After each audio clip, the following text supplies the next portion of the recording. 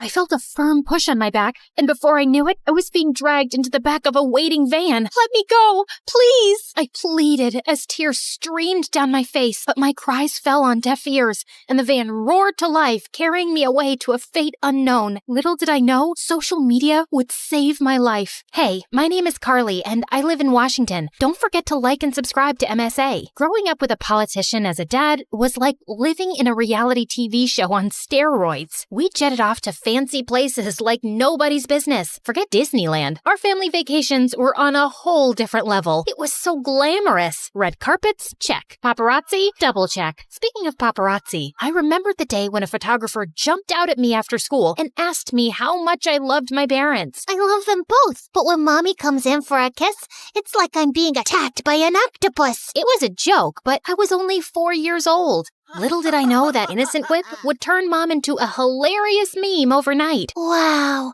Mom, you look cute. But when Mom saw them, she felt terrible, and I suddenly realized that this must not be good. I'm so sorry, Mom. I didn't mean for this to happen. I know you didn't, sweetie, but sometimes people can be cruel, especially on social media. It's better to just avoid it overall. Growing up, I realized the challenges that came with my family's position. People were green with envy and jealous as heck. Like, when I noticed an old woman afraid of crossing the street, I rushed to help her, but I ended up getting a lot more than I bargained for. As soon as I handed her purse back to her, someone recorded it and posted it, but they twisted it and made it look like I was stealing her purse. What a bummer. And just then, my dad's political enemies used the video, and all hell broke loose. Suddenly, Dad started losing his supporters faster than a contestant on The Voice. I was chill until I saw Dad walking like a ticking clock. Tick-tock, tick-tock. I felt terrible, so I stayed away from social media. But as I entered high school, Twitter, Instagram, and WhatsApp became big parts of everyone's lives. Even my best friend Sarah was always on her phone, chatting with guys on social media. Who are you talking to? Oh, wow. Our soccer champ just sent me a friend request. I'm so cool. Should I accept or make him wait? I couldn't help but feel a twinge of jealousy. I started thinking of using it. Should I? Shouldn't I? Okay. You won. And I was stuck with my boring SIM card for texting, and soon, all my friends ghosted me. It was so annoying. But at least I had Sarah, who never got bored of me and always knew how to cheer me up. We made silly videos of ourselves doing fun things. Like that time I was singing my song. Money in the bank, I got it.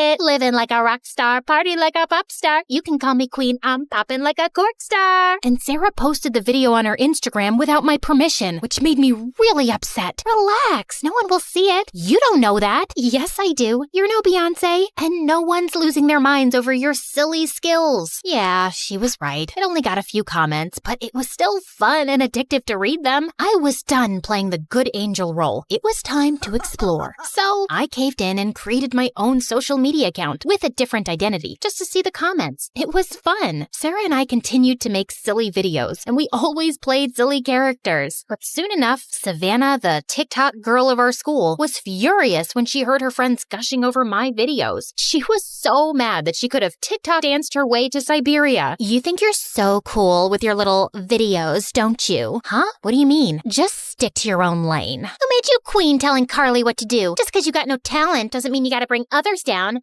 Bye, Felicia. Get off your throne. We both laughed, and Savannah just rolled her eyes and walked away. Like she was Kim Kardashian and I was just an extra in the Kardashian reality show. But then I quickly put an end to our Instagram or TikTok war when Matthew joined our school. He was Justin Bieber's son. I mean, he looked like him. Actually, he was the son of my dad's faraway friend. And the second he stepped through the door, he had everyone's attention. He was smart, handsome, and had a charm that Savannah was all too eager to bask in. She was practically throwing herself at him. Hey, Matthew, you're looking good today. Mind if I take a quick selfie with you? Actually, I'd prefer if you didn't. Come on, don't be so uptight. It's just a harmless picture. I'm sorry, Savannah. I'm just not interested. I was wondering why Matthew didn't. I mean, everyone has social media, right? So I did what any self-respecting Gen Z would do. I stalked him online. To my surprise, I found absolutely nothing, leaving me to conclude that Matthew must be part of the 1% of people who don't have a presence on the internet. Hashtag, where are you, Matthew? Hashtag, no social life. Is this seat taken? Yes, by me. Just kidding. It's all yours, thanks. Hey, I noticed you haven't been very active on Insta lately, or, oops, why am I always in a rush. Someone's stalking me? Well, I like my privacy. I can't stand social media. What about you? Ugh, I hate it too. I recently deleted my account. I turned red. Why did I just lie? Same. I mean, what's the point of having thousands of followers if you don't even know them in real life? Yeah, totally. I'm sure all my followers were robots anyway. As we chatted, I felt myself opening up to Matthew like a book. Pretty soon, I realized that I was falling for him faster than a ton of bricks. Why are we waiting? Let's go for a class. I'm just waiting for the montage of us running through a meadow hand in hand. You're different from all those other girls. You don't need to seek validation from others. Matthew seemed to feel the same way, and we started spending more time together. And next, I was expecting a romantic dinner, but instead, I got a hiking invitation. At first, I felt let down a little, but it turned out amazing as we spent the entire day there. And when we were making our way down, my foot slipped, and that's when I got my chance. So I pretended to be in real trouble. I stretched out my arms and closed my eyes, expecting Matthew to scoop me up like in the movies. But instead, he ruined the moment by calling the rescue team to help me out. Talk about a buzzkill. And for the next few days, I was tossing and turning until one morning when I finally mustered up the courage to tell him how I felt. As we sat on a hilltop watching the sunset, I looked into his perfect eyes. I need to tell you something. Me too. Okay, you first. He smiled and pulled me close to whisper in my ear. You're the best thing that's ever happened to me. I think I've fallen in love with you. I felt my heart skip a beat. I think Cupid just shot me too. We shared our first kiss as the sun dipped below the horizon, and I knew that our love was something special. Everything was perfect, and even our parents began to talk about us moving in together after graduation and getting married one day. But Savannah, who was still jealous of our relationship, had other plans. The next day at school, I was more anxious than a squirrel on a highway, as I couldn't find Matthew, and he didn't reply to me the entire day. Have you seen Matthew? I think he's avoiding me. Sorry, what? I was too busy stalking my ex's new girlfriend on Instagram. You know, I always knew you were too basic for Matthew. He needs someone who doesn't embarrass herself on social media all the time. And just like that, my worst fear was confirmed. She had shown him my silly videos. The bell rang, and Savannah and I had a face-off. I was ready to go all Jersey Shore on her if I had to, but thankfully Sarah stepped in before I had to break out my hair-pulling skills. After my fight with Savannah, I stormed out of the school, and there he was, standing outside, waiting for me. As we got into his car, Matthew turned to me, and his expression was colder than an iceberg in Antarctica. Why didn't you tell me? I was scared to lose you by telling you the truth. I can't believe you lied to me. I'm sorry. My parents are really upset. They saw the dance video and all the others. My dad is a politician, and I can't have a girlfriend who's a social media sensation. But I only have like 20 followers. I felt a lump in my throat as I realized what was happening. You're breaking up with me because of this? I'm sorry. I don't know if I can go past that lie. And this whole social media thing is not my cup of tea. But we love each other. Can't we work through this together? I need to do what's best for my family. Please, Matthew, don't do this. I'll delete my account. I'm sorry, Carly. I need some time to think about things, but we can still be friends. I got out of the car and watched him drive away. Friends? As I walked home, I noticed a van following me. At first, I didn't think much of it, but then 2 men got out and dragged me into the van. I was terrified and confused, wondering what was happening. As we drove to a secret location, I kept thinking it was a prank. Savannah must have paid these guys to play a joke on me. Is this some kind of punked episode? Do I get to meet Ashton Kutcher now? Seriously, if this is Savannah's idea of a joke, tell her it's not funny. As the van stopped in the middle of nowhere, I realized this was no prank. It was real, and I was in trouble. Look, I don't know what you guys want, but all I have is some gum and a half-eaten granola bar in my backpack. There was silence from the guys in the front of the van, and I started to feel a little uneasy. Suddenly, the kidnappers hopped out, and I heard a dial tone. Hey, we got her. No, we didn't hurt her. Sure, we're ready, as agreed, asking for a ransom. A ransom? Who do they think I am? A Kardashian? After what felt like an eternity, I heard the sounds of footsteps approach the back of the van. I knew this was my chance to escape. I braced myself for what was to come. But then I heard a familiar voice. Carly, are you in there? I couldn't believe it. It was Sarah. She found me. Or was she one of them? The back door opened, and I saw Sarah and Matthew standing in front of me with a group of police officers behind them. Are you okay? I'm so sorry for what I said earlier. I can't ever lose you. I nodded, too overwhelmed to speak. Matthew lovingly scooped me up like a pizza from the van. Come on, guys, it's a serious situation. situation. Stop giggling. What is happening here? How did you find me? Social media. Savannah was acting really weird in school, like wearing sunglasses inside and being afraid of her own shadow. I got suspicious that she was hiding something. I checked her social media and saw that she had posted a vlog of herself walking. And that's when we saw you in the background of our video getting shoved into a van. We got the license plate and gave the information to the police. You saved my life. Carly. My parents arrived by helicopter like their own personal Mission Impossible, and it was hard to tell who was more relieved, me or them. Oh my dear, we were worried sick about you. I can't even imagine what you've been through. Your safety is our top priority, Carly. We were ready to do anything to bring you back. I thought I was never gonna see you guys again, but thanks to Sarah and Matthew, I'm here, and social media. It's funny how something that almost ruined my life ended up saving it. Social media caused so much drama in my life and almost cost me everything, including Matthew. But without it, who knows how long it would have taken to find me. Just then, the police took the kidnappers into custody. You'll pay for this! Something just doesn't feel right. The police stripped the bad guys of their belongings and shook hands with my dad. I quickly dialed the last number and saw my dad pull out his phone and drop the call. It was him! I was horrified! My own father orchestrated my kidnapping? That night, Dad admitted to it and asked for my forgiveness. I know it seems extreme, but it was the only way to win back my voters. If I lost the election, my opponent would have won and ruined everything that I've worked for. I don't care about losing, but people would have suffered. There would have been no social security, no free education, and no health insurance. I couldn't let that happen. But you put your political things ahead of your own daughter's safety? And if it was for good, why didn't you involve me in your plan? I could have helped you, or at least have been prepared for what was going to happen.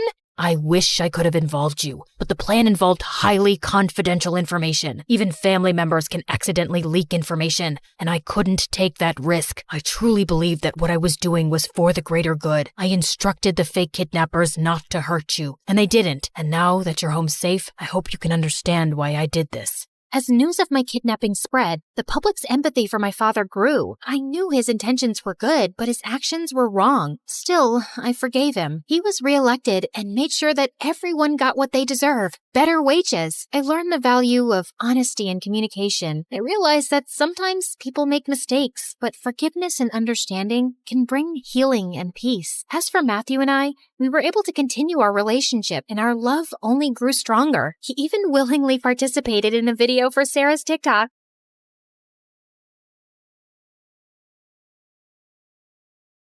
Hi, I'm Soleil from Monterey Bay, and my life was a nightmare until I turned 15. Before I continue, please like and subscribe to For Eve. I was born with a condition called macrodontia. That meant my teeth were much larger than normal size. It wasn't a big deal, but people were giving me a hard time for it. Like one time in 4th grade, I was waiting in line for picture day when my teacher, Mrs. Smith, pulled me aside. Sweetie, I need you to keep your mouth closed for the picture. No smiling, okay?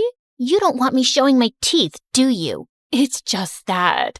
You're such a pretty girl and your teeth just may be a bit distracting for the picture. It's not my fault you think my teeth are distracting. I have a condition, you witch. Maybe I shouldn't have called Mrs. Smith a witch. It landed me in double detention. But luckily, I told my parents everything that had happened, and they were furious. They got my teacher fired for discrimination against a kid, and I felt pretty pleased with myself. Though, unfortunately, kids at school started making fun of my teeth after the picture day incident. I ignored them most of the time, but sometimes I just wanted to slap their dumb faces. The only thing that helped me through the day was singing after school in my room. It was my dream to become a singer, but I was way too shy to sing in public. Then one day, everything changed when a new girl came to our class. Her name was Lydia, and she was a famous child actress. I'd loved her movies ever since kindergarten. She was literally my idol. We were even paired as lab partners and instantly became friends. I told Lydia all about the bullying and my witch teacher, Mrs. Smith, and she was so sweet. Those people are dumb. You're perfect just the way you are. Just stick by my side and none of the bullies will ever bother you again. Soon I found out Lydia was right. Whenever I was with her, the kids left me alone. I was untouchable. By the time Lydia and I were in 8th grade, we'd become besties. But when we got to high school, things got a little crazy. On our first day, kids started staring and whispering at us in the hallway. Within seconds, everyone pushed past me so they could take selfies with Lydia and ask for her autograph. This went on all morning, and by lunchtime, I decided to study in the library for some peace and quiet. Then suddenly, as I was walking to a table, I tripped over someone's shoe from behind. We both fell forward and I landed on top of some girl. Get off me, you jerk. Jeez, I'm sorry, it was an accident. Please, I know who you are. You're the new bodyguard of that teen actress Lydia. You think you're so important that you don't have to look where you're going. First of all, I don't think that at all. And second, I'm not Lydia's bodyguard. I'm her best friend. Well, she's telling everyone you're her new bodyguard. If I were you, I'd find out what that's about. The girl got up and stormed off. What was she talking about? I found out later the girl's name was Kara, and everyone was super creeped out by her. Part of it was because she wore black lipstick and dyed her hair white. The other reason was because she just sat in the library all day and never talked to anyone. So I probably shouldn't take anything she said seriously, right? But her comment about me being Lydia's bodyguard was just so weird. So I decided to confront Lydia about it. And when I did, she got really quiet. I have to tell you something. I have a stalker. He's some obsessed fan who's been sending me weird letters that he's going to kidnap me and we're going to get married. I don't even want to talk about it. I just really need a bodyguard. Whoa, I had no idea. But wouldn't it be better if you hired some big, tough adult? I mean, I can't fight a weirdo stalker. Soleil, you're my best friend. You're the only person I trust. I don't want some stranger following me around 24/7. Please, I need you to do this for me. Okay, don't worry. I want you to be safe, so I'll be your bodyguard. Lydia was really relieved and I was glad I could protect her. But soon I discovered being her bodyguard was a living hell. Not only did I have to follow Lydia everywhere, I had to shoo away everyone who tried to talk to her. Lydia just didn't trust anyone, but her fans blamed me for it. I just wanted to know where Lydia bought her bracelet. I'm not trying to hurt her, you jerk. Then one day, things got really out of hand. I was walking Lydia down the hall when this muscular jock tried to shove me. Out of my way, Buckteeth. I want to talk to our local movie star, a.k.a. my future girlfriend. Lydia just looked at her phone, and I knew that meant she wasn't interested and didn't want to deal with him. Sorry, dude, but Lydia doesn't want to talk to you. And as her bodyguard, I'll have to ask you to leave. At that second, the guy grabbed my shoulder, and I had no idea what he was going to do. I turned to Lydia for help, but I didn't see her anywhere. Instead, some girl pinned the guy's arms behind his back. It was Kara. Leave her alone, psycho. My mom's a cop and can have you locked up, so you never see the light of day again. Kara let the guy go and he ran off. I was amazed that she, of all people, had defended me. Wow, Kara, I can't thank you enough for protecting me. I was so scared. Don't get used to it. I just felt bad for you because you're the bodyguard of that stuck-up princess. Notice how she just walked off while you almost got beaten up. Kara walked off and I realized her words made sense. Lydia had abandoned me, and worse, when I kept calling and texting her, she didn't answer. The same day at school, I saw Kara walking into the auditorium, which was empty. This girl was so mysterious. I followed her inside, and seeing her, my jaw dropped. She was playing the piano, and she was incredible. Holy crud, you're a pianist? I didn't mean to sneak up on you. Please don't punch me. But you're really good, dude. Ugh, you again. Yeah, I play the piano, but I'm not that good. I mean, I kinda am, but I could never play in front of other people. I totally get what you're saying. I've always wanted to be a singer, but I've never had the guts to sing in front of anyone. So why not sing something now? Come on, no one's here. And you've heard me play piano. It's only fair. I took a deep breath and started to sing something. And for the first time, I saw Kara smile. You're not bad at all, Soleil. You should try out for the spring showcase. If you do, maybe I'll accompany you. I felt my heart race. Was she serious? At that second, my phone rang, and it was Lydia. Girl, where have you been? I've been calling you all day. I am so sorry, but you have to come to the school parking lot. My stalker just showed up. Oh no. I panicked and hung up the phone. Then I ran out of the auditorium, totally forgetting about Kara. When I got to the parking lot, I stopped short when I saw Lydia kissing some guy. Lydia? What's going on? Where's the stalker? Oh, this is him. I decided in the end I like him, and he's cute. What? Why would you like someone who stalked you and made you feel unsafe? He didn't stalk me. He's just some guy who hit on me at the mall and I wasn't interested, so I thought he might stalk me, but I took his number anyway in case I wanted to give him a chance, and I did. Are you kidding me? Do you know how exhausted I've been being your bodyguard? Some guy even grabbed me and you left me to make out with some stranger? Well, I thought if I told you the full truth, you wouldn't be my bodyguard. You have no idea what it's like to be me. Having to talk to fans all the time and being a celebrity. You've never even had a real friend before me. It's fine, it's just you have no idea what I've gone through. What the heck? I was too angry to even answer her, so I just stormed off. I couldn't believe Lydia. Maybe it was tough being a celebrity, but did she have any idea what I had gone through? Being bullied my whole life and never having friends? I decided then and there I was done living in Lydia's shadow. I was trying out with Kara for the spring showcase. It was my turn to shine. So the next day, I auditioned with Kara and it went amazingly. The director was blown away by our talent and I had no idea what I'd been so scared of. We were in. Craziest of all the other performers were chosen and we got the last spot. But just as we were walking out of the auditorium, I saw Lydia sitting in the back row and her face was white with rage. How could you do that to me, Soleil? You knew I wanted to sing for the showcase. The directors aren't accepting any more performers now. You never told me you were auditioning. You don't even sing.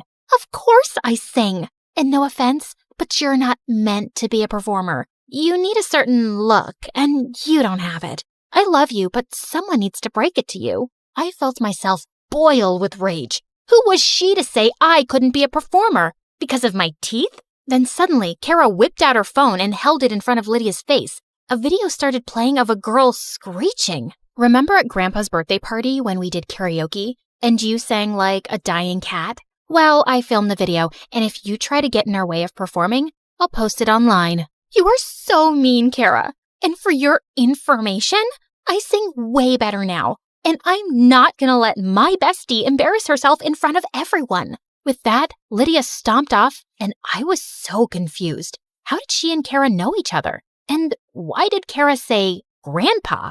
In case you're wondering, Lydia and I are cousins. You guys may be friends, but I'm the only one who knows she's a two-faced witch. What? You guys are cousins? No, wait. Look, I know Lydia can be a little selfish, but she's not a bad person. She totally saved my life in middle school. All the kids were teasing me because of my teeth, and she protected me. Lydia's the only one who's seen me for who I am as a person and not what I look like. Oh, babe, you are just too naive. Come with me and I'll show you what kind of person Lydia really is. Kara caught my full attention, and I followed her to Lydia's locker. I watched as Kara picked the lock and took out a worn-out journal. This is Lydia's diary. I like reading it for my own personal entertainment. I swear, if people knew how evil she really is, she wouldn't be famous. Look at all this stuff she says about people. I grabbed the diary from Kara, and to my horror, it was filled with nasty comments about every kid at school. And then I saw something that broke my heart.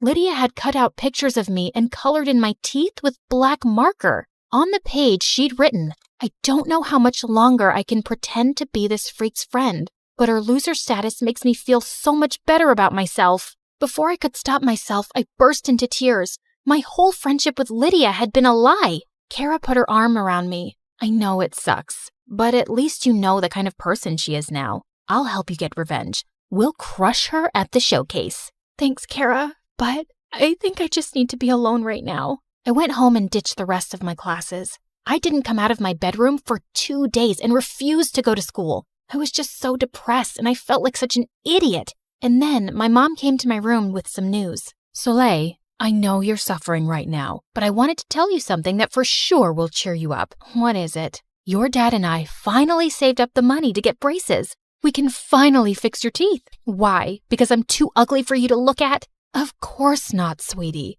This has nothing to do with looks. It's just better for your jaw if we get this fixed. It'll be easier to brush your teeth and eat and take care of dental hygiene. Mom made a pretty good point, so that week, I let her take me to the orthodontist and I got braces. They were super uncomfortable, but I felt better knowing I was finally going to take care of my teeth. Then finally, when I was back at school, I spotted Lydia. I hadn't seen her since I'd read her diary, and when she saw me with braces, she freaked. OMG, are you crazy? I thought you were proud of how you looked. Yet you got braces, which means you obviously hate yourself. No, I love myself. That's why I got braces for my health. Also, congratulations. You don't have to pretend to be my friend anymore. I made new friends. Way better friends. With that, I walked away before she could answer. Kara was waiting for me by my locker. I couldn't believe I'd misjudged her. Maybe she was a freak like me, but she was amazing. That evening, Kara and I had our show and I was super nervous. We had to go back to school at 7 p.m. to get ready. When we got there, crowds of kids were already outside the building. That's when we saw a mob of kids in the courtyard gathered around Lydia, yelling at her. They were holding their phones in her face and saying things like two-faced and sicko. What was going on? That's when I saw Kara laughing in the corner. I posted the pages of Lydia's diary all over Instagram. Now everyone knows all the awful things she wrote about them. Whoa, Kara, I know she's a jerk, but isn't that kind of low? Not as low as faking being your best friend for years. And everyone deserves to know the truth about her. Trust me, Soleil. I still felt a little weird about it, but I knew deep down, Kara was right. As we walked on the stage later together, the audience cheered and whistled. Don't be afraid of the decisions you make, 'cause life is all about making choices and learning from them.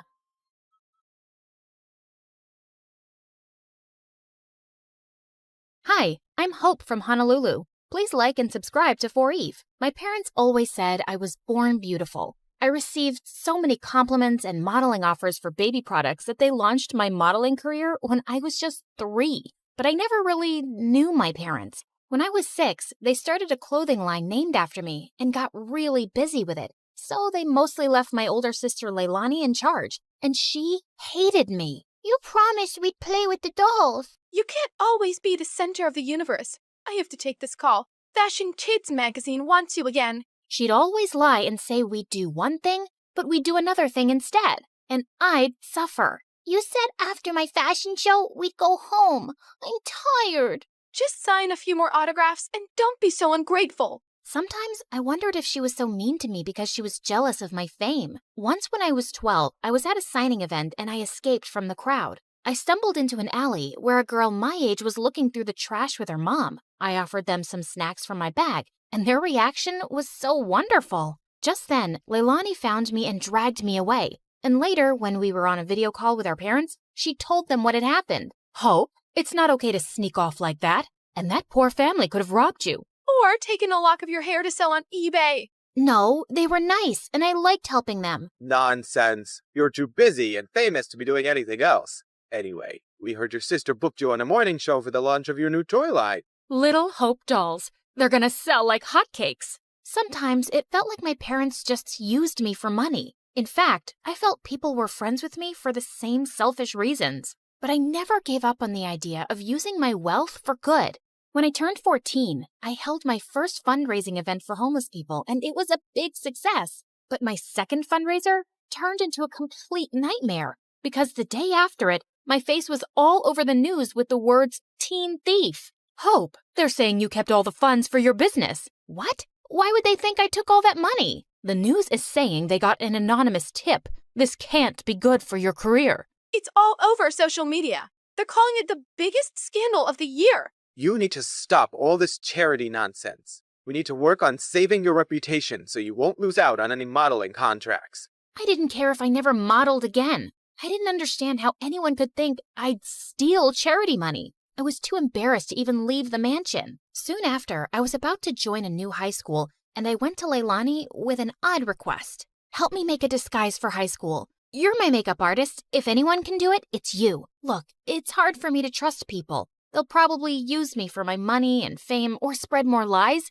I'd rather just go as a regular kid so I can be active in the school's charity clubs. You don't think you could just go as yourself? Doubtful. I always become the center of attention without meaning to. And because of that scandal, the charity clubs might not trust me. I just want to fade into the background and do the things I care about. Please. To my shock, she agreed to the makeover. She gave me cute short hair as part of my disguise. I decided to keep my disguise a secret from my parents. They were not happy about my short hair, but my agent had advised me to take a break from modeling and stay out of the public eye anyway till the scandal died down. At home, I was Hope, the supermodel on a break. But at school, I was Minnie, the humanitarian. I joined the charity club, and the volunteer work I was doing felt amazing. And I was making friends pretty easily. But one day at school, I was lifting a heavy box of canned food donations when I suddenly threw out my back. Whoa, are you okay? I suddenly noticed there were two really cute guys watching me struggle to stand up straight.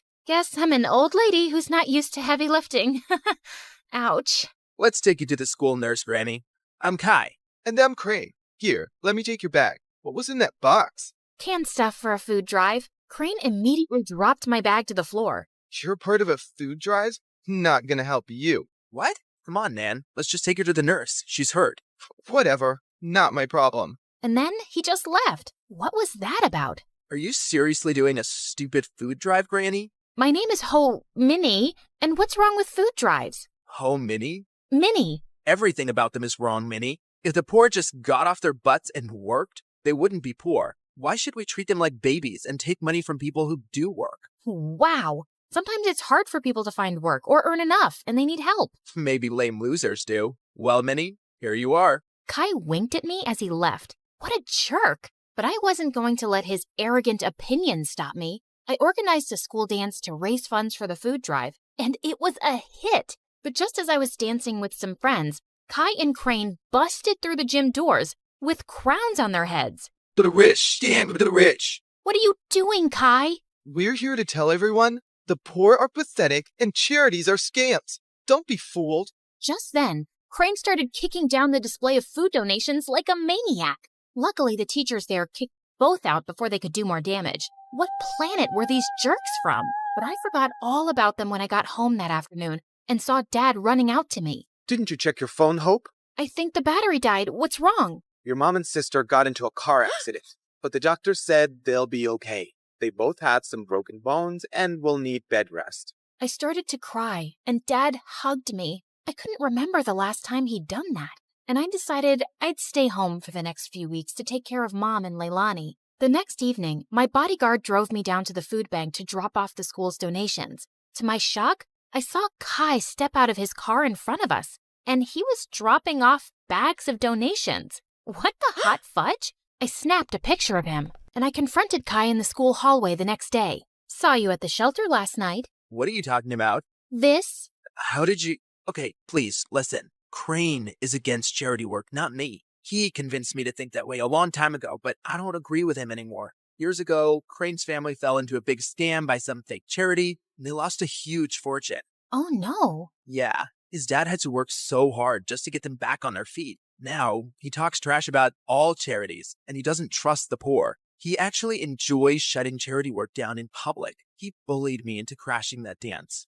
And well, I'm sorry I did, really. He looked really sincere. If that's the truth, I understand. But you gotta stand up to Crane sometime. You can't keep pretending to be someone you're not. Kai offered to walk me to class, but I explained I was just there to collect my books as I was homeschooling for a while. He asked for my number, and I kinda left with butterflies in my stomach. Kai and I texted every day for weeks, and he even started coming over. I kept saying it was best to give my mom and sister space to recover, so we'd always hang out in my backyard. Keeping Minnie away from my parents and Hope away from Kai was getting exhausting. I was also developing the biggest crush on the real Kai. He was nothing like the jerk I'd first met. Once I found him waiting for me in my backyard with the most amazing picnic laid out. Hey, what's all this? Just a little surprise for your big day. Happy birthday, Minnie. Kai, my birthday isn't for another 5 months. What? Really? I looked for you over social media, but I couldn't find you because you're apparently the world's most private person.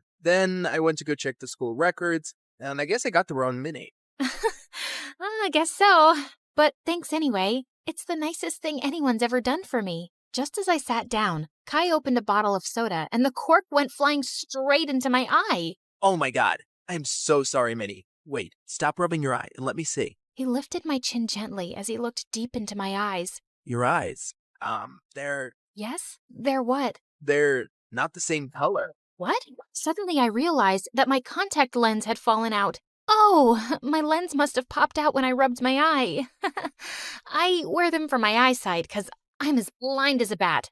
I see. But why would you wear those green lenses and hide your lovely blue eyes? His face was so close, and I didn't have an answer to his question, so I just kissed him. He looked really surprised, but then he kissed me back, and it felt wonderful. Soon after, Kai and I hosted a fundraising car wash for a soup kitchen, but suddenly a car honked at us angrily. Well, what do we have here? Crane, listen, buddy. I know how you feel about this stuff, but I'm asking you to back off. I want to do this. What? Support lying, dirty thieves? Did you forget what happened to my family? Of course not. But that was one bad experience. Not all charities are scams. It's this witch. Winnie's brainwashed you. It's Minnie, and Kai is free to do whatever he wants, but you need to leave. Just then, Crane went red. He threw a punch at Kai, but Kai blocked it brilliantly and stepped back. Crane, walk away right now. You better watch yourself, Winnie, or you'll end up like that stupid teen thief model who raised funds for her business. She got what she deserved. She's a forgotten fraud now, a nobody. Suddenly, I froze in my spot. Was it possible that Crane had started that rumor? He was crazy enough to do it, and what if Kai had been involved back then too? Crane drove off angrily, and Kai turned to me. This may be the end of my friendship with Crane, but I feel relieved. I'm proud of how you stood up to him. Kai smiled at me warmly, but now I felt guarded. Did I fall for someone who might have framed me? Later that evening, as he drove me home, Kai suddenly took my hand. Minnie, I love who you are and who you've helped me become. Will you be my girlfriend? Kai, no, I can't. What? Why? I thought you felt the same way. You kissed me. And maybe that was a mistake. I'm sorry, but I can't be with you. Not only did I feel paranoid about trusting him, he had no idea I was Hope. I hated lies, and now I hated lying. Things were a mess. Kai begged to see me and kept messaging me, but I just ignored him until he gave up. One afternoon, I was fluffing Leilani's pillows when she asked me something unexpected. Hope, how are you? Not bad. Why? Nothing. I just noticed that you looked a bit sad these days. I kinda lost someone I cared about. Wait, Leilani, why are you crying? Oh, Hope, I just need to tell you something. I can't keep it in any longer, especially after you've taken such good care of me. And to my shock, She confessed how she was the one who had started the rumor that I'd stolen the charity funds. I know it was really wrong, and I'm sorry, but I just got so resentful. I was left in charge of you, and you always came first. And you were always in the limelight, while I never even got thanks for anything I did. I got carried away. Leilani, how could you? I really regret it. That's why I agreed to your makeover request, because I didn't want to stand in your way again. I know how good-hearted you really are. Do you know what you've done? I immediately thought of Kai, this great guy, and how I'd shut him out. I wanted to slap Leilani, but I just stormed off angrily. I told Mom what Leilani had done and said I couldn't stand to be around her right now. To my shock, Mom agreed that I should take a break from her. We arranged for me to stay at my bodyguard's house, and I found out that he lived close to Kai. On my first night there, I walked over to Kai's place. I needed to fix things between us, but his butler informed me that he'd gone to Tokyo for 2 weeks or longer. My heart sank. For 3 days, I texted and called Kai, but he never answered. I knew he was avoiding me, and I deserved it, but I wasn't giving up. I called Mom and explained everything about Kai to her, and she actually listened. Tokyo might be a nicer break for you. OMG, Mom, you'd let me go? Yes, sweetheart. Ever since the accident, your dad and I have been thinking how hard we've pushed you and your sister. We just wanted you girls to know success early on,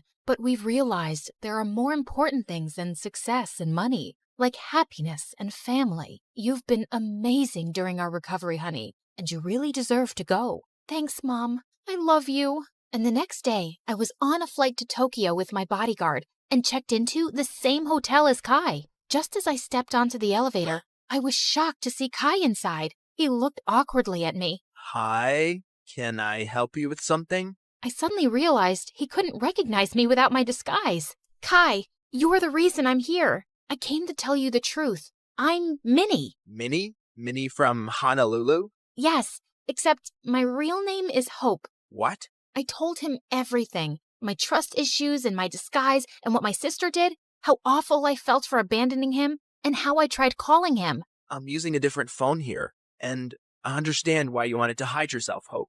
I've missed you. Do you think we could give us another chance? You flew all the way here to make things right? I'd be a jerk if I say no. but could you do just one thing? Give your sister another chance. Come on, charity starts at home. I will. I promise. Hi, I'm Joy from Chicago. Please like and subscribe. My parents always loved to call me a unique child. When I was little, I was always making toy buildings out of random stuff. Seashells, bottles, cereal boxes, anything I could get my hands on. I was also kinda shy and found it more fun to help out with chores at home than play with other kids. One day, Mom was teaching me how to make pancakes when she suddenly stopped and stared at me. Sweetie, what's the matter? Am I going too fast for you? No, Mommy, everything's fine. But you keep blinking a lot, like there's something wrong. I hadn't even realized it, so Mom took me to a doctor, and I got diagnosed with an excessive blinking condition. It was nothing serious, but in school, kids started making fun of me for it, and I'd mostly just stay away from them and sit alone. One day in 3rd grade, I was making a presentation and this stupid boy kept interrupting. Miss Brown, why does Joy blink so much? Just keep quiet and listen to Joy's presentation, please. But how can I listen when Joy's eyes are doing all the talking? The whole class burst out laughing. Just then, this kid Martin walked over to the annoying boy's table. Hey, don't talk about Joy like that. Oh, yeah? Who are you, her boyfriend? Martin jumped on him and the two started wrestling like crazy. They both ended up in detention for a week. So after school, I snuck into the detention room and sat next to Martin. Hey, thanks for sticking up for me. I hate when people tease you. You're like the awesomest, smartest girl in our class. I joined Martin for detention every day, and after that, we hung out all the time. It turned out he even lived in my neighborhood.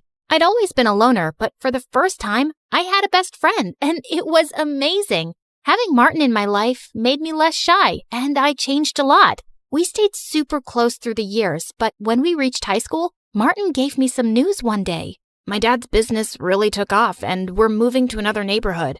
I'm also going to a private school. Wow, that's super cool, but I'll really miss you. Hey, why don't you apply for a scholarship? Then we can still be at the same school. My parents were happy for me to try to get into a better school, so I applied for the scholarship, and I got in.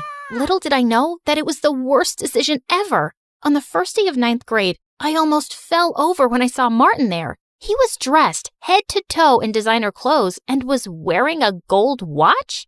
Who are you and what did you do to my friend? And how much gel is in your hair, dude? This is just how the cool kids dress nowadays. You didn't know that? No. Should I? Yeah, you should. You need a makeover, girl. I just laughed and punched his arm. Later at lunch, a bunch of rich kids walked by our table. Hey, Martin, I've seen you around my neighborhood. Want to come to my party this Friday? Sure. Can I bring Joy with me?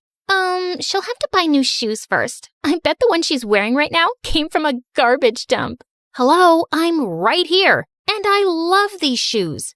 Joy, she's joking. Calm down. The girl walked away with her minions, and I felt so annoyed at Martin. How could he think that comment was a joke? Apparently, there were lots of kids at school who lived in Martin's neighborhood, and it seemed like he was becoming friends with them overnight. That next Monday, I didn't see Martin until lunchtime, with his arm around a really pretty girl. Hey, saved a seat for you at our usual table. Actually, I have a girlfriend now, so I'm gonna go sit with her.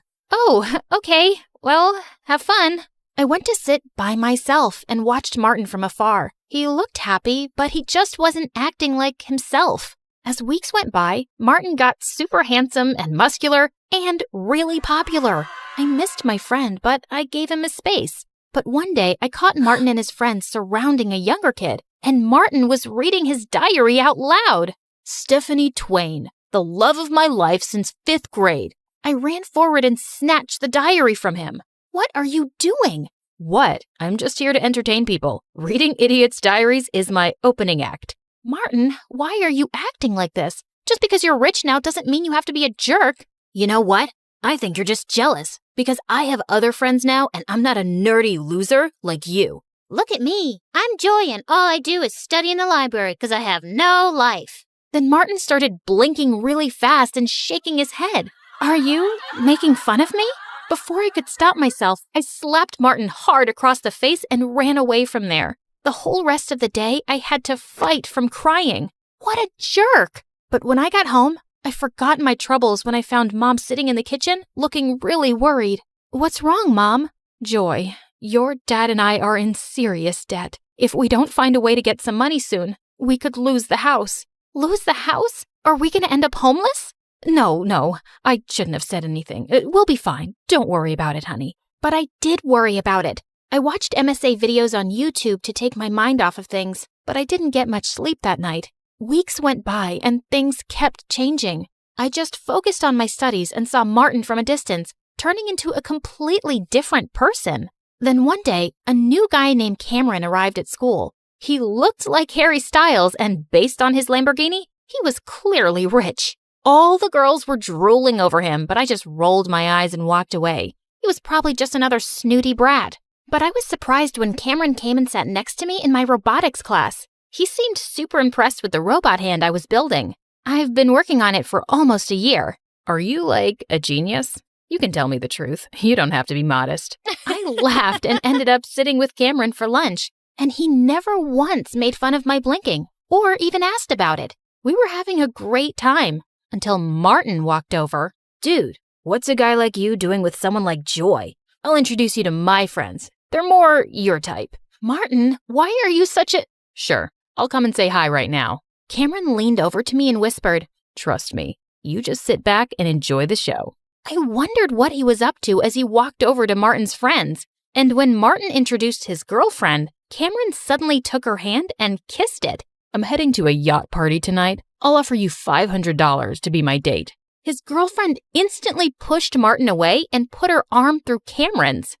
You got yourself a deal, cutie. Wait, what the heck? I thought you really liked me. Cameron pulled away from Martin's girlfriend. Your friends really are something. I just wanted to show you that. And I don't like hanging out with fake people. Don't ever come near me or Joy again, okay? Cameron walked back to me, and I saw Martin's face had turned really red as he stormed off furiously. I hoped he'd had some sense knocked into him. Later that week, I got some amazing news. My teachers wanted to enter my robot hand into a huge science fair with a big cash prize. If I won, I could help my parents out. Your hard work is finally going to pay off, Joy. I wish I were as talented. Wait, what if you enter the science fair with me? You can help me with the finishing touches. Are you serious? You're the coolest girl ever. Cameron and I worked hard on it all month. The night of the fair, I reached the venue before Cameron, who was bringing the project, but hours passed and he just didn't show up. I called and texted frantically, but he wouldn't answer his phone. I was called to the stage empty-handed. The judges couldn't wait any longer. I was disqualified. But just as I was leaving the venue, Cameron showed up. Oh my God, where were you? How could you let me down like that? Joy, I'm so sorry. When I left the school with the project, all my tires were flat 10 minutes later. I couldn't even call you because my phone wasn't in my bag. I don't know who stole it or slashed my tires, but I can make a guess. Martin? I was burning with rage. The next day when I saw Martin in school, I walked up to him and grabbed his collar. You heartless jerk! You did that to Cameron, didn't you? Hey, back off. And yeah, I did. But why are you so worked up? So your lover boy had to wait on the road for a while. Big deal. It's not just about him. Martin, I missed the science fair because of what you did. You know I've been working on that project for a year. Doesn't that mean anything to you? For a second, he looked taken aback, but then he just shrugged. How was I supposed to know all that? Anyway, I did you a favor. You've been a nerdy loser since I met you. It's time you found a new hobby, Blinky. I sprung forward and pushed Martin to the ground. I'm just through with you. I used to think you'd be the last person to ever hurt me, but I don't even recognize you now. You're just a big jerk bully. I turned around and fled from there. At that moment, I hated him so much. A few days later, I was studying at the library for exams and realized it was really late. As I walked out of the building, I heard laughter coming from the back alley. I went over to see what was going on and nearly fell backwards. Martin and his friends were spray painting the principal's brand new car. Are you crazy? What are you doing? Ugh, what are you doing here, Joy? Martin, just please stop this. You could get in so much trouble. As if you care. Just keep walking and pretend you never saw this. I had no choice but to leave, but seeing him this way was so frustrating. The next day when I went to school, all everyone was talking about was how the principal's car was wrecked, and he was raging mad. But in the third period, I was shocked when I was called to the principal's office. I saw on the CCTV footage that you were on the premises last night when my car was destroyed. But sir, I had nothing to do with it, I swear. Oh, I know that, but I think you saw who did it. I just stared back at him and then spoke. It was really dark. I wouldn't be able to tell you who it was for sure. Joy, you're here at this school on a scholarship. If I don't have a name by Monday, you'll lose it for next year. I suggest you be smart and think about your future. I walked out of the principal's office in shock. Just then, Cameron caught up with me. Joy, what's going on? Why were you called to the principal's office? I told him everything that had happened. You can't just throw away your scholarship like that. You have to turn Martin in. How can you even suggest that? He used to be my best friend, and I'm not a snitch. He's not your best friend anymore. He's a jerk, and he deserves this. If he was a nice guy once, he's changed, Joy. But I didn't change. I just can't do this, Cameron. I won't do this. I'll go to another school. It won't be as great as this one, but I'll be okay. Tears stung my eyes. I thought about the colleges and opportunities I'd never have now, but I was doing the right thing. That Monday, I went to the principal's office with a heavy heart, ready to lose my scholarship, but he told me the most shocking news. Martin had come to his office and confessed to destroying his car. So what's going to happen to him now? He's already expelled, of course. I couldn't believe it. Why did he suddenly confess? And he even took the fall for his friends. I found the other two brats who were with him that night snickering in the hallway, and I asked them, "We don't know why that loser did it. We'd all gotten away with it. It wasn't his idea. He just does whatever we tell him to, always trying so hard to be one of us." I've known Martin for years, and trust me, he's 10 times better than all of you. I shoved them aside and left. I was totally off the hook, but Martin was gone for good. My head was spinning, but when I got home that day, I found my parents in the living room with huge smiles. "Joy, we have the most wonderful news. We're not in debt anymore." Are you kidding? That's amazing. But how? Some anonymous donor paid off all the money we owe for the house. We have no idea who did it. It was probably Cameron. He's an amazing friend. I just know it was him.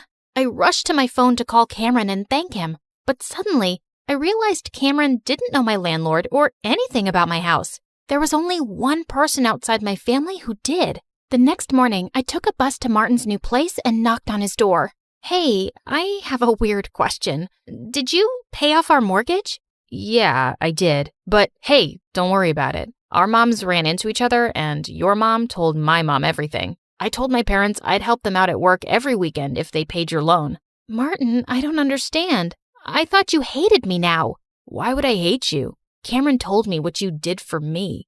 After how horrible I've been, you were going to give up your scholarship and ruin your future for me. I guess I'm not really surprised, because that's just who you are. The best friend one could ask for. I couldn't let you do that, though. I got expelled because I deserved it. And I'm really sorry about everything. I was so touched to see Martin's teary eyes. Hey, don't make me cry, bro. It's okay, and thank you for apologizing. I'm just glad to see my old friend back. Me too. And for the record, Cameron's a really good guy. You have my blessing to be with him. Yeah, I didn't ask for your blessing, but thanks anyway.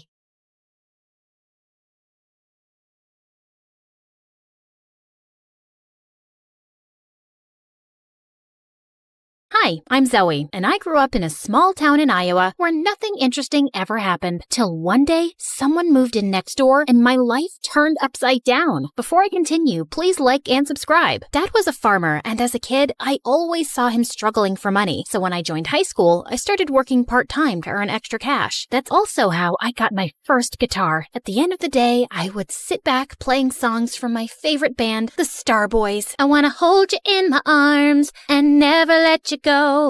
You're the sunshine that I want, that makes my life flow. These guys were like California's BTS, only more popular, especially their songwriter and lead singer, Nico. He was so mysterious, though. He didn't even have a social media account and hardly came to interviews. But my favorite was Dylan, the other singer in the band. I had his posters everywhere in my room, and I prayed every night I could meet him just once. I must have prayed extra hard because a week after my 19th birthday, a huge truck pulled up at the house across the street and 4 familiar boys jumped out of it. Now that's what nature and isolation smells like. The only thing I can smell is cow dung. You couldn't find a better place to lay low, Nico? The heat here is making my butt sweat. We need some time away to concentrate on our music, and this place is perfect. Now get in before someone spots us. All four boys hurried inside while I just stood there dumbfounded. What the freaking fruitcake? The Star Boys were gonna be my neighbors? I could scream my lungs out. The next morning, I got up extra early to bake some cookies and hurried next door to welcome the new neighbors. Okay, stay cool. It's just Dylan. Dylan, the love of your life. And no, Dylan. Just Dylan. I tried to stay calm, but then Dylan opened up and I jumped on him. Oh my god, it's you. It's really you. Are you for real? Can I touch you? Who are you? Oops, sorry. We haven't met. I mean, I've met you in my dreams lots of times, but you obviously don't know me. Before I could finish, someone pulled me inside and pinned me to the wall. Nico. Who sent you? Which newspapers? Spill or I'll call the police on you for trespassing. Zoe, neighbor. Cookies, baked. Love Dylan. Huge fan. I can't breathe. So you're not the paparazzi? No. Now, can you move away? Your cologne is too strong. It's giving me a headache. You might not be the paparazzi, but you can still go around telling people we're here. We can't risk it, Dylan. Let's pack our bags and go. No, please. I won't tell a soul. Just let me hang out with you guys. I'm your #1 fan. I can do anything. Cook, clean, play guitar. You name it. I'll be your Snow White, but not as white. I can even entertain you with my very professional magic tricks. Now watch this carefully.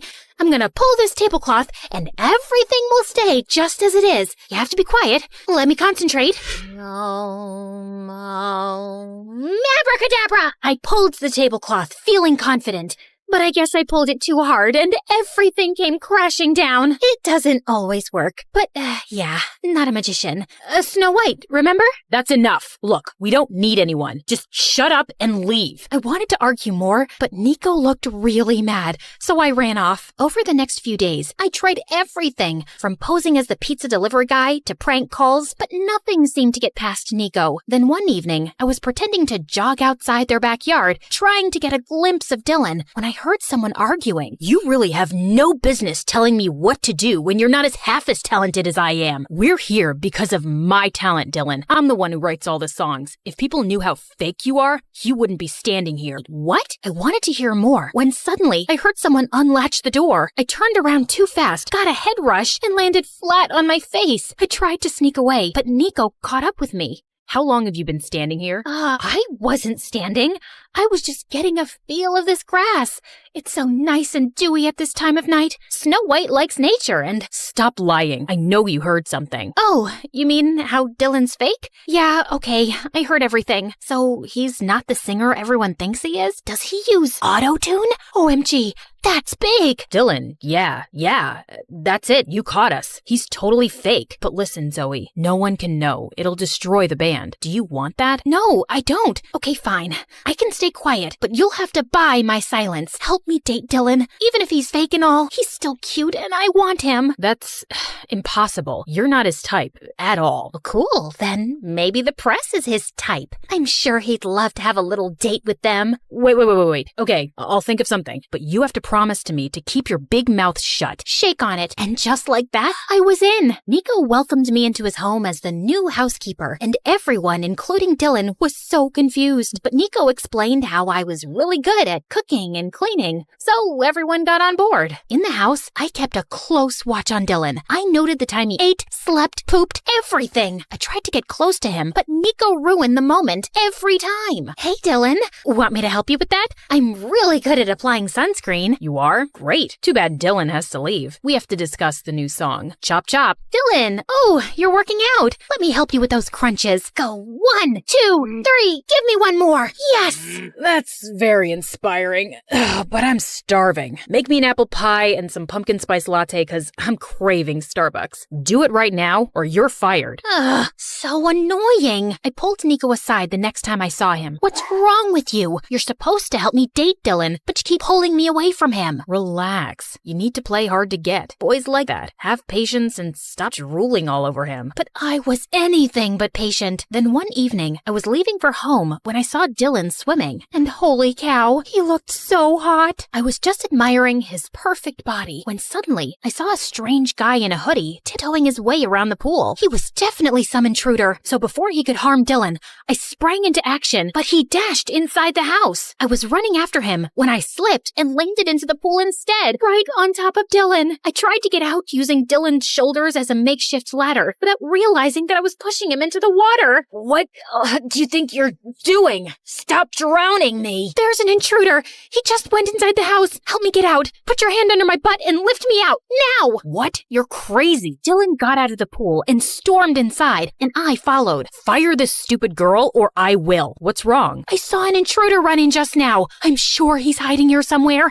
We need a game plan. You two go that way. Nico, you go to the right, and Dylan and I can search the bedrooms. Zoe, we've been here the whole evening, and if there was an intruder, we would have seen him. But I just saw him come in. You're hallucinating, weirdo. You've ruined a perfect evening, so thank you and go away. As Dylan left angrily, Nico turned to me with a towel. I swear I saw someone go in, Nico. Or, I don't know, maybe I was imagining things. I mean, sometimes I see little pixies flying here and there at night. And we all know pixies aren't real, right? Oh God, I messed up everything. Dylan hates me. The Snow White plot isn't working. He doesn't hate you. He's always been a little short-tempered. How am I supposed to win him over when he doesn't even look at me? And you're not helping at all like you promised. I told you to be patient, but I guess that was clearly a mistake. Hold on, give me your phone. Ew, Zoe, what is this? Oh, I always keep a banana with me. What if the world runs out of food? What if I'm stuck in a hurricane with no food? Girls gotta be strong, and bananas are a great source of potassium. You want some? No thank you. Just go online and see some of the girls Dylan's dated in the past. The more you look like them, the more he'll notice you. I spent the night studying each girl carefully, and the next morning I dressed exactly like them. But Nico took one look at me and burst out laughing. What is wrong with your face? You look like you were in a bar fight. It's called makeup, and you're the one who asked me to dress like those bimbos in the pictures. You've clearly done a fab job. Come with me. We went to the mall with Nico in sunglasses and a baseball cap, and he started picking out clothes like crazy. I was trying them on when he got a phone call and left. When he came back, he looked really tense. We need to leave now. Thanks. We'll take them all. What? These clothes are worth both my kidneys and a good chunk of my liver. And why are we leaving? Don't ask questions. Just do what I say. Nico threw some cash on the counter and we left in a cab. I tried asking him what happened, but he didn't respond. Instead, he got off somewhere in the middle of the road before asking the driver to drop me back home. What was that all about? The next morning, I was still thinking about what happened with Nico, but then Dylan walked up to me and I lost track of everything. Hey Zoe, you look nice today. What are we having for breakfast? A few eggs and some bread. Sounds great, babe. Dylan winked at me and I felt my knees go weak. He called me babe. I wanted to update Nico on the progress, but he was nowhere to be seen. Then later that evening, I was leaving when finally Nico came home. Where were you? I've been waiting for you all day. Why? Relax, Snappy. Just wanted to tell you that Dylan noticed me today. Finally, like Snow White's prince and all. And why are you so tense all the time? You know you can tell me all your secrets, Nico. I'm a very good secret keeper. Okay then, here's one. I think you're very annoying.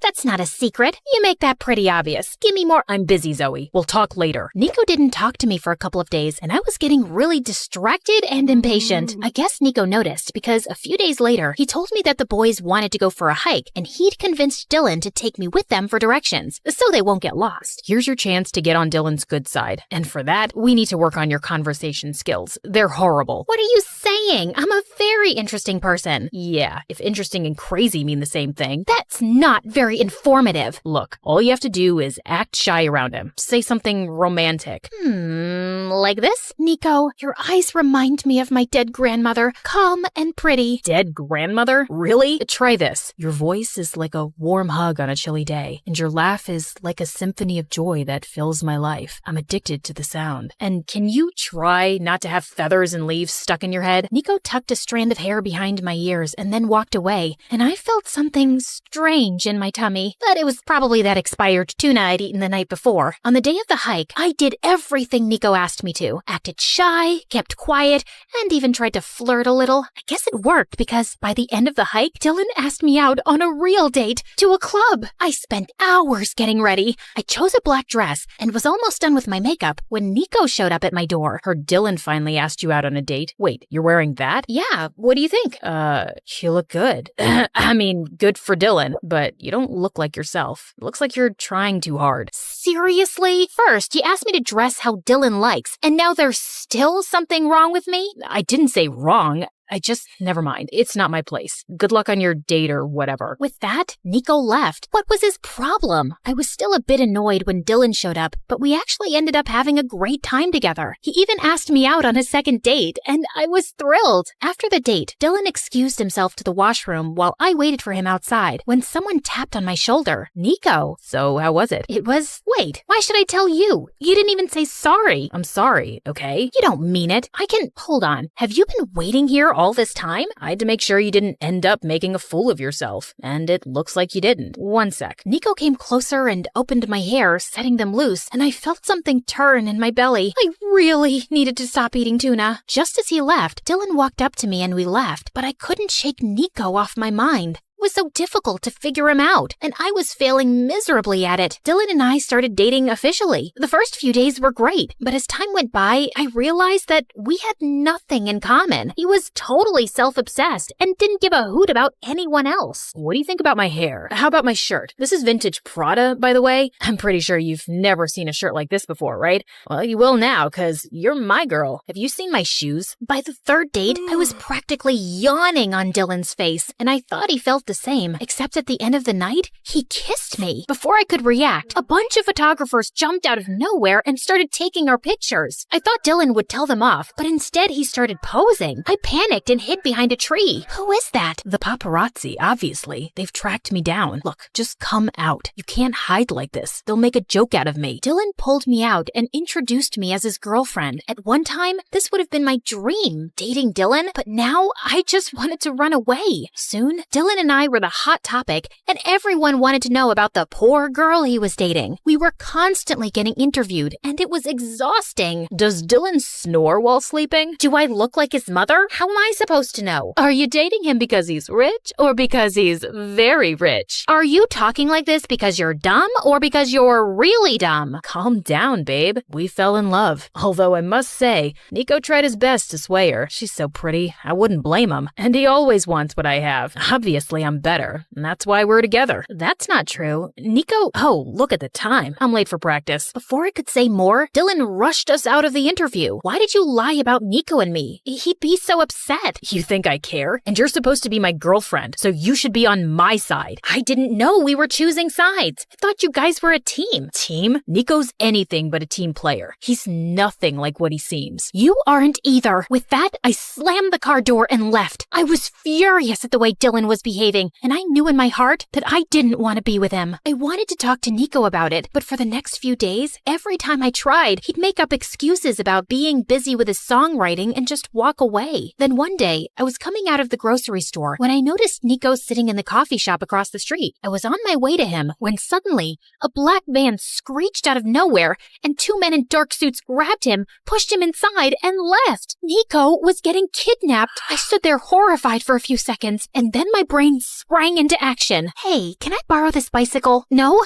Never mind. I'm taking it anyway. Stop crying. It's important. Okay, so it was a really small bicycle, but it did the job. I pedaled with all my might and didn't stop till I finally saw the van. Get out now and release Nico, or I'll kick your butt to whatever prison you came from. Step away from the car, you freak. You've damaged it. And I'll do a lot more than that if you don't let Nico go, you kidnapper. Mommy, who's this crazy lady? Wait, this wasn't the right van? Dang it. I apologized and ran home immediately to inform the rest of the boys that Nico had been kidnapped. But as soon as I got there, everyone was gone. Like all their stuff was gone too. I tried calling Dylan, but he didn't answer, and neither neither did anyone else from the band. Had something happened to all of them? I decided to wait another hour before informing the police. But I guess I dozed off because when I woke up, it was morning already. I rushed downstairs to Dad watching the TV, and what I saw next was the most shocking news of my life. The news report said that Nico had faked his voice and had hired someone else to sing in his place. In fact, he never sang at all. He was just a songwriter. That was not true. Dylan was the one with the fake voice. I needed answers, and since no one was giving them to me, I decided to take things in my own hands. I knew it from the news that the Star Boys were holed up in a hotel in California, so that's where I was going. Hey, Dad,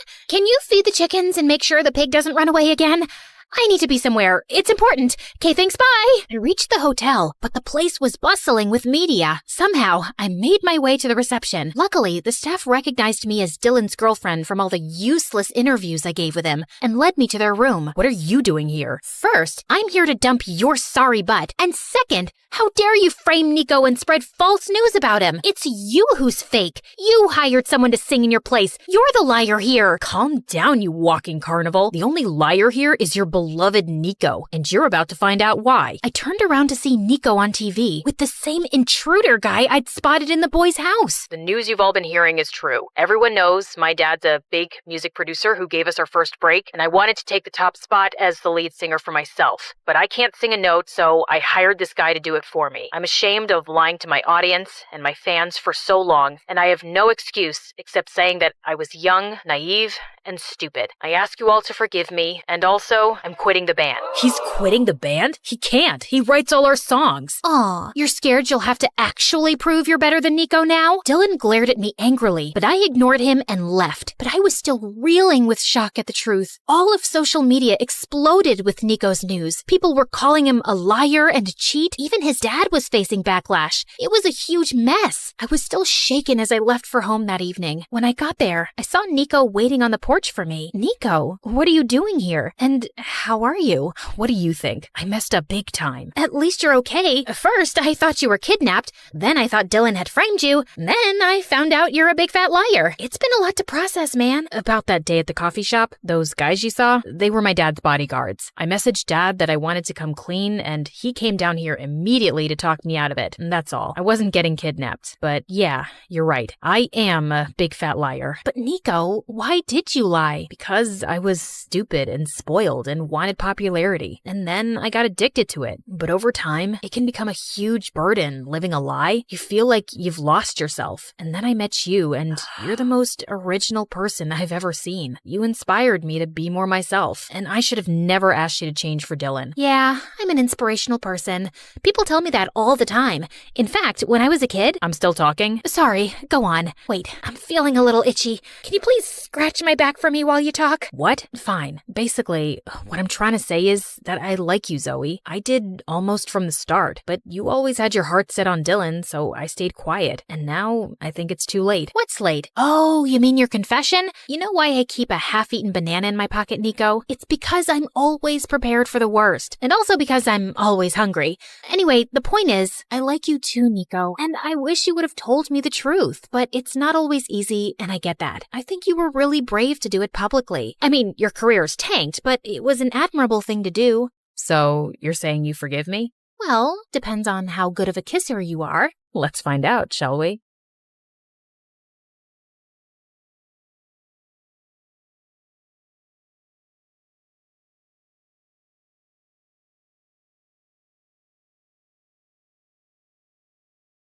I can see the clouds of danger swirling around her. She has a curse, and to protect her you must follow these rules. She must never open a closed door, and always eat in the eastern room of the house. She must wear mismatched shoes, and never address a stranger first. But fear not, I also predict happiness for her. On her 16th birthday, the first boy she sees will be her one true love.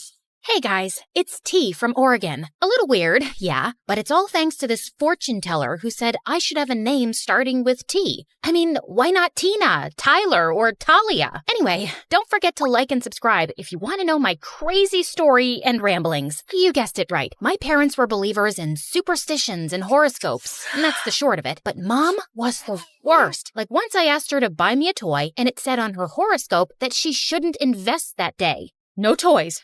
It's a sign. I didn't understand it at the time, but when I was 5 years old and I was at my aunt's house playing with her cat, I opened the back door, and suddenly an enormous box full of dishes and glasses came crashing down in front of me. It slightly hurt the cat, and an icy chill ran down my spine. My mom was totally right. She knows best. My parents immediately took me to the fortune teller for more advice, but they couldn't find her anywhere. She was gone. So they removed all the doors in our house and told me to stay inside. But Mom, what fun am I gonna have inside? Oh, honey, I'll play with you. My parents did their best to make me happy. We would play The Floor is Lava and build blanket forts, play hide and seek, and play makeup games. But growing up, when I tried to ask anything about the prophecy, Mom reminded me about my safety. A part of me also believed it, especially when I dreamed about my one true love and all the trips we would take together. I had a map full of pins with my ideal destinations, and I knew all the capitals of the world by heart. He will open all the doors for me and greet every stranger first. Only 2,017 days left. The summer I turned 13, many good things happened at once. I got a new phone for my birthday, and a new next-door neighbor moved in. I spied on him from my window, and he was super dreamy. Long legs, sparkly eyes, and that smile. Calm down. Maybe he's just cute from a distance. Since his room was just across from mine, I used to zoom in with the camera of my phone, but all I could see was the spider crawling down the wall and a poster for a video game he liked. Bingo! I downloaded the game on my phone, and only 2 players in my area. That must be him. Yeah, we girls make the best detectives, right? I went from fighting imaginary potatoes to defeating trolls and orcs online, and it was so much fun, and he noticed me. Hey, you're pretty great at this. Want to team up? Sure, you're pretty good too. Thank you. I saw from your profile that you're local. There's a gathering of players this weekend. Want to come? All those new people? What if I slipped and talked to someone by mistake? Sorry, I can't. You see, Can I tell him the truth? What if he thinks I'm a weirdo or a liar? But I was a weirdo. I asked him for his number and started texting him. Shh, I hit up his Insta and Facebook, but we all do that, right? And soon, I poured my heart out and told him everything. Wow, that must be tough. Are you sure the fortune teller was right? I never met her, but my parents are absolutely convinced she was, and I want to trust that they know what's best for me.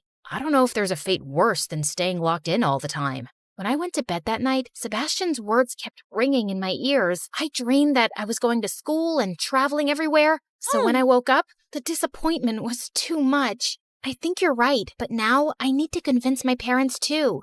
And so, my campaign for free tea began. I stuck my forehead closer to the radiator to fake a high fever, but I just got a red forehead for my trouble. Then, I turned on the water tap in the kitchen to flood the floors and send my parents outside. But my mom just got out the mop, and I ended up having to help her clean. I wrote letters pretending to be a long-lost cousin needing help, and even snuck out at night. But I was caught by the traps my dad had set up. Nothing worked. Oh dear, she's gotten to the rebellious age, right? Nothing I do seems to work. And just then, there was a tap-tap sound. Someone was knocking. At my window? Could it be burglars? Should I scream now? I got my hair straightener and my perfume spray. Hi, it's Sebastian. Hi. I'm T. Yeah, I know. My teammate and my friend. I can hear you cheering from my room. You talk to yourself a lot, you know. How embarrassing. Was I that obvious? And I'm about to slip. I opened the window and he climbed in. I was too nervous. I had a boy in my room, and he smelled so good. I thought boys were all smelly, but he smelled like rainbow cake with sprinkles. My brain short-circuited, and I could only look at him like a fish. I apologize for scaring you. I've tried to visit you before, but your parents always sent me away. RT is very frail. She can't have visitors. I'm here to help you. Is there something your parents believe in more than a curse? No, they're obsessed with it. And just to make extra sure, my mom checks the horoscopes too. The horoscope. That was the answer. Sebastian printed a free daily horoscope and put it every morning under our front door. Then we set out to make its predictions true. On the first day, I had him hide out of the window with the water hose. Look, this horoscope says it'll rain with a clear sky. And look outside. It's raining, but the sun is also shining. The next day, he put a super smelly fish under the hood of our car. And the day after, he threw a ball at our window, which landed in my mom's soup. All of it was predicted by the horoscope. This went on for a few months, and Sebastian even asked some of his friends to set up predictions for my mom. She believed in it so much, she wouldn't leave the house without checking it. It's time to make our move.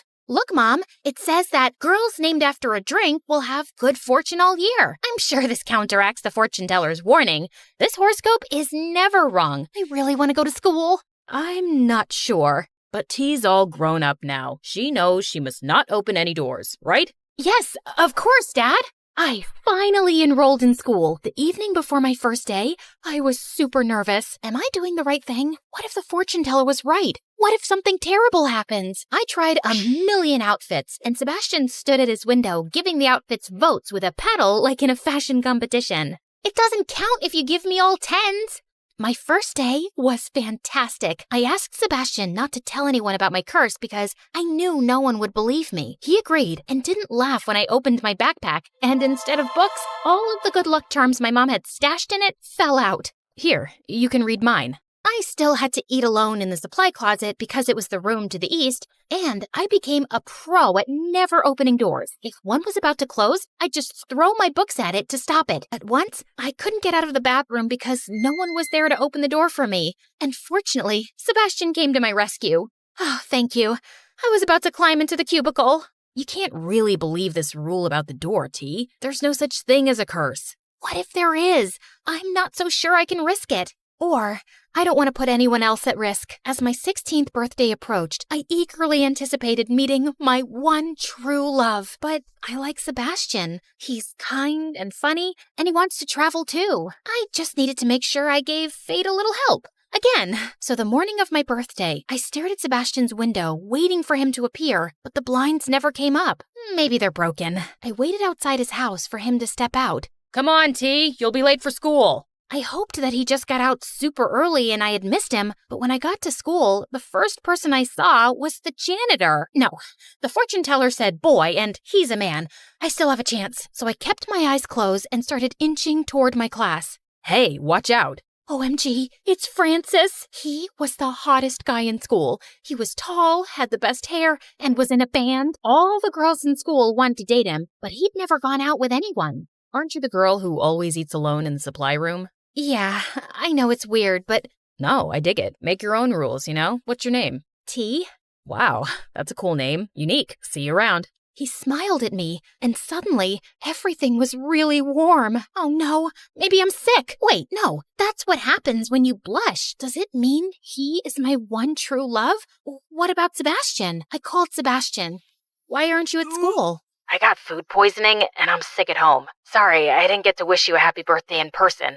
I was super disappointed, but the fortune teller was very clear. The first boy I saw on my 16th birthday was Francis, not Sebastian. It's not like he ever confessed. Maybe he doesn't even like me. Suddenly, Francis was everywhere. Wow, you decorated this supply closet like a restaurant. I'm participating in a door opening competition. Let me help you. Oh, this is your house? Wow, what a coincidence. I was cursed, but I wasn't stupid. Are you following me? I guess I kinda am. Sorry, but you're different, and I like that. Would you like to go out with me? Crash! I turned around and saw Sebastian looking at me from his garden. He seemed super angry, but before I could say anything, he stormed back inside. Remember, T, he's not your one true love. You don't have to feel bad. He's my friend, and he'll understand. I started going out with Francis, and I became super popular. Everyone wanted to be like me, and the supply closet became so crowded that there was a line outside to eat. The only one who avoided me was Sebastian. He even stopped playing our video game. Now he was always angry, and one day he snapped at the teacher and he was told to sit in her office. This is my chance. If I also get detention, we'll be sitting together and he'll have to talk to me. So I stepped on my desk and danced as if I was at a party. Why aren't you talking to me? I thought we were friends. I thought we were more than friends. Can you imagine how crushing it felt to see you going out with Francis? Can't you see he's using you to make himself look better? Like he's a lion tamer at a zoo and you're a weird animal. Wow, you're calling me a weird animal? I'm saying he treats you like one. I think you're great and cute, but I can't stand that you've let the word of a stranger rule your life. But the fortune teller, She's a fraud. Here, look. he showed me his phone and there was a video of a woman in prison. It's not my fault if people are so gullible. I told parents their child was cursed, and to get rid of the curse, I gave them 2 options. Either follow some impossible made-up rule, or buy one of my magic charms. And yeah, most parents went for the charm. But there was this one couple who decided to do both. They named their kid something like soda or latte or cappuccino. I mean, come on, guys. You're just asking for trouble with a name like that. I was so shocked, I almost dropped the phone, but Sebastian had left the room and closed the door behind him. I was trapped. Open the door. Nothing will happen. Trust me. This was the hardest thing I'd ever done in my life, but Sebastian is on the other side, and I trust him more than I trust anyone else. I closed my eyes, pushed, and I fell on the other side, right into Sebastian's arms. You caught me. I will always catch you. Everything was good so far, and I looked into Sebastian's eyes, but Francis appeared, ruining the moment. Hey, I made a "My Girlfriend is Cursed" t-shirt. Wait, what's going on here? What are you doing with him? I finally see reason. I'm not cursed. What? So you're like normal now? As normal and boring as it gets. Let's break up, okay? Not even a teeny tiny curse? Bye, Francis. I had done the right thing with Francis, but I still had to talk with my parents. I ran straight home and showed them the video, but they wouldn't believe it was her, especially my mom. I love you guys, and you can believe what you want, but I can no longer follow your rules. I want to be free, and I don't want to believe in some silly superstition. I tried to convince them, but I knew it wasn't easy for them to change. But at least they understood that they wouldn't control me anymore. I went to school, I ate in the cafeteria, and I opened every closed door there was. Now, I have 18 ways to open doors. And yes, my parents get mad when I do it with my foot. And of course, I took Sebastian's face and kissed him in front of everyone. Because you should always follow what your heart tells you. The heart is always right.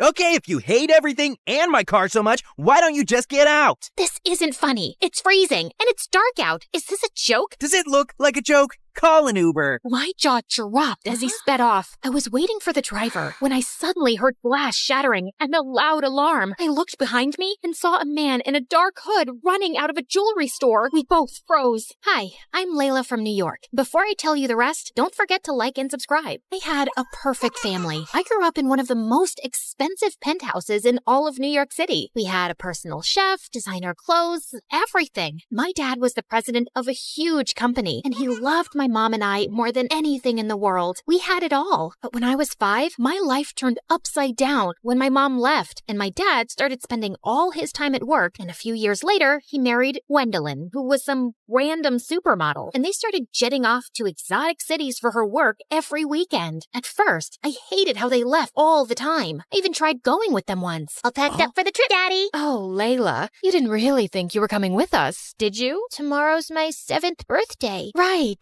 The housekeepers will make you the Biggest cake you've ever seen. Toodaloo!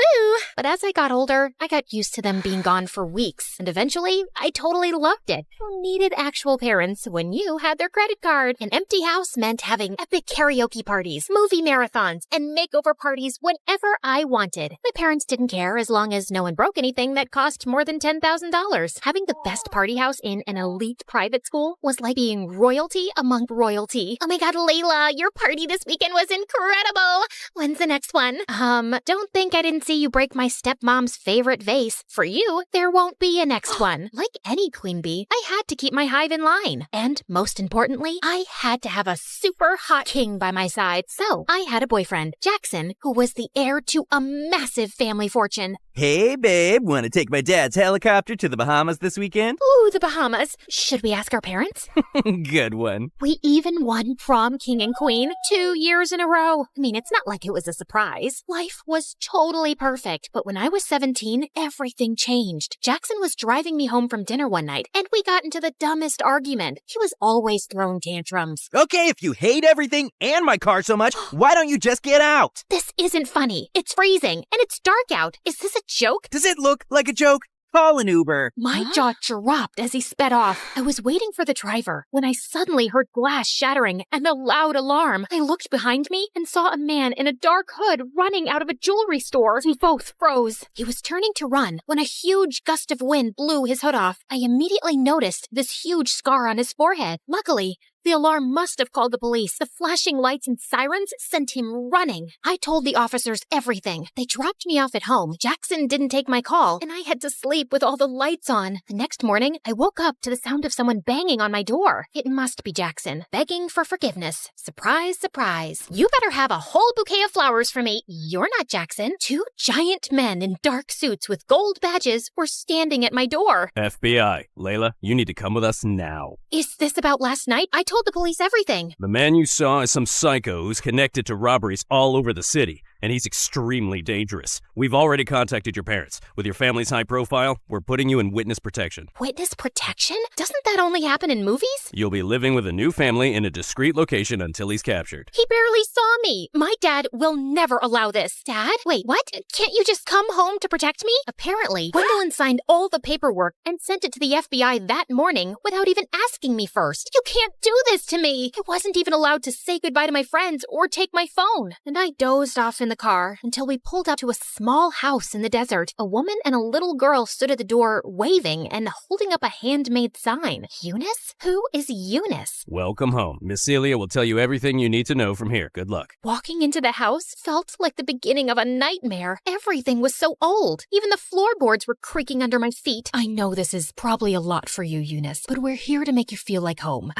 Okay, but where's the rest of your house? I can't believe I have a pretty big sister. Don't mind Amy. She's only 5 and she is excited to meet you. I'm sure you're exhausted, but I was instructed to change your hair tonight. You need to be unrecognizable, Eunice. Are you kidding? I just got highlights. And please stop calling me Eunice. My name is Layla. Sorry, sweetheart. But according to your new identity, your name is Eunice. You're my niece who just moved here from a farm, and you have short green hair. Cool. I love green hair. I'm gonna be sick. Hopefully not too sick. You have to start school tomorrow. After hours of sobbing, I had no choice but to let Celia destroy my hair. Before school the next morning, Celia printed out a schedule and told me about my new identity. Whoa. AP Trigonometry Chess Club? You'll do great. Oh, and I packed you a sandwich for lunch. It's probably nothing as fancy as you're used to, but I think I make a mean PB&J. The best sandwich. Oh, and here's your phone. Don't try to sneak any texting to friends. It's only programmed to call me. A flip phone? Have a great first day. As if that wasn't enough, the students all looked so weird. Not a single person was wearing designer clothes. I guess I wasn't either. I shut the locker and jumped when I saw a tall guy with glasses and a plaid sweater standing right in front of me. Who are you? Hi, I'm Edward. Eunice, right? Yeah, I am. How did you know? I'm the chess team captain. I heard we were getting a new student today, and you're the only person here I don't recognize. Small town. I don't need a greeting committee. I won't be staying long. Whoa, sorry. I thought I'd help the new girl, but if you've got it all figured out, I'll see you later. Great start, Eunice. If the nerds already hated me, I wouldn't dare try my luck with the popular girls. I ate lunch in the bathroom, alone. This is all Jackson's fault. I was so furious that I spent the rest of the day in a daze, thinking about getting out and seeking my revenge. The final school bell snapped me out of it. Time for the worst part. We have a new member. Everyone, this is Eunice. She'll be my partner today. Earth Eunice, you go first. Oh, right. Okay. I bumped a random piece up on the board. I don't know what chess was like where you're from, but you can't do that. My aunt made me join. I really don't care about this. Well, we care, and I don't have time for someone who doesn't want to be here. Fine, whatever. I stormed out and looked for a phone booth since I couldn't use my own phone. There had to be a way to get out of here. I thought about calling Jackson or my dad until I realized they're the ones who got me here in the first place. Jackson abandoned me on the sidewalk, and Dad just straight up abandoned me. I gave up and went back home. I had the best day of school. We got to play outside, and I saw a rock that was bigger than my head. Okay, what about you? Did you make any new friends? Nope, but maybe a couple of enemies. I told Celia that I didn't want to go to chess anymore. Although, seeing them all play did remind me how fun it was to play with my dad. Did I just call chess fun? One day, I was walking to the bathroom for another sad PB&J, but someone was blocking the door. Edward, you know this is the girls' bathroom, right? I just wanted to make sure you knew that it wasn't the cafeteria, since you eat lunch here every day. Small school, people talk. Well, that was humiliating. What do you want? Surprisingly, he apologized for being so harsh on the first day. He even offered me to join him for lunch, where they play chess as well. I never thought I'd say it, but it was way better than eating alone in a bathroom. Edward even walked me home after school, and I saw Celia spying at us through the window before he dropped me off. Someone's making friends. Does he want to have a play date with me? I'll ask him. Edward and I started spending more time together, and it was fun. And I started to look forward to school, and I had to admit, it was nice not having friends who only looked for status and where I had to dress up like I was going to a fashion show every day. And once, as I prepared to leave for school, I saw Celia braiding Amy's hair, and it reminded me of my mom. I gathered myself and took my bag to leave. Okay, bye, Mom. Bye, before I knew it, Celia was hugging me. I'm sorry.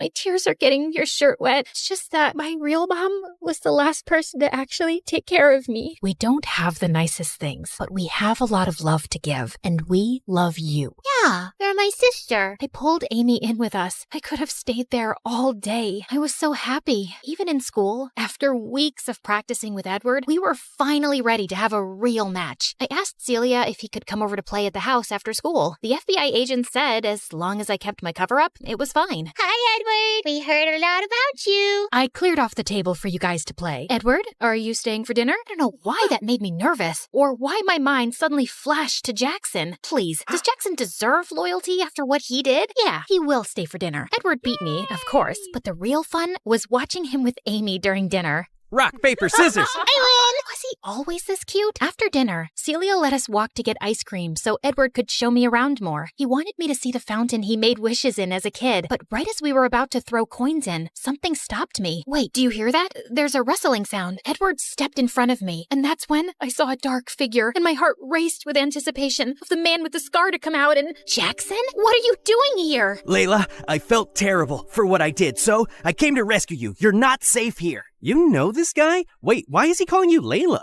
Well, I'm not really allowed to tell you. Is this real? My ex-boyfriend and I don't even know what. Quick, read this. Someone dropped it at my door a few days ago, and I've been looking for you ever since. Tell Layla I found out her new identity. I know all about the mom and the little girl, and I will find her. He found me, the psycho with the scar. I hired an investigator to find you. The FBI said we could fly to one of my dad's islands until it was safe. The helicopter is waiting. I'm never one to run from a fight. But what about Celia and Amy and Edward? As long as I was here, they were in danger too. I'm sorry, Edward. I have to go. Jackson grabbed my hand and we ran. I couldn't bring myself to look back. Before I knew it, we landed in front of one of Jackson's beautiful island mansions. Ah, look at you. You need a proper makeover, and these green hairs look like snot. You belong to me. Yeah, I mean here, not in some middle of nowhere loser town. I think I need to lie down. Jackson got me new clothes, fixed my hair, and even brought his personal chef to cook us 5-star meals. Wasn't this what I had been missing? So why did I keep thinking about Celia and those silly peanut butter sandwiches? You could at least say thank you. I'm basically your hero. I didn't really mind living there, you know. Very funny. Our dinner was interrupted by someone pounding on the door. Jackson jumped out of his chair to look out the window. Oh no.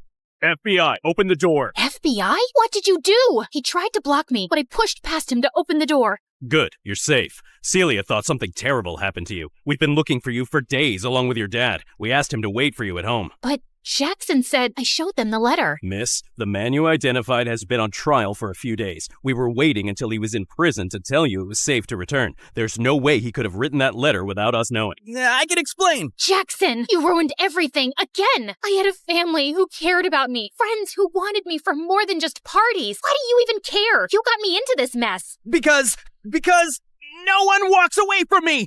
Only I can decide that. I am Jackson St. Germain. I always get what I want, and I still want you. Walked away? I was in witness protection. I didn't even have a phone.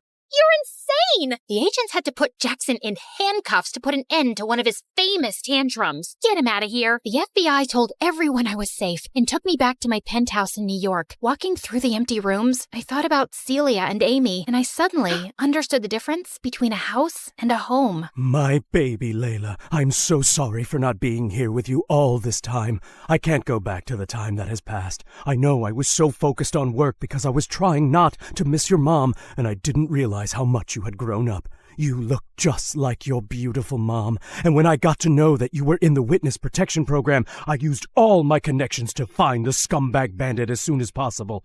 And when I found out you'd gone missing, I realized what a terrible father I am. Oh, Dad, you'll always be my dad, but I really want to go back to finish high school with Celia. My dad accepted as long as I had a bodyguard for protection. There was just one thing I had to do before going home. Driver, can you please make a stop at the local jail? You better tell them to let me out. Tell them it's a mistake. I cut him off with a well-deserved slap across the face. Clearly, he hadn't learned any lessons yet, but he was super rich. I knew he'd be bailed out in no time, but not by me. Bye, Jackson. It was time to reveal my big plan. Layla, it's beautiful. I took Celia and Amy's blindfolds off and revealed a brand new house by the fountain in the park. My dad wanted to make up for his absence, so he paid to build a big house with everything the three of us could need. And yeah, I did ask for a walk-in closet. A girl can only change so much. Do I have a playroom? You have two. Wow! I still can't believe your name is actually Layla, and you did all this just for some chess-playing nerds in a small town. Don't flatter yourself too much. It was for all you nerds in this beautiful small town. Let's head inside. I'm kind of craving a peanut butter and jelly sandwich.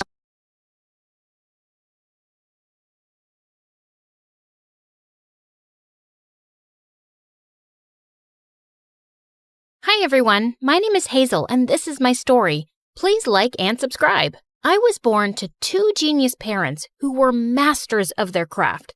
My mom was a big corporate lawyer and her work mostly kept her away from home. But I didn't miss her at all because I had the best dad in the world to keep me company. He was a genius scientist and I was like a mini version of him. I loved science too and hung around his workspace all the time. Look, Dad, I found these. Oh no, honey. Get away from that. I was really notorious and would cause trouble around the lab all the time. Where did all the lab rats go? Hazel! As a result, Dad and his best friends, Mr. Jones, would shut me out of the lab during all their cool experiments, and I'd just hate it. I was 6 and a science genius in my class. I wasn't going to give up so easily, so I went to the kitchen to eat something and fuel my brain. But there I saw a really chubby kid munching on some donuts Dad had bought for me. Hey, you thief! How did you get in here? The kid immediately dropped everything and crawled under the dining table. Tell me who you are right now, or I'm gonna call the cops. He came out shivering and told me his name was Andy. And surprisingly, he was Mr. Jones's son. As we began talking, he told me that he mostly stayed at home with his nanny and didn't really have any friends. And why's that? They all pick on me for looking different, and 'cause I don't have a mom. Suddenly, his eyes went teary, and it kind of melted my heart.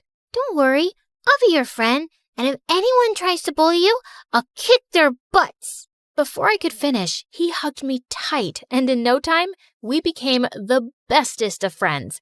We even built our own lab and spent all our time playing together. One evening, I was baking a cake to surprise Andy on his 9th birthday when I heard Dad and Mr. Jones arguing. Just then, Mom grabbed Mr. Jones's hand and stormed out of there. What was going on? I went in and Dad burst into tears and hugged me. What happened, Dad? Are you okay?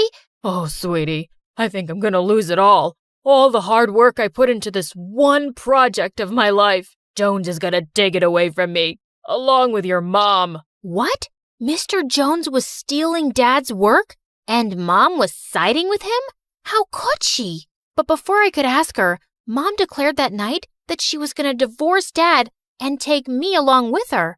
And I just couldn't keep my cool. No, Mom, I'm not going anywhere with you. Dad was the one who raised me while you were never here. And now that he needs us, you want to leave? You're awful, and I hate you. I stormed back to my room while Mom tried to talk to me. I wasn't going to listen to her. A few days later, Mom moved out, and I never got to see her, Mr. Jones, or Andy after that, and it kind of broke my heart. But Dad was more miserable than me. He lost all his money, and we had to move to a much smaller house. After that, Dad spent most of his time in his room, so I tried to come up with ways to cheer him up. Look, Dad, I made you pancakes. Look, Dad, I invented this super cool machine. But nothing worked, and Dad's situation got worse day by day. Then a few days later, I saw Mr. Jones on TV, and he was being awarded as the Scientist of the Year for Dad's research. It angered me so much that I decided I was going to get Dad's revenge on him somehow. So I pulled up my socks and started studying harder. And luckily, I got into the same high school that was owned by Mr. Jones.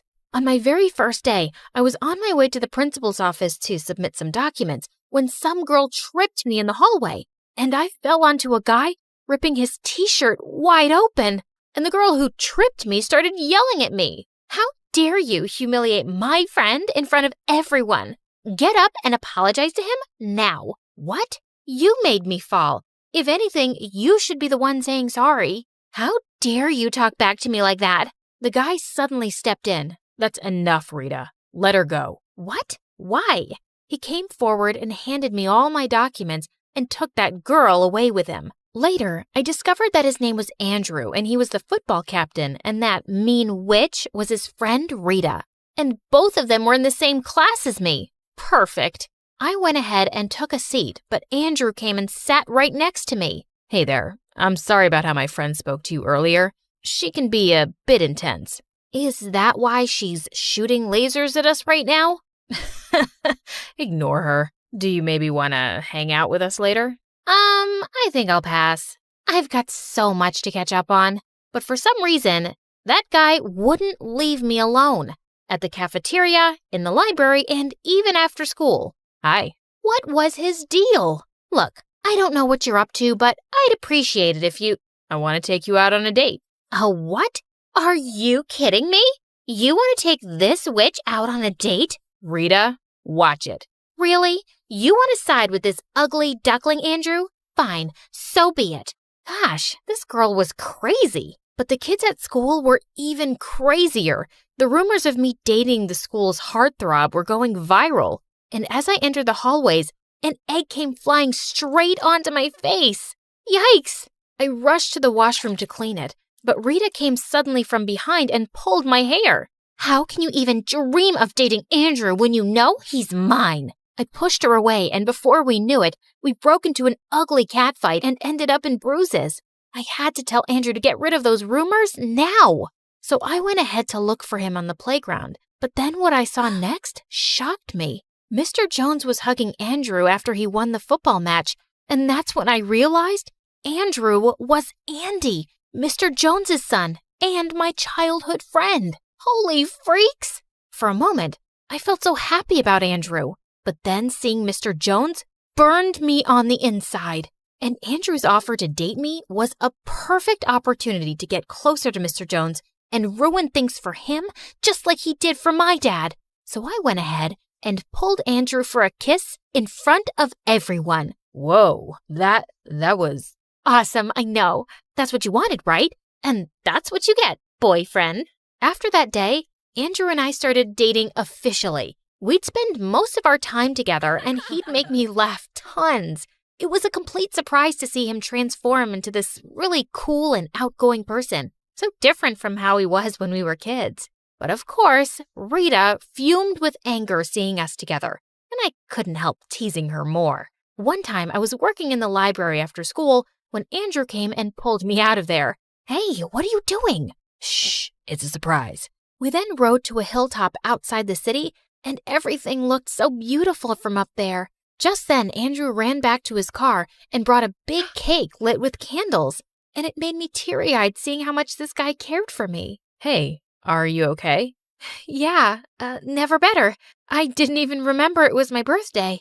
It was then I realized I was really falling for him, but the thought of using him to get to his dad was kind of crushing my heart. I have been wanting to tell you something, Hazel. Before he could finish, my phone started ringing, and I was shocked to discover Dad was admitted to the hospital. Andrew asked his driver to immediately take us to the hospital, but I didn't want him discovering who I really was, so I asked him to stay back. Later, the doctors told me that Dad was quite ill and needed a lot of care to get well soon. I rushed to the nurse to inquire about the treatment and the expenses, but she told me everything was already taken care of, and it didn't take me long to figure out who'd do that. I left the hospital and saw Andrew waiting outside for me. Why'd you do that? Why won't I? It's your dad, Hazel, and if you were in my place, you would have done the same. No, I wouldn't.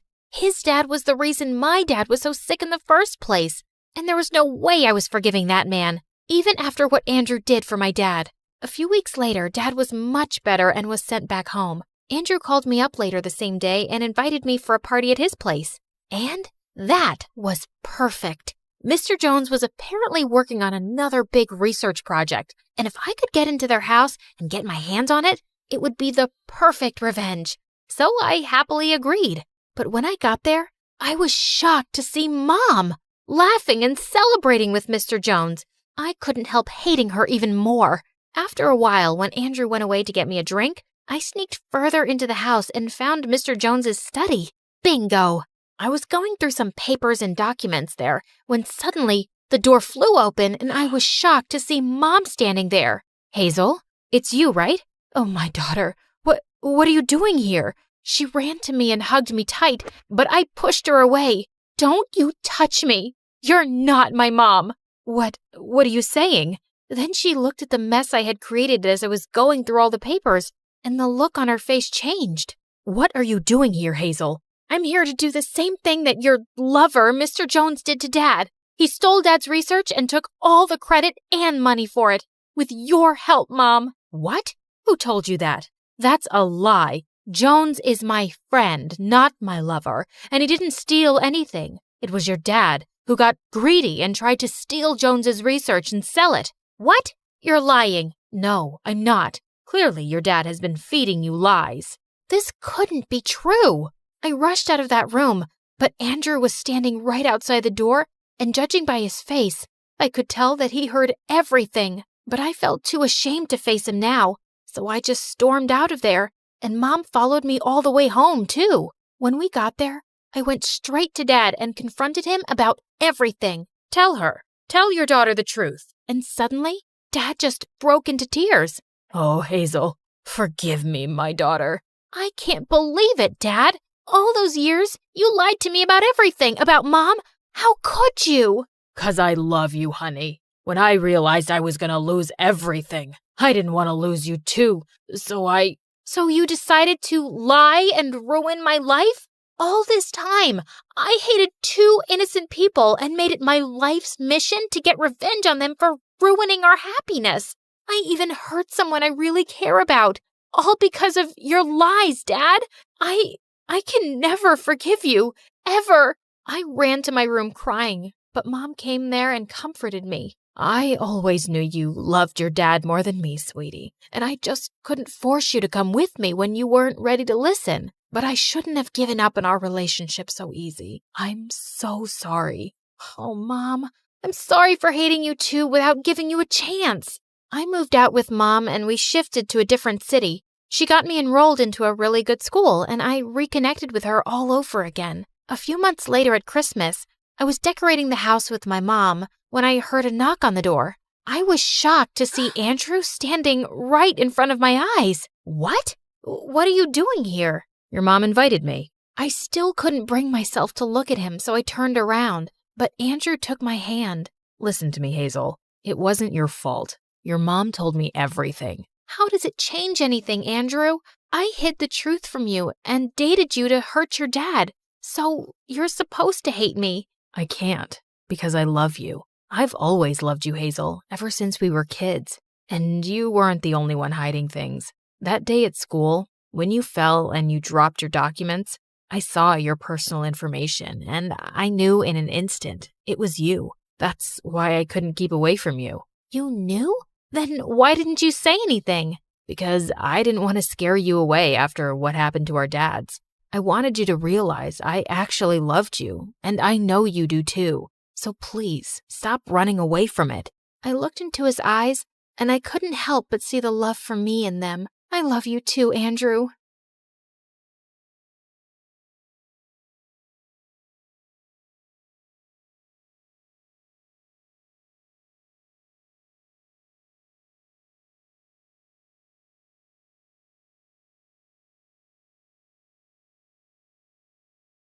The student stares at a blank white screen while an artist paints the things unseen. The scholar's lamp burns through the night. The athlete runs toward the morning light. A teacher sighs, hoping the spark they lit survives. Finding the light when the halls get dark. Oh, welcome to the life at MSU, where the story's changing and the leader's you. Yeah, the story's changing and the leader's you. Welcome to the life at MSU.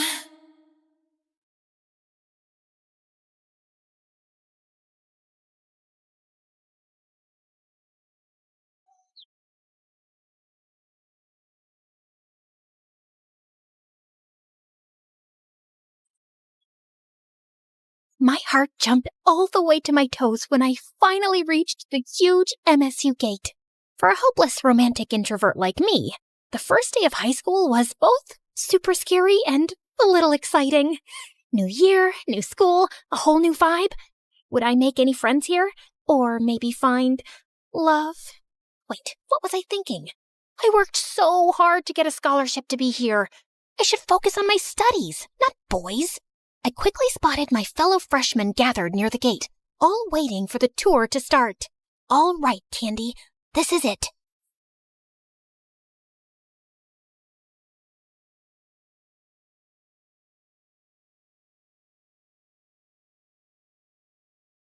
We walked through the school hallway, and I was amazed by the surroundings.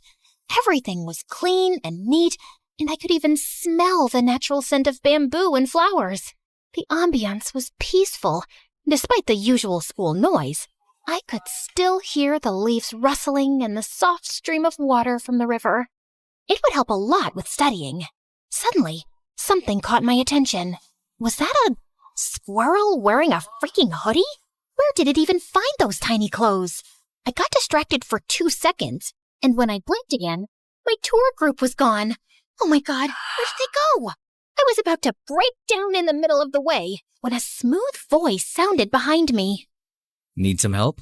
You look a little lost. I spun around, and time completely froze when I found myself face to face with the most gorgeous guy I'd ever seen. He looked like he'd stepped out of a dream. Perfect hair, perfect smile, practically glowing like an angel. I swear, I felt like I was floating. Which I actually was, because I was this close to passing out. Before I hit the ground, his arm shot out, grabbing me by the waist, steadying me. And for a second, I felt like my heart stopped beating. Are you okay? Oh, yeah. I'm so sorry about that. I was with the tour group with the new students, and we were on our way to the auditorium to, some orientation thing, and I lost them because I lost them. Brain, work with me here, please. He gave a small smile, and I swear the sun came out just to make him look even better.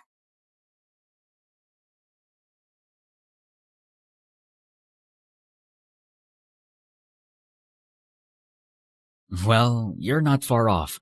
The auditorium's this way. I can walk you there if you'd like. Oh my God, oh my God, you really don't have to. I don't want to waste your time and... I insist. But... Please. Okay.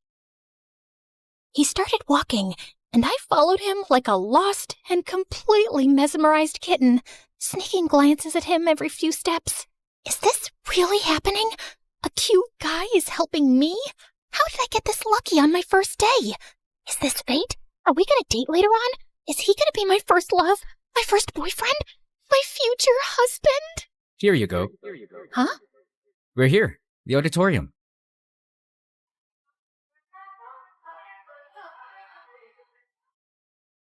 And I think the freshman orientation is about to start. Oh, right. Thank you so much. No problem. I'm happy to help. Anytime. He then reached into his pocket and pulled out something small. Here. A little good luck for your first day.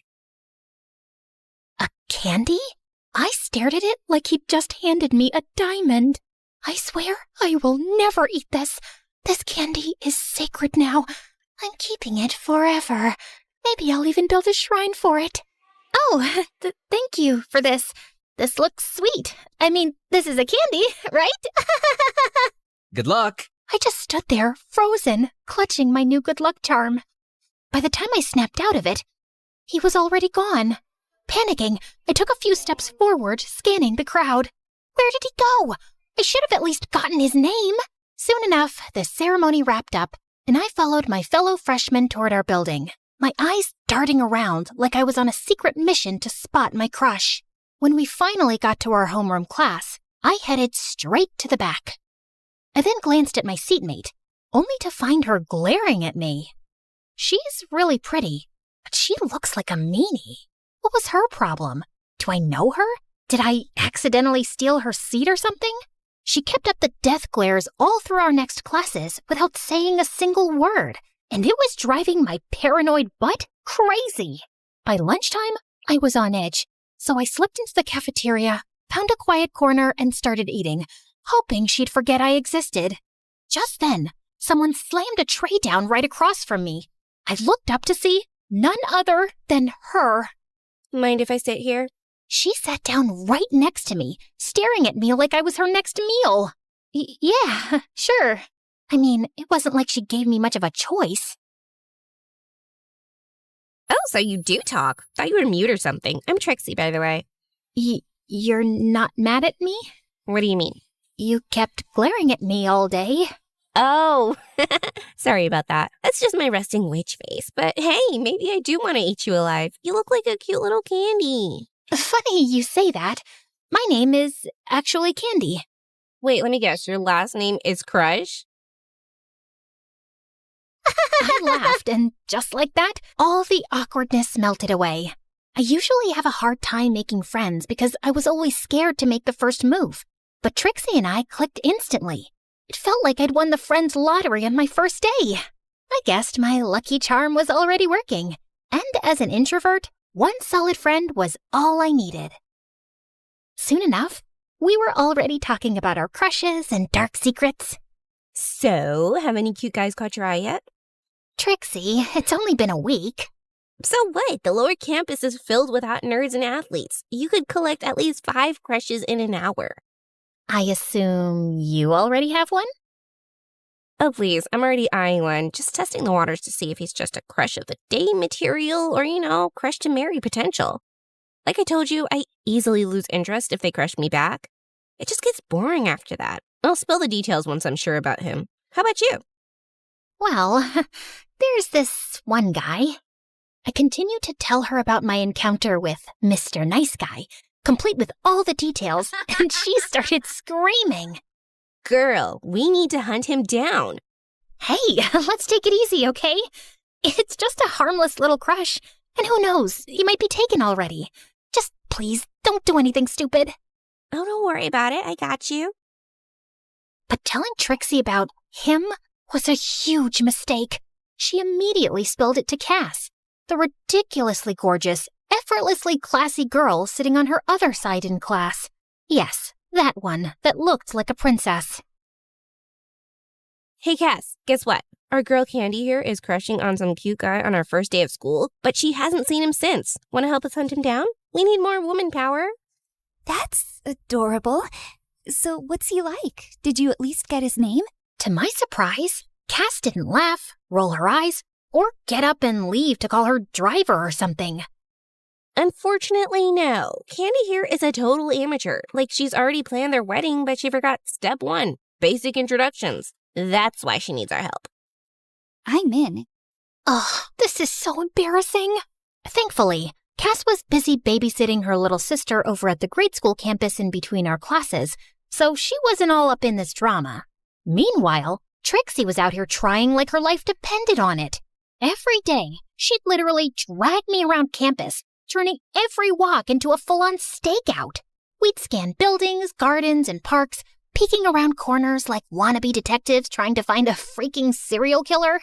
Then one day, we finally spotted him. He was tall, standing by the fountain with the same blue hoodie I'd mentioned he'd wore the first day. Oh, that's him. Go say something. Before I could even think, she suddenly shoved me towards the guy, catching him completely off guard. My heart was racing as he slowly turned around, only to reveal a face that was the exact opposite of what I remembered. Whoa, back off, baby girl. You're not my type. The audacity of you to say that with a face like that, you ugly, delusional lobster cracker. Trixie, calm down. Maybe he's just going through something. Sorry about that. We just mistook you for someone else. What a lame excuse just to get my attention. Trixie was ready to go full berserk. But before she could pounce at him, I yanked her away. After we escaped the crime scene, a depressing thought hit me like a truck. What if he's actually from the upper campus? Just thinking he might be someone super rich makes my heart sink. If that's true, then he's way out of my league. Nah, I think he's from here. I can literally sense it. Trixie was so determined to find him without even knowing his name or what he looked like. One time, she even collected cute guys and made them line up in front of me. Jesus, Trixie, what are you doing? Is this him? No. Okay, move. How about this cutie? No, please, stop this. I don't think he's here. Are you sure? Yes, jeez. You're embarrassing me. All right, boys, bounce away. Later that day, during history class, she was still onto it. I swear, if I have to keep staring at Mr. Olden's prehistoric dentures, I'm gonna pass out. Shh, behave. Remember, he could see and hear everything. Whatever. Why don't you sketch your crush for me? At least I would have a clearer picture of who we're looking for. She was actually serious about ditching class just to hunt Mr. Nice Guy down. And knowing her, at this point, she'd really do it. Eventually, I found myself giving in. But unfortunately, art isn't my thing. I showed her my sketch, and she suddenly snorted in laughter. Suddenly, a shadow loomed over us. We both looked up to see Mr. Olden glaring down with his infamous squinty-eyed stare, one hand gripping his ancient cane. He looked older than time itself, but somehow built like a tank. He leaned forward, close enough that I could count the wrinkles on his forehead. So, you two think my class is a comedy show, eh? You know, I've been teaching since the dinosaurs roamed the earth, seen your kind come and go, and none of them made it out unscathed after disrupting my class. I felt like pooping from the nervousness. The whole class had gone dead silent as he suddenly straightened up with a loud crack of his spine, then effortlessly hoisted the nearest desk into the air with one hand. Next time, I might just lift you two for a little history lesson on manners. Sorry, Mr. Olden. Candy here was just showing me ancient drawings for historical purposes. Oh. Thankfully, he eventually calmed down and continued his lesson. Days have passed, and still, I haven't bumped into Mr. Nice Guy again. Maybe he was just some random outsider. Or maybe he was indeed from the upper campus. I started hanging out at the big central library where both campuses mix, hoping for a chance encounter. And just as I pulled out a book from a shelf, my world suddenly stopped when a familiar face suddenly appeared from the other side. It's him, my Mr. Nice Guy. I just stood there, totally frozen, staring at him with my heart pounding like crazy. But as his eyes lifted, I panicked and dropped down, hiding behind a book like it had the power to turn me invisible. After finally calming down, I slowly stood up and peeked around the other side of the shelf, but he was already gone. And it was both relieving and disappointing at the same time. The next morning, as I walked through the school gate, a familiar little flutter filled my chest. I glanced back, and there he was again, just a few steps behind me. Oh my freaking God! My heart practically backflipped out of my chest. I could feel each of his steps getting closer, and soon we ended up side by side. I could barely breathe, trying to act normal, only to end up walking like a limping dog. From the corner of my eye, I could feel just how tall and handsome he was. Every step was pure torture, in the best way possible. I finally managed to breathe normally again when he changed direction and headed into the sophomore building. So, he's a sophomore, huh? Later, I told Trixie all about it, and of course, she was immediately scheming. Let's go check out the sophomore building. Come on, he could still be around. We lurked into the lobby, trying to look casual. A few minutes later, Trixie went to the restroom, and I was left yawning next to my all-nighter study session. Coffee was calling my name, and thank heavens, a cute little vending machine was right there waiting for me. Just as I shuffled over, an unexpected thing happened again. There he was, right next to me. Holy goodness, why does he keep popping up out of nowhere? He could at least give a poor innocent girl some warning. With a trembling hand, I reached for the button, but he beat me to it. You go first. No, it's fine. You go ahead. Please, I insist. My mind was racing. I could ask his name, maybe mention that I still had the candy he'd given me. But my courage totally bailed on me. Come on, Candy, you've got this. I took a deep breath, preparing to say something, anything. But he'd already disappeared down the hall. But what about his coffee? Just in time, Trixie returned, her eyes lighting up. OMG, guess what? I had the cutest moment with my crush in the hallway. Is this the same crush you told me about last time? I wish I'd seen it. I'll point him out to you next time I see him. Okay. Anyway, while you were off having your rom-com moment, I kinda had a cute encounter with my own crush at the vending machine. While I was away? How rude. How did I miss that? Did you at least take a picture of him? No. It's not exactly nice to take photos without permission, you know? Okay, but what if you, took a selfie and just accidentally got him in the background? Trixie's idea came in handy later in the cafeteria during lunch, because the moment she got up to grab more food, I saw Mr. Nice Guy pass by again. I quickly lifted my phone, pretending to take a selfie, and managed to catch him in the background. Trixie, look! I finally caught him! Her eyes went wide, excitement all over her face. But then, strangely, her expression shifted. Oh, good for you. That was weird. For the next few hours, Trixie seemed distant until finally she excused herself to leave early. I watched her go, wondering what exactly ruined her mood. I spent the rest of the evening obsessing over the picture I took. He's so handsome and cute. I was grinning like an idiot, replaying every fantasy in my head while playing with the candy, and eventually falling asleep with my phone clutched in my hand. His face, the last thing I saw before drifting off to dreamland. The next day, Trixie didn't go to school. She'd mentioned she was sick, but her replies to my messages were short. I kept thinking how weird her replies were, and the realization hit me like a freight train. What if we actually have the same crush? They both were in the sophomore lobby that day.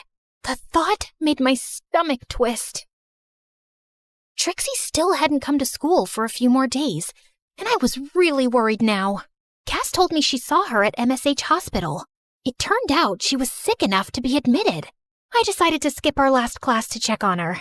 I hopped on the school bus and told the driver to drop me off at the hospital. After showing my visitation card to the information desk, they gave me Trixie's hospital room number. As I made my way to the door, a nurse came out of the room, and I caught a glimpse of a sight that shattered my world to pieces. Mr. Nice Guy was sitting by her bedside, taking care of her. So, we were indeed sharing the same crush all this time. Hurt and confused, I turned around and ran back to the elevator. Alone inside, I fought the tears from spilling out of my eyes. When the elevator slid open, I hurried out and accidentally bumped into some guy. Sorry, I needed to be anywhere but there.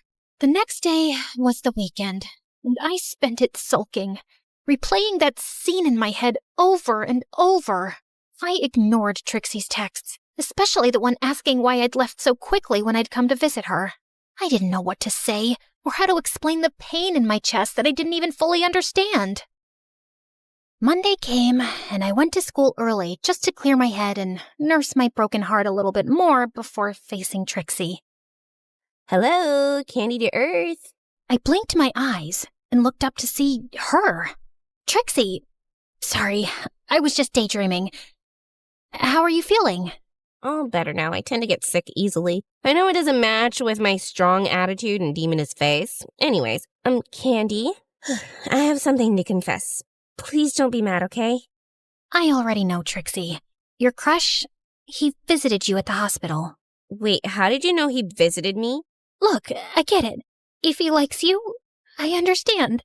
You're prettier and more charming than I'll ever be, so it only makes sense. As I rambled on, her expression shifted. She suddenly grabbed her phone and dialed a number. Get over here now. I don't care what you're doing. Not even a few minutes later, the most unexpected person suddenly showed up, looking a bit confused and slightly out of breath. Hey, why are you crying? Why does he look so worried about me? Okay, confession time. This guy's name is Drew, and newsflash, he's my brother. Huh?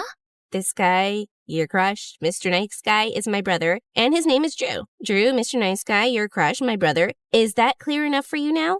Wait, what? You never mentioned to me that you have a brother? We've been friends for months. I've literally told you like 23 times by now, but you were always too busy studying or, obsessing over your crush who just happens to be him too. I froze, trying to process what she just said. The reason I didn't say anything earlier was because as your protective and very pretty best friend, I wanted to make sure that he was serious about whoever he was crushing on at school. He mentioned he had a crush, but didn't give me details. Then last weekend, I caught him scrolling through your Instagram. He already knew we were best friends, but was too shy to tell you. He knew? All this time? Trixie smirked and gave her brother a little shove toward me. He just got a little too shy, but trust me, I've been pushing him to confess since he's the guy here. Wait, so who was your crush that visited you? That's a story for another time. Right now, you better do this right, bro. With that, she walked off, leaving me alone with Drew. I fiddled with my fingers, sneaking glances at him, waiting for him to make the first move. Please, say something. Soon enough, he finally cleared his throat. Sorry about my sister. She can be kinda intense sometimes. Intense? Right. You're right. She's indeed intense. Another stretch of silence fell over us, and I found myself awkwardly staring at the river. After a bit of shuffling, he sat down beside me, but there was a good 2 inches between us, like he was trying not to get too close. I glanced over, catching him looking at me, and he quickly looked away. He took a deep breath, staring down at his hands. I'm sorry. I don't really know how to do this. Do what, exactly? This romance thing. Me too. This is my first time. I actually like you. Since the first time I saw you. You liked me? Like, since the beginning? Every time I saw you on campus, I didn't know what to say. I tried to act cool, but I just felt like melting because you're just too cute. Me? Cute? He then inched closer, and eventually our hands brushed. The little spark that shot through me made me dizzy. Is it okay if I hold your hand? I nodded, hardly able to breathe as he gently took my hand in his. You've got soft hands. And cute nails. Oh, God help me. I felt like an ice cream cone fresh out of the freezer right now. Melting fast and hard. I still have that candy you gave me. I took it from my wallet and showed it to him. You kept it? I kinda thought of it as my lucky charm. The way he smiled at me as I said that sent another army of butterflies in my tummy. Wait, how about... He was looking at my lips. Is he gonna kiss me? Oh my god. After holding hands, kissing is usually the next step, right? The anticipation is killing me. My heart was racing so fast, I thought it might just stop. I wanted to scream. But instead, when a gentle squeeze on my hand snapped me out of it. Candy, are you okay? Huh? Here, you can have the other half.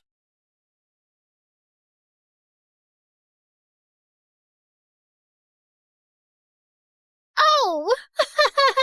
Thank you! Wow, this is so good. So, you like sweet stuff, huh? Yeah, I like sweets. I know this cafe in town. I mean, I'd like to get to know more about you. Well, would you like to go on a date with me this weekend? Of course. First step to romance, first date. We both laughed, and suddenly, everything didn't feel so tense anymore. I felt his fingers intertwining mine. And I felt the sweetness, sweeter than the candy melting in my heart. I couldn't wait for our first date of thousands more to come.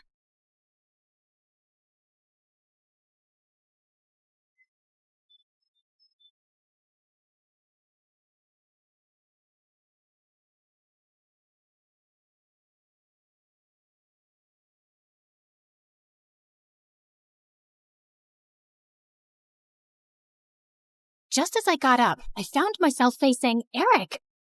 What are you doing here? Isn't the meeting going on? Nope, that's just what I told you.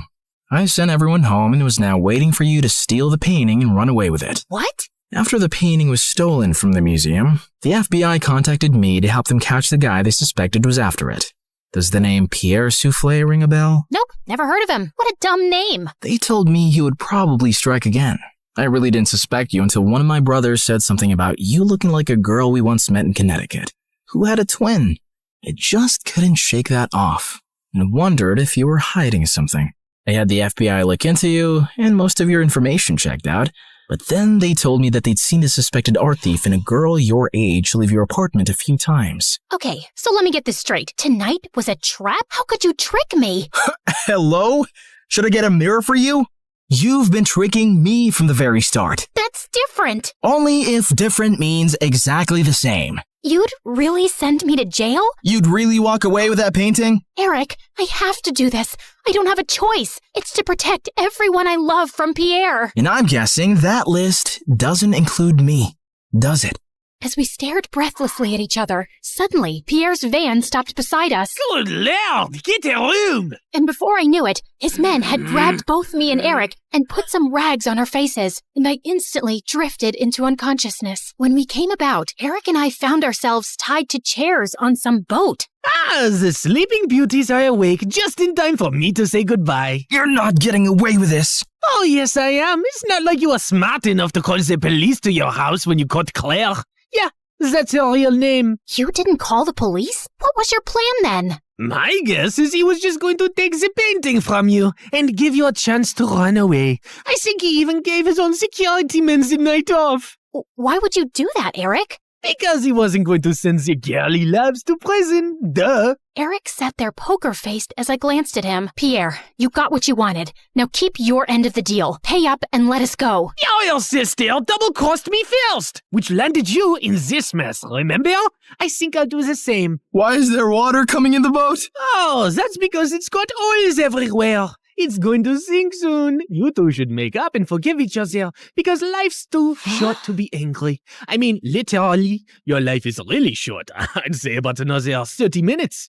Adieu. So long. Farewell. And with that, Pierre and his goons left. There has to be some way out. Don't you know how to get out of such situations after all your years as a criminal? I'm a con woman. I don't know how to trick my way out of these ropes. Great. Then I'll just die here with you of all people. Who would you rather die with? Maybe that really pretty, extra smiley waitress at the restaurant you love so much? You know what? Let's just not talk. Fine by me. We sat silently for a few minutes as the water kept seeping in. I've never had boba tea. What? You know, a few years ago when everyone really got into boba tea, and I never had boba tea. I always thought I had time to drink boba tea, and now I'll never drink boba tea. It's nothing special. You didn't miss much. You really mean it? Nah, it's amazing. Who is stopping you from trying boba tea? No one? Oh, you're the worst.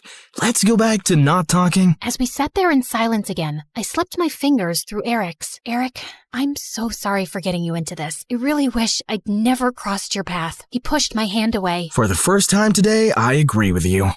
Just then, the door burst open, and Meredith came running in. Thank God, Em. I knew you'd come for me. You could have told me too. I would have panicked less.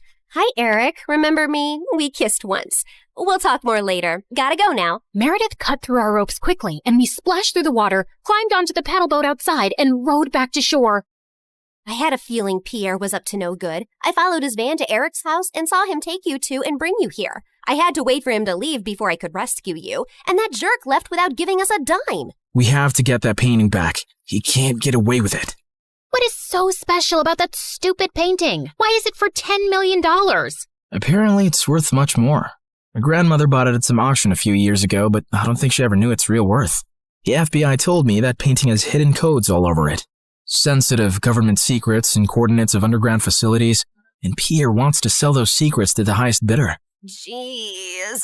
Trust stupid men to make everything so complicated. Who put codes in a painting? Who wants them now? What is wrong with everybody? All I ever wanted from life was to go to Bora Bora, and now we have no money. If you girls know anything about where he's going, help me catch him. I'll tell the FBI you were helping me all along, and you'll go scot-free. Free but poor? Should I offer you a reward for helping me get back a painting you stole from me? That would be polite, yeah. Meredith, do you have any idea where Pierre's going? Yeah. I've bugged everything that man owns. His phone, his coat, his shoes, that painting. I know where he's going. Oh, by the way, Mom wants us to come home. She says she has something important to tell us. And yeah, her memory is back, and she's very angry we made her marry Arthur. What? More about that later.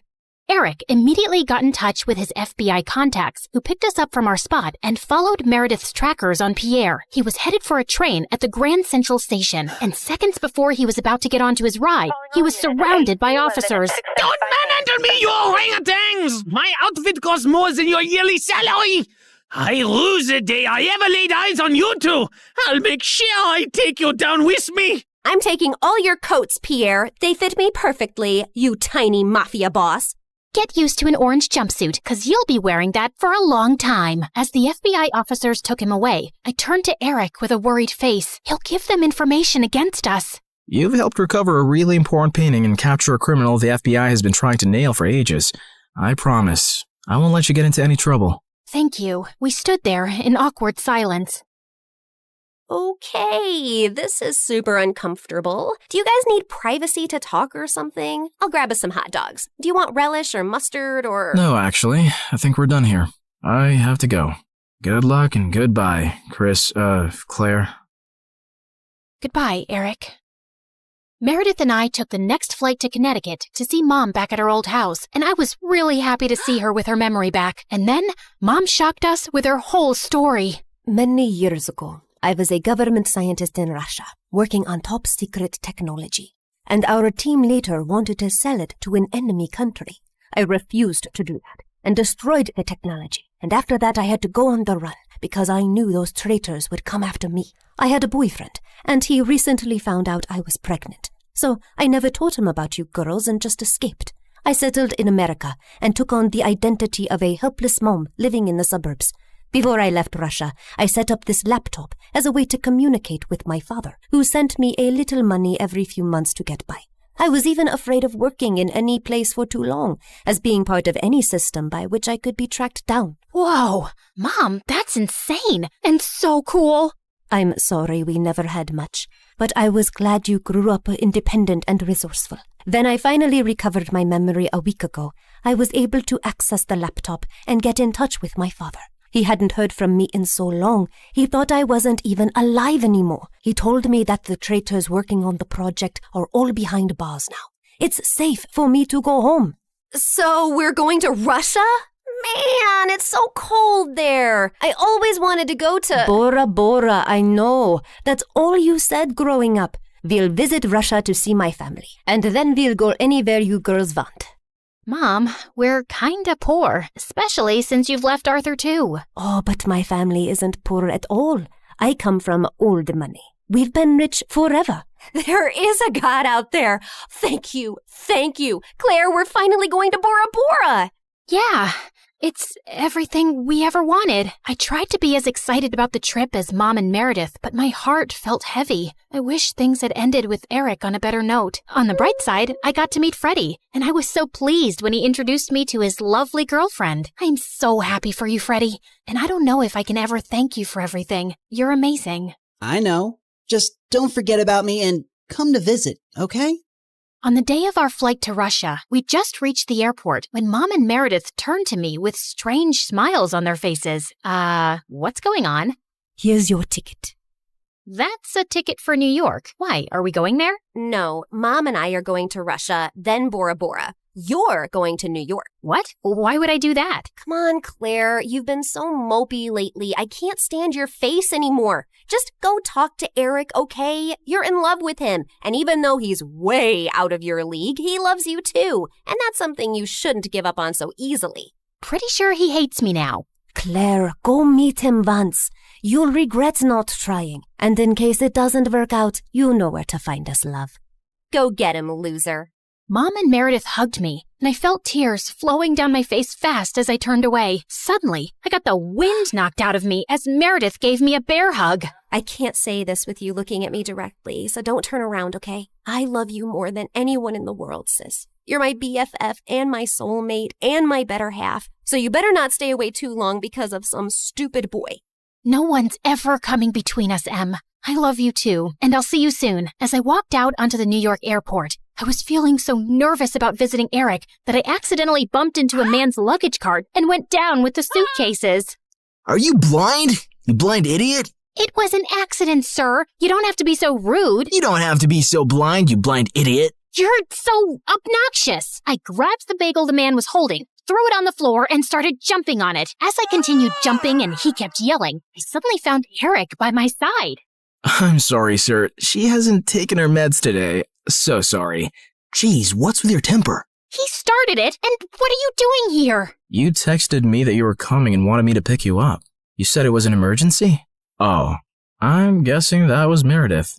Yep, but I did come to New York just to see you, Eric. So I might as well say my piece now, which I've been rehearsing on the plane, and I've forgotten every single word.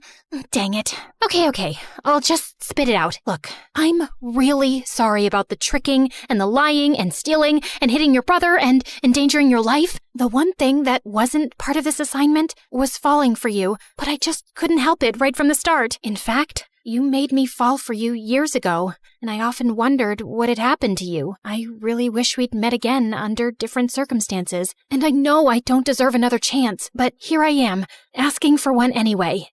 Well, they say third time's the charm. They do say that, whoever they are. Just as Eric pulled me closer, we suddenly found ourselves surrounded by federal agents. Did you set me up? I swear I didn't. Ma'am, there's no need to panic. We got notified about your arrival in New York when you checked in for your flight. We've also apprehended your sister before she could leave for Russia. We've been looking for you girls for a long time, actually, but you always managed to get away.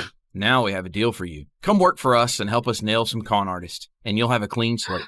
Are you offering me a job? Yes, and a really well-paying one. The only catch is that you two will have to serve 6 months jail time first. We have to do that as a formality. No, officer, there has to be another way. Eric, wait, it's okay. I think I need to do this actually. Maybe we got away for too long without any consequences. If this gives me a chance to start over fresh, I'm willing to do it. What about Meredith? Oh, she's gonna be pissed, but she'll do it for me. So, will you come see me in prison? It's a date. How many weeks has it been here already? It's just been 2 days. Oh, God. I was so close to Bora Bora. And you're so ugly and orange. How am I supposed to look at you for 6 months? I think you're actually happy we're getting to spend more time together. You know, since I'm your BFF and soulmate and better half. That was so cheesy. Ow!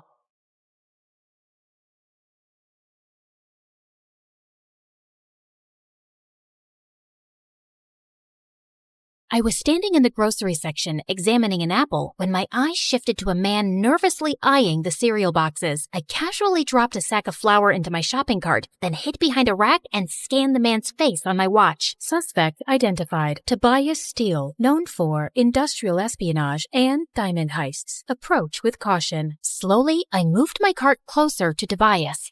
Hey, could you pass me 10 boxes of Fruit Loops, please? I'm too short. Don't you just love Fruit Loops? They're the best. I don't like anything sweet. Everyone likes Fruit Loops, dude. That's just criminal. Tobias looked at me nervously, then suddenly started running in the opposite direction. I flung the sack of flour at his head and he fell. Then I pinned him to the ground.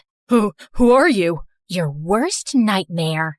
Hi, my name is Jane, and I'm a secret agent with the CIA. Please like and subscribe to MSA. I grew up with my scientist dad and identical twin sister Camilla. Mom left us when we were babies, and Dad was always busy in his science lab in our basement, so we weren't too close. Having a twin sister wasn't the greatest thing either, because Camilla and I had nothing in common. She was much more girly and a social butterfly, and we never got along even as kids. We further drifted apart in middle school when she made friends with the school bully Kira, and I got into boxing. Soon, I was acing every competition in town. I was good. So good that at 15, the CIA secretly approached me and recruited me. 3 years later, I'm their smartest agent ever. Of course, my family didn't know. They thought I was a weird, introverted tomboy with a thing for flannel shirts and books. After pinning down another criminal, I was sitting in the school cafeteria when suddenly Kira started sniffing me. Ew, you smell like trash. When was the last time you washed your hair? Or shaved your armpits? About the same time you two said something worth paying attention to? Oh wait, that was never. OMG, shut up. Ryan just walked in. Kira, quick, how am I looking? Fix my lip gloss, will you? Camilla was a popular girl, but Ryan was the star of the school. Football team captain, really handsome, totally dumb. You know the list. Camilla started walking in Ryan's direction, smiling and waving at him, but he just smiled and looked away. Ouch, that was painful. Anyway, just get my milkshake, Cammy, and stop wasting time on these dumb boys. You look desperate. Kira walked away, and Camilla was leaving too, but I stopped her. Why do you do everything she says? She's not the boss of you. And you are? Just keep your nose in your books and out of my business. Got it? Loud and clear. Just then, my phone started buzzing like crazy. My secret phone. And I knew it was time for another mission. This time, it was about someone named Belinda Holland, who was running a secret lab on her private island. My mission was to locate that lab, gather intel, and report back. And Belinda's son, Ryan, happened to be the same guy Camilla was head over heels for. For the next few days, I noted every little detail about Ryan. When he practiced football, what he had for breakfast, even the girls he flirted with, just to find that one golden opportunity to strike up a conversation with him, and then get closer. But every time I tried to make a move, something or someone would interrupt us. I was starting to think luck wasn't on my side when one night I caught Camilla sneaking out. Ow, ow, ow! My arm! You're freaking strong for a girl! Gee, thank you. Where are you going in the middle of the night? To a party, obviously. Ryan's mom has this cool resort on a private island, and he's taking me and Kira there tonight. It's kind of a big deal because no one's ever been on it before, and I really want to go. You know how much I like him. Private island. Bingo! It had to be the same island where the lab was located. I mean, how many islands can one person own? I know it's MSA, but let's be realistic, guys. I just had to get to this party. Fine, but are you sure you want to wear that? That dress looks a bit dated. You think? Wait, what do you know about fashion? I know what suits my sister, and this isn't working. Tell you what, you change and I will hold the door for you. Camilla looked at me suspiciously, but then left to change. Once she was inside the washroom, I quickly closed the door and locked it. Dad wasn't going to hear her anytime soon in his basement. I'm sorry. I'll explain everything later. I fixed my hair, did some makeup, and when I was done, I looked exactly like Camilla. Yeah, we were identical, but this was the first time I actually saw it. I took a cab to the dock and got there just in time. I was just getting my bag out when this guy tapped on my shoulder. Are you excited? I've never been to one of Ryan's exclusive parties before. Does this mean I'm famous now? I'm Patrick, by the way, Ryan's cousin. I'm Cam. Before I could introduce myself, the boy screamed and then jumped on me. It's a frog! Oh no, it senses my fear. Please save me. I've never even had a girlfriend or a kiss. Will you kiss me? Please.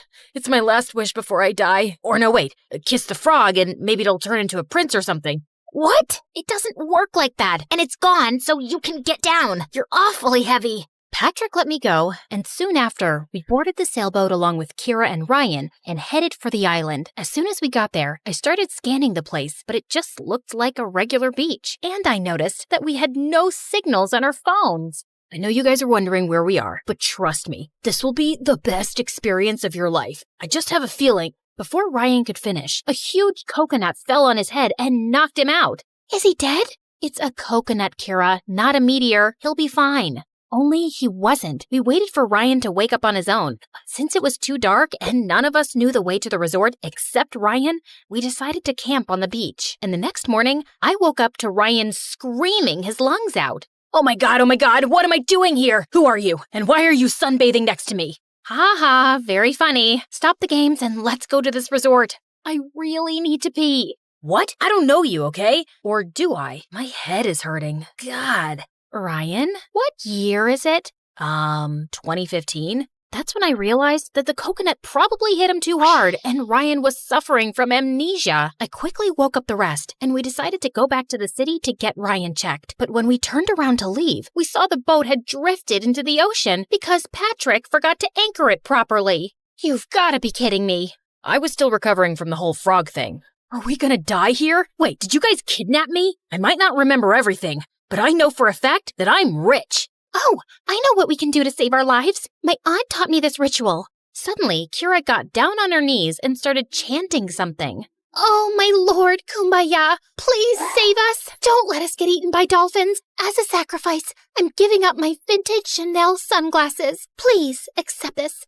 Hoo la la la, hoo la la la, hoo. Kira, can you please not act like an idiot for once and let me focus? What's gotten into you, Camilla? You're not usually this snarky, and I was just helping. It's not like I forgot to anchor the boat. I said I was still hung up on the frog. Can someone please tell me what's happening? Shut up, all of you. Focus. We have two choices. Either we stay here crying about a boat, or we walk till we find the resort. Everyone calmed down and decided to go with the second option, which was to find the resort. But the heat was killing us, and we couldn't spot anything for hours. To top it all, Kira was an absolute brat and kept asking me to piggyback her. When I refused, she threw a fit, and one of the boys had to step in. It wasn't until sunset that we came across a big building that looked really creepy. Thankfully, it wasn't so bad on the inside, and we slept like babies. But in the middle of the night, I woke up to a faint humming sound. I was sure it was coming from somewhere in the room and carefully scanned every corner trying to find the origin of the sound when I saw a tall figure standing at the end of the hall. Who's there? No answer. I can hurt you really, really bad. I know kickboxing and kung fu. Still no answer, and the sound kept growing louder as I got closer. It was too dark. I couldn't see the face and was sweating bricks when suddenly Patrick jumped out of the shadows wearing headphones. Ah, what are you doing? What are you doing? And why were you making that sound? I was just singing. It helps calm me down. You should try it. I relaxed a bit, and both Patrick and I sat down. As we got talking, I asked him more about Ryan and Belinda. He was Ryan's cousin after all. I've never really met Ryan before. I was here on vacation, and when he heard I was in town, he invited me to this party. My mom hates his family because she thinks Ryan's mom is kinda snooty. Rich and pretty people are often snooty. Well, I guess that means you're not rich then. But you are pretty. I'm sorry, I didn't mean to say you looked poor. I meant, watch out! Just then, Patrick pulled me in as a lizard fell from the ceiling. We were so close, I could practically feel him breathing on my face. He wasn't so bad to look at, actually. Ew, no, Jane, snap out of it. That was a close call. It's a lizard. Also, you're kind of strangling me. Sorry. Patrick and I left for bed soon after, and the next morning, I woke up extra early to check the places for clues when I noticed that Ryan was missing. I searched for him everywhere in the house, but he was nowhere to be seen. So I rushed outside and walked around till I spotted Ryan standing under a coconut tree. What are you doing? I figured if I stand here long enough, a coconut might fall on my head again and I might get my memory back. I don't think that's how it works, Ryan. Let's go back. We started walking back when I noticed a weird-looking bird following us. I grabbed it to take a closer look when I saw a small camera under its tail. Holy cow, this was a surveillance bird. Just then, the bird started flapping its wings like crazy, making loud beeping sounds, and within seconds, a black van arrived and 2 guards came running in our direction. You're outnumbered, sweetheart. Surrender peacefully, and we might go easy on you. Please, I fought tougher men than you before breakfast. Let's dance. I launched into some of my best boxing moves, knocking one of the guards to the ground, but the other guard pulled me into a tight grip. I tried to fight my way, but he was too strong, and the next thing I knew, he pushed me into the back of a van with a really weird smell, and soon everything went dark. When I woke up, I was in a big room with my hands tied to a pole, and Ryan was sitting across from me playing video games. Oh, hey, you're up. Finally. Care for some candy? No, you idiot. Untie me. Oh, yeah, sorry. I've been a little in and out with my memory since Mom got me here this morning. There, all done. As Ryan untied me, I quickly got up to run, but just as I turned around, a woman walked in, and I immediately recognized her from the photos, Belinda Holland. She saw my hands untied and screamed at Ryan. What have you done, you moron? Guards, catch her! I bolted towards the door and managed to escape the room, but just as I turned the corner, I saw the guards running towards me, blocking the exit. Come on, Jane, you were trained for this. Knock 'em down. I took a defensive stance and was ready to attack when suddenly the window next to me shattered and Patrick jumped in. What are you doing here? Saving your butt, of course. Where's Kira? You didn't think I'd bring her on a rescue mission. Good call. Also, that glass could have hurt me, hero. Oh, yeah. Didn't think that through. Dude, look out! Guard incoming, 9 o'clock. But Patrick failed to react in time and the guard pinned him to the ground. But I kicked the guard in the face. Next time, just say duck or dodge or something. I'm bad with directions. Got it. We started throwing punches and kicks left and right, and we were surprisingly well synchronized. I didn't know Patrick could fight like that, and he looked so hot doing it. After knocking the guards down, Patrick and I ran like crazy up some stairs. We must have climbed over 7 floors before stopping in front of a door with a passcode. Maybe it's Ryan's birthday. It's his mom's place after all. Patrick started punching numbers like crazy. Okay, it didn't work. Maybe it's his parents' anniversary, could be his jersey number or locker combination, his blood report number. Are you in love with Ryan or something? How do you know so much about him? Because I did my homework. Special Agent Patrick Yapper, MSA. You're an agent? So am I. CIA. So you're not Ryan's cousin?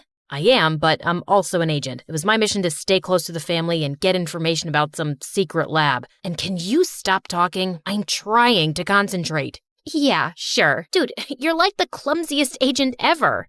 That was just my cover. I'm not that clumsy, okay? Sure, whatever you say. How did you find me? I heard some loud beeping sounds, ran out, saw you get abducted, and followed you here. Also, I maneuvered through a laser maze, fought almost 1,000 guards, and came here to save you. That sounds like an exaggeration. But wait, you came here to save me and not for the mission? Why? What do you mean, why? Because God, I can hear footsteps. I have to break this door down. Brace yourself. Before I could react, Patrick took a deep breath and charged at the door, but it was made of metal and he stumbled backwards right into my arms. There now. All good, princess.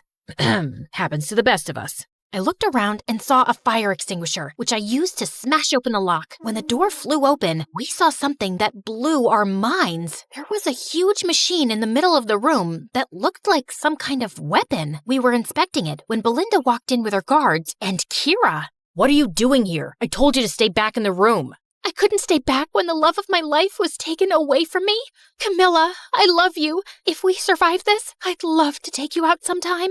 What? I thought it was obvious. I have always loved you. I was just jealous that you liked that idiot Ryan. No offense, ma'am.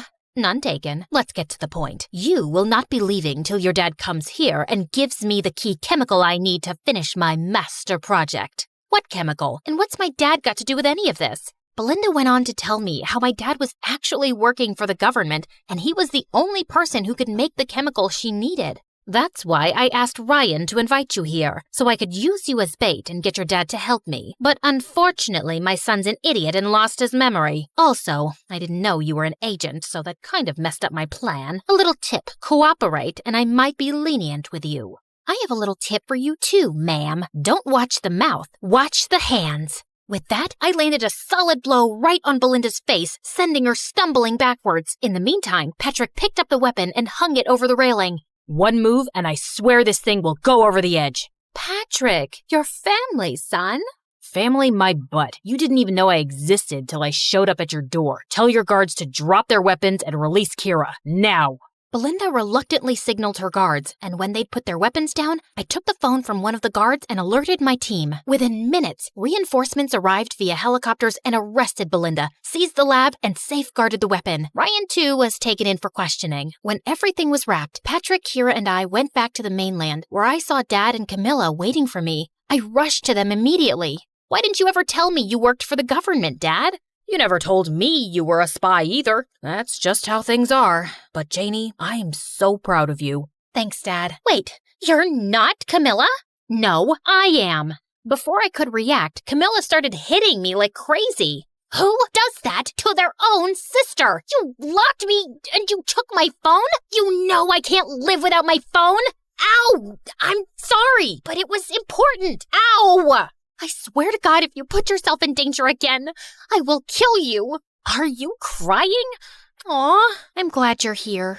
By the time I was done meeting with my family and briefing the team on what happened, I noticed that Patrick was gone. I couldn't even thank him properly. And worse, tell him that I might have a little crush on him. A few weeks passed after the operation, and I was informed that Belinda had finally confessed that she was working for an enemy organization. Ryan was sent to his dad in Germany, and I never heard from him again. Kira finally asked Camilla out, but unfortunately, Camilla didn't feel the same way about her, and they mutually decided to take a break from their friendship. Meanwhile, I tried to use all my sources to find out where Patrick was, but it was like he disappeared into thin air. Then one day, I was in a coffee shop when I heard a huge crash. Ow, my head. Patrick, what are you doing here? What happened to your clothes? I got lost, then took a little detour and fell into a puddle. Then 2 minutes later, I walked into a flower shop to get you some flowers, but ended up tripping over something there too. But I know you like to come here often, so I thought of giving it a shot and voila. How did you know I came here? Have you been stalking me? You make it sound like stalking's a bad thing. Stalking just means caring enough to find out things about people that they don't want to tell you themselves. Look, I like you, Jane, and I know I'm kind of clumsy and stupid, and I say all the wrong things, but I was hoping I could get to know you better. But Kira asked you out and... Hold on a second. Kira likes my sister, Camilla. I'm very much into boys, especially clumsy ones. Really? Yes, but you can't disappear like that again. Noted. Now, can I kiss you spy style? Patrick took me by the waist and leaned in to kiss me, but ended up losing his balance and we both crashed into a table. Why am I not surprised?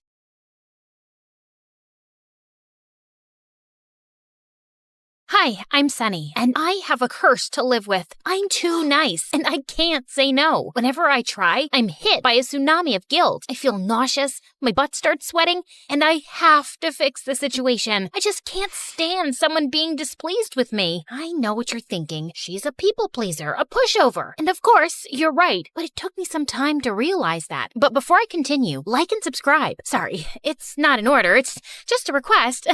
Please, I never disobeyed my mother. I always shared my lunch at school. I always gave up the swing at the park, and I could never turn down a poor person's request. Like this one time in 10th grade, I was running back home after school when the homeless guy around the corner asked me for a favor. Hey, Sonny, could you hold this shovel for a few minutes? It's really heavy, and I need to run to the soup kitchen before it closes. Sure, no problem. I kept standing there for 2 hours, and he didn't return. Finally, I left the shovel in the homeless guy's corner with an apology note, but later that night, the police turned up at my door to arrest me. Apparently, they'd found my fingerprints all over a murder weapon, a frickin' shovel. It took a while to get my name cleared. Or this one time, I had to go to the bathroom in the mall when I accidentally went into the disabled people stall. When I came out, I was met by a furious woman in a wheelchair. I've been holding my pee for 10 minutes. People like you are what's wrong with society. What? Oh no, this was a mistake.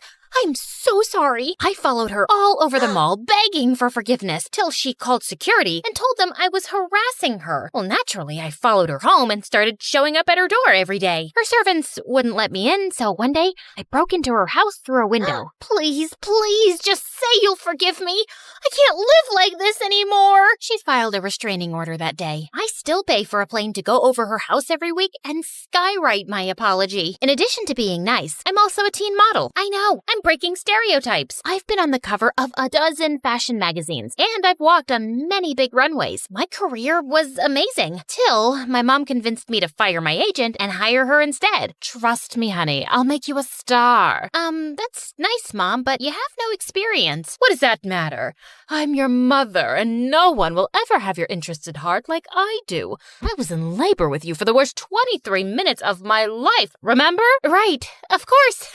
You can be my agent. I already knew it was a horrible idea. Mom hated people and rubbed everyone the wrong way. She screamed at the photographers and made a makeup artist cry. She even yelled at a famous designer and started mopping the floor with his dress to show him what she really thought of it. Soon, Mom started complaining about our small house in our dingy neighborhood and started making trouble with the loud, ugly neighbors. Her words, not mine. So, I bought a chic new apartment in a posh area. But then, Mom started complaining about her privacy. Sonny, you really are getting in the way. My new boyfriend and I need our space. But you're standing in my room. Maybe you should move. Yeah, I know. It didn't make any sense. I bought the place. I was bringing in the money. I shouldn't be the one to move out. But as always, I gave in. After buying the apartment, money was a bit tight. Luckily, I found a room in a beautiful beach house that I had to share with 3 other models, Sasha, Tracy, and Mika. And I soon discovered that living with models, the drama was always out of control. I mean, what would you expect from girls who eat a cube of cheese, 1 grape, and 2 almonds a day? They're always hangry. That's my seat, you stupid cow. Is your name written on this seat? OMG, are you wearing my shirt? Is your name written on the shirt? Show me where it is. Can you idiots shut up?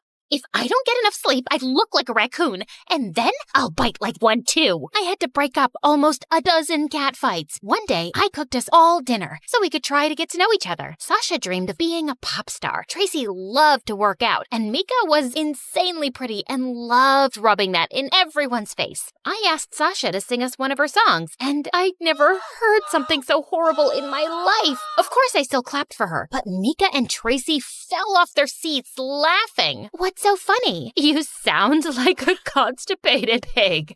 I'd rather put my head up a cow's butt than listen to you. Yeah, stick to modeling. As long as you can. I mean, you're already showing signs of aging. Sasha got so mad that she threw her plate of pasta at Tracy. Tracy ducked and the food landed on Mika's dress, and they started shouting and pulling at each other's hair. I tried to break up the fight, but I slipped on some sauce and fell. Then someone tossed a hair extension onto the stove, and the kitchen caught fire. When the landlord found out, he was furious and banned us from the kitchen. I put up an ad online for a chef, and a ridiculously good-looking candidate named Lance showed up the next day.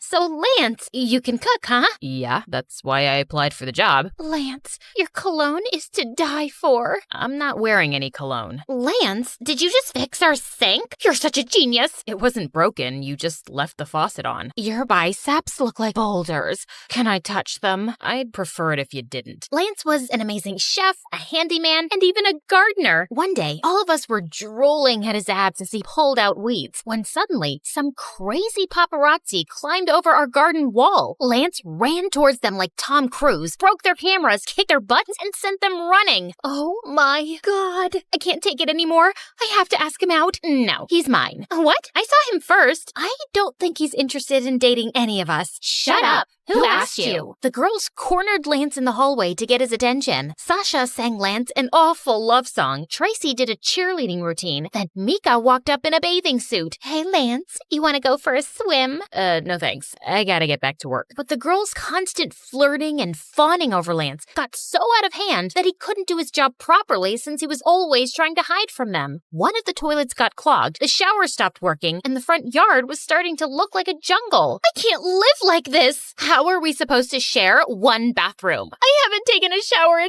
2 days. I proposed a solution. Okay then, from here on out, Lance is off limits. No one is dating Lance. They reluctantly agreed, and we made a pact. We all left Lance alone, and soon the house started getting back to normal. A couple of months later, I threw a party and invited a bunch of rich models. Sasha, Tracy, and Mika seemed to forget about their crush on Lance in about 2 minutes. Just then, the doorbell rang and Mom walked in. Hey, honey, Honey, did you miss me? Clearly not, or you would have sent me a proper invite. Mom, actually, yes, you're right. I'm sorry, but I'm glad you're here now. Just for 10 minutes. I don't want to overstay where I'm not wanted. I just need to borrow a couple of dresses from you and about, $20,000. But I let you borrow $10,000 last week. Don't be cheap, honey. It's unattractive. Don't you want Mommy to buy something nice for her birthday? Your birthday isn't for another 11 months. But Mom was being pushy, and I knew she'd make a scene. So I gave her my credit card and told her to return it in 2 weeks. Just then, I noticed Lance shaking his head at me, and then he walked away. After the party,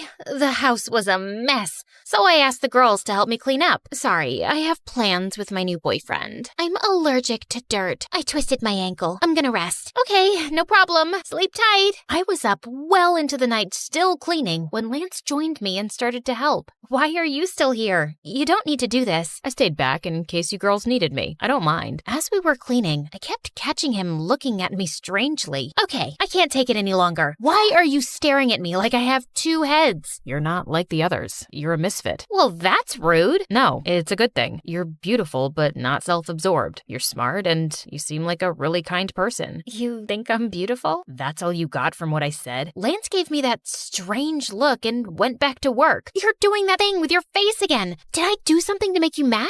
Are you disappointed? Why do you care what I think? I don't know why. I just do. It's how I'm built. Want some advice? Just stop caring what others think and stop letting people push you around and use you. You deserve better. Excuse me? I am not so naive that... Really? Then how come you're the only one who's cleaning up after the party? And has your mom ever returned the money she keeps borrowing? That's none of your business. Okay. That was kinda rude. I'm sorry. Why are you always sorry? Also, would you like to go out with me sometime? What? After you just insulted me? No. I mean, I'm sorry to crush your feelings, and it feels nice to be asked out by someone like you, but no, sorry. I spent the rest of the night replaying my conversation with Lance, feeling angry. But as I cooled off, I couldn't help thinking that maybe he was right. I did a lot for Mom and the girls, and I couldn't remember the last time they did anything nice for me. The next day, I was watching my favorite MSA videos on the TV when the girls walked in, and Tracy just snatched the remote from me and changed the channel. I want to watch a movie. Sonny, please sit on the other sofa. No, Sonny, don't sit anywhere. You've got to drive me to the nail salon. Sonny, all my clothes are wrinkled. Iron them when you're back. Lance was right. I was a pushover, and I didn't like it. No! What do you mean, no? I won't take you to the beauty salon. I won't iron your clothes, and I was watching TV. All you do is use me, and you don't respect me, and that's not cool. Oh, also, I'm gonna go out with Lance, and you all have boyfriends, so I don't care if you're mad. I am breaking the pact. They were shocked, and so was I. I'd never yelled at anyone in my life, and it felt good. Later that day, the girls apologized for treating me badly and promised not to take advantage of me anymore. They even gave me their blessing to date Lance. And of course, I forgave them. Lance and I started dating soon, and we had such a good time together. He helped me stand up for myself more often and gain confidence. I even booked some modeling gigs without involving Mom, and I was doing great. One evening, Mom invited me to dinner at a fancy restaurant, and I decided to introduce Lance to her there. Break up with him, honey. That boy's a waste of time. I'm sitting right here. Mom, Lance is a nice guy, and he makes me happy. He's a loser. By the way, Lance, are you gonna finish that cheesecake? Before I forget, Sonny, I need to borrow your credit card again to book a flight to Hawaii. So just give it to me after you've paid for this meal, okay? I felt a wave of rage sweep through me. No! What's that sound you just made? I've never heard it from your mouth before. Hear it now, loud and clear. No, no, no, no, and sayonara. Oh, one last thing. You're fired. I snapped my credit card in half, grabbed Lance's hand, and stormed out of there. I'm sorry about my mom. She shouldn't have treated you that way. Don't worry about it. I'm so proud of you for standing up to her. Lance was such a supportive boyfriend, but Mom got more conniving by the minute. She started sending me dozens of texts begging me for money, and it got harder to ignore her each day. One night, Lance caught me sneaking out of the house. Where are you going? For a jog? At midnight? Fine, I admit it. I can't help myself. It's a curse. I know my mom's using me, but I can't sleep at night since I refused her money. There's no hope for me. I'm doomed. Leave now and save yourself. I started crying like a baby, and Lance pulled me into a hug. Maybe you should try giving money to a good cause, Sonny, to people who really need your help. I thought that was a great idea. The next day, Lance introduced me to his cousin Nancy, who owned a nonprofit to feed hungry kids. I was so excited to help that I wrote Nancy a big fat check. Sonny, that's a lot of money. Maybe you should think about this. No, I insist. A couple of weeks later, I donated double the amount, and the month after, I tripled it.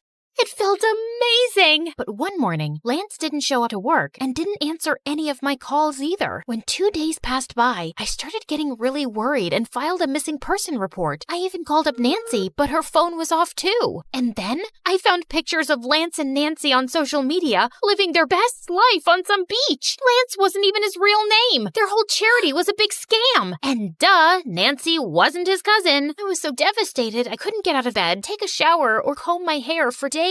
What is up with you, girl? You smell like a gym sock soaked in spoiled milk. Is there something living in your hair? I burst into tears and told them everything. I knew Lance was trouble with his perfect eyes and hair. He was way too good to be true. Of course he was evil. We'll make him pay. First, we went to the police, who put out a warrant for the pair's arrest, but they were smart and couldn't easily be found. Next, the girls and I went online and told our followers about Nancy and Lance's scam and asked for help to find them. Within minutes, we got a dozen leads. Nancy and Lance were arrested at an airport trying to leave the country. Sasha threw a party at the house to celebrate, but for some reason, I still wasn't happy. I took a walk to get some air, and I saw these kids waiting in line outside a soup kitchen. Suddenly, it turned on a light bulb in my head. Before I knew it was a fraud, it had made me really happy thinking my money was going to needy kids. I could start my own charity. Being nice didn't have to be my weakness. It could be my superpower. And now, 5 years later, I'm running soup kitchens all over the country. My model friends volunteer sometimes too. How about I perform for these kids after they've all eaten? No. You two are just jealous. You like my music, right, Sonny? Sasha, I love you, but I really, really, really hate your music. Sorry, I'm not that nice anymore.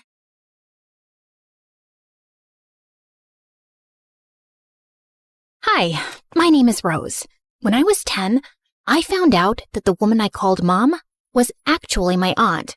My biological mother had given me to her as an act of charity, since my aunt couldn't have children and my mom already had 3. Ever since then, I haven't stopped wondering, was I an act of kindness or just an act of neglect? People always said I had a unique look, olive skin, this odd shade of green eyes. I started wearing glasses at 6, so maybe that ruined the effect. Doesn't matter. Let me just tell you up front. My life wasn't some wild adventure. Just me, drifting through school with a weirdly decent sense of humor, and a family situation no one could explain in one sentence. Now, my dad, God bless his midlife crisis, decided he wanted to be the next Steve Irwin. Not in a cute, let's volunteer at the zoo kind of way, but full-blown obsessed. Animal documentaries, snake facts at dinner, backyard traps to train my instincts. By the time I was 7, I could name more venomous reptiles than I could types of candy, which, honestly, explains a lot. So when Christmas rolled around, I didn't ask for Barbies or ponies or whatever other kids were crying about. I had one very specific, very non-negotiable wish. A snake. A real one. A snake? Absolutely not. But not just any snake. He's educational. So is watching a nature show. Why don't you print out a picture and hang it on your wall? His name is Venno. I already made a tank out of the rice cooker box. I'm not feeding it, I'm not touching it. And if it escapes, you're sleeping outside. I was that weird kid in school, obsessed with snakes, reptiles, and obscure animal facts. So no, I didn't have many friends. And honestly, I was fine with that. Apparently, not everyone else was. So, as you both know, Rose is different, and I think we should work together to help her make some friends. Well, you're saying it like there's something wrong with my daughter. Maybe all her classmates are just weird and stupid, and she doesn't want to be their friend. Honey. Mrs. McGill, I understand your frustration, but your daughter brought a snake to school, and she threw it at another student. Do you understand how dangerous that is? She threw it at Jessica, the little bully brat you should have suspended years ago? But no, let's go after the quiet, weird kid who minds her business and likes snakes. Look, I get what you're saying. I do. But this is our daughter. She'll stay like this until she grows out of it, hopefully. So please, don't call us in for these Dr. Phil meetings again. Come on, honey. That night, I did the only logical thing a lonely, misunderstood 11-year-old could do. I sneaked out to get a tattoo of Venno. But the guy at the shop called my parents before the needle even touched my skin. And yes, I got an earful the entire way home. Things stayed the same until I turned 17. And then, everything changed. I stumbled across this online ad for something called the Reptile Lovers Retreat.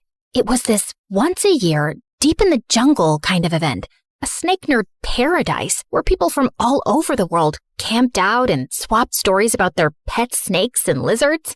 Next thing I knew, I was on a private jet for the first time in my life.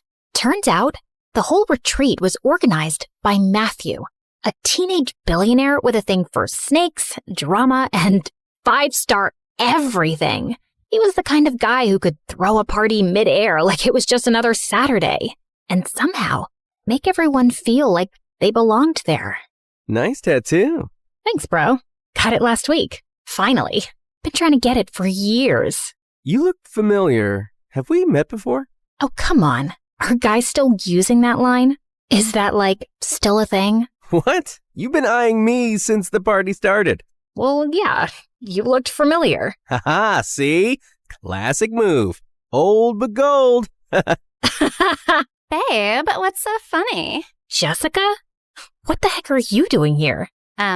Existing? I'm here on a trip with my boyfriend. I'm not some weirdo snake girl who flies across the world just to hang out with reptiles. Take it easy, babe. Anyway, nice to meet you. Sir. Roser? She means loser. But yeah, that's me. I barely had time to process what was happening before the world tilted sideways. Literally. We were falling fast. Then crash. Everything went black. Where am I? The world around me was buzzing, but somehow we all survived. We were bruised, shaken, and freaked out for sure, but no one was seriously hurt. Just a lot of stunned faces and a growing sense that we were officially in the middle of nowhere. My vision was a blur without my glasses, but I tried to keep my head in the game. Come on! Where's the signal? I don't think there's any service out here. What do you mean no service, you stupid losers? How are we supposed to? All right. First things first. We need water. I'll look for a stream or anything nearby. Just stay here, don't panic, and for the love of snakes, don't wander off.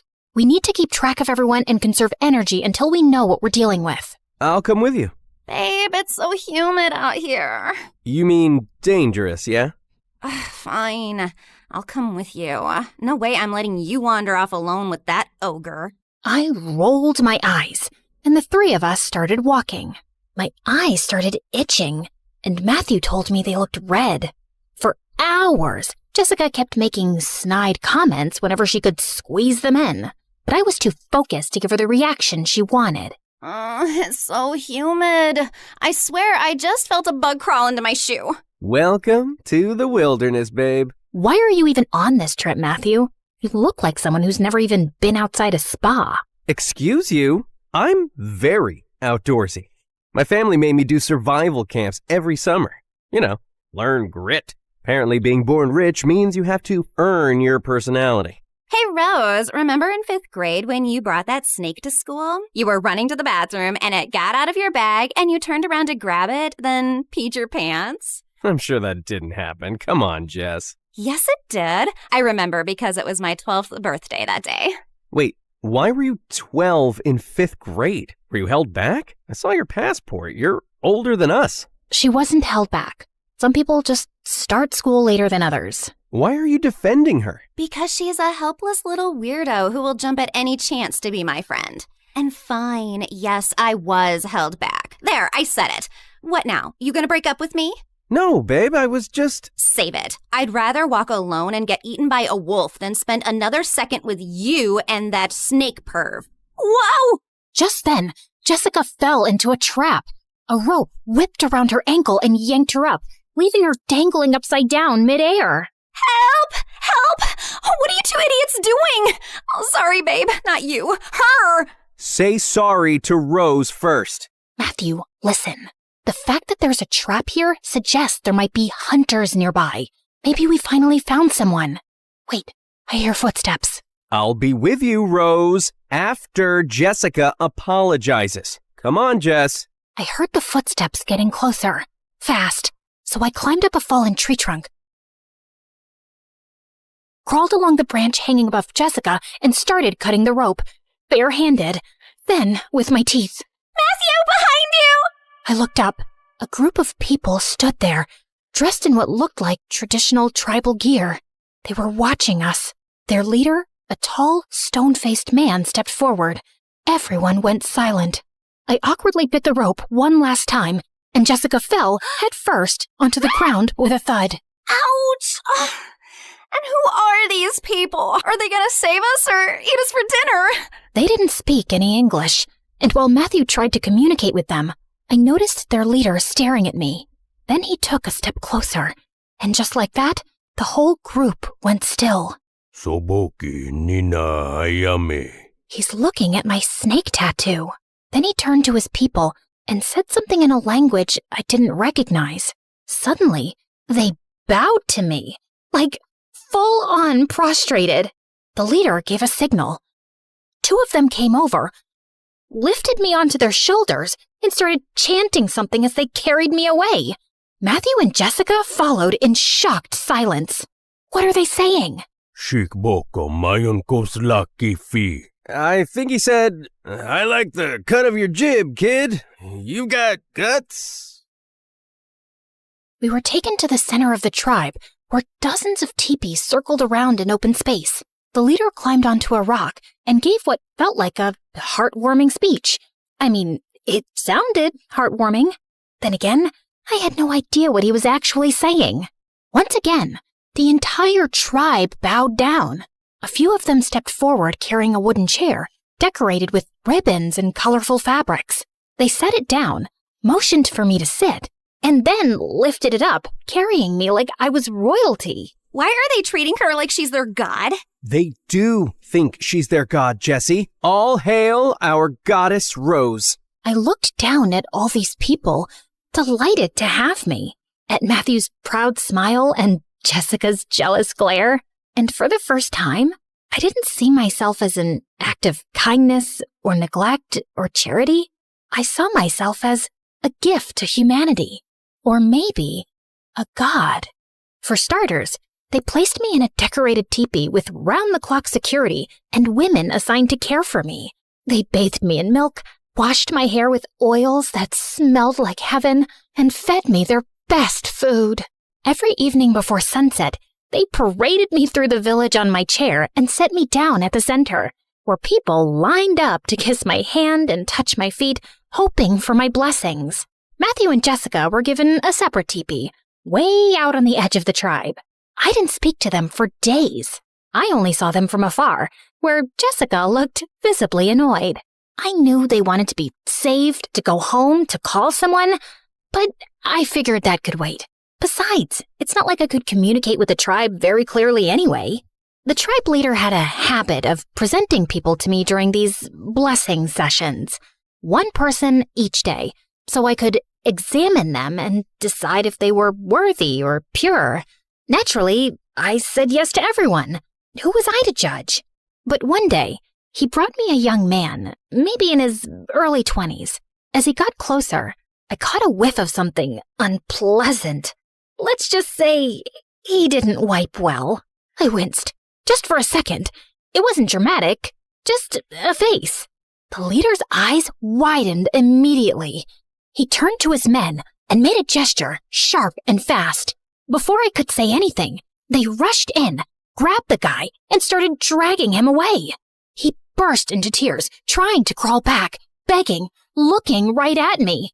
He reached for my feet and cried harder. I stood up, trying to stop them. I stepped forward, blocking his path, trying to say something, anything. But the leader suddenly turned toward me and placed his hand on my shoulder. His eyes were cold, wide, steady. I froze and just stood there, watching them drag the crying men out of the clearing. And there was nothing I could do. For the next few days, I pretended to be sick so I wouldn't have to leave my bed. I just wanted to avoid those blessing sessions altogether. There was this girl, Huna. I eventually learned her name. She was assigned to be my personal assistant, but really, she was more like a babysitter.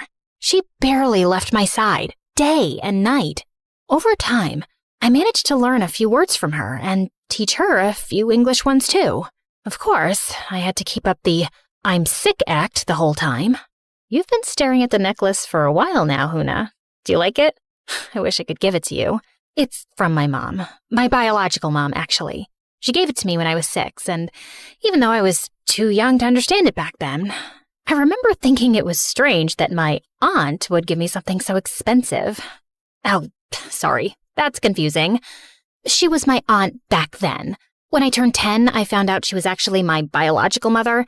She'd given me to her sister, my aunt, because she was poor and already had 3 kids, and her sister couldn't have any. I was angry and confused that day, but somehow I ended up pulling this necklace out of the drawer and putting it on. And ever since then, I haven't taken it off. Una didn't respond. She just kept staring at the necklace. Sorry, girl, I can't give you this one. But here, take this bracelet. It's from Target, but it's cute. I'll give you the other bracelet if you like and subscribe and interact with this video so more people can see it and I become more famous. Huna gave me a side eye, but took the bracelet anyway. Just then, the leader barged in. He looked furious. Without saying a word, he grabbed Huna and pulled her to her feet. He started scolding her and pointing at me. My guess was that he figured out I was faking being sick and that Huna was covering for me. He tried to drag her out. I panicked. I didn't want her to get in trouble, especially not for me. I jumped up to stop him. The moment he saw me on my feet, his eyes widened. He shouted even louder at Huna. And I don't know what came over me, but I slapped him. He froze, stunned. For a few seconds, no one moved. Then he just turned around and walked out. Huna, I'll give you the necklace, but you've got to help me with something. Eventually, I managed to explain, at least partly, that I needed her to sneak Matthew and Jessica over to me. She looked hesitant, but after I gave her the necklace and pleaded for what felt like hours, she finally reluctantly agreed. That night, just before dawn, she stuffed them into the giant bags they usually use to carry firewood and placed the cart near my teepee's entrance. Matthew and Jessica snuck in quietly. You better get us out of here before I kick your butt, you little miserable smackhead.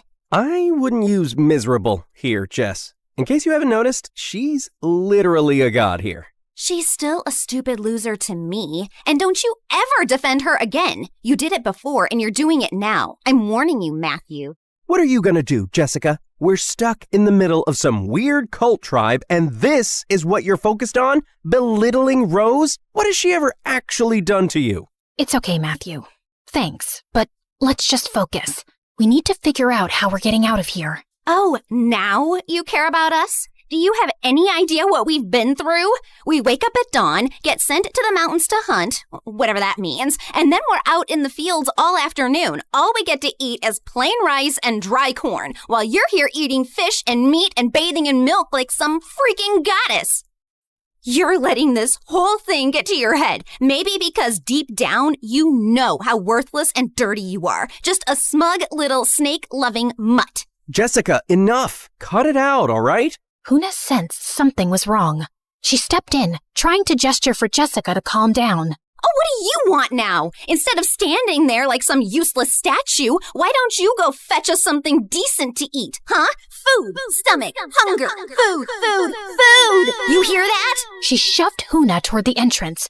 Matthew rushed to stop her. I'm tired. I want to go home. I miss my bed so bad. It's okay. Calm down. Rose will help us figure this out. She's an idiot. She never does anything right. She killed my brother. Yeah, she did. You didn't know that, huh?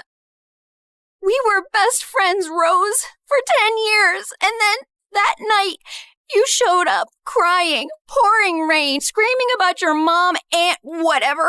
My brother, he came running down to check what was going on, and he tripped over you. Yeah, she was lying on the floor crying because she's that dramatic. He just had surgery, okay? He wasn't supposed to fall. Now he's in a coma. And every time I see you smiling and pretending like it didn't happen, I see him lying there. You didn't just ruin our friendship, you ruined everything. Jess, that's not fair. You can't blame her for that. I'm sure Rose is sorry. God knows how sorry I am. I think about it every single night. I've said I'm sorry more times than I can count. Yeah? Look how sorry you are. Getting pampered like royalty while we rot out there. You and your crocodile tears. I'll never forgive you. I'm sorry. I'm sorry. I was crying hard. That incident never left me. It came right after I found out about my mom and aunt.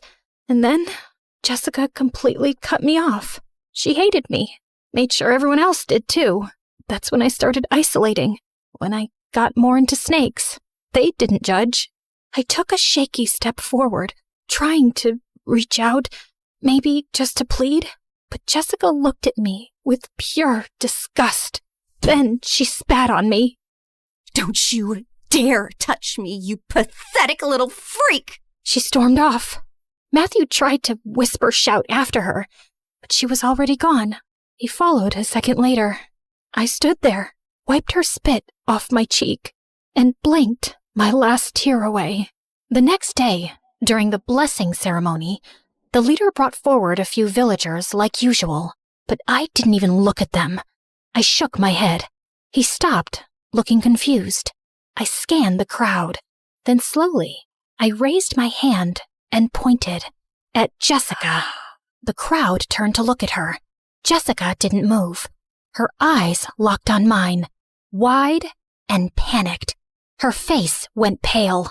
You wouldn't dare, Rose. The leader ordered his men to bring her forward. She didn't resist. She walked with them, calm, composed, almost proud. When she got closer, she looked straight into my eyes, cold, like she was daring me. What are you going to do, Rose? So now I'm just Rose? Not a pathetic loser anymore? She didn't say a word, just stared. But her eyes were saying, do the right thing. I looked at the leader and gave the signal to take her away. No, please, stop! Rose, tell them to stop! He tried to run toward us, but a few of the men held him back as Jessica walked away silently, without a fight, never once looking back. That night, I sat in my teepee with the worst headache of my life. My eyes were burning. I'd already kicked Huna out because I needed a break. Some rest without someone hovering around me like I was prey. Just then, Huna tiptoed back in, dragging Matthew by the ear. Oh, Pakiheneme! Shokomuhene! Matthew, why were you outside walking around my teepee? Do you know how dangerous that is? Good evening, Rose. Couldn't have a bad one if I tried. I needed to talk to you, and I didn't know how. Ow! Seriously, tell her to let go of my ear. If you're here to talk about Jessica, save it. She got what she deserved. I've been silent enough. I get your pain, I really do, but she's been through a lot too. I mean, I wanted to break up with her, but ow! What is her hand made of, metal? It's okay, Huna. You can let go of his ear now.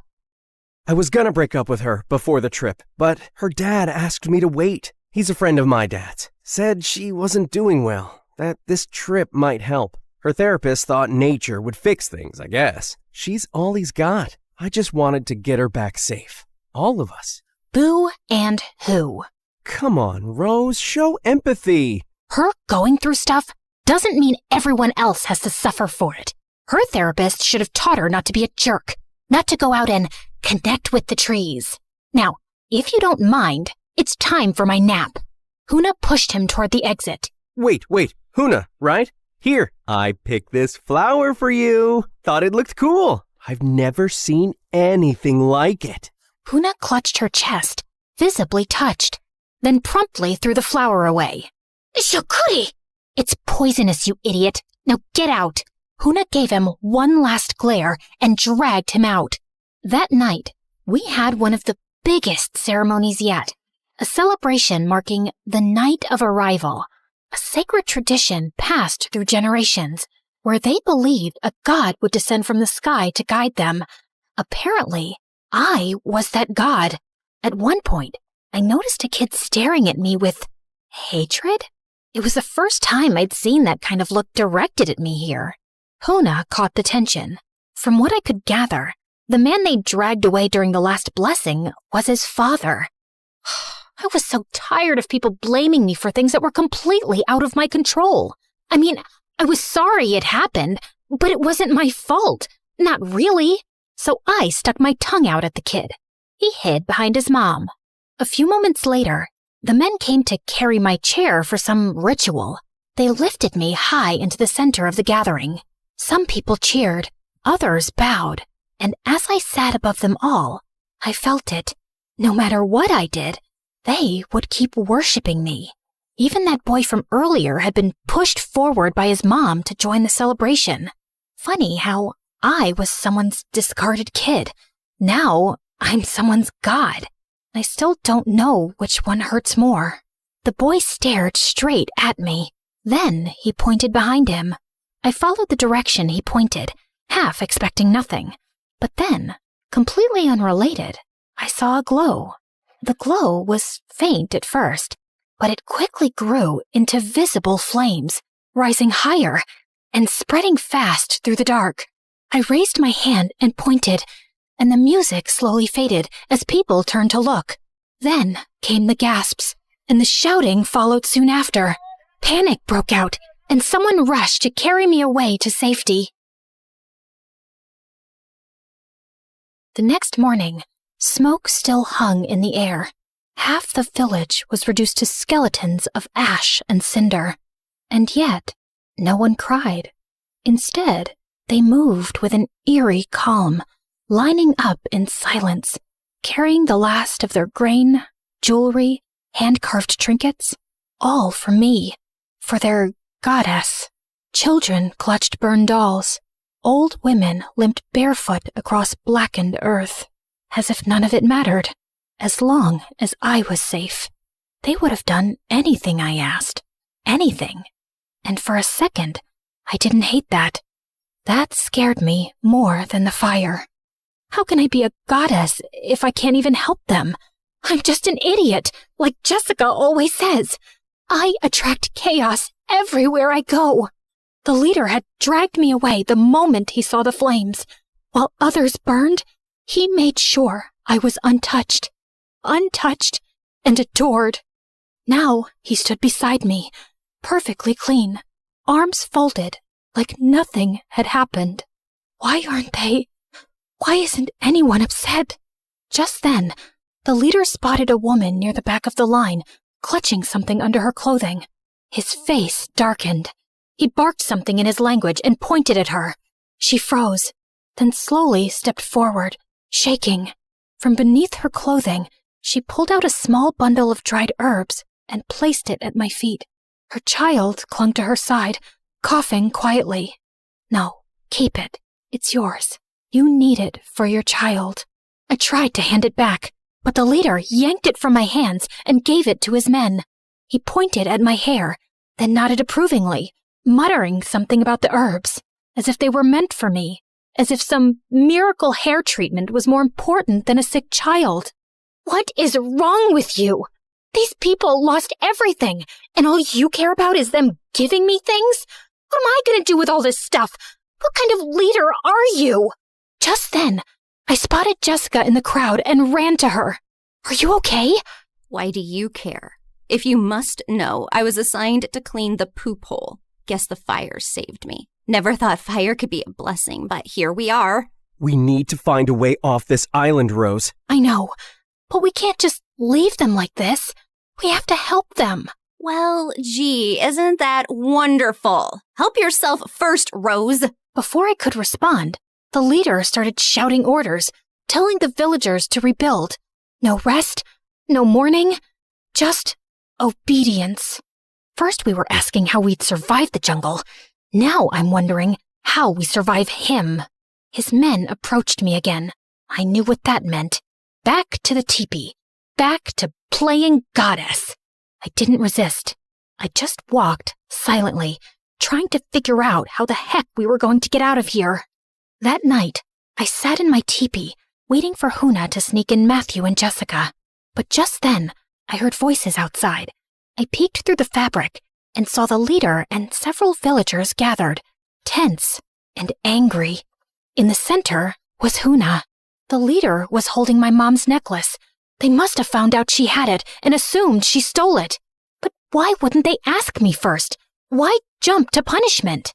That was it. I stormed out and pushed through the crowd. I grabbed the leader by the horned band on his head and stared down at him. Everyone, he's not pure. I don't give him my blessing. Take him away. Why are you looking at me like that? I said, take him. But no one moved. They all looked down. And then, quietly, so did he. His chin dipping just slightly, like he'd expected this. Like he knew they would choose him over me, even now. So who do you fear now? God or man? I walked over to Huna and helped her to her feet. And for a second, everyone just watched, waiting for me to lead, to fix it. The weight of it hit me all at once, and it made me realize something. Maybe my biological mom didn't give me away because she didn't love me. Maybe she was just overwhelmed, trying to survive with more than she could carry. I used to hate her for that. But now, faced with such a big responsibility to help Huna and the others, I finally understood how overwhelming it could be. And I was going to make a different choice. I wasn't walking away. Inside, Matthew and Jessica were already waiting. Hey, Huna. Looking lovely today. Anyway, Rose, we found a boat on the shore. It looks solid, newly built. Since everyone's busy rebuilding the village, we figured we could take it. Tonight. Get ready. And leave everyone? With that jerk still in charge? You didn't seem to mind when he was pampering you. Yeah, and you're really making it hard for me to regret punishing you. She rolled her eyes. Anyway, you guys can go. Try to get help. Sounds like I'm the only one who can stop that man from hurting more people. I'm their god, remember? I'm safe. Just then, Huna reached over and squeezed my hand. Father, leader. Wait, he's your father? Wow, this man just keeps giving. Huna gestured for us to wait and slipped outside. 5 minutes later, she returned with folded clothes, disguises. We changed quickly and followed her out. We walked through the woods in silence for about 20 minutes. Remind me again, why are we following this primitive girl deep into the jungle? What if she's leading us to be sacrificed? Let's go back, guys. I mean, this place is messed up enough, even for you, Rose. They think I'm something sacred, like a spirit their ancestors waited for. The tattoo, the crash, the timing, it all fits some old legend, I guess. Yeah, plus those weird red-green eyes and your olive skin. I mean, you're also like goddess-level beautiful.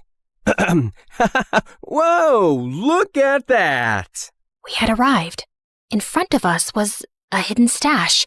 Crates of food, piles of fruit, and even gold. Not a few coins, but full chunks and trinkets. All hoarded by the leader, probably taken from the people or gathered during raids. I wasn't even sure if he knew what gold was, or just kept it because it looked shiny. We need to leave tonight. If we make it to the mainland, maybe we can bring help, especially if we tell them about this. Smart thinking showing us this spot, Huna. Huna blushed. Smiling shyly, Jessica rolled her eyes and ran toward the pile, stuffing gold into her pockets. If I'm gonna die in the ocean, I might as well die rich. I'm staying. I'll help these people. Or die trying. Just then, I spotted something. Movement. A snake slithering behind Jessica. I lunged, grabbed it, and flung it into the woods. It was right behind you. Are you okay? Yeah, I'm okay. Thanks, Rose. I gave her a small, tired nod. Come on, let's move. We've got some escaping to do. Why are you so excited about this? You do realize it's not one of your yacht trips, right? Yeah, and I was sent to jungle camps before I even learned how to shave. My dad called it character building. Character and mosquito bites. We get it. You're rich but humble. Very Disney Prince of you. The three of us laughed, and we kept walking toward the shore. Are you guys sure about this? More than ever. And I want to say something. I think I'm sorry for blaming you all these years. Look at me now, facing death and holding on to the thing that kept me bitter. Great speech. Now let's move on, babe. Don't babe me. I know you've been planning to leave me since forever. Just waited because you felt sorry for me. Pray I don't kill you on the way. Or maybe I will. Therapy is all about release, right? Hey, Huna, take care, all right? And then, to everyone's surprise, Huna hugged him. What was that? Seriously, what was that? What can I say? Everyone loves me, tribal or not. The next morning, I didn't wait for anyone to carry me out. I stepped out of my teepee on my own, hair tied up, eyes tired, but clear. The sky was still gray with ash, but the smell of smoke had dulled overnight. All around me, people were back to working, repairing what they could with what little they had. They didn't look up when I passed. No one bowed. Maybe they were tired of pretending. Maybe I was too.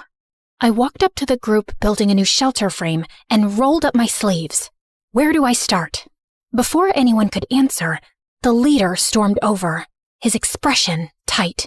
Tako mohana, biki hana so. He pointed toward my teepee. It was clear. He wanted me to go back, to sit on my chair, to play the part again. No, I'm not going back. He stepped closer, his eyes narrowing. You want a goddess? Fine. But what good is a goddess who sits around while her people rebuild the world? I'm not above them. I'm one of them. And if I stay, I help. He didn't answer, just stared for a long time. Then, without a word, he turned and walked away. That was the last time he tried to stop me. Over the next few days, I did everything I could. I carried water buckets on my back, helped tie wooden beams with vine rope, sat with the old women, and learned how they cooked with next to nothing. Huna showed me how to sharpen sticks into tools, and even taught me the word for thank you in their language. I said it a lot. Some of the villagers still looked at me with confusion, others with quiet surprise. But a few started nodding back, offering me fruit, smiling, just a little. It was a slow shift, but it was real. This is how freedom is made. Working together, sharing what we have. Don't you want to live in a place where we smile at each other as we pass, instead of hurrying away worried you might be punished? Where you get to choose your leaders, not fear them? I took Huna's hand and spun her around into a playful dance. She laughed, shy at first, then let herself enjoy it. Freedom doesn't mean chaos. It means you get to choose when to work, what to believe, who to follow. You don't have to give your food or your herbs or your memories to a god just to feel safe. You're already worthy. You're already free. You just forgot how to be. And then, on the 5th morning, I heard the sound. A low hum at first, then louder, unmistakable. A helicopter. I dropped the woven basket I was holding and ran. Others followed behind me, some hopeful, some scared. We burst out of the trees just in time to see it land in the open field beyond the village. Doors swung open. Medic stepped out first. Then 2 people ran past them. My dad and my mom. And behind him, Her. My biological mother. I froze. She ran to me first, arms wide, eyes brimming. Rose! Oh my God, Rose! I let her hold me. She was shaking. I didn't know what to say, so I said nothing. I just let her cry into my shoulder. Eventually, the rescue crew tried to approach the villagers. They offered help, food, clean water. Some of the villagers nodded politely, but backed away. Others disappeared into the trees. They didn't want saving, not from strangers. I didn't blame them. Before we left, the leader and Huna approached me one last time. I stepped forward and hugged her tightly, burying my face in her shoulder. Come with me. You don't have to stay here. You can go to school, dance when you feel like it, be away from him, be free. But she gently pulled away and gave me a small, sad smile before stepping back beside her father. I wanted to scream at her, tell her to run while she could, but I didn't, because deep down, I knew what it felt like to still need the person who failed you. I reached back into my bag and took out my mother's necklace. I pressed it into Huna's hand and closed her fingers around it. She blinked at me, stunned. It's yours now. The leader held something out, a single, rough chunk of gold. I stared at it for a long moment, then slipped it into my bag. I'd never say where it came from. Some things deserve to stay buried, but some people, even the broken ones, deserve the right to choose what freedom means to them. Man, I'd kill to live this life. Freedom at its finest.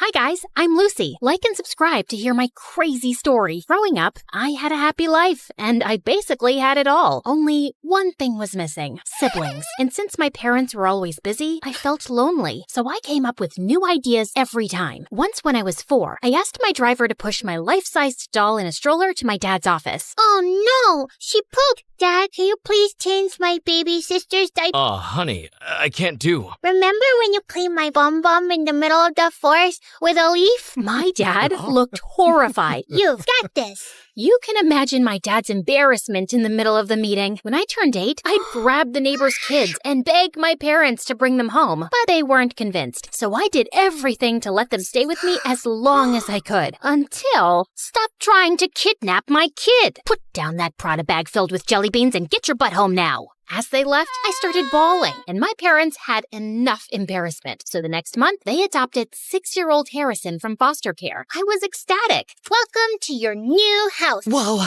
it's so big. Is it an orphanage? He was so cute, but he didn't play with the toys our parents bought for him. Instead, he picked up the cans from the bin and played with those. He also kept wearing the same clothes until they got worn out. My heart just swelled. So I stepped up and decided everything for him since then. But outside the house, his innocence quickly made him a target for bullies. Like in primary school, this one kid, Finn, kept picking on him. Once, when he made Harrison wipe up his shoes dipped in dog poop, hey, gross! I went full demon mode on this kid and sent him packing. But the teacher caught me giving him a black eye. Lucy Godot Raffaelli, my office now. I was in deep trouble, and I got detention for 3 weeks, and Mom had me doing chores for twice as long. But it was all worth it. Finn never messed with Harrison again. But when Harrison turned 12, he bought ponies for all the pretty girls to get their attention. This one's for you. Her name is Chestnut, and she loves carrot-flavored ice cream.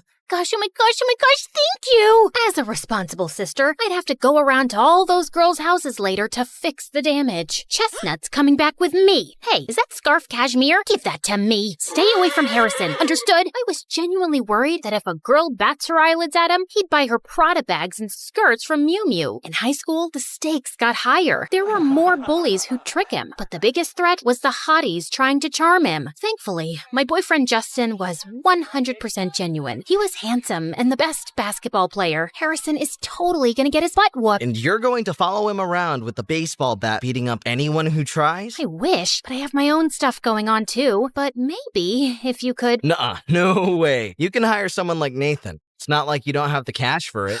I was kidding, Lucy. I sprinted off looking for Nathan. Oh, meet Nathan, the editor of our school paper. He's your typical dork, but don't underestimate him. This guy knows his work best. I remember in middle school, someone was smearing boogers on all the walls, and it turned out it was our cruelest teacher, Mr. Wobblebottom, and Nathan caught him in the act. Say cheese! So that meant if I wanted the inside scoop on any girls digging their claws into Harrison, he was the guy to ask. But when I went to the school newspaper office to find him, I didn't see him. I saw this muscled blonde guy with a nose piercing. Then I realized that it was Nathan. Wow, talk about a glow up. Puberty did him wonders. If it isn't the Queen Bee, what are you doing here? I wanted you to keep me updated on any girls getting close to Harrison, and I'm willing to pay anything. I slid an envelope bursting with cash across the table. But Nathan just laughed. An info for an info. Tell me more about Justin. Justin? Why? Guys want to be him, girls want to be with him, so you feed me the info on his lifestyle, and I'll help spy on your little brother. Deal? Ugh, I wanted to smack Nathan so bad,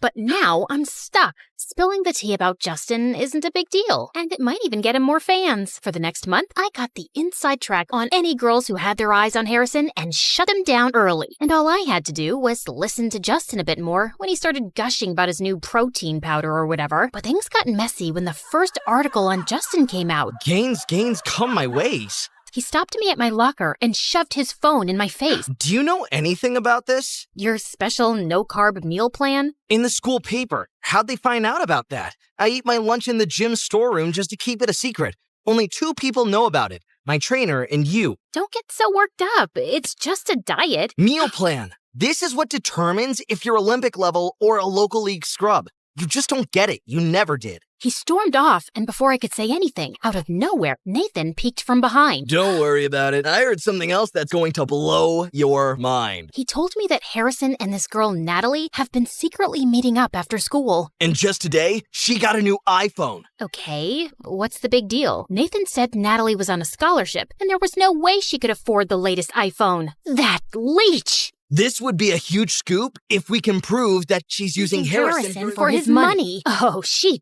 definitely is. And since you're Harrison's sister, I thought you could get in close and help me expose Natalie. Deal. The first step was to figure out just what Natalie had been scamming my brother out of. Nathan got Natalie's locker code, so I snuck into the locker room during my free period and took a look inside. Books, gym clothes, stationery, nothing I could pin on her. On the back of the locker door was a picture of her and Harrison with a big love heart drawn around it. Blech. And then, what really stood out was a folder called Operation Moolah. Bang! Just then, the door slammed shut in my face. It was Natalie. Find anything you like, thief? Funny you say that, when you're the one who's been eyeing up my brother's wallet. Oh yeah? And what did I take from him? And then, as I looked at her hand on the locker door, I saw Natalie was wearing a glittering diamond ring. Ah! Get off me! How'd you get this then? Dumpster diving? The crowd started murmuring, and I waited to see Natalie crumble, but she didn't. She looked more confident than ever. Harrison did give it to me as a promise ring. He gave this to me because he wants to go steady from now on. And before I could react, a couple of girls squealed, running out of the crowd to cheer for Natalie. Ugh. I went back to Nathan to tell him what happened. Not gonna lie, this is still great stuff for me. Not helping, Nathan. I need a new way to expose Natalie. Just then, he pulled out a drawer filled with cables, microphones, and cameras. How do you have all these? My friends lent it to me in exchange for information. So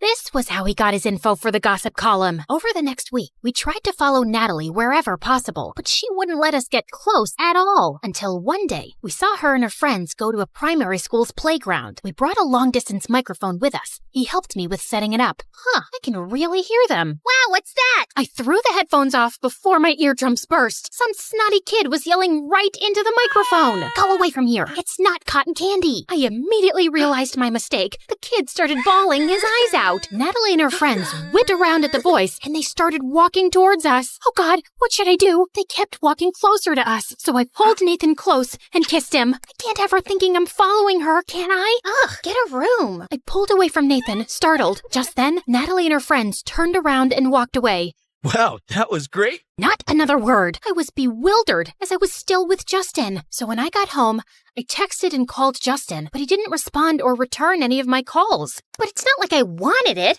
I just did it to show Natalie that we have better things to do than stalk her. I hesitantly shoved the feelings away and moved on to the next plan. Harrison was taking Natalie on a date to a street festival. Nathan had an interview with some of the staff there and scored us a mascot costume. Unfortunately, they only had one spare, a Chinese dragon made for 2 people. I called dibs on the front because, let's be real, I didn't want to be stuck staring at his butt all the time. We followed them around for 2 hours, but the most he bought her was some cotton candy and a hot dog. What a waste of time. This is pointless. She's not going to scam him with so many people around. Come on, another hour. She's about to crack. Look, they're sneaking behind the fire breather stage. We sidled up next to the stage, and I peered my giant dragon head slowly around the corner. Oh my god, no! What? What's happening? I think they're going to... Well, duh. They are dating. Ew, I won't watch. You have to. She'll give him a big smooch, then ask him to buy her something. I'm sure. I looked again, but Harrison and Natalie were staring at each other with stars in their eyes. I thought I might throw up. Harrison put his hands on Natalie's waist and pulled her in closer.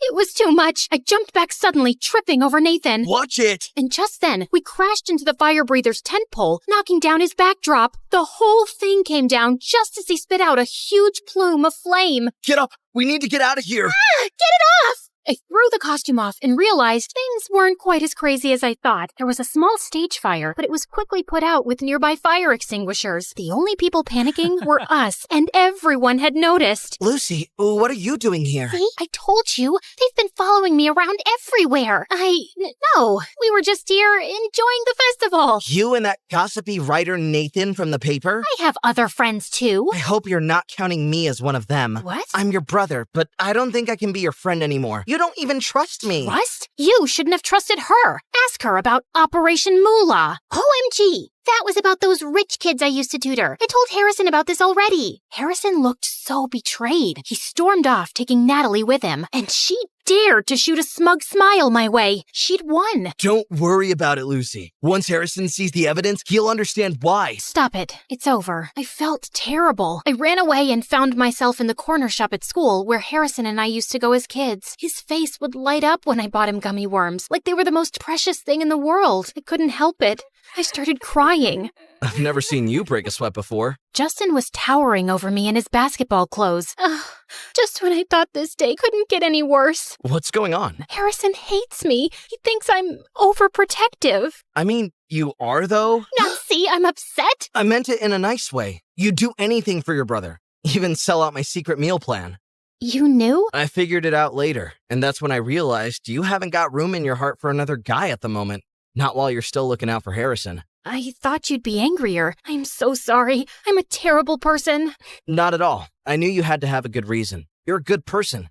But it's not possible for us to move ahead. Justin pulled his bag over his shoulder and started to walk away. You know, if you had more faith in Natalie too, you'd probably find something worth looking for. And with that, he was gone. But he'd given me an idea. I headed across town to the one place I'd find out who Natalie really was. Her house. Natalie's mom opened the door and invited me in. The place was falling apart. We got to chatting about Natalie's home life. And then I realized how wrong I was about Natalie. I left calling Nathan. Hello? Yeah, I'm fine. Don't worry. I need you to do something for me. Consider it a payment for staring at my butt all day. I'll text you through the deets later. Gotta go. I rushed home and started planning the event. It took a couple of weeks to get everything together, and Harrison was giving me the cold shoulder and was dead silent at family dinners during that time. It'll all be worth it. I gathered everyone in the front yard of Natalie's house, including Natalie's mom and Nathan. And when I saw Natalie and Harrison coming around, hit the cannons! Confetti drifted through the air as hundreds of people started cheering and waving. What's all this? When I visited the other week, your mom told me everything about your dirtbag dad walking out on you and taking everything you had and then leaving you in this place. No offense, but it's held together with crazy glue. So I wanted to do something for you, and I put together a fundraiser, with your mom's permission, of course. I don't understand. They're buying us a new house. Natalie was speechless. The first time I had ever seen her without the smug, all-knowing smile on her face. Who are all these people? I put the word out on my network work about Natalie's situation. Everyone was more than happy to pitch in. I didn't even have to blackmail anyone this time. I elbowed Nathan in the gut. Not the time. So, Natalie, I want to apologize. Natalie's eyes started to well up, and she ran around the back of the house. Harrison followed right after her, and I couldn't help but see if everything was okay. I found them sitting on the rusty swing set, Harrison comforting Natalie. Hey, I'm sorry if I stuck my nose where it wasn't wanted. No, not at all. I really appreciate it. It's just, I don't deserve it. The truth is, when I first started seeing Harrison, I knew you were rich, like mega rich, and I thought if I got close to you, maybe I'd get some of the things I knew Mom could never afford for me, like that phone. And the ring? No, Harrison just got that for me, and I wanted to wear it and feel rich for once, to not be looked down on because I don't have as much money as everyone else. Actually, that's something Harrison and I bonded over. He got picked on for having so much money, and me for not having enough. I thought we had something deeper than that. We do. Once I saw how amazing you were, I felt guilty, and I couldn't possibly think of asking for money, gifts, or anything. I just wanted you, your big, innocent eyes and your charming smile. Harrison and Natalie locked eyes, and maybe I should have seen it sooner, but they really did like each other. Harrison, I'm sorry I didn't trust you. You just need to let me make my own mistakes sometimes and meet new people. You don't have to worry. I only have one sister, and that's special, no matter what. Harrison gave me a big hug. I didn't want to let him go again. Not so tight from now on, okay? I'll try. I let go. Room for one more? Not now, Nathan. Aw, come on. I got all these people here. Oh gosh, I need to go thank everyone. Natalie and Harrison ran off, leaving Nathan and I on the swing set together. You know, this fluff piece stuff never sells nearly as well as juicy gossip. How do you plan to make it up to me? Well, maybe we can make some juicy gossip of our own. I put my hand on Nathan's, and he blushed. For once, his cool guy attitude had cracked, and I thought, maybe I have another innocent guy to look after from now on.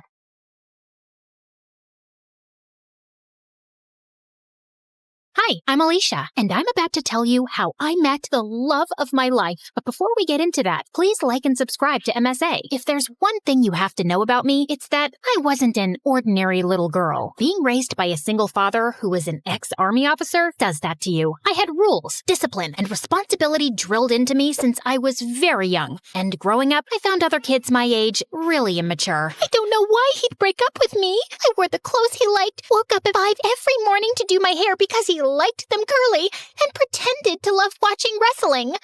Excuse me, but I need to get that muffin. Can't you see that I'm crying? My boyfriend just broke up with me. Aw, I'm so sorry. You know, it reminds me of the time my dad took me for this obstacle course, and I twisted my ankle so badly, the doctors told me I'd never be able to walk again. But I didn't lose hope, and here I am. How is that the same thing? It's not, because that was an actual problem, but yours is just a bunch of high school nonsense. Now move your butt, please. Needless to say, I didn't have a lot of friends, and I didn't care either. My life was all sorted out. Graduate school, get into a good college, work, and retire. But then I turned 18 and met Arthur. He was a transfer student from Greece, and boy was he dreamy. The first time I met him was in gym class. We were playing catch, and I was so lost in looking at him. I totally missed the ball, and it hit me right in the face. I fell on my butt, and Arthur came running. Are you okay? You're bleeding. It's nothing. I'm used to much worse. On second thoughts, I might need a doctor. Arthur smiled and carried me to the nurse's office. The entire time I was there, he sat next to me, and later he dropped me home. We became friends after that, and slowly I fell for him. He was smart, mature, and sweet. If there was one guy I wanted to date, it was him. So I decided to ask him out, except I didn't know how. So I turned to MSA for help, and it did not disappoint. Rule number 1, never let your crush know you're interested in him. Avoid eye contact and do not speak at all. The next day, when Arthur waved at me in the hallway, I wrinkled my nose and turned away. He sat next to me in class, but I didn't pay any attention. But then in the cafeteria, he caught up with me. Are you avoiding me? Me? Avoiding you? Oh, don't be silly. I was just really busy thinking about global warming and how it's impacting the fish population. Oh, that reminds me. I have to water my fish. My plants. I'll see you around. And I just ran before I embarrassed myself further. After that epic failure, I turned to step number 2. Dress up nice and behave like a total diva. I went shopping, picked up a bunch of dresses, and the next morning, it took me 2 hours to get ready. I thought I looked great, except the moment I entered, everyone started pointing at me and laughing. Oh my God, why is she dressed like a peacock? What is that on her face? Did someone finally punch her for being a know-it-all? I was so embarrassed. I immediately turned around and ran for the bleachers. I was still sulking when Arthur walked up to me. If you rub your lips anymore, they're gonna fall off. This lipstick won't come off. Ugh, it's so annoying. Let me help you. Also, I'm not saying you don't look good with makeup, but you actually look way prettier without it. Really? Does that mean you'll go out with me? Are you serious? I wanted to ask you out for the longest time, but everyone in school told me you're a cold-hearted cold-hearted girl who hates people. That's not true. I hate dumb people. There's a difference. So, you and I, dinner tomorrow? I'd love to. My first date with Arthur was perfect, and he told me that his parents were divorced like mine, and he lived with his mom and 9-year-old brother Charlie. We started dating soon after, and spent all our time together. People in school were also nicer to me since I was Arthur's girlfriend, and even Dad liked him a lot. Life was just better with him in it, until things started getting weird. Some days he would come to school looking like a half-dead zombie, and other days he would skip school altogether. His grades were slipping, we were barely seeing each other, and I knew something was wrong. So one day when he canceled our date, I went to his place with his favorite ice cream. But when I knocked on the door, some kid opened up. Hi, you must be Charlie. Is your brother around? Is that ice cream? Give me it. Hey, that's not very nice. Say, ma'am, could I please have that tub of ice cream? Repeat after me. Sure. Ma'am, give me the ice cream or I'll kick you. And Charlie kicked me on my shin, snatched the tub, and ran away. As I yelled out in pain, Arthur came running downstairs. Alicia, why didn't you tell me you were coming? When would I tell you? You hardly talk to me these days. I know. I'm sorry.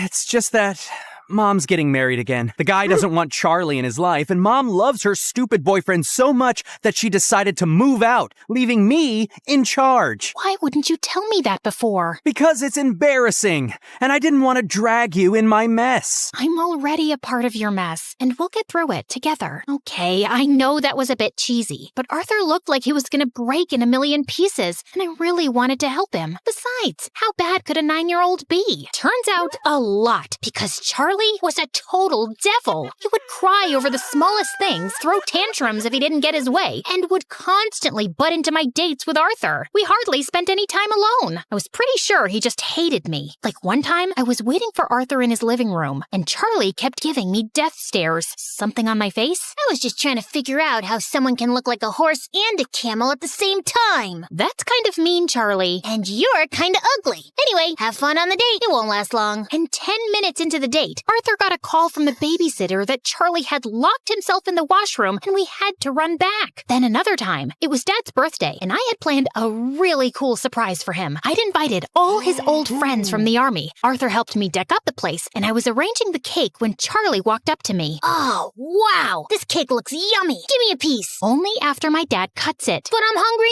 now. Then eat something else. There's a whole pizza on the counter. Are you stupid? I said I want the cake. Charlie tried to get the cake, but I got in his way. He shoved me away, and I accidentally knocked into the cake, which crashed to the floor. Whoopsie. Guess no one gets to eat it. What happened? I heard some noise. Your brother ruined my surprise. I just asked her to give me some cake. And I asked you to wait. Relax, Alicia. We'll get a new cake. I'm sure your dad won't know. That's not the point, Arthur. Your brother is a spoiled brat. He needs some discipline. You put that kid on a leash, or I swear I will. He's my brother, not some dog I can put a leash on. I know he made a mistake, but he's just a kid. You know what? We'll just leave. We wouldn't want to ruin your evening any more than we have. Perfect. Arthur took Charlie's hand and they left. I wanted to stop them, but I was too mad. Later that night, when I calmed down, I realized I might have been too rude and called Arthur up, but he didn't answer. He didn't even show up to school the next day, and neither did Charlie. So I went to his place to talk to him and saw Charlie crying on the porch. What's wrong? Arthur wasn't here when I woke up this morning,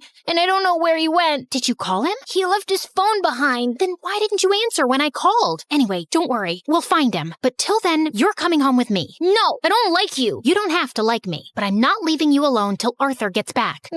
So annoying. We waited the whole day for Arthur to show up or get in touch, but he didn't. By nightfall, I decided to sleep in the lounge and offered Charlie my room. If you need anything. The next morning, Arthur was still a no-show. I couldn't reach his mom either. And then remembered he told me she was out of the country on her honeymoon. Next, I asked his friends and colleagues, but none of them knew where he was. Eventually, I contacted the police. But even a week later, they had no news news of him, and I was worried sick. What could have possibly happened to him? Meanwhile, Charlie refused to go to school or shower. He mostly kept himself locked in my room and reacted rudely to any nice gesture I made. I was losing my mind. So I turned to Dad for help, and he promised he'd get a word out to his colleagues in the army to track Arthur down. I still don't know what to do with Charlie. He shuts me down every time I try to talk to him. He's been through a lot, Alicia. What he needs is some distraction to keep his mind off things.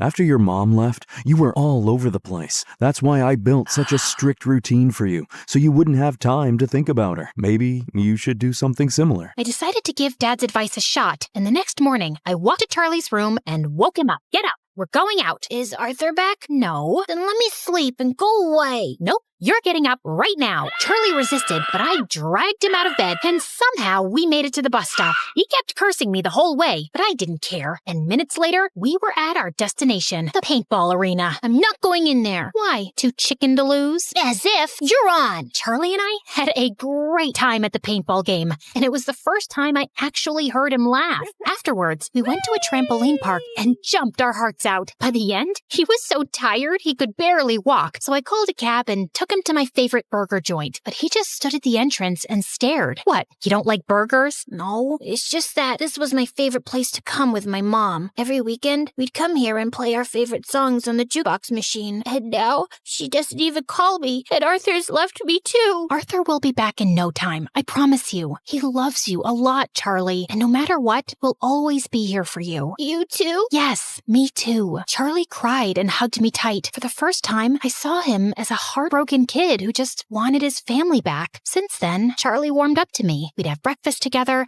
and he would always make my bed when I got home from school. He was a lot calmer and hardly threw a tantrum. I couldn't wait for Arthur to come back and see how much progress Charlie had made, but we still had no leads on him. I wanted to be strong, but with each passing day, my hopes of ever seeing him again were getting dimmer, and it broke my heart. Finally, one night, I broke down in front of Dad. I don't think Arthur's coming back, Dad. It's been weeks, and no one knows where he is. If he was in town, we would have found him by now. And Charlie, he's lost his mom and might lose his brother too. What can I even say to him? What? I turned around and saw Charlie standing at the door. You've been telling me all along the police will find him. You said you were sure. No, I'm sure he's fine, Charlie. I was just... Stop lying. Why do all grown-ups lie so much? I hate you. All of you. And Charlie just ran out of the house. Dad said he'd go after him. And as I was sitting in the kitchen in despair, the phone suddenly rang. It was the police, saying they'd found Arthur in a hospital close to town. I rushed to the location and texted Dad on the way. The doctors at the hospital told me that Arthur was brought in a few days back by the forest rangers. Apparently, he went on a hike and got injured, and since then, he'd been in a coma. I was sitting next to him when Charlie walked in with Dad. How is he? He hit his head, but he's out of danger. Doctors say there's a very good chance he'll be just fine. Charlie, promise me, no matter what happens, you and I will never fight again. I promise. I will never scream again,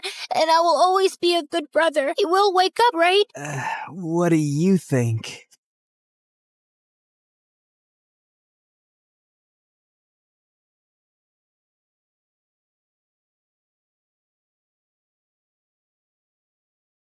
Little Natalie's tummy couldn't stop growling. She'd been hungry the whole afternoon, but it was evening now and her mom wasn't home yet. Those rich people should stop making my mom work so much. I wish we'd never moved from France. Mom didn't have to work so hard there like she does here. As she walked outside, she heard loud music coming from the biggest mansion in the whole countryside from afar. Her tummy told her to go there, and she found out there was a large party happening in the garden. Natalie started drooling when she saw the huge feast. She tried to sneak in, but a group of women blocked her. Where do you think you're going, little girl? I'm hungry. Can I have some meat, please? And a glass of juice, too? Just look at her dirty clothes and hands. Disgusting. You're not welcome here, child. Be off with you. Natalie was so mad at their meanness. Just as she turned to leave, she noticed a young boy around her age hiding in the bushes, and he looked furious. He was staring at a maid who was being scolded by the lady of the mansion, Mrs. Harrison. How can you serve these fruits in a stupid basket? We have an expensive tray for this. Another mistake, and you're fired. Mr. Harrison was trying to calm his wife down when their daughter Harper, who was the same age as Natalie, was making things worse. I don't have the mood to eat those fruits anymore, Mom. That woman ruined my night! Natalie felt so bad for the humiliated maid. She joined the boy in the bushes. I hate these people. Me too. And that's my mom they're yelling at. They don't deserve all this delicious food. I have to teach them a lesson. Wait, are you gonna do something bad? Mom said you shouldn't do bad things no matter what. But he just ignored her and dragged a bag of manure lying close by. Then he started climbing a tree that overlooked the garden. But moments later, the branch under him cracked, and he went tumbling down straight onto the food table, spreading cow poop everywhere. Everyone screamed, and Mrs. Harrison looked ready to explode. She yelled for security, and Natalie thought she had to do something to save her friend. And with that, she ran towards the nearest barn, rode on a young horse, and made it run around the garden, completely ruining the party. You little rascals! Natalie grabbed the boy's hand, and they fled the scene. I can't believe you just did that! You're so cool! Natalie's tummy suddenly let out another growl. He chuckled and took out an apple from his pocket. For you! Make it 2, 'cause I saved your butt. I'll get you another one soon, promise. What's your name? Natalie. And you? Caleb. Nice to meet you, Natalie. Can we be friends? Okay. And since then, Caleb and Natalie became best friends. Growing up, they shared their love for food and their hate for rich and mean people, especially for people like the Harrisons. Caleb was 11 years old when his mom met a guy, Mr. Cross, a gardener for the Harrisons. His mom said that from now on, Mr. Cross would be taking care of them. Hello, Caleb. Your mom told me you like apples. And reading? Not long after, Mr. Cross and Caleb's mom got married, and he became the hero in Caleb's eyes. He was so amazed by his stepdad, how smart and strong he was, and how good he was to both him and his mom. When I grow up, I want to be just like you, Dad. I'm sure you'll be better than me and every wealthy man in this land, my child. He would help Caleb understand his math homework, give him tips on how to build a dove house, and he also gave him really good life lessons. My dad told me something. I want to share it with you too, 'cause you're my best friend. Really? Tell me. He said, sometimes we need to stand up for ourselves and fight back, whatever it takes. Yes, we fight back the right way. Mom said we shouldn't do bad things no matter what. I know, you told me. But is it bad to defend ourselves? Do we just let other people do bad things to us and say nothing? You always speak about how unfair the system is in this town for poor people. Yeah, I do think that. Like, if someone hurts you, I'll hurt them too. Natalie was surprised by how firmly Caleb said it. Suddenly, as she changed her position, she lost her balance and fell. Caleb laughed and helped her up. Now, I don't know how to hurt the fence or the ground, but Caleb then kicked the fence and stomped his foot on the ground. Natalie found it funny. She liked the thought of Caleb as her protector and felt really lucky to have a best friend like him. And over the years, she grew to like him as much more, but she was too scared to admit it, too scared to ruin their friendship. One day in high school, she decided to cook his favorite food and surprise him at lunch, but her heart ached with jealousy when she saw him laughing with some girls in the canteen. She was leaving when Caleb called her name and walked up to her. Is that for me? Before she could reply, the girls jumped in and glared at Natalie. Why are you friends with that dumbhead, Caleb? Same question. Handsome boys like you should hang out with pretty girls like us. Suddenly, Caleb wrapped his arm around Natalie's shoulder. My girlfriend is not a dumbhead. She's the smartest, coolest, and most beautiful girl I've ever known. So please, stop talking rubbish about her. Girlfriend? As the humiliated girls left, Natalie turned to him. Why did you tell them that nonsense? Those girls are going to hate me forever. Are you mad? Yes, I'm mad because you lied. We're not dating. We're just friends. Fine, I'm sorry. But what if I wanted to be more than that? What do you mean? Can I hold your hand? No. I love you, Natalie. I've loved you since we were kids. Do you love me too? Caleb's sincere gaze made her melt. Yes, I think I feel the same way. Caleb started to lean in closer, and when their lips finally touched, she felt like she was on cloud 9. After that, the best friends became lovers, and Natalie was really happy with Caleb as his girlfriend. But over time, things started to get complicated. His mom fell really sick, and his stepdad's earnings weren't enough for her medicines. So Caleb was forced to take more part-time jobs around the farm. He hardly had any time to spend with Natalie anymore. Meanwhile, that night at the Harrisons, the family was having their usual dinner. Mr. Harrison was talking about the progress of their business, while Mrs. Harrison was being pushy towards their son to date someone. I don't understand the rush. I'm so young, I'll have plenty of time later on. You have plenty of time now. I don't, Mom. I'd rather focus on school than date. Love is nothing but a stupid distraction. All work and no play makes people really dull, darling. Remember Sheila? Benjamin's daughter. I think she's a nice girl. Mom, I don't like her. She's weirdly obsessed with me. Duke, she cares about you. Ah, let him be for now. Don't push him so hard. He'll eventually find someone. But Sheila might not be around till he decides he's ready. And I think she would be so good for him. She's a smart young woman. They're perfect for each other. I have no interest in wasting my time on girls right now. Oh, brother, how about boys? Do you want to share something? Shut up, Harper. Well, Sheila and her parents are visiting us soon, and you will spend time with her so you can get to know each other. Who knows? Maybe it will end in a wedding. Hearing that, Duke suddenly felt the urge to lie. I'm sorry, Mom, but I already have a girlfriend. What? I said, I'm not dating Sheila because I already have a girlfriend. Since when do you have a girlfriend? Since 6 months ago, but we kept it a secret. I don't want people in my business. Duke left the table and decided to take a walk in the gardens to cool off. Suddenly, he heard someone behind him and turned around to see it was just Mr. Cross. Oh, sorry, Master Duke. I didn't mean to disturb your walk. You look a little upset. I'm not. It's really nothing. Just sometimes parents can be too much. Do you have kids, Mr. Cross? A son, the same age as you. Maybe I'll introduce you sometime. Duke was feeling too preoccupied, so he just smiled at their gardener and walked off. That weekend, Natalie's mom caught a serious flu, so later that day she went to town with Caleb to buy some medicine. While they were in the pharmacy, his stepdad called him. I need to stop by a dad's friend's place to pick up a package. Wait for me in the town square. I'll be right back. Natalie bought the medicines and sat on a bench in the town square. Her favorite thing in that old place was the old horse statue in the center. They're such gorgeous and magical creatures. Just then, she noticed that its red eye patch was lying on the ground. She picked it up, and as she placed it back on,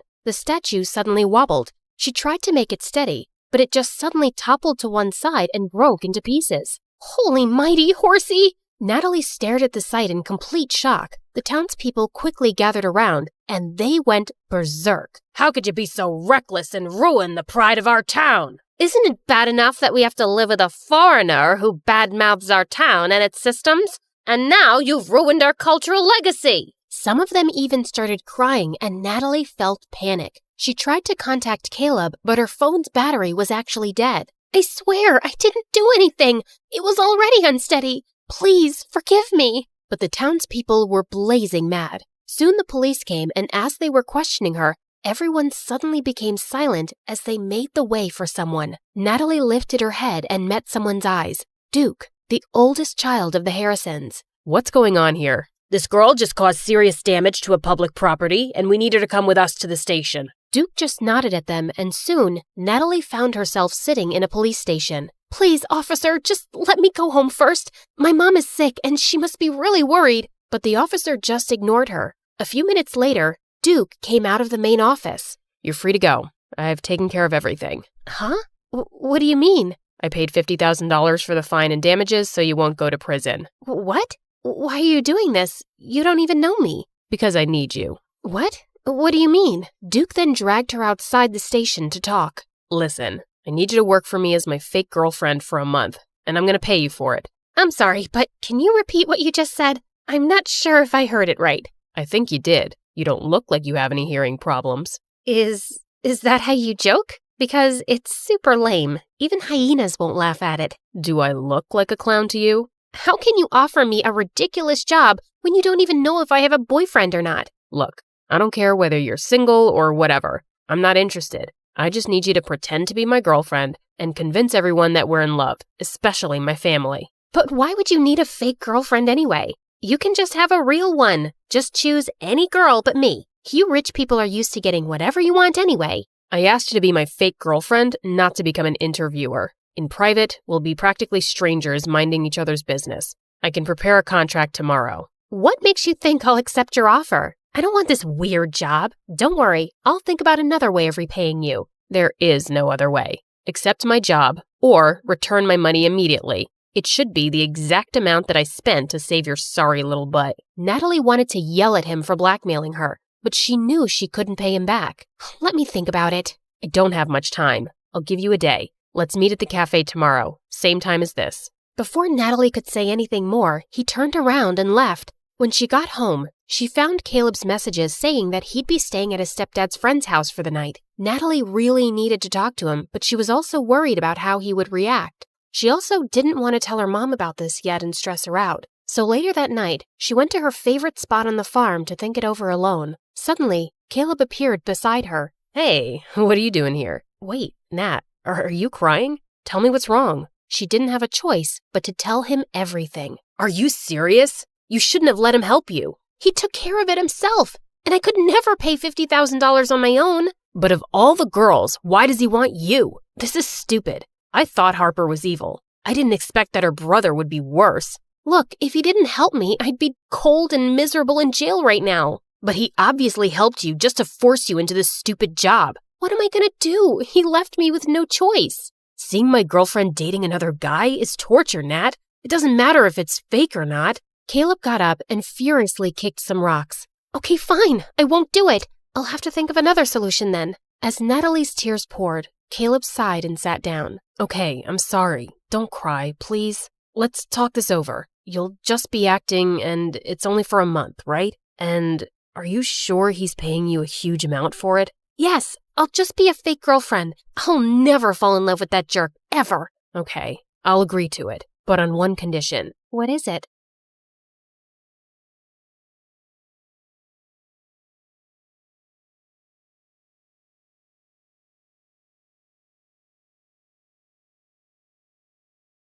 Lots of little kids say they want to be an astronaut when they grow up, but I was one of the only ones who actually did it. Hi everyone, I'm Marisol from Dallas. Please like and subscribe. Okay, so I wasn't technically an astronaut yet, but I was getting close. I've gone to space camp every summer since I was little. While the other kids were doing basic algebra, I was solving complex calculus equations just like the engineers at NASA.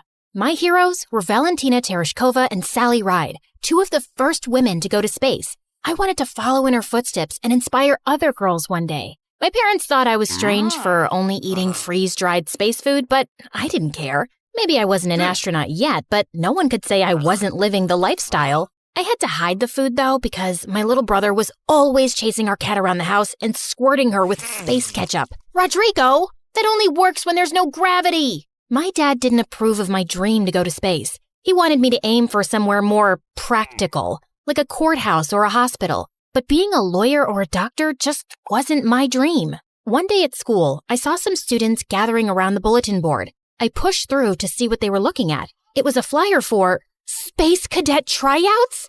My heart leapt into my throat. This was exactly the opportunity I'd been searching for. The tryouts were this weekend at the Space Center in Houston. Now I just had to convince my dad to let me go.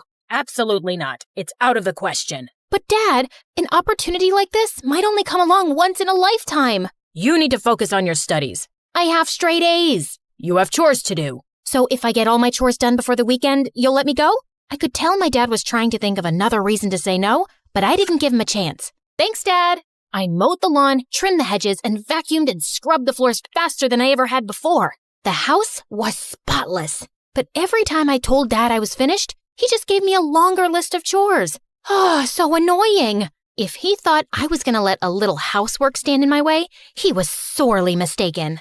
Finally, I'd finished everything. My dad looked up from his newspaper and handed me another piece of paper. Dad, come on. I've done everything you've asked. This is getting ridiculous. Look at what you're holding. It was a bus ticket to Houston.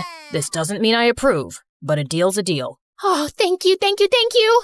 That Saturday, as the bus approached the Space Center, I watched the launch pad come into view on the horizon. It was incredible. A piece of history right in front of my eyes. And there was Mission Control. Once we got inside, I got into my uniform and glanced around at the other cadets. There were about 100 of us. Most of them were boys. They looked tough, disciplined, almost like soldiers. But I was tough too, in my own way. I made my way towards one of the girls. Hey, is it okay if I sit here? Go for it. I'm Marisol, Jessa. This place is so cool. I can't believe I'm really here. No offense, but I'm not here to make friends. Sorry, I won't bug you anymore. Just then, an intimidating-looking officer approached, and a hushed silence fell on the cadets. My name is Commander McLean. I'll be your training officer. Out of everyone in this room, only 10 will make the cut for Phase 2 of training. If you fail, you'll be leaving at noon. That made me a little nervous. It would be so embarrassing if I came all this way just to leave before lunchtime. Of the 10 who make the cut, only 1 will be chosen for the mission. Here at NASA, we only take the best of the best. And before I knew it, we were completing an obstacle course. A lot of the cadets had an advantage over me because they were taller and stronger, but I was smarter. I noticed on the climbing wall that the ropes were frayed. Most of the cadets grabbed the ropes to scale the wall, but I used the handholds instead. While I climbed, I glanced back to see the ropes break, and a bunch of cadets crashed to the mat below. A boy was climbing right beside me, and he winked at me. Who did he think he was? If he thought that was going to distract me, he was wrong. I hit the ground running. The other cadets were coming up fast. Whoa, Jessa was way ahead of the rest of us. I pushed myself as hard as I could, and I finished right behind her. Congratulations. You just made it to Phase 2. I stopped myself from jumping and cheering loudly, but on the inside, I was throwing a party. I glanced around to check out who else made it to Phase 2. Some really tall and athletic cadets were still here, which wasn't surprising, and the boy who had winked at me. I was so excited and really wanted to chat with Jessa, or someone anyway. Here I was, in a room with 9 other people who shared my passion for space exploration. But maybe Jessa was right. They were my competitors, and I needed to be serious if I was going to be the top performer. Forget about everyone else and just focus on training Marisol. After lunch, the same boy winked at me again. I could feel myself blushing, but I was annoyed. I'm not here to make friends. Okay. Our next training exercises made the obstacle course look like a piece of cake. We had to master all kinds of skills, like working the life support systems, orbital mechanics, and space medicine. Thankfully, all my time practicing calculus equations gave me a huge leg up here. The next exercise was the one I'd been most excited to try. Zero gravity training. We floated around the chamber like it was a sea without water. It was amazing. Be aware, your bodies are not yet used to the effects of zero-G. Most of you will get space motion sickness. Sure enough, when I looked over at the boy who'd winked at me, his face turned green and he threw up. I didn't mean to, but it made me laugh. I caught the boy's eye and he grinned at me. Jessa was floating around like this was just another walk in the park to her. She was the only one who didn't get sick. During our next break, I decided to explore the Starship Gallery. There were a bunch of spacecraft and even a real moon rock on display. I thought I was alone, but then I noticed the boy checking out the lunar module. It's incredible, isn't it? I'm Nick. It really is. I'm Marisol. It's so wild to actually be here. I've been dreaming of this since I was 2. My bedroom is covered in planets and stars and model rockets. I'm embarrassing myself, aren't I? Your room sounds a lot like mine.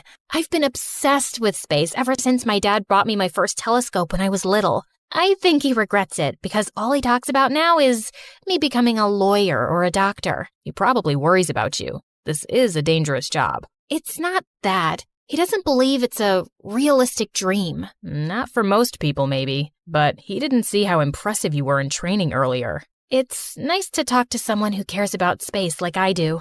I felt Nick's fingertips touch mine. It gave me butterflies. Surrounded by all the spacecraft, in the dark with the little starlights on the wall, it was almost like we were really in space. Nick leaned in to kiss me, but at the last second I turned my head. I'm sorry. I really do want to, but I can't. This is my dream. I can't afford to get distracted. No, I totally get it. I was glad he took it so well. He really did seem like a great guy. Under different circumstances, I would have kissed him in a heartbeat. But this wasn't the time or place. You know this means I'm going to do my best to beat you, right? I'd expect nothing less. Our break was over. Now it was time for something super cool. The space flight simulator. It was awesome at first. It was so realistic that it was easy to forget we were on the ground. But then an emergency alarm started to beep. Mission Control, we have a problem. There was an explosion in the service module. It ruptured oxygen tank number 2. I redirected power to our primary oxygen tank, but then a second alarm started beeping. Red lights were flashing everywhere. There's a line ruptured in your primary oxygen tank. You're losing oxygen fast. I did my best not to panic. My hands were shaking. Wow, this was intense. All the cadets were scrambling to figure out how to solve the problem. Remember, only one of you will be chosen for the mission, but this is a group exercise. If you can't work together as a team, you won't survive. Jessa and I locked eyes. Marisol, can you calculate how much oxygen we have left? On it. Nick, I need you to shut down all non-critical systems to conserve energy. Copy that. At our current rate, we'll run out of oxygen in 10 hours. That's not enough time to complete our mission. I'm going to try and bring us in for an emergency landing.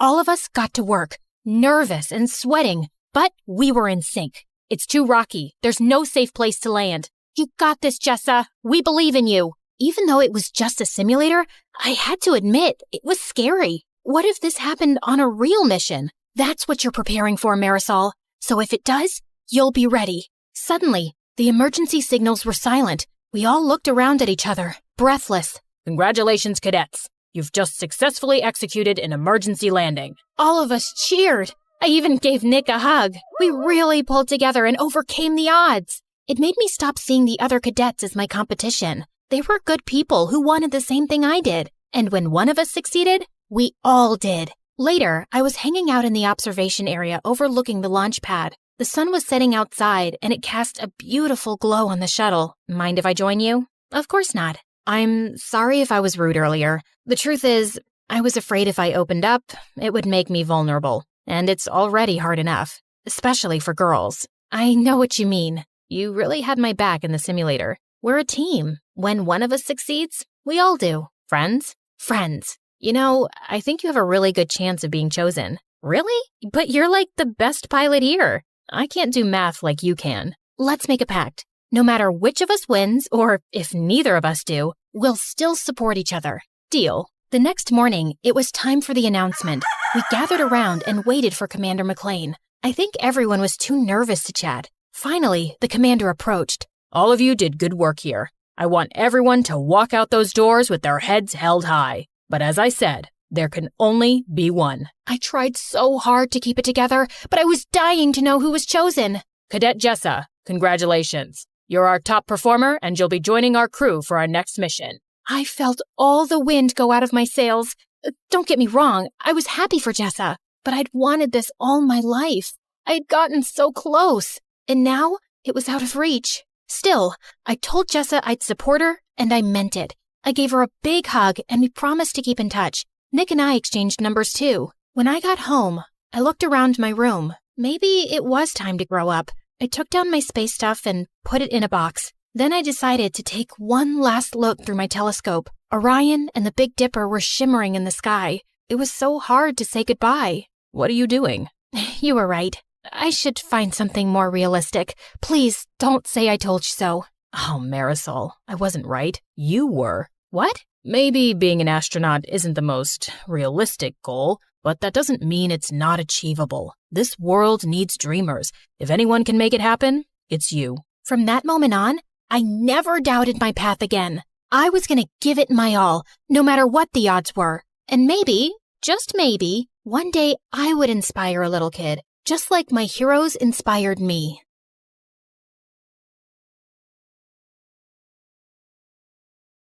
Hi there, I'm Ellie, and I've got a story that'll make you laugh, cry, maybe even question your own sanity. But hey, don't we all need that from time to time? So like and subscribe and strap in, because this roller coaster is about to take off. You see, I was born with a slight anger problem, the kind that made me want to karate chop a stuffed animal when I was just 5. Yep, I had anger issues. On a sunny day at the park, 5-year-old me just wanted to have fun on the swings and slides, but things took a different turn. I'm gonna slide like a penguin. Move it. I'm going first. Hey, no cutting. That's not nice. Do I look like I care? The bully pushed past me, smirking. Feeling furious, I climbed the ladder fast with my juice box in hand. You'll be sorry, mister. I squeezed the box hard, squirting juice straight into the bully's eyes. Then I slapped him and pushed him down the slide, and his nose started bleeding. He started crying like a baby, and his dad came running over. What is wrong with you? Behaving like a monster? You should be ashamed of yourself. I picked up a pebble and threw it at him, but it missed him by an inch. Don't tell me how to feel. You should be thanking me for teaching your awful kid a lesson. I threw another pebble at him and then ran away. Mom and Dad yelled at me all the way back home. I cried and said sorry. Then I jumped onto my parents and smothered them with kisses till they forgave me. Yeah, I think I'm a kind person in general. I mean, as long as I'm not angry. Fast forward to first grade, and there I was, little Ellie, eager to make friends at school. One day during recess, I spotted a group of girls playing hopscotch, and I approached them. Hey you, I think we should be friends. No thanks, I already have friends. Well, that didn't go as planned, but I wasn't giving up so easily. Oh yeah? Well, you haven't met a friend like me. I started shouting and spinning with my arms spread out like a wild little windmill. I even threw my sandwich on the ground. I'm fun, I'm cool, and I'll bring snacks to share. So why wouldn't you want to be my friend? Say yes, or you'll regret it. Say it. The girl hesitated, then let out a sigh.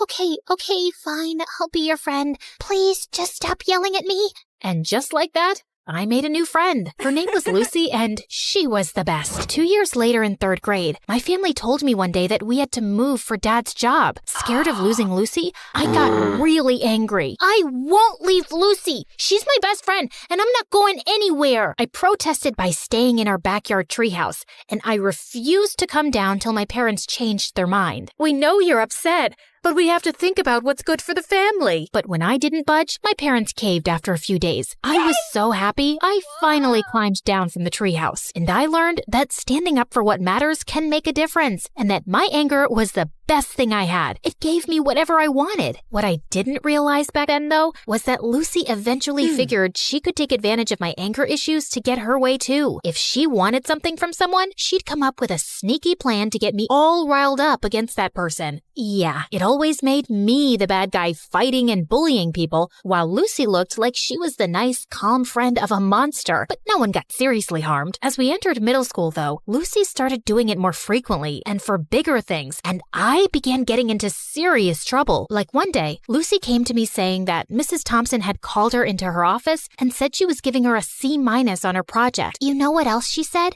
She told me that I should get myself a better friend because you're distracting me with all your fights and affecting my grades while you get good grades yourself. She even said that you hang out with me just so you can feel better than me. Can you imagine? What? That's not true. Of course I know that. Listen, in today's lesson, I'm gonna confront her about this psychological manipulation. And if she sneezes a lot, it means she's nervous that I've told you everything she said. You know all the teachers fear you, but Mrs. Thompson is always sneezing because of her allergies. Yes, but sneezing a lot means she's nervous and she's hiding something. She told us that once, but I guess you forgot. Lucky you have me to remind you. When it was Mrs. Thompson's class, Lucy gifted her a red nose, and seconds later, when she confronted her about the manipulation, Mrs. Thompson started sneezing like crazy, and I felt furious. How could you? I thought you were a nice teacher, but you're just like the rest. And with that, I pushed her hard. She fell down and screamed in pain. While everyone's attention was focused on me, Lucy sneaked into Mrs. Thompson's laptop and changed her own grade on the project. Mrs. Thompson broke her arm, and I got suspended for 3 weeks. My parents were furious with me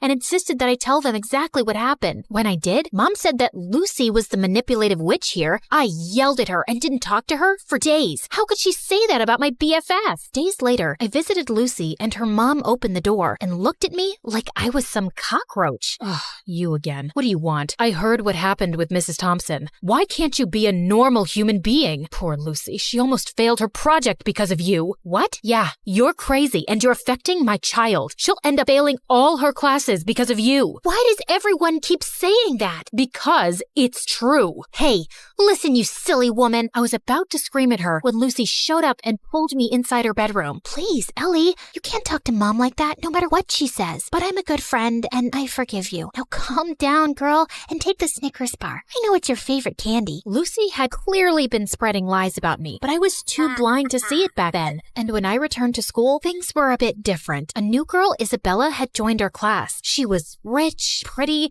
and quickly became popular. Lucy seemed annoyed by her existence, but she seems like a cool girl to me. Till one day, Lucy and I saw Isabella walking out of the bathroom, and I noticed a marker in her hand. Lucy went in to use the bathroom as I waited in the hallway, but moments later, she came out, dragging me back into the bathroom with her. OMG, you gotta see this. You won't believe what Isabella wrote about you on the door. It's totally her handwriting. I'm so done with this annoying psycho Ellie. She's always bullying everyone. I want a peaceful, calm school that I can brag about to my rich friends. I offer $1,000 to anyone who can get rid of her. DM me on this Instagram account if you're interested. What a stupid, ugly witch. Furious, I stormed over to Isabella. How dare you write that about me on the bathroom door? I saw you with that marker, so don't you dare lie to me. Ellie, seriously? I had a marker, but I was working on an art project. I didn't write anything about you. Oh, yeah? Well, Lucy seems to think it's in your handwriting, and Lucy said that? Okay, you should stop listening to that friend of yours. She's just using you like a puppet. Can't you see it? For some reason, Isabella's words struck a chord with me, like she just said something out loud that I kinda already knew. But I quickly brushed my thoughts away. You don't know anything.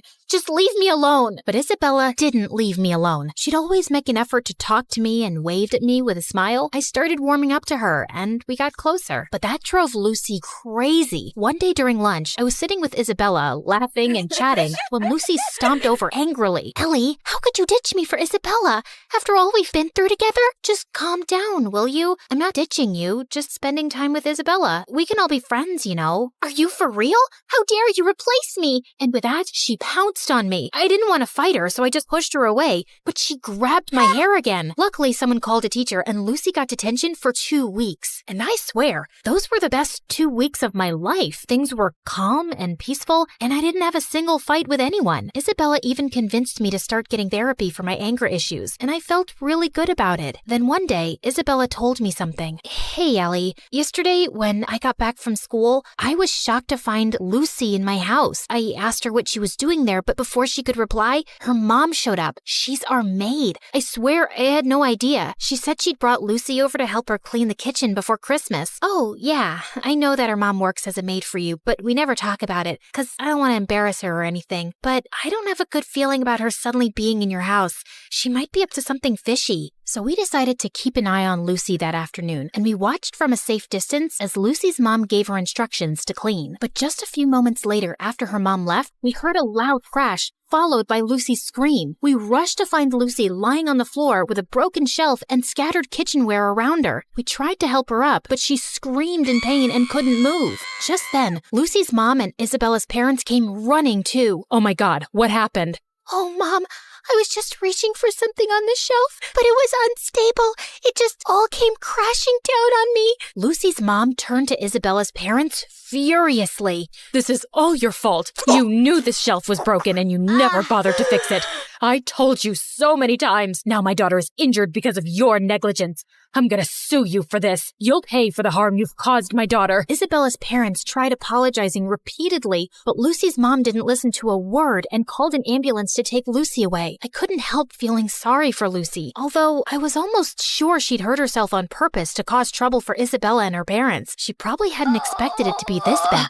And sure enough, the injury was very bad, and Lucy couldn't walk for a few months. A few days later, the teacher planned a visit to Lucy's house for the class to cheer her up. But the moment we entered Lucy's room, she went ballistic, calling me a horrible friend who'd betrayed her, and calling Isabella bad names too. I was feeling angrier by the second, but I tried staying calm. Just then, Lucy's mom walked in, and she started calling me a bad friend too. Are you here to hurt my Lucy even more, Ellie? You've made it obvious whose friend you really are. But be aware, Isabella, I'm certain she only chose you because you're rich. Ellie has always been a bad, rotten egg. Suddenly, I just snapped. I jumped at Lucy's mom and she fell back and hit her head on the floor.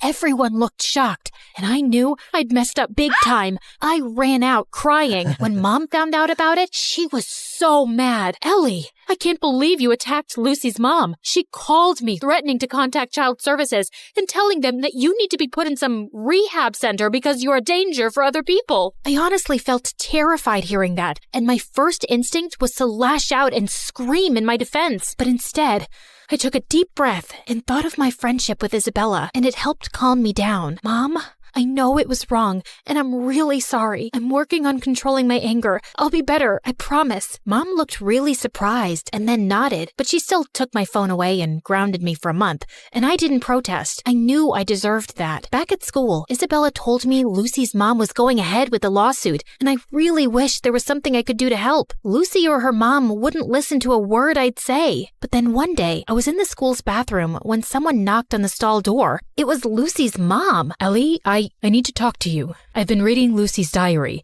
and I've discovered the truth about her actions. She's been using your anger issues to her advantage. I sometimes had a feeling that something was off with Lucy's behavior, but I never knew for sure. Are you still gonna sue Isabella's parents or report me to child services? No, I just wanted to apologize to you, and I won't be causing you or Isabella's parents any more trouble. I'll also get Lucy the help she needs. We might even move to another town and live with my sister if it means Lucy can get better therapy. I'm so sorry for everything, Ellie, and I want to thank you for being a good friend to Lucy, despite everything. With that, she gave me a quick hug and left. I felt tears pricking my eyes. I was kind of sad I wouldn't get to see Lucy again, but I also felt lighter and free. Moments later, Isabella walked in. Ellie, everything's gonna be okay. Isabella hugged me tight, and for the first time in a long while, I felt like everything would be okay.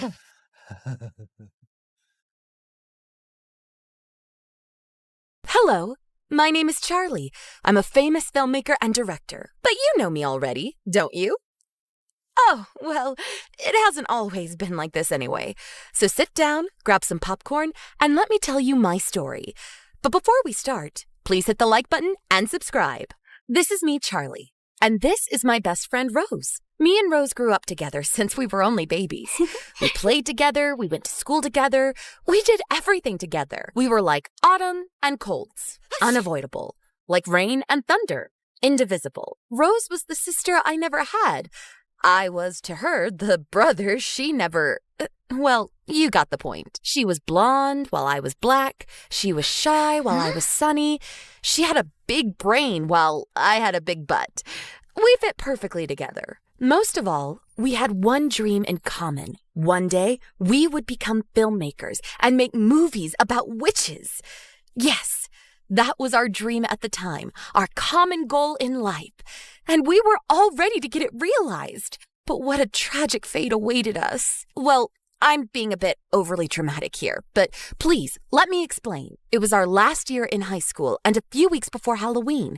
I was reaching my classroom like every morning when Rose came running toward me. Charlie! Charlie! Rose, what? Charlie! Rose! Charlie! Rose! Charlie! Barely breathing, Rose managed to announce to me that the school had opened a cinematographic contest where the winners would be enrolled in the best movie school in the country.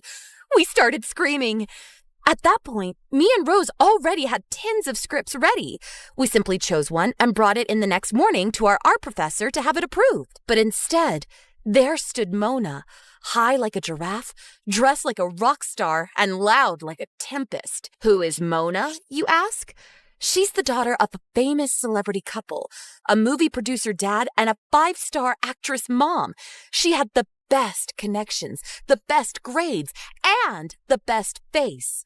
A cloud of desperation came upon us when we saw her just talking to the teacher, explaining her project for her script. We felt lost. When our turn came, I spoke for both of us because Rose was too shy to speak, and the sight of Mona shook her too much. Hey, Charlie. Nice job there. What? What?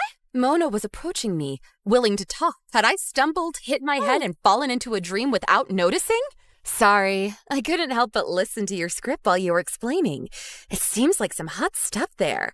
Did you come up with it all by yourself? Well, me and Rose, yes. It seems you have a promising future in the business, baby. Would you mind joining me tonight at my party? There will be producers, movie stars, and many important people. I couldn't believe it was happening. It was too much for me, and all at once. Of course, me and Rose will be there for sure. Rose? I'm sorry. I don't want someone who is barely able to speak in public to be associated with me. You are invited. See you later, baby. She left like the tornado she was, leaving both me and Rose speechless. I tried to console my best friend, convincing her this was a once-in-a-lifetime opportunity that could help us both. Rose nodded her head, but her look told me something else. I pretended not to see it and went straight to the party. This was an occasion I just simply couldn't afford to lose. Mona's house was not exactly a house. It was a castle, a gigantic manor with a park, 4 towers, and 2 pools. All over the place, men in elegant suits and shiny-looking women talked to each other cheerfully. Oh dear, you've arrived. Sir, lady, nice to meet you. I'm so glad you invited me. That man and woman were Mona's parents. They look amazing together. A perfect couple in a perfect house. Everything was perfect in Mona's life. Shiny and bright, like herself. Please, enough with the pleasantries. You're part of the family now. Mona told us all about the project you're working on together. The project? Of course. I told Mom and Dad we are working on an amazing movie. We will win the contest for sure. I didn't know what to say. I was totally caught unprepared. So I just smiled and said nothing. Mona's parents left us soon, and I immediately reached after her. Mona, what did you tell them? Well, that we work together. Isn't that true? But I already work with Rose. Didn't you know that? She's my best friend. I can't just leave her like this. Mona just smiled and washed the problem away with a swing of her hand. You create too many problems, baby. Can't you just work with us both? Come on, let's have fun. I'm ashamed to admit, but the truth is that I forgot Rose for some time, and quite easily. I just loved to be asked about my history and my interests by all these interesting people there. The future was winking at me, and I just couldn't resist. Then I saw him. How to describe the finch that came to perch on my branch? He was like a god in a garden on Olympus. He was like a breeze on a hot summer day. He was like a... well... That horse was hot, girls. You can bet about it. That angel had dark eyes like enchantment and such a fine, elegant beard. I was totally captured. He must have noticed my dumb expression because he started smiling at me as if trying to help me retrieve some of my dignity. Too late. And Charlie, let me introduce you to my brother Tom. So you are the famous Charlie. A handsome lady, that's for sure. Nice to meet you. Is he really going to kiss my hand? Is he really? Oh, God, I'm fainting. Am I famous? How? Of course. Mona has talked about you all afternoon. Mona, can I steal this lady from you for some time? Do as you please, brother. But be a good boy. I always am. Mona, don't scare our host like this. The walk with Tom around the garden felt like a dream. He was not only handsome in sight, but also elegant, charming, and kind. His fierce appearance was balanced by such a quiet temper that it made him look like the perfect man in every single way imaginable. Hours passed in a flash, like seconds. Come back soon, baby. We're here for you anytime you want. Couldn't wait to be invited again. The image of Tom was still in my eyes when I woke up, and even if I don't remember it with certainty, I can bet I dreamed about him. How did it go? Rose's soft voice reached me as if coming from far, far away when she met me in the corridors at school. I felt happy to see her, but not so happy as I should have been. I think she noticed, but I kept it a secret. I explained to her all that happened the night before and promised to meet her within a few days in order to complete our script. The plot was there, but so much work had yet to be done. Fine then. See you soon. See ya. Those were busy times for me. In the daytime, I met Mona to work on our script for the contest. At night, I often saw Tom. Mona's script was completely different from mine. Her subject was Barbie. Barbie! Can you believe it? What's wrong with that? Barbie was a paradigm of freedom for girls, don't you know? Mona's fantasy was wild. She had a lot of ideas, but none of them were connected to each other. Her thoughts were as chaotic and impulsive as she was. Without me, she would have been lost. But what about Rose? Without me, she would have been lost too. She was smart and nerdy, but she didn't have the creativity I had. Rose had always been my best friend and sister, and even if Mona's spell and Tom's charm were still upon me like magic crows, I started to feel bad about how easily I abandoned my lifelong friend in order to get a quick ticket to success. The moment of the contest was approximating, and I had to speak with Mona about this. I would have helped her with her project, but I had to participate in a team with Rose, and if Mona didn't want Rose, I would leave the Barbies in order to go back to the witches. I found the courage and spoke to Mona. Roar! Can you imagine a dragon's reaction to someone trying to steal his gold from under his throne? The same was Mona's reaction to my words, if not worse. Out of my house! Never come back again!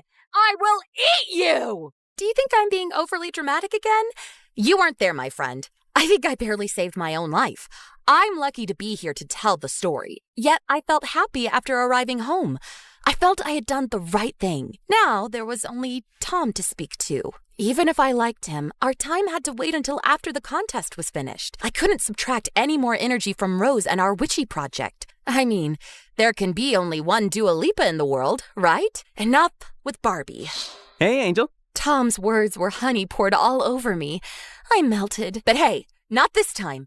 I had serious work to do. Listen, Tom, there's something we must talk about. Something like what? Did I do something wrong? No, it's not about you. It's about Mona. My sister, huh? She always was more like a Shrek than a Barbie. She's not that bad, but I can't be her teammate for the contest. Rose is my teammate. You and Mona are wonderful. You live in an amazing house. Your life is perfect, but... Tom's eyes went big and sad at those words of mine. Maybe it was the wrong thing to say, but how could I know? From what I had seen up to that moment, their lives were like pink molasses. Disgustingly sugary. Do you really think our life is wonderful, honey? You know so little about us. What do you mean? While walking, Tom told me how he and Mona had lived since they were children, how harsh their parents had been on them since their youngest age. They do that for us. They push us towards obtaining the best grades and the best results in every field. But you know, sometimes the best is not the best. Sometimes you would just like to live a normal life. This is why Mona loves Barbie so much, maybe? It's a way for her to remain a child. Tom's eyes were not lying. I took his hand and kept it between mine for some time. Still, a wrong behavior remains a wrong behavior. Mona will have to grow up sooner or later. You were a strong girl and made the right choice today. I'm proud of you, Charlie. At that point, I was melting again. The perfect features of Tom's figure were silhouetted against the moon, like a character from some gothic tale. I felt Tom's body pressing against mine while he brought my head gently against his chest. He's going to kiss me finally. He's going to kiss me. Instead, he simply kept my head there for some time, caressing my neck. No more. Nothing more. WTH? Listen, Charlie, there's something I must say to you, too. Was eager to listen to his confession, but my phone rang at that exact moment. Rose! I totally forgot about our appointment. Rose would be furious. She was. For several days. Every attempt of mine to make peace with her went in vain. The contest was lost at that point. There was no chance to win against Mona and her Barbie-stuffed stuff. The days up to the contest flew by fast and dull. We knew we had lost. Now, you really can't imagine my surprise when Rose and I found that on the notice board of the school, there was a list of the winning projects. And the first one was about witches. As authors, it had 3 names, Rose, Charlie, and Mona. A coincidence? Of course not. It was our project. We won, but we didn't submit it, of course. So who did? The question puzzled us for some time until we received a phone call from a strangely masked voice. Oh dear.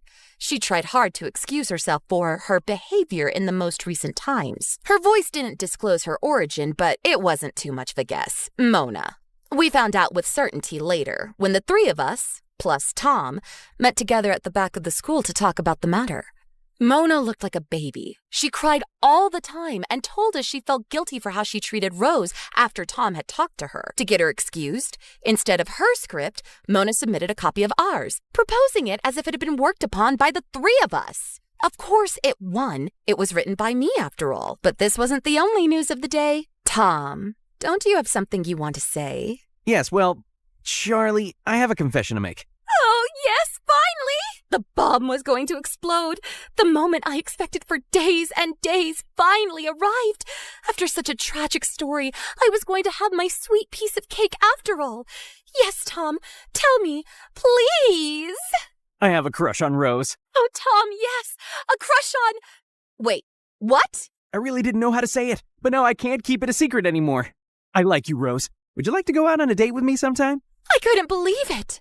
Rose went red like a tomato, and I was shocked. Mona was laughing hard, and her joy expanded contagiously. So this was the secret? I should have felt offended, but The occasion was so joyful that I felt too happy for Rose to be concerned about myself. All's well that ends well. Mona and I went on in life, becoming best friends, and we went to college together. You know, sometimes things take such an unpredictable turn that the only thing to do is sit back, relax, and watch the events unfold as if they were a movie. And isn't life a long, tear-jerking, and magical movie itself?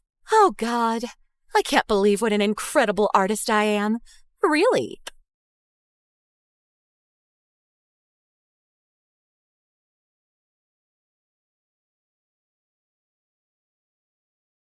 And I opened the door to find the most gorgeous boy ever standing outside. Hello, I'm Eric.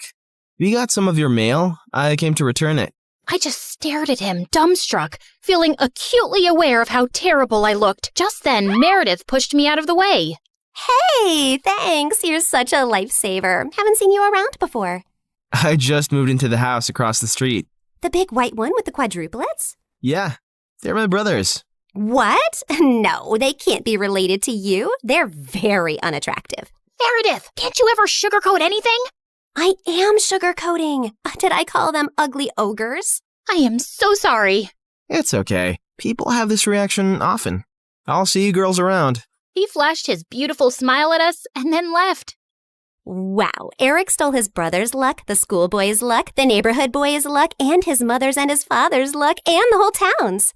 I agree. He's beautiful. I hope he's smart and funny and kind too. I'm sure he is. I never believed in love at first sight till I met Eric. Okay, maybe love is an exaggeration, but I was crushing on him hard.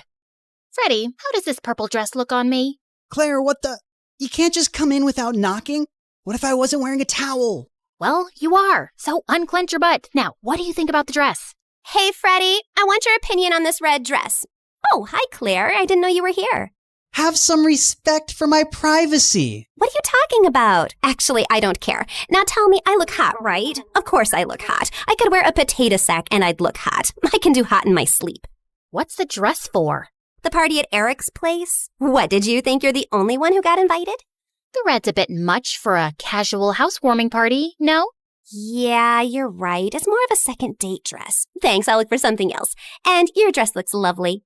I am not your sister, and you can't treat me like this. I am a man. Okay, thanks for the news flash. Come on, Claire, let's go before Freddie has a heart attack. The party was coming up soon, but I knew there would be many guests, and I wouldn't really get a chance to talk to Eric then. So I decided to drop by to borrow some sugar one evening. But my heart sank when I spotted Meredith and Eric in the kitchen, and they were kissing. I couldn't believe that witch. It was so obvious I was crushing on Eric, wasn't it? Can you give me some mashed potatoes, Claire? I lifted a spoonful and threw it straight at her face. Claire! What the heck? Oh, I'm sorry. You didn't want them on your face? You should have been clearer then. You got a problem with me? What a genius. Since you're so smart, I'm sure you already knew I liked Eric, but you went after him anyway. Yeah, I saw you two kissing. Oh my God, what? You like Eric? I had no idea. You should have been clearer too. Cut it out, okay? You knew. Did not. Okay, so now that you know, will you stop seeing him? No, duh. Are you really into him? Not really. I barely know him, but he's cute and rich and he likes me. You did see that he was kissing me back, right? I flung another dollop of mashed potato straight in her eye and stormed off. Fine, that jerk could have Eric. I wasn't even going to go to the party now. But on the night of the party, when I heard music floating from across the street, I couldn't help myself. Eric had just known Meredith for 2 days. This battle wasn't over yet. I knew I looked smoking hot as I marched up to Eric and Meredith in her stupid red dress. She looked furious to see me before she turned sickly sweet. Oh, hi. I thought you were unwell and not coming, honey. How are you doing now, honey? I'm good, honey. How are you, honey? I'm great, honey. Do you like my honey, honey? What honey? Honey? The honey, honey. I see no honey. Honey? What's happening here? Don't worry about it. Let's go get some honey, honey. We don't have any honey, Meredith. Honey! You ruined it. You should have ended the sentence with honey. Don't mind her, Eric. You already know she's rude. And she has a vile temper. She once tried stealing money from an old lady and kicked her hard when she resisted. Oh, so that's how it's gonna be, huh? Eric, did you know that Claire is so dumb? I told her when we were kids that if she ate bluebells, her eyes would turn blue like mine. She ate a bunch and then pooped her pants in school. Did Meredith tell you she used to fart in the neighbor's jacuzzi just because they said they liked me more than her? It went on for a month. Oh, how about the time you dropped Mom's toothbrush in the toilet and just put it right back? Imagine someone being so awful to their own mother. Meredith has a boyfriend who works in a mental institution, and he steals the patient's clothes from there for her. Imagine doing that to sick people. Claire keeps acting like she doesn't know her best friend is in love with her, and she keeps using him for his money. What? Are you talking about Fred? I've never used him, and he's not in love with me. Oh, please. A blind person can see Freddie's been in love with you since day one. Shut up. You shut up. How about you shut the heck up? Not till you shut up first. I pushed Meredith out of my way, but I ended up pushing a little too hard, and she crashed straight into the punch bowl. She got up and charged me, and we landed straight on the food table. As Eric was trying to pull us apart, Freddie suddenly ran in. Claire, Meredith, stop! Your mom, she isn't okay. You gotta come now.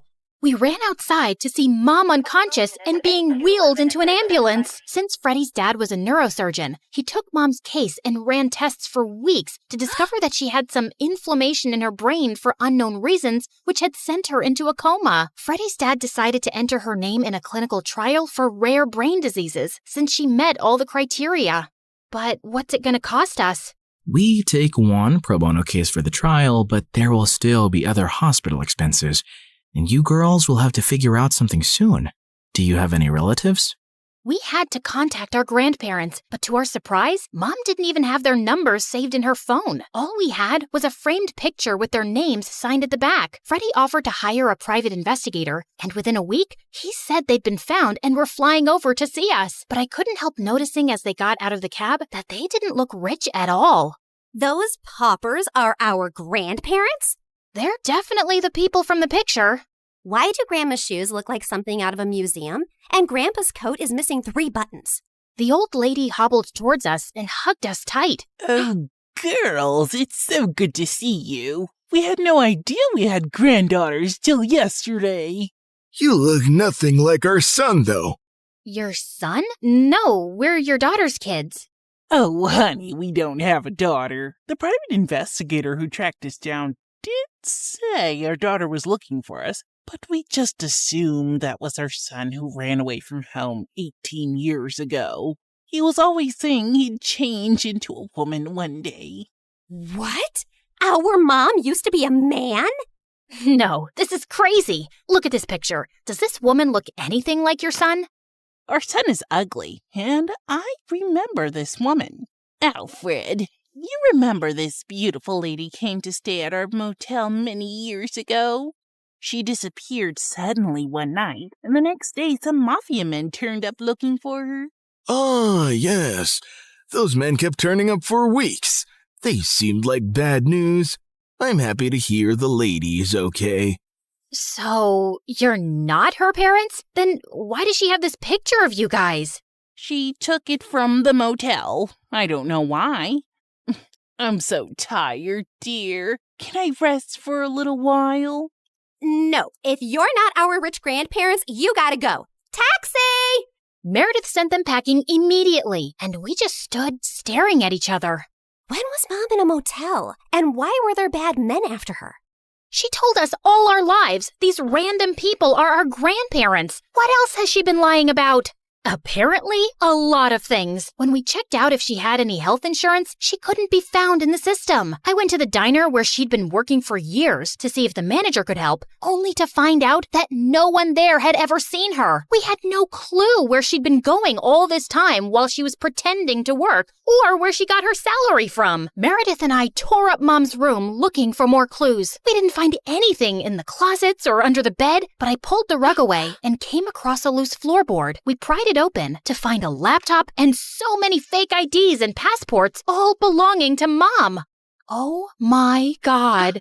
Mom? As a French redhead? Her hair is black here, and she's Swedish. We opened the laptop, but we couldn't get past the security code. We asked Freddie to come over and told him everything. And when he went over the laptop, he let out a low whistle. Whoa, this is heavy encryption and insane firewalls. Is your mom from the CIA or something? Have you ever seen her using this laptop? Yeah, I have once, but she told me she borrowed it from a friend to watch Keeping Up with the Kardashians. Who is this woman?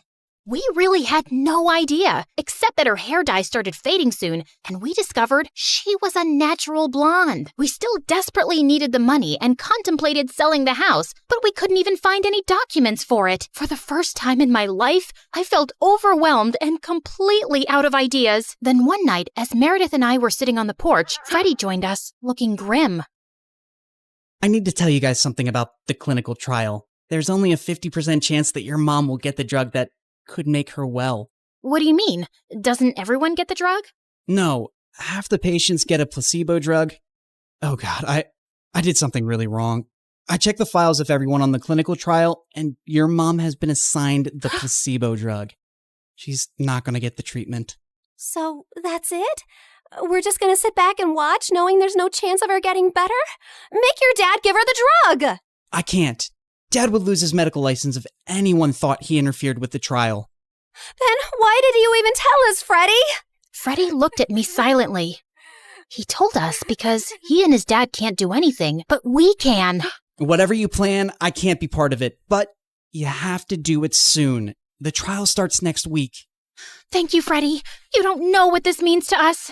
Of course. I'd do anything for you, Claire. For the first time, I saw what had maybe been so obvious all along. Freddie was in love with me, and I was about to use it to my advantage.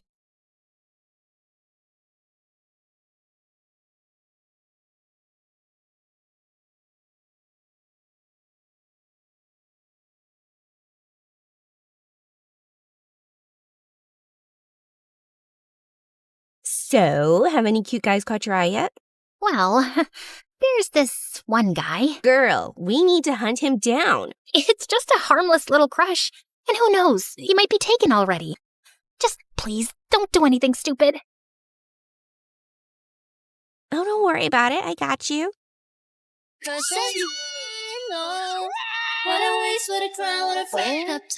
should have at least gotten his name. And he's way out of my league. Nah, I think he's from here. I can literally sense it.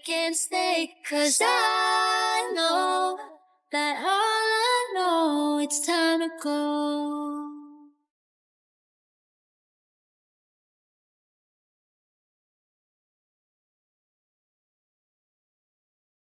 Hi, I'm Leah from Indiana. Before I continue, please hit like and subscribe. Since I was a baby, I was meant to be a dancer. I could dance before I could even walk. I would do the cha-cha while cleaning my room, and bust a move while brushing my teeth, and of course, I was shaking it all the way to and from school. People smiled and laughed when they saw me, but I never cared. When I was 10, I would watch my friends head off to dance class after school. It would tear me up inside to see them living my dream. I came home one day as my mom was finishing her makeup. Mom, can I please go to dance class? All my friends are going. You're not going. You have no idea how much that class costs. There was no other parent to ask at that time. Just me and Mom and whoever she was dating that week. But Mommy, please. I swear, I'll do your laundry and chores, and when I make money from ballet, you'll get makeup from Sephora. I'll take you shopping, whatever you want. Pretty please. This means everything in the world to me.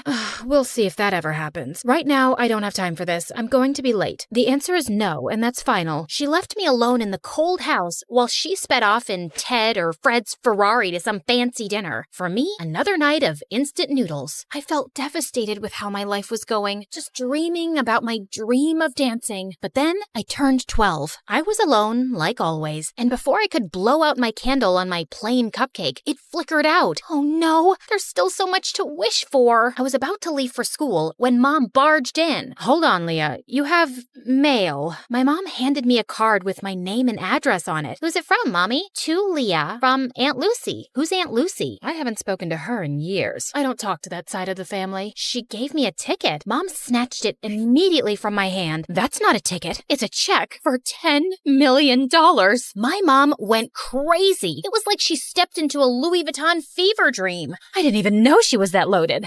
I could do so much with this. I could buy a Gucci dress, an MK bag, and a diamond set. And I can't wait to see the look on Mary's face. She'll be fuming. And oh, That Tony who dumped me, he'll come crawling back like a puppy, begging me to take him back. I didn't remember the last time my mom looked so happy. She showered me with hugs and kisses, even making me twirl around like a ballerina. I had so much to ask Aunt Lucy, but Mom said she didn't have her number or anything. And when I turned 14, Mom decided to move. So we packed up everything and headed to New York City. That's right, the Big Apple, the city that never sleeps. We were ready to start a new life. I finally signed up for dance lessons at an art school. Me, the girl who used to have holes in her shoes, had ballet slippers. I practiced every day until my legs cramped, but I was ecstatic. My mom also had new friends, like Tiffany, Chanel, and Fendi. I had always wanted to be close to Mom, so I joined her shopping sprees, and it worked out great. I guess that's what I was always missing. We would spend our time stalking the malls for the best clothes, handbags, and of course, shoes. Oh, Leah, we have to get these too. I was covered with shopping bags and balancing shoe boxes while scooting through the aisles. I could barely see in front of me through Mom's haul. Hurry up! We don't want to miss the first drop of Balenciaga's new collection. I'm right behind you. But honestly, when we were in these very posh stores, I felt like a princess. I was offered fancy drinks, tried on expensive dresses, and best of all, I felt so close to my mom. I walked out of the dressing room in a sparkling dress. Now spin around. Oh, beautiful, so beautiful.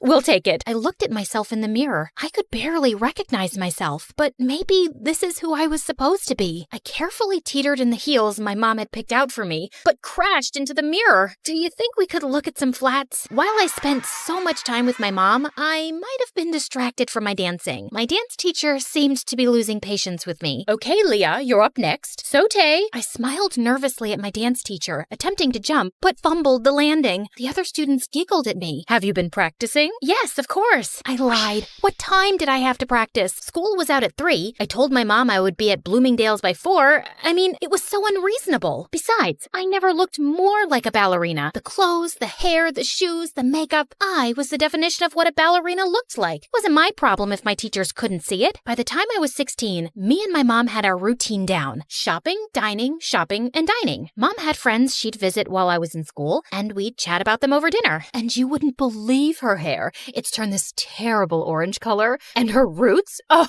her roots could be seen from outer space. Honestly, Leah, I'm beginning to think you're my only real friend. She loved me. My mom loved me. Just then, 2 men walked into the restaurant and surrounded us with serious faces. Jeannie Roberts? Yes? What is your problem? They flashed their badges at us. It was the police. You have to come with us. Excuse me? I am not done with my dinner. I want to speak to your manager. Jeannie Roberts, we need to talk to you about your tax evasion. This is ridiculous. You don't have the right person. You're gonna ruin my blouse. Mom, what's going on? Leah, I will call you as soon as I can. Can you let up a little? This is silk. The police dragged my mom out of the restaurant. I didn't know what else to do, so I ran back to our apartment. I paced and cried, staring at my phone. My mom was arrested. What on earth could I do? Finally, at midnight, the doorbell rang, and it was Mom. Mom, what's going on? Listen, I have to be quick. You need to get help. Otherwise, they'll put me away for good. They said tax evasion, but you haven't done anything. We have the money. Tell the police we have millions of dollars. We don't, Leah. It's gone. My stomach dropped. I need you to get me out of this trouble. I need you to go see Aunt Lucy and ask for the money. They have people watching me. They'll pounce on me if I try to leave the city. But you said you didn't know anything about her. Yeah, I just remembered her address. Go to her and get the money so I can get out of here. I had no other choice. It was just me alone, and I had to save my mom. I hopped on the first train I could find. There were 1 million people on the subway, and I squeezed my way through the crowd. The train car jerked, and the guy's soda splashed all over my face. He glared at me. Hey, watch it. But he splashed me. Finally, I arrived at my aunt's house and knocked on the door. Her house towered over me with dozens of closed shutters and fading awnings. I'm not interested in buying anything. I'm not selling anything. I'm Leah. Are you Lucy? I'm looking for my great aunt Lucy. Leah? I ran to her and opened my arms for a much-needed hug, but I was taken aback when Aunt Lucy sidestepped me like she was avoiding a bug. Do you know you look very sticky? I know. I took the subway here. My mom asked for your help. You helped us before, and we appreciate it, so I didn't help you. Well, with the money you graciously gave us, you helped us a ton. That was your father's last investment. I was instructed to cash it out and send it to his next of kin. That's you. My dad? I can only recall bits and pieces of him. I know. You're not missing out. out. So, Jeannie's in trouble. You want something from me? Why should I bother? We're family, aren't we? I always disliked your mother. Spoiled, selfish, and vain. Does the apple fall far from the tree? You look just like her. But I didn't look like myself. She wanted me to leave, but I couldn't. She was my only hope. I kept pestering and pleading with her for days, buzzing around her like a pesky fly. Finally, after what felt like forever, she talked to me. This used to be a hotel, you know. I took care of everything, and I was great at it. But it's hard for a person my age to manage everything around here. There's too much space and too many stairs. I have a few guests coming over, but I don't have much staff. I would like to see how useful you can be. Whatever you need, I can do it. I needed to win her over to save my mom, so I got to work by cleaning out the fireplace. Large chunks of ash rained down on me, covering the floor in a thick blanket of gray. Oh my God, what a mess. Leave this and go wash your face. And when I scrubbed the windows, one of the panes cracked and a large piece of glass fell. I caught the glass right before it hit the floor. Oh no. I heard some guests coming, so I quickly shoved the glass under the bedspread. A large older man entered the room and plopped down on the bed. The glass made a large crunching noise and the man screamed. New sheets. You must need new bed sheets. I scampered out of the room and caught Aunt Lucy giving me the death stare. On the way to get new bed sheets, I bumped into a flower vase and knocked water everywhere. I sprinted off into the hall and grabbed the mop to clean, and then thud, the rest of the guests slipped and fell. Oops, I think I forgot the wet floor sign. Ugh, it's gonna be one of those days. I totally screwed up, and I knew there was no way she'd forgive me. So I hid from her, and when she finally found me, I started bawling like a baby. She couldn't be mad at a sobbing girl, right? I could see her face soften, and I figured I had a chance to get on her good side. I tried to make up for all the mistakes I had made. I gave my aunt a foot massage, made her fresh juices and warm soup, and in my final efforts, I polished her dresser and found a music box. Don't break it. Oh, I wouldn't. I love it. I'm a ballerina too. Well, maybe. I used to be. You're a little young for used to be anything. For me, this ballet feels like Aunt Lucy and I were finally talking, and it felt like the ice was melting. She told me how she used to be a dancer. When I was a baby, my dad would tell her all about how much I loved dancing. I finally got through to my aunt, but I still needed her help. I brought up how desperate I was to save my mom. I was wrong. You're not like your mother at all. Okay, enough of all this. Let's go. We took a car downtown and met my mom. What on earth happened, Jeannie? You are still as disappointing as ever. Ugh, here we go. Why did you even bother to come here? You could have sent the money with Leah, but I guess belittling an innocent woman is more your speed. Aunt Lucy asked Mom for her tax forms, but all she got was silence. Mom, just give her the paperwork. She'll help us. What's wrong with you? Okay, fine. I'll just leave. And then Mom spilled the beans. She had conned us. The cops were fake. The tax problem was fake. All a scheme to get money from Aunt Lucy. I can't believe this, Mom. How could you do this? I had to. The bank was going to take the apartment, so I had no choice. I was in debt and knew only you could convince your aunt. I'm sorry.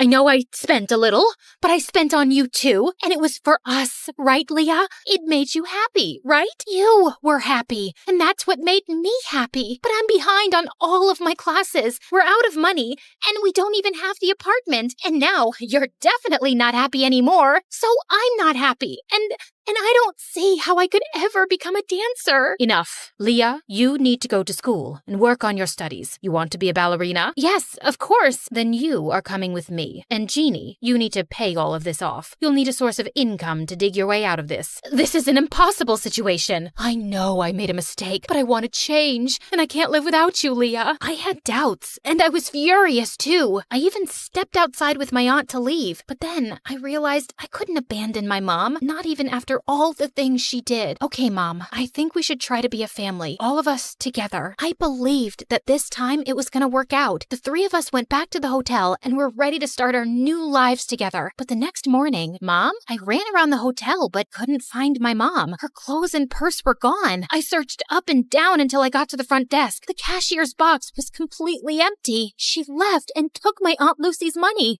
I was devastated. I brought her here, and it all happened because of me. What should I do? I had brought on enough trouble, and I had to earn and return every penny back to my aunt. Leah, are you leaving too? I'm so sorry, Aunt Lucy. I just wanted us to be a family. I don't want to cause you any more trouble. I thought it would be better if I just left. I'm so sorry about my mom. I wanted to believe that she would be different, but she wasn't. Just the same horrible, selfish woman. Leah, you don't have to go. It's not your fault. We're family. Sometimes the family you're given isn't the family you end up with, and that is okay. Really? Really, I love you. And I do have some good news. I made a few phone calls, and you have an audition next week. Oh, thank you. I love you too, Aunt Lucy. At the audition, I danced my heart out, and for the first time ever, I was supported and loved by my Aunt Lucy, and that sounds like the perfect kind of family to me.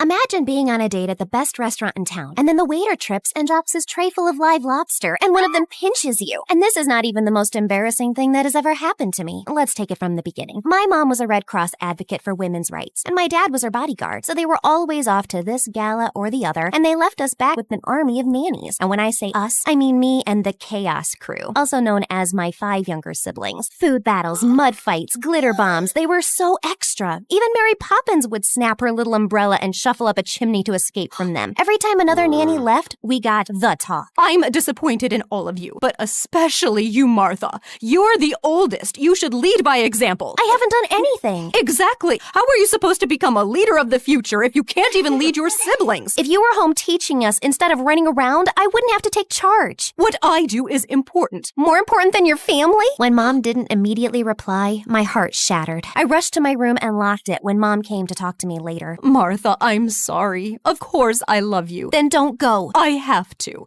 But we'll talk when we come back. I promise. Maybe it's better if you never come back. It was like fate really had a twisted sense of humor and heard me. Mom and Dad did not return from their last trip to the Amazon. I felt like it was my fault that they didn't return. My punishment. The police sent out search parties and even used drones to look at their plane that disappeared, but they couldn't find anything. It's a lot, right? But stay with me. You've already liked and subscribed, haven't you? Don't cry. Mom and Dad will come back. Dad's a tough bodyguard and Mom's faster than a tiger. I'll take care of you in the meantime. I'll be a leader, Mom, just like you wanted. Please come back. But I was only 15 and I knew nothing about adulting. I was suddenly surrounded by lawyers asking me questions and making me sign things. Just pretend you know what you're doing and you'll be fine. Yeah, it wasn't fine. One of my mom's lawyers turned out to be a total snake. He conned his way into getting guardianship over everything, and then he kicked us out and took control of all the assets. You can't do this! Oh, what? I'm sorry. I couldn't hear you over the sound of all the money you just signed off to me. Wait until Mom and Dad are back. They'll send you to jail. You mean when they come back from the jungle?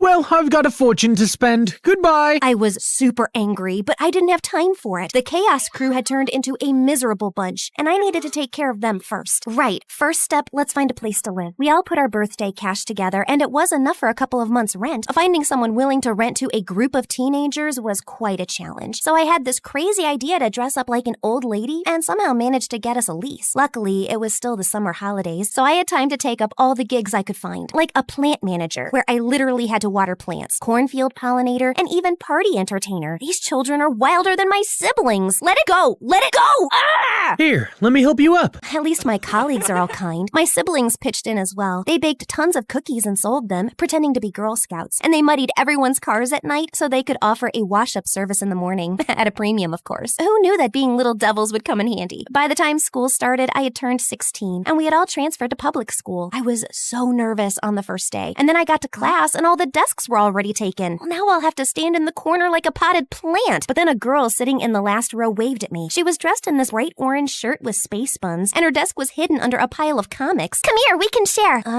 There's a desk under all that? Where can I get a chair? We'll share mine. By the way, I'm Bree. You can call me Brilliant. Bree was a weirdo, but she was also pretty awesome. She gave me all her notes and knew all the juicy gossip. That girl there, her mom works in marketing, so she always knows the latest discount codes. And that one there, don't talk about her nose. We became best friends, and eventually I told her about my story. I want to save up enough cash so I can find my parents. You're so strong. I want to be like you. You're perfect the way you are. I'm not. I'm almost 17, and I've never had a boyfriend. Everyone I confess to just rejects me, and Darius doesn't even know I exist. Darius was Bree's crush and the captain of the school's chess team. Are you sure he's the right guy for you? He's the one. I can feel it. And this time, I'm going to get my confession right. Bree's plan was as crazy as she was. She got dressed dressed up as a chess piece and painted the whole club room as a giant chessboard with a banner that said, "Will you be my checkmate?" But when Darius walked into the door, he freaked out. Where is it? What? My chessboard! There was a game I've been playing since I was a freshman!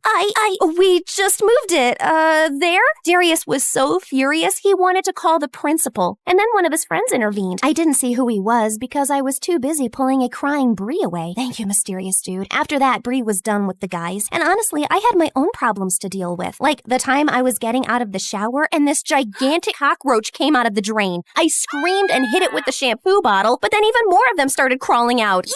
It's an invasion! Oh yeah, it happens. Why do you think the flat was so cheap? We tried spraying them with gas, but the crawlers kept multiplying. We need a new flat ASAP. Martha, wise up and ask for a raise. But when I showed up for my part-time gig at the party entertainer company, the door was sealed off with bright yellow FBI tape and the entire place cleared out. Oh man, I loved this job. At least you get to keep the costume. What costume? These are my normal clothes. That is very creative. I never thought I'd meet someone more colorful than Bree. Hey, wait a second. Cute, smart, and probably colorblind. He's just perfect. Jasper, how would you like to meet a friend of mine? The moment I introduced Bree and Jasper, it was insta-love. They were like two very colorful peas in a super bright pod. And shortly after, they started dating. Martha, you are a lifesaver. I was seriously starting to think I'd be a crazy cat lady forever. And it was an easy match. You have so much in common. A couple of months later, it was Jasper's birthday party, and he introduced me to his sister Trinity, who was like a Wednesday to his Enid. Wow, and they came out of the same womb. I can't believe someone like Jasper found such a cute girlfriend, and I'm still single. All the boys care about is looks, and no one cares about brains. As I watched Trinity cut marshmallows into cubes and stack them into perfect columns, I realized there was at least one boy who could appreciate her, so I texted him. Oh, I hope I won't regret this. The party was in full swing when, "What's Darius doing here?" Actually, I invited him. What? Trust me. Hey, Darius. Hi,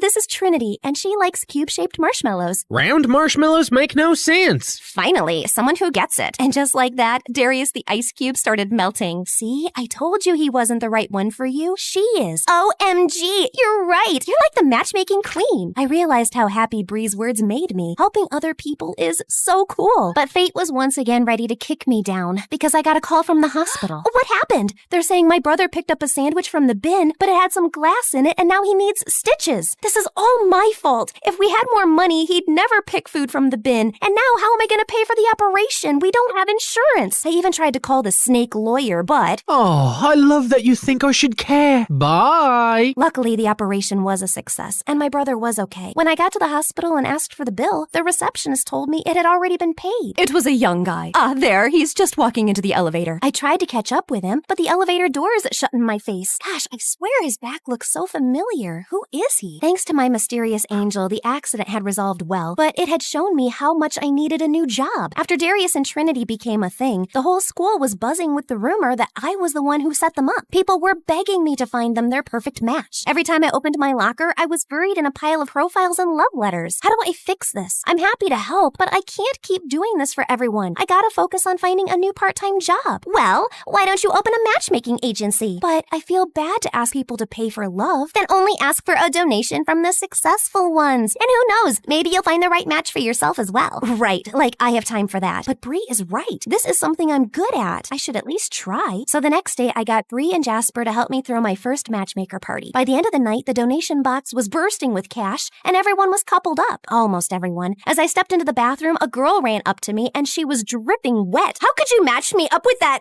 dimwit? I told him, pass me the water, and he poured it on me. Him as in, I checked my notes. Kuro? Kuro was one of my top candidates. 1 year older than me, and a looker. Plus, he aced all his classes. Oh, and he loved hamsters, and gaming, and, to be honest, I might have stalked his online profile a bit. Can't help that he's so cute. And then he called my mom your grandma. It has to be on purpose. I'm sorry. I'll find you a new match. How about Timothy? Thankfully, Timothy was a total catch, so the girl was happy, and my reputation was saved. My agency was killing it, and my siblings and I finally moved out of Cockroachville. But to track down Mom and Dad, I needed some serious cash, and that meant tackling my biggest issue. Kuro, what's up with him? On paper, he's a catch, but every girl I set him up with comes back with a nightmare story. He took me on a boat trip, and we almost sank. We went ice skating, but he didn't know how to stop, and we crashed. We tried a cooking class, and he somehow managed to burn the spaghetti, set off the fire alarm, and evacuate the entire restaurant. He's ruining my perfect score. How can someone be really that clumsy? clumsy. Maybe you need to find out by yourself. Bree was right. So I bought a wig and contact lenses and set up myself for a date with Kiro. As soon as he entered the restaurant, he tripped on his own feet and crashed into the waiter, and everyone was looking at us. But instead of being angry, I just smiled. So, Kiro, tell me about yourself. Well, I'm kinda clumsy. I'm sorry.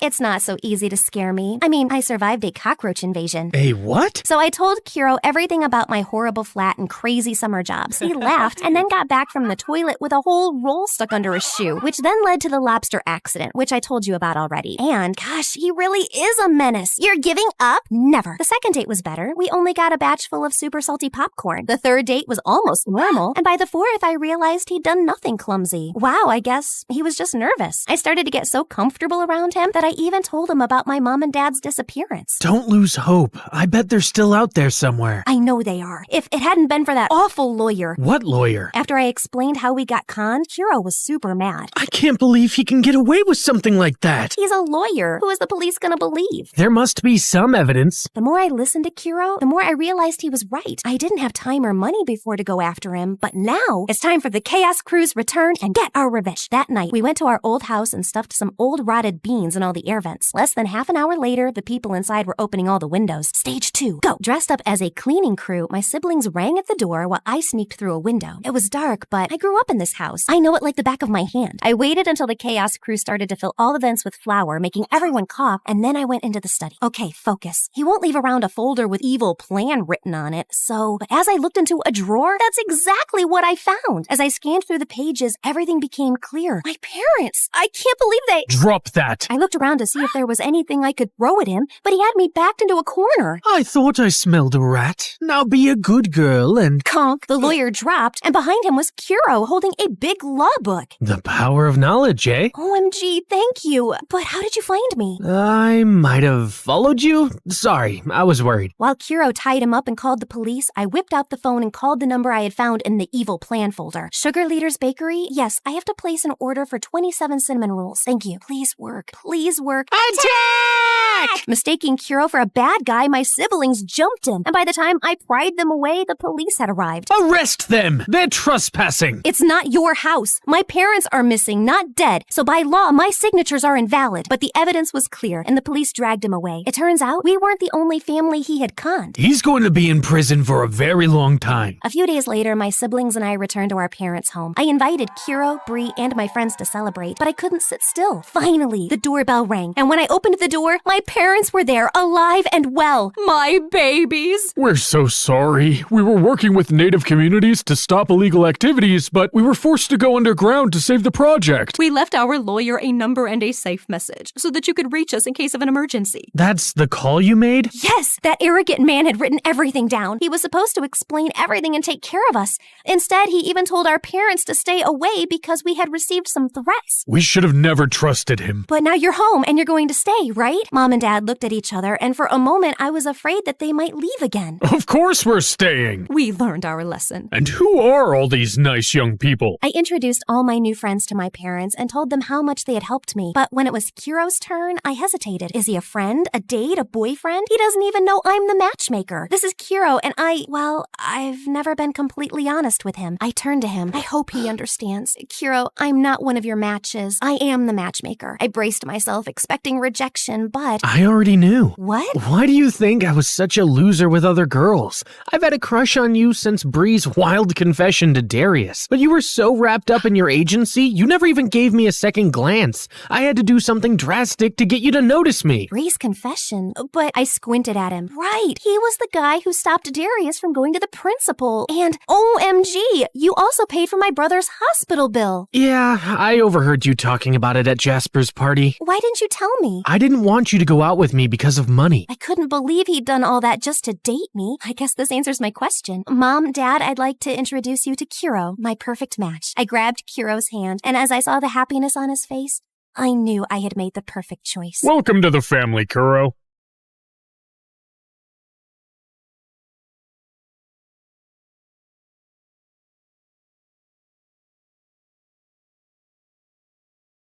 So Some superheroes strut around in capes, while others rock pixie boots and a trendy poncho. Because, yes, you are looking at a real superhero. Hi, I'm Annie, and I'm from New Jersey. Don't be fooled by my cute pink locks and dazzling big blue eyes, because as it turns out, I'm also a bit of a crazy, jealous maniac. You know, every superhero has a weakness. Mine was my dad. My dad was the center of my world. Mom left when I was 3, so it was always me and him. We'd hang out all day, and he'd do whatever I wanted. Let's jump on your bed and then go fishing for sharks in the park.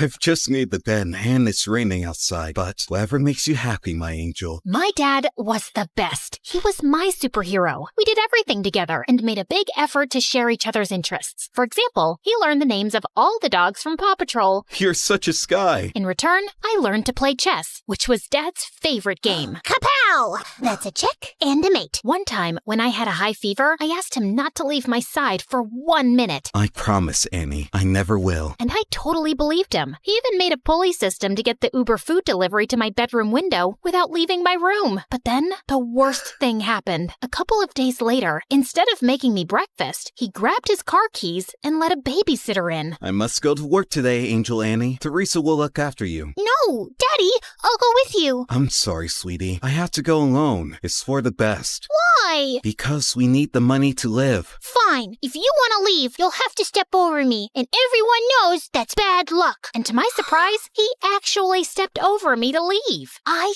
hated babysitters and caused as many problems as I could to get my dad to come back. He used to be late for work pretty much every day and had to sneak out during lunch and leave early to take care of me. So you can imagine what happened next. I got fired. Yay! Daddy's at home forever! Yeah! I was ecstatic, thinking things would go back to normal when I got the biggest shock of my life, kindergarten. I cried all the way and threw a total hissy fit at the front gates. Why? To learn and get a good job when you're older. Jobs suck! You'll make lots of friends. Friends suck! I hated it and let everybody know that I did. I hate it. Stop! Dad got more calls from the kindergarten than the principal's secretary. I know what you're thinking. I was a little monster. And yes, I was. I just couldn't help it. I wanted to be with my dad so bad. Soon, kindergarten turned to school, but things didn't improve. I felt so alone and sad without my dad, and I was always getting into trouble. But then one day, I got the best news ever. I know how unhappy you are at school, so I talked with the principal and I'll take a job at your school as a janitor. This way, we can spend all the time you want together, and I can have a job. God knows we need the money. I know it's not glamorous, but would it be too embarrassing for you? What? Just you and me again? This is the best job ever! But there is one condition. You must behave, because if not, I'll get fired. You promise? Oh, I promise. Pinky promise! And for some years, things were amazing. We drove to school and worked together, sat together at lunch, and whenever he'd go past my classroom mopping the floor, he'd give me a goofy wave. For the first time, I focused on my schoolwork because I didn't want to mess up our arrangement. Other kids were even inviting me to parties. You should go. Make some friends. Maybe you could come with me? Annie, you must learn to do things without me. Rely on other people. Really? Maybe you're right. I guess I can go for like half an hour. Nah, let's just hang out here and watch TV. But then it all changed. I was supposed to be meeting some peeps at the movies, but then remembered Dad's favorite TV show was on. So I decided to go back home and watch it with him. But when I opened the door, I found that Dad was having dinner with a woman with candles and flowers on the table. Annie, Angel, I wasn't expecting you. This is Fern, my new friend. Hello, Annie. I've heard so much about you. It's great to meet you at last. Funny, I've heard absolutely nothing about you. I was hoping we'd spend some time with Fern, Annie. Three's a crowd. Suddenly, I felt so jealous. Why would he want to spend time with her and not me? Soon, Fern became a permanent fixture at our place. Despite my grumpy face when she was around, she was always super nice to me. Wanna hit the shops? I have the biggest discount card. Maybe you can use it to buy another book on winning over skeptical teenagers. And at school, Dad was always calling her. She even joined us for lunch some days. I tried to do everything to get his attention when they were together. Like the time in the canteen, she'd made us all sandwiches and I pretended to choke.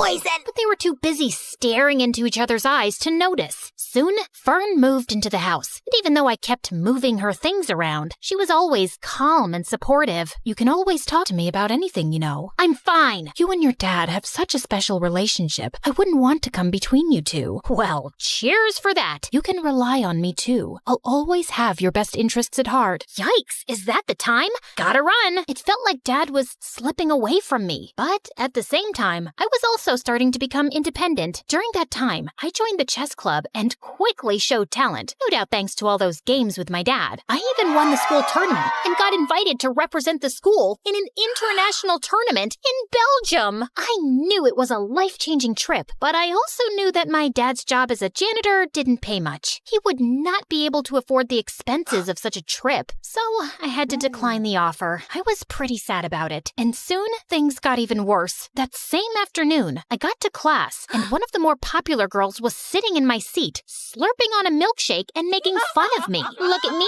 I'm Annie, and I'm so lame because my dad's my BFF. Great, that's really mature. Now move your butt from my seat. Oh, no. You better call your personal janitor to clean up this mess. What mess? I shouldn't have asked, as she threw her milkshake on the floor on purpose. This mess. What are you waiting for? You better call Daddy. I jumped on her and tipped the rest of the milkshake over her, and that's when the teacher intervened. I got after-school detention. I was really scared that Dad would find out, but thankfully, he went home after finishing his shift. I was super relieved. But then, on my way out from detention, I heard a weird rustling noise from one of the classrooms. That's odd. Everybody went home already. I thought it was best to get out of there. But suddenly, a man in a ski mask rushed out of a classroom, holding a bag full of the school laptops. Oh no, a thief! I froze in my spot as he spotted me and stopped for a few seconds, then started running down the hallway. As he ran past me, he accidentally hit me with the bag of laptops, and I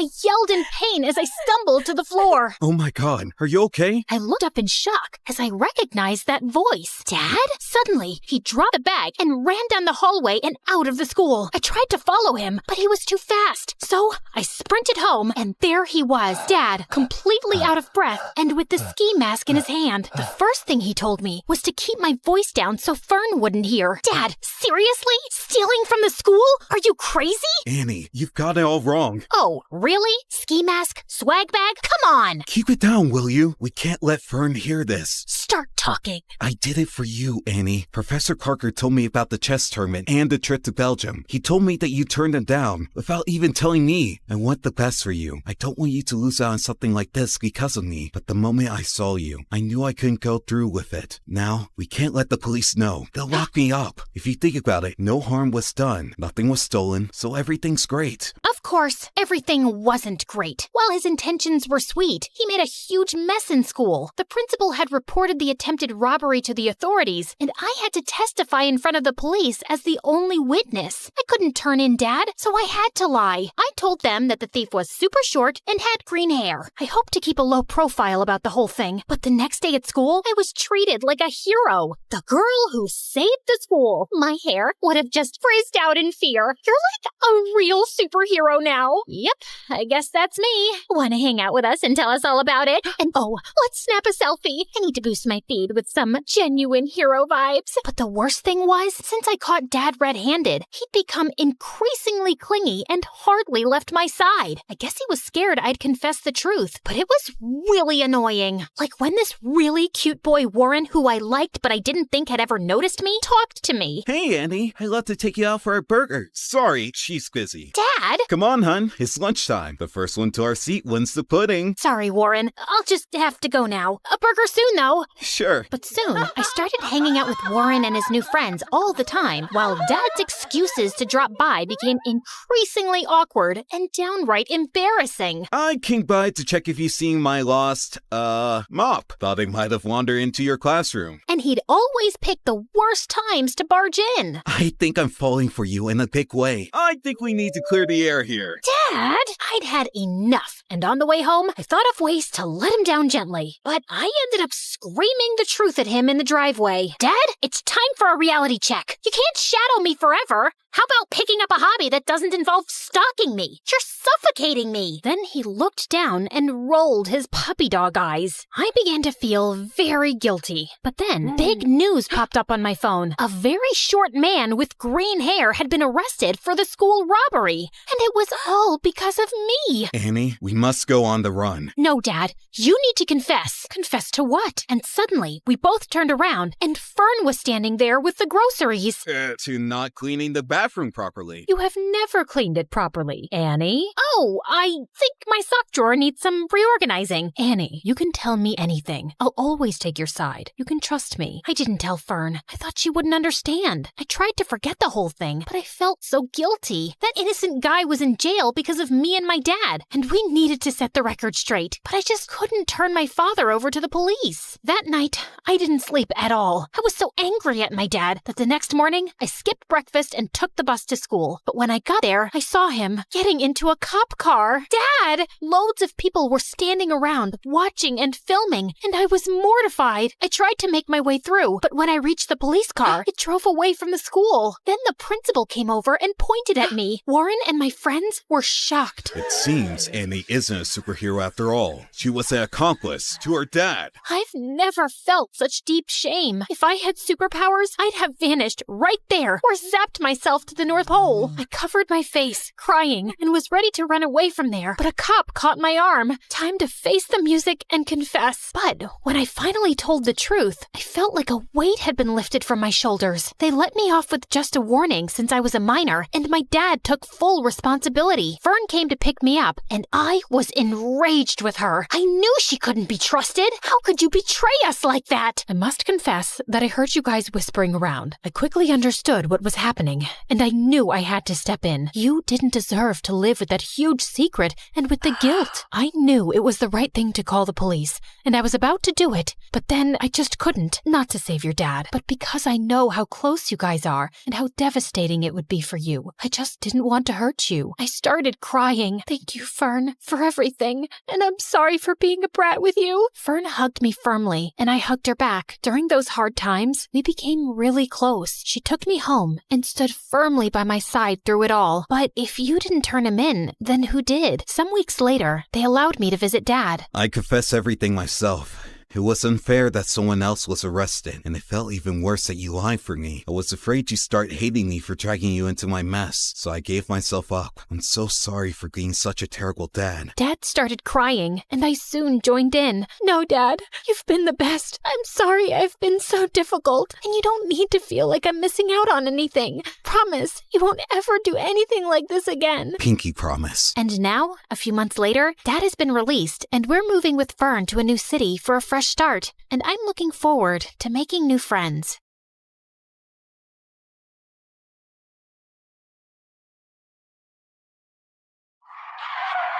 I zoomed past other cars, my foot hitting the accelerator at every turn, as my friend Vanessa screamed for her life. Just then, I saw this police car tailing us and pulled to the side. Just do as I say, okay? Like I have a choice. Shut it. Oh, hey, officer. Was I going too fast? May I see your license, please? Oh, sure, Officer Cutie. It's Curie. Oopsie, my bad. You know, I had this dream last night that I was stopped by a policeman, and we went to this cute place by the ocean and shared a cold latte, since it's so hot these days. I mean, talk about global warming. You think it's getting hot in here? I think it is. What do you think, Vanessa? I think you should shut up. I think so too. Now please step out of the car. Really? None of my flirting worked, huh? Then I guess I have no choice but to do this. And I stepped on the gas and sped the car away. Hi, everyone. I'm Sage, and I'm about to tell you how I messed up my life. But before we get into that, please like and subscribe to MSA. I lived with my single mother and my twin sister Zoe in a small apartment in downtown New York. We didn't know anything about Dad, except that he was a loser who turned his back on Mom and left her totally heartbroken. One day you're going to come back crawling and begging for forgiveness, and I will spit on your face and make you cry. Mark my words! That never happened. And Mom never found her true love again. That didn't stop her from trying, though. She worked as a receptionist at this fancy resort outside town, where she met tons of new people. Every month, she would date some new guy who would break her heart, and she'd become a sobbing mess. Like this one time when Zoe and I were 10, Mom started dating this Italian guy who left her because her pasta was too salty. It's garbage. At 13, there was a biker guy who thought it was a cool idea to teach Mom how to ride a bike. Needless to say, Mom fell, broke her arm, and couldn't work for weeks. And then, a year later, Mom met this Indian guy who even moved in with us. Take a deep breath in. Now exhale. Now inhale. Now inhale and exhale at the same time. It's 5 a.m, dude. Can we speed this up? Yoga is all about patience. The more you practice it, the better you get. Now, let's try again. Ugh, so annoying. But Mom thought he was perfect and sold off her jewelry to invest in his stupid yoga retreat. But he just pocketed all the money and disappeared without a trace. How could I be so stupid? We were planning to set up this cute bakery next to the yoga retreat. He'd teach yoga and I'd bake cookies. You know yoga's a form of exercise, right? Cookies are kind of counterproductive. Ugh, why are you like that? Like what? Smart and practical? No, mean and heartless. Can't you see Mom's in pain? Maybe I was a bit heartless. Growing up poor makes you accept reality in a harsh way. But with Zoe, it was different. She was Delulu. Thanks to Mom and her awful choice in men, she grew up thinking that the only way to have a good life was to get your hooks into someone rich and successful. I was reading this fashion blog and they said if I sleep with a clothespin on my nose, I'll get the perfect upturned nose like most rich people have. That's the stupidest thing I've heard. Your nose is just fine. Can't hurt to make it better. And what do you know about fashion and skincare? She even tried poking her cheeks with pencils so she'd get dimples. When that failed, she turned to stupid home remedies. It's just getting worse before it gets better, right? What do I know about fashion and skincare? So, yeah, Zoe and I were poles apart, and Mom was always weird.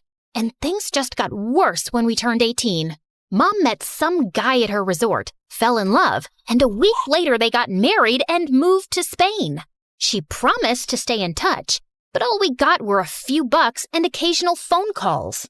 With bills piling up, Zoe and I had to pick up housekeeping jobs at the resort. The pay wasn't great, but it was enough to cover school. We even got a room to stay in, which was a huge downgrade from our apartment.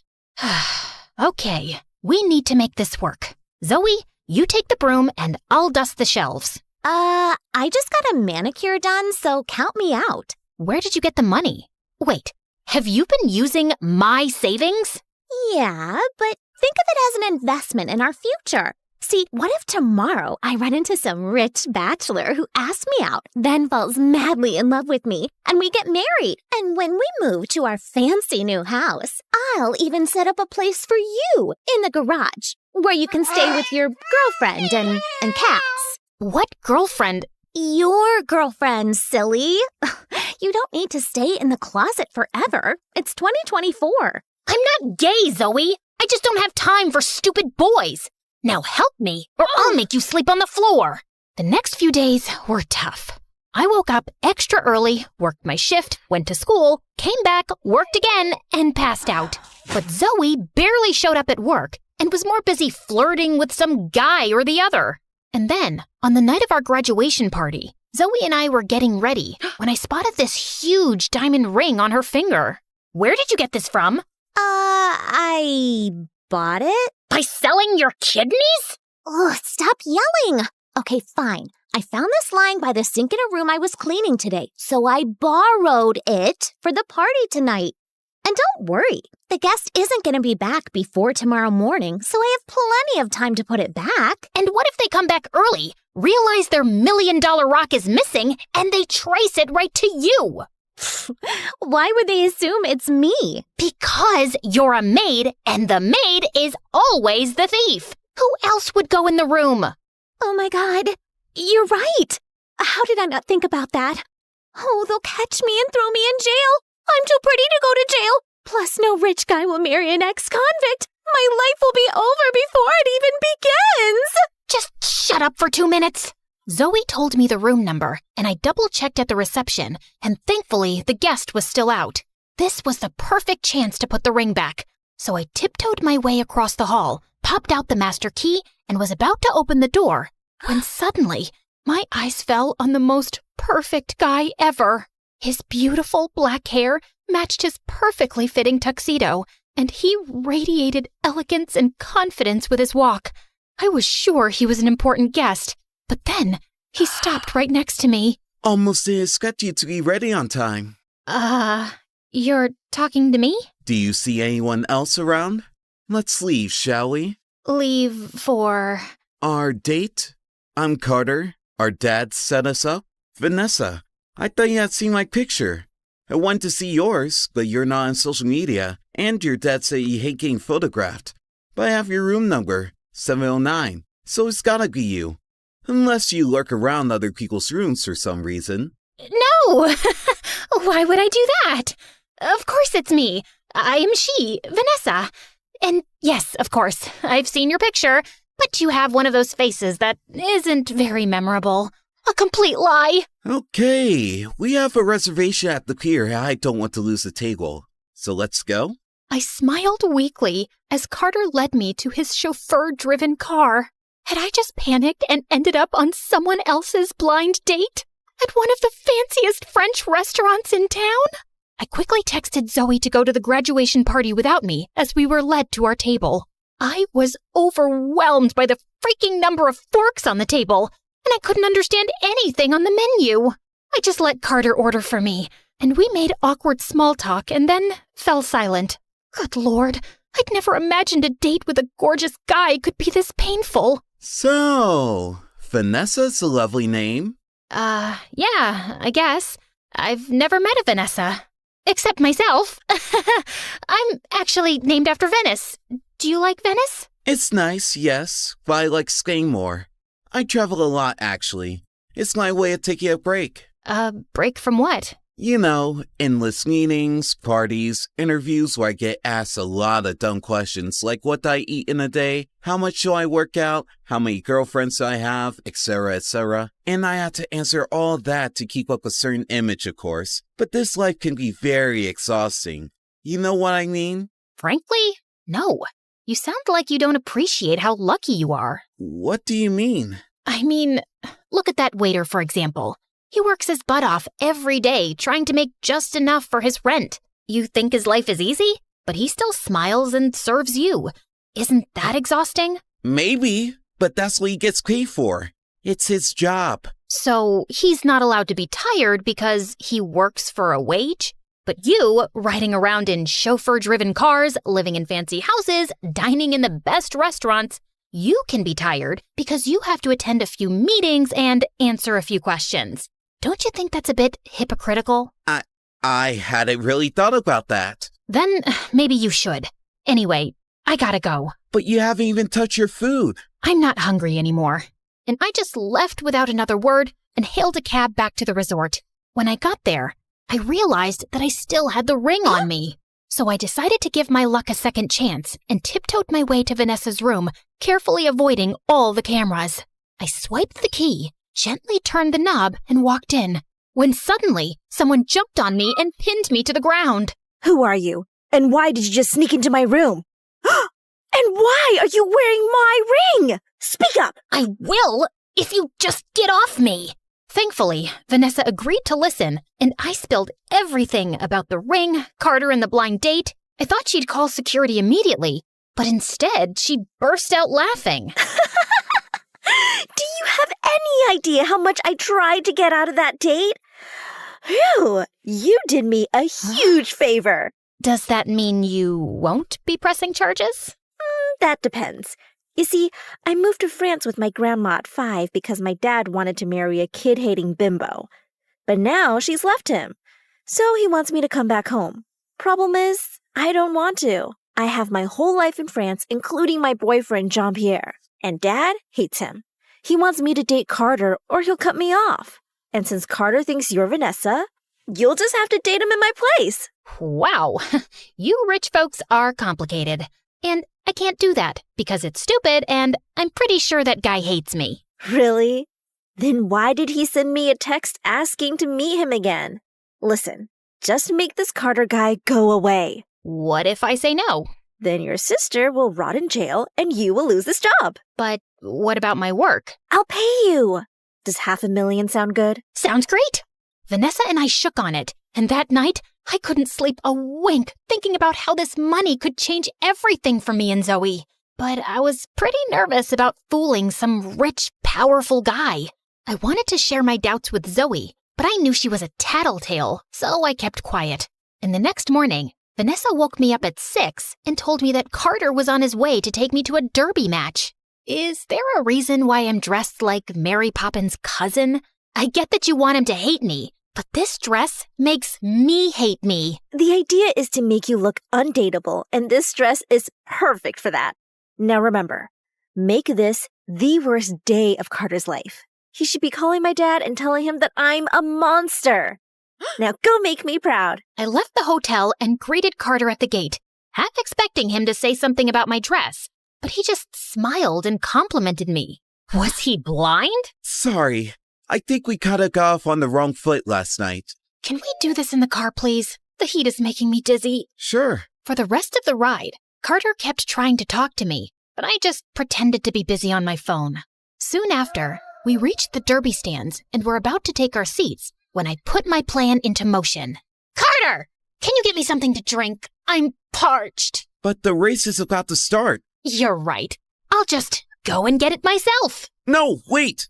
I'll get it. Oh, thanks. Carter pushed through the crowd and came back with a massive cup of soda. I took one look at it and screamed. It has no ice. I want ice. Carter rushed through the crowd again and came back sweating with a new cup of soda. Thanks.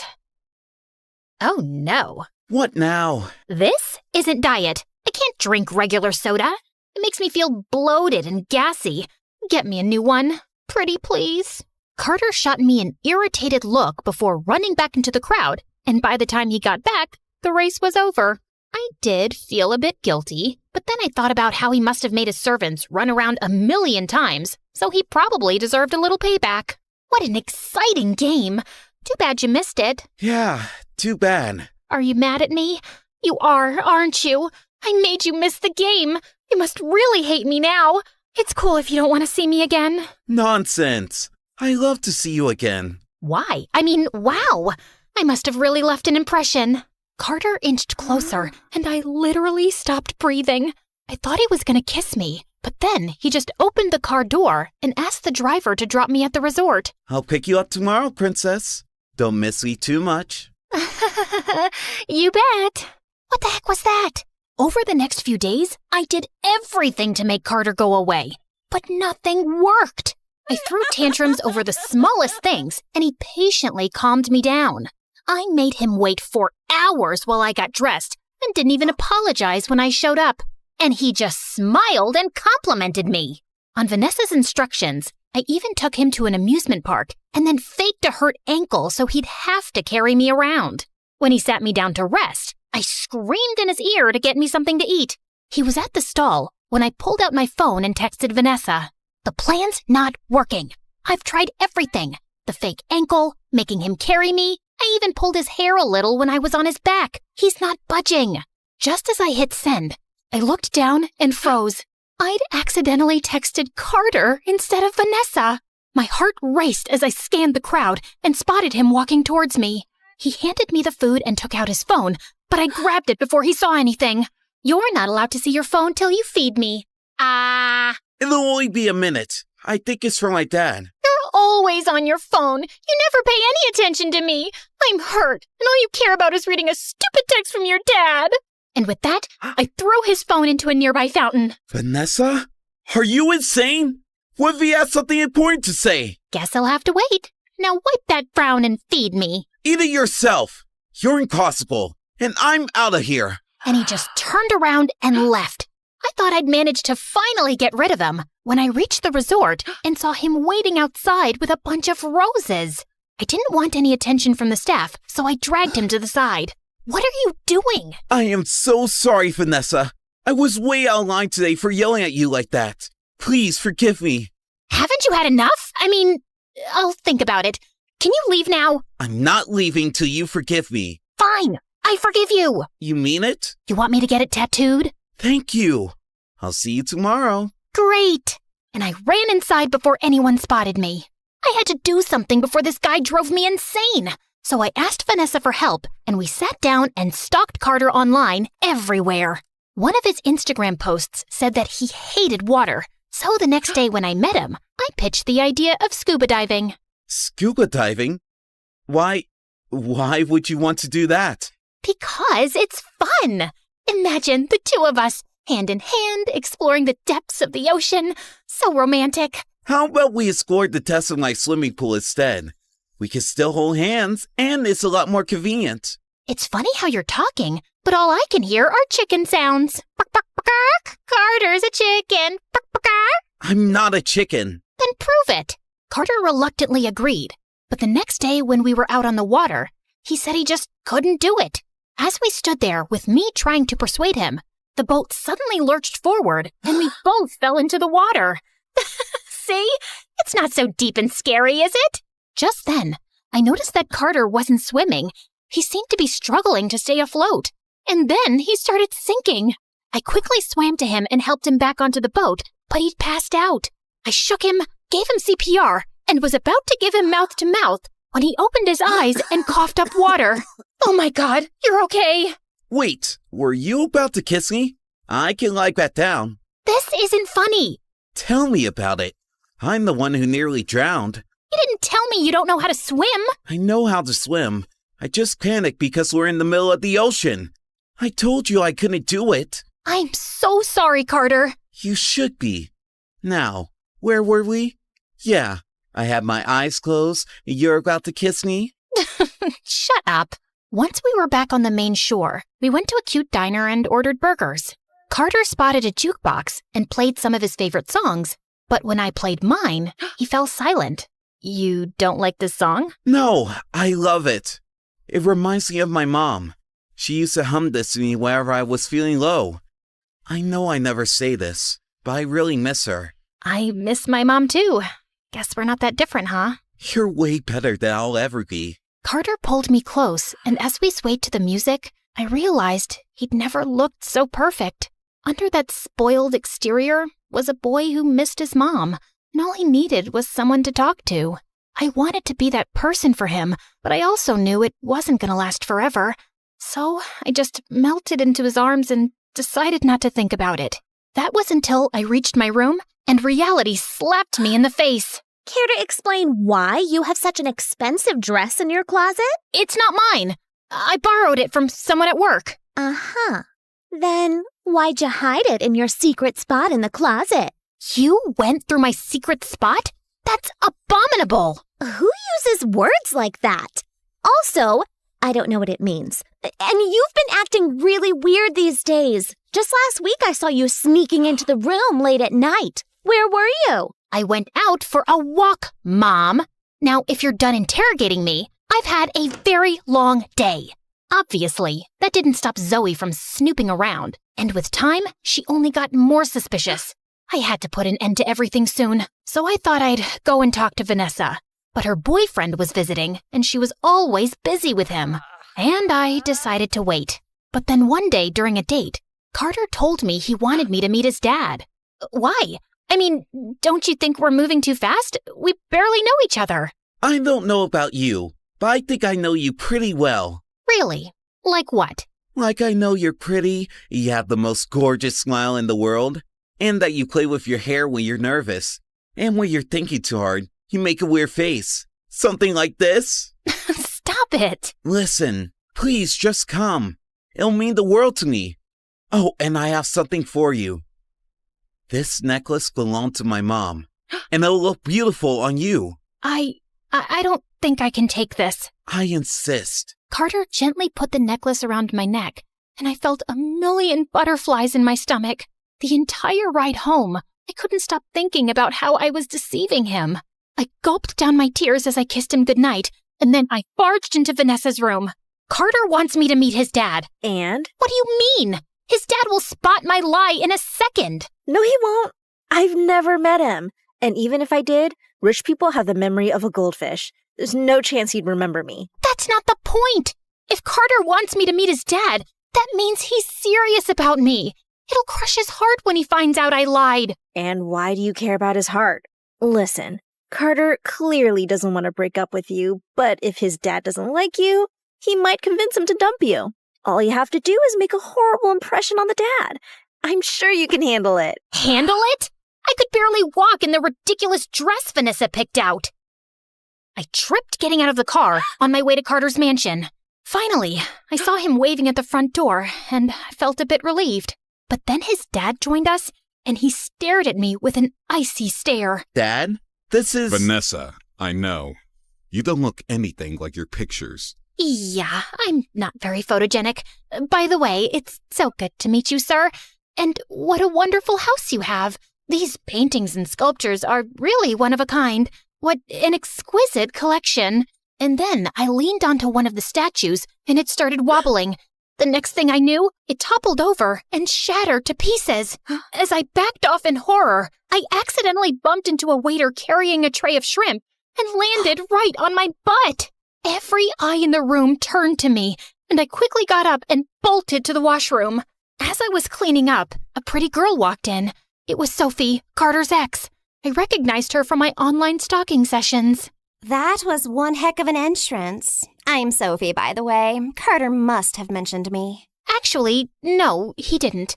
Can I help you with something? Just wanted to see Carter's new catch. And also, there's something you should know. As Sophie talked, my heart sank, knowing that I'd probably made the biggest mistake of my life. I could barely process what she'd told me, and I ran off from the party without telling Carter. By the time I got home, I was so exhausted from all the overthinking, I immediately passed out. When I woke up the next morning, my phone was buzzing and Zoe wasn't around. I found out why immediately. The police were calling to tell me Zoe had been arrested for stealing. I took a cab to the police station, and on the way, I called Vanessa to tell her what had happened, but her phone went straight to voicemail. I even tried the phone in her hotel room, but she didn't answer that either. I rushed into the police station, only to find Carter talking to the police, with Zoe standing next to him. Oh, thank God. I was beginning to think you'd never show up. Now, before these people lie to you, let me just tell you that whatever I did it for Mom. Who's Mom? Our mom, you moron. Mom called me yesterday and told me that she wants to come visit us, but she has no money for the tickets. I thought I'd pawn your stupid necklace off to help her out a bit. But that pawn shop guy informed this rich guy's family that someone was trying to sell an heirloom with their family crest. And they dragged me here for no fault of mine. No fault. That necklace belongs to my mom, and I gave it to Vanessa. Who the heck is Vanessa? She is Vanessa, my girlfriend. No, she's Sage, my sister. What is she talking about, Vanessa? It's Sage. S-A-G-E. Dude, you're cute, but you really have your wires messed up. Shut up, Zoe! Carter, I lied to you. My name is Sage, and I am Zoe's sister. Carter looked shocked as I told him everything about the ring and how Vanessa had asked me to take her place. So you lied to me all this while? I wanted to tell you the truth, but I just couldn't. Why not? If you needed money, you could just ask me. Yeah, right. Like you'd even look twice at me if you knew I was poor. And you really have money to hand out? Because I found out you've only been dating Vanessa for her fortune. No wonder you kept putting up with me no matter how much I tested you. Were you... Don't bother, Carter. Sophie told me everything. Carter's only after your money. He screwed up a big business deal, and now his dad's forcing him to marry an heiress to save their business. They need your dad to invest and bail them out. How do you know that? My dad told me. He's business partners with Carter's father. Trust me, I have no interest in Carter. I'm just helping a girl out here. And you're just going to believe her, without giving me a chance to explain myself? Well, is she lying? No, but... Then there's nothing left to say. Look, Carter, We both lied and we're both wrong. The only difference is that I lied for my family and you lied out of greed. And I agree that there were moments where I got carried away, but now I'm back to reality. I'm pretty sure you don't care about me much, but if you do, even a little, please drop the charges against my sister. She's the only family I've got. I must have struck a chord with Carter because he took back his complaint and Zoe was released soon after. But the news of her arrest reached the resort manager, and we were both fired on the spot, which was fine. I was done with that place anyway. Zoe and I moved to a small apartment and decided to start our life from scratch. We found jobs at cafes, and this time, Zoe stuck to her promise to work hard. She seemed to be actually sorry for all the trouble she'd caused me. And while it was difficult to not think about Carter, I had to push him out of my mind and move on with my life. Then, a week later, I was leaving for work when I found Vanessa standing at my door. What are you doing here? The night you were at Carter's place, my dad showed up and told me he didn't want me to see Carter anymore. He didn't give me a reason, except that he didn't trust Carter's dad and that he was okay with my relationship with Jean-Pierre and just wanted me to come home. That's a relief. Congratulations. Anything else? Here's your $500,000. I'm a woman of my word. I didn't exactly do the job, and I don't want money for tricking someone. It didn't bother you before. I guess you must have fallen in love with Carter. No, that's not it. Well, that's too bad, 'cause Carter's in love with you. He called me to yell at me for making him fall in love with the wrong person and how he can't get over you. He doesn't love me. He was just after your fortune. That's why he put up with me for so long. Something tells me you haven't seen the news recently. Carter officially resigned from his dad's company. I think his dad forced him to be with me just for money, and he was under a lot of pressure, so he agreed, but it looks like he doesn't care that much about money now. Oh, he also announced he's taking care of the student loans of waiters working in 20 restaurants in this town. I don't know what that's about. I don't believe it. Vanessa showed me the news article, and I was shocked. Oh God, Carter really loves me? I have to tell him how I feel too. But he's moving to his mom's place in London in like 3 hours. Then we have to be quick. You have a car? Duh. You think I walked here? Of course I have a car. But it's a little slow. Seriously? I can crawl faster than this car. Told you he's slow. I don't care, 'cause I'm mostly on my phone, and you know how rich people are? Always fashionably late. Just sit back and relax. Enjoy the drive. Enjoy my butt! I asked the driver to stop and step aside while I took the wheels and hit the accelerator. I zoomed past the cars, got tailed by the police, but somehow made it to the airport just in time. I jumped out of the car and dashed towards the gates, still hearing the police sirens behind me. Go! I'll take care of this. I rushed through the airport, screaming Carter's name.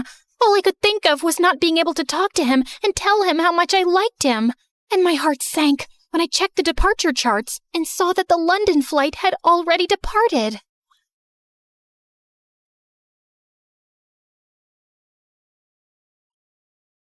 Hi. I met Vanessa. I can't believe you gave up everything and you're poor now. Well, I'm still not poor. Let's just say I have to share my helicopter with other people. And where are we going? Wherever you say.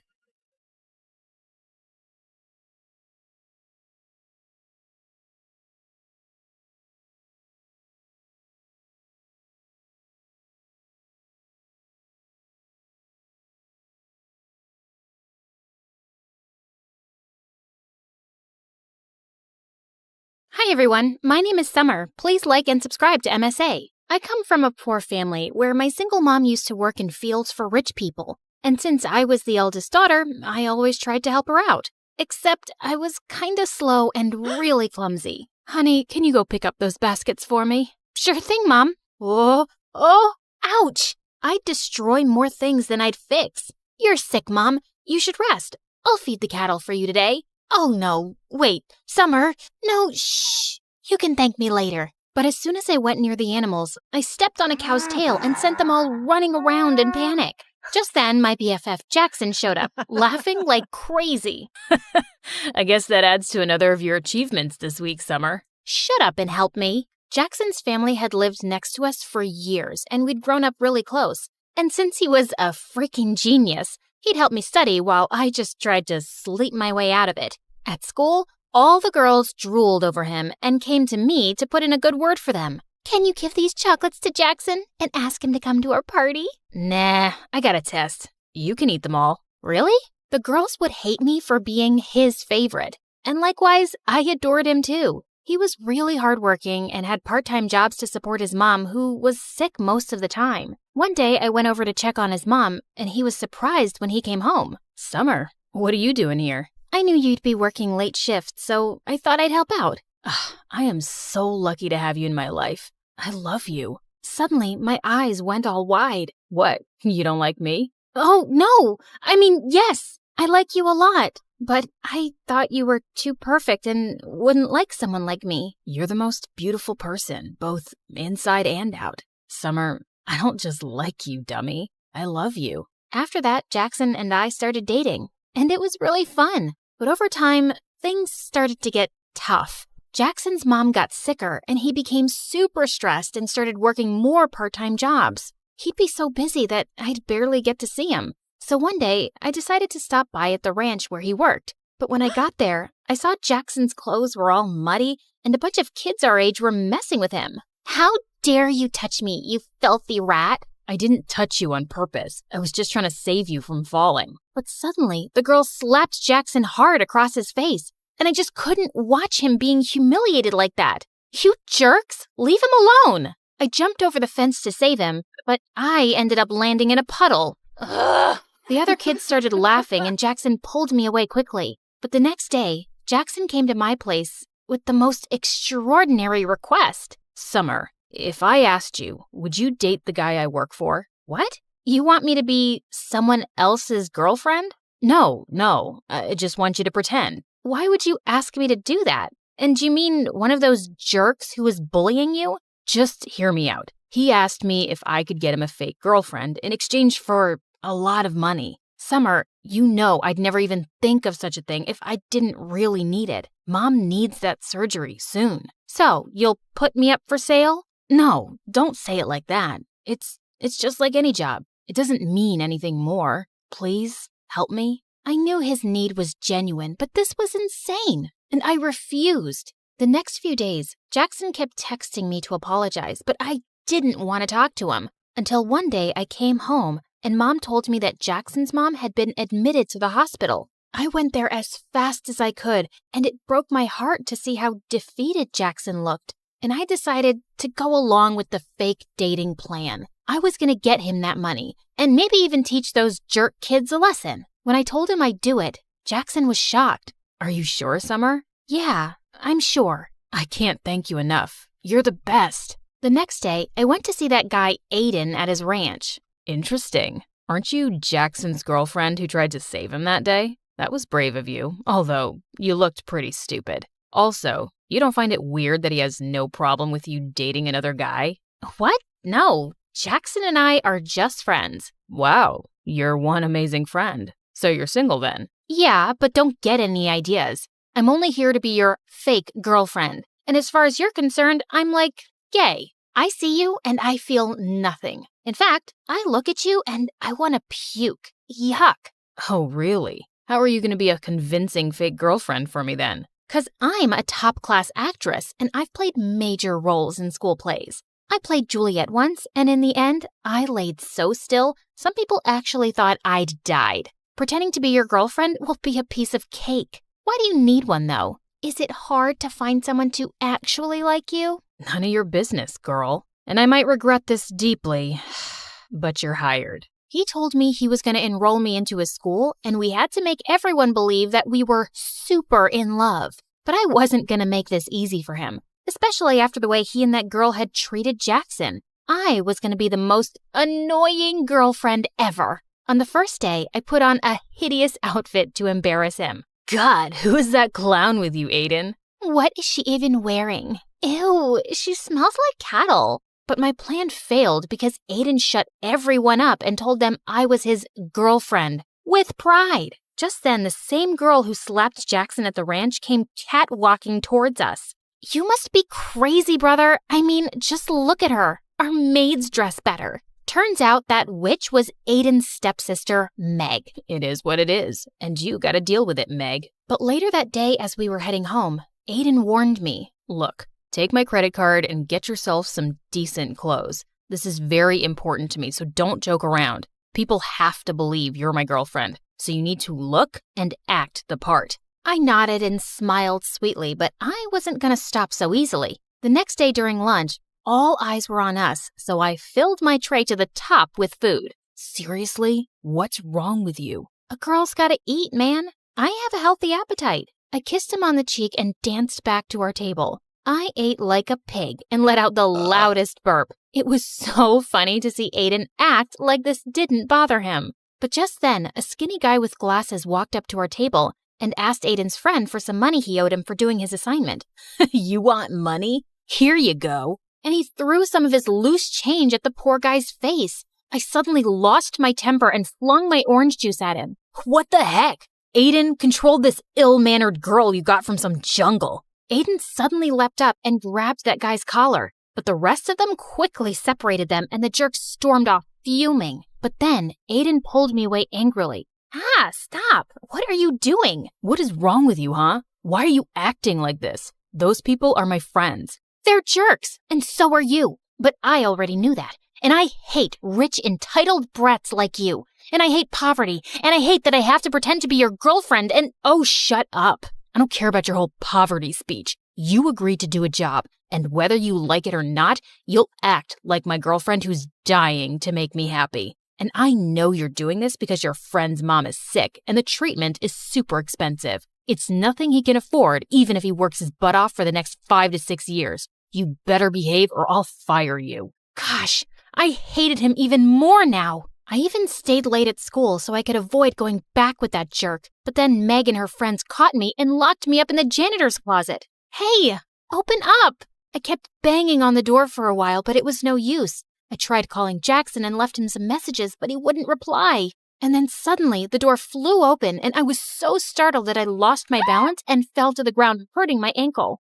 Ouch! Are you okay? Aiden lifted me up in his arms and took me to his car. How did you find me? I heard my sister talking on the phone with her friends and I ran here immediately. Also, I'm sorry. What? It's because of me that they're treating you like this. Also, I'm sorry about what I said to you earlier. I acted like a jerk. It's just that my life will fall apart if this plan doesn't work. What do you mean? My dad wants me to get engaged to his business partner's daughter, but I don't want to do that. I want to become a musician and be with someone I love, not be part of some business deal. So I lied, and I told him I already love someone else. But now he wants to meet that person. That's why I hired you. I could tell that he was having a really hard time, and I decided not to make things worse for him anymore and play my part properly. Later, when we reached home, Aiden even dropped me to the doorstep in his arms. But as I limped in, I saw Jackson waiting for me. What do you think you're doing, Summer? You're supposed to pretend and not actually jump into his arms like his girlfriend.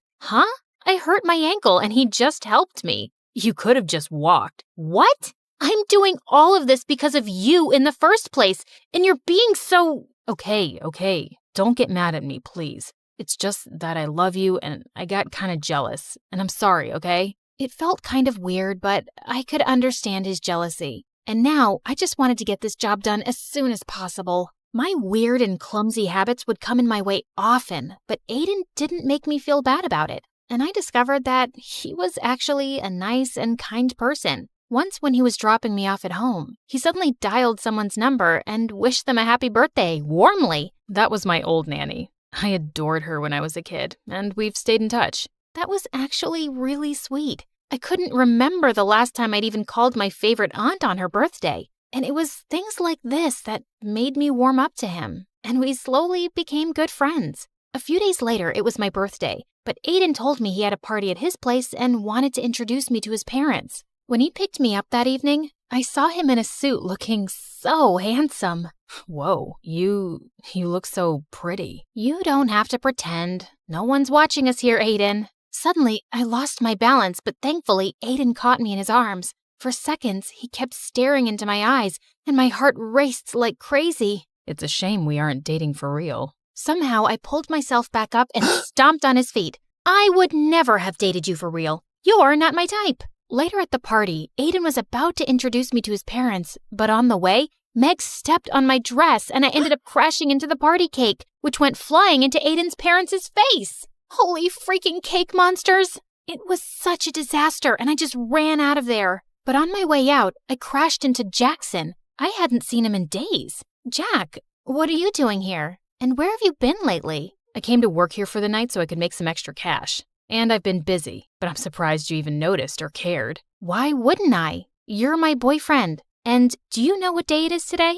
Yeah, Saturday. Now if you'll excuse me, I got work to do. And you should go and be with Aiden. Saying that, he just left without even wishing me a happy birthday. I was sitting outside by myself when Aiden joined me. Are you okay? I'm sorry about what happened back there. No, don't be. It wasn't your fault. So, what now? Are your parents going to be mad at you? Did I ruin things for you? Hey, take it easy. Why are you always so worried about everyone but yourself? Here, let me get that. He had some napkins and wiped some cake off my shoes. As he was doing that, I couldn't help staring at him. Suddenly, he looked up and started leaning closer to kiss me. My heart was pounding wildly, but I pulled myself back just in time and ran out of there. What just happened? The entire night, I kept thinking about Aiden. I was definitely catching feelings for him, and I felt guilty. I decided I couldn't go on with this deal, and I had to talk to Jackson about it. But then early the next morning, I received a message from Aiden calling me at his place.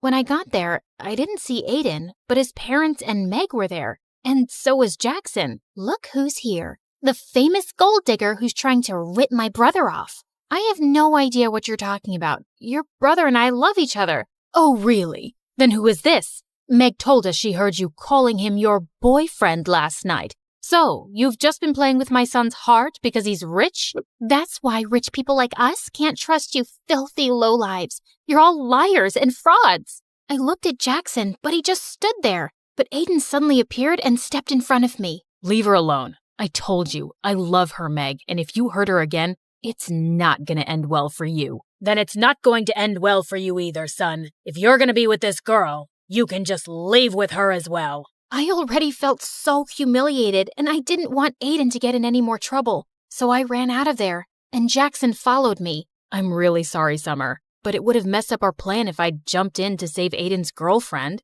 Jackson, I think the plan is already over. Aiden's family won't accept me as his girlfriend now. But Summer, you still asked Aiden to pay for you, right? This can't have been all a waste. I failed at the job, and I don't want to ask him for the money. I was going to talk to you about ending the deal anyway. Why? 'Cause Aiden kissed you last night? What? I actually left before he could kiss me. But you thought we kissed? And you still didn't want to break the deal? Do you even care about me? Of course I care about you, Summer. You think it's been easy for me to see my girlfriend with him? But you know how desperately we need the money. Not me. You. It's you who's lost his mind over the money. It's like I don't even know who you are anymore, Jackson. Just leave me alone. We're done. Because you fell in love with Mr. Fancy Rich Pants, right? Because I'm not good enough for you anymore, right? Jackson, just stop. No, I won't. In fact, let's see if you still love me or not. He tried to kiss me, and just as I was about to slap him,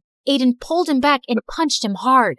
You piece of garbage. Step away right now if you ever want to see a penny of that money. Jackson stood there looking furious for a minute, then walked away. I couldn't believe him. So, Jackson is your boyfriend. So what? It shouldn't matter to you anyway. It matters to me, Summer. You deserve so much better than this jerk who didn't even hesitate to sell off his girlfriend. I knew he was right, but I was too embarrassed to accept that in front of him. The next few days, Aiden kept calling me and I didn't answer. Jackson didn't even bother, and I'd sure he'd gotten his money. And then soon after, I left for college, cutting contacts with everyone. But only a few months later, I was walking down my college campus when I heard a familiar voice. You look great, Summer. Aiden, what are you doing here? I came to look for you. But why? Because I want to be with you. I was always under so much pressure from my family, but after you left, I left home too. Somehow, you've made me stronger. I chased my dreams and started my own music band, but there was still something missing. You. What? I fell in love with you really quickly, Summer. But whenever I'd say anything, you'd think I was pretending. And after you left, I realized I was such a fool not to tell you earlier. So tell me you don't hate me, at least. I don't, but you'll have to take it slow, 'cause this time, I want it to be real too. I promise.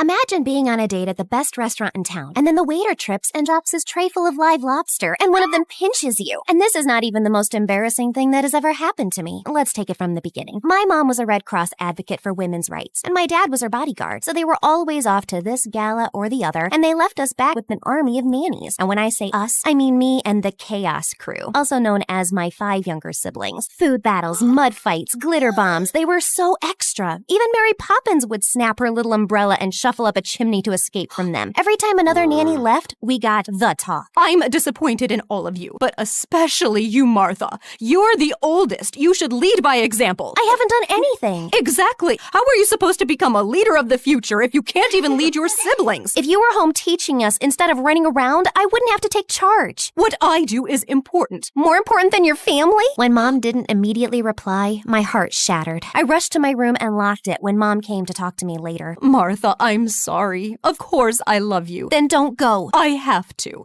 But we'll talk when we come back. I promise. Maybe it's better if you never come back. It was like fate really had a twisted sense of humor and heard me. Mom and Dad did not return from their last trip to the Amazon. I felt like it was my fault that they didn't return. My punishment. The police sent out search parties and even used drones to look at their plane that disappeared, but they couldn't find anything. It's a lot, right? But stay with me. You've already liked and subscribed, haven't you? Don't cry. Mom and Dad will come back. Dad's a tough bodyguard and Mom's faster than a tiger. I'll take care of you in the meantime. I'll be a leader, Mom, just like you wanted. Please come back. But I was only 15 and I knew nothing about adulting. I was suddenly surrounded by lawyers asking me questions and making me sign things. Just pretend you know what you're doing and you'll be fine. Yeah, it wasn't fine. One of my mom's lawyers turned out to be a total snake. He conned his way into getting guardianship over everything, and then he kicked us out and took control of all the assets. You can't do this! Oh, what? I'm sorry. I couldn't hear you over the sound of all the money you just signed off to me. Wait until Mom and Dad are back. They'll send you to jail. You mean when they come back from the jungle?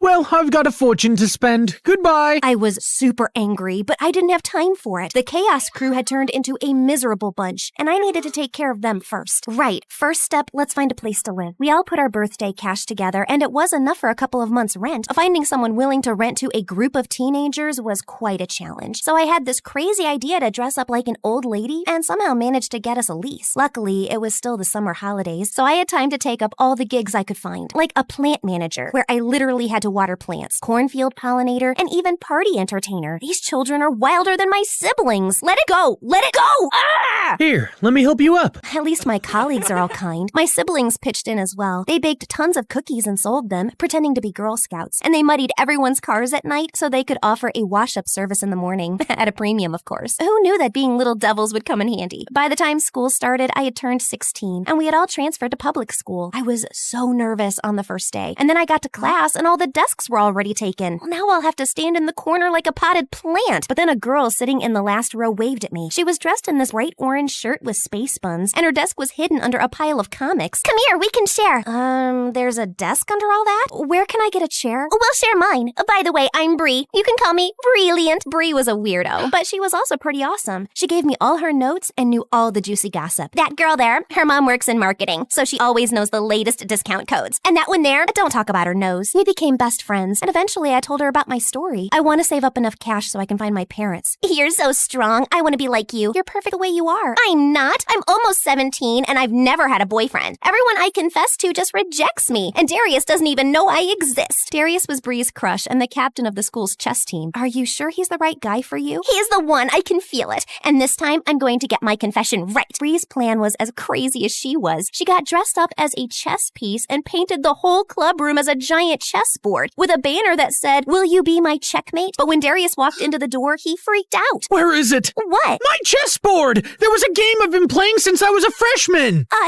We just moved it. There? Darius was so furious, he wanted to call the principal. And then one of his friends intervened. I didn't see who he was because I was too busy pulling a crying Bree away. Thank you, mysterious dude. After that, Bree was done with the guys. And honestly, I had my own problems to to deal with. Like the time I was getting out of the shower and this gigantic cockroach came out of the drain. I screamed and hit it with the shampoo bottle, but then even more of them started crawling out. Eek, it's an invasion! Oh yeah, it happens. Why do you think the flat was so cheap? We tried spraying them with gas, but the crawlers kept multiplying. We need a new flat ASAP. Martha, wise up and ask for a raise. But when I showed up for my part-time gig at the party entertainer company, the door was sealed off with bright yellow FBI tape and the entire place cleared out. Oh man, I loved this job. At least you get to keep the costume. What costume? These are my normal clothes. That is very creative. I never thought I'd meet someone more colorful than Bree. Hey, wait a second. Cute, smart, and probably colorblind. He's just perfect. Jasper, how would you like to meet a friend of mine? The moment I introduced Bree and Jasper, it was insta-love. They were like two very colorful peas in a super bright pod. And shortly after, they started dating. Martha, you are a lifesaver. I was seriously starting to think I'd be a crazy cat lady forever. It was an easy match. You have so much in common. A couple of months later, it was Jasper's birthday party, and he introduced me to his sister Trinity, who was like a Wednesday to his Enid. Wow, and they came out of the same womb. I can't believe someone like Jasper found such a cute girlfriend, and I'm still single. All the boys care about is looks, and no one cares about brains. As I watched Trinity cut marshmallows into cubes and stack them into perfect columns, I realized there was at least one boy who could appreciate her, so I texted him. Oh, I hope I won't regret this. The party was in full swing when, what's Darius doing here? Actually, I invited him. What? Trust me. Hey, Darius. Hi,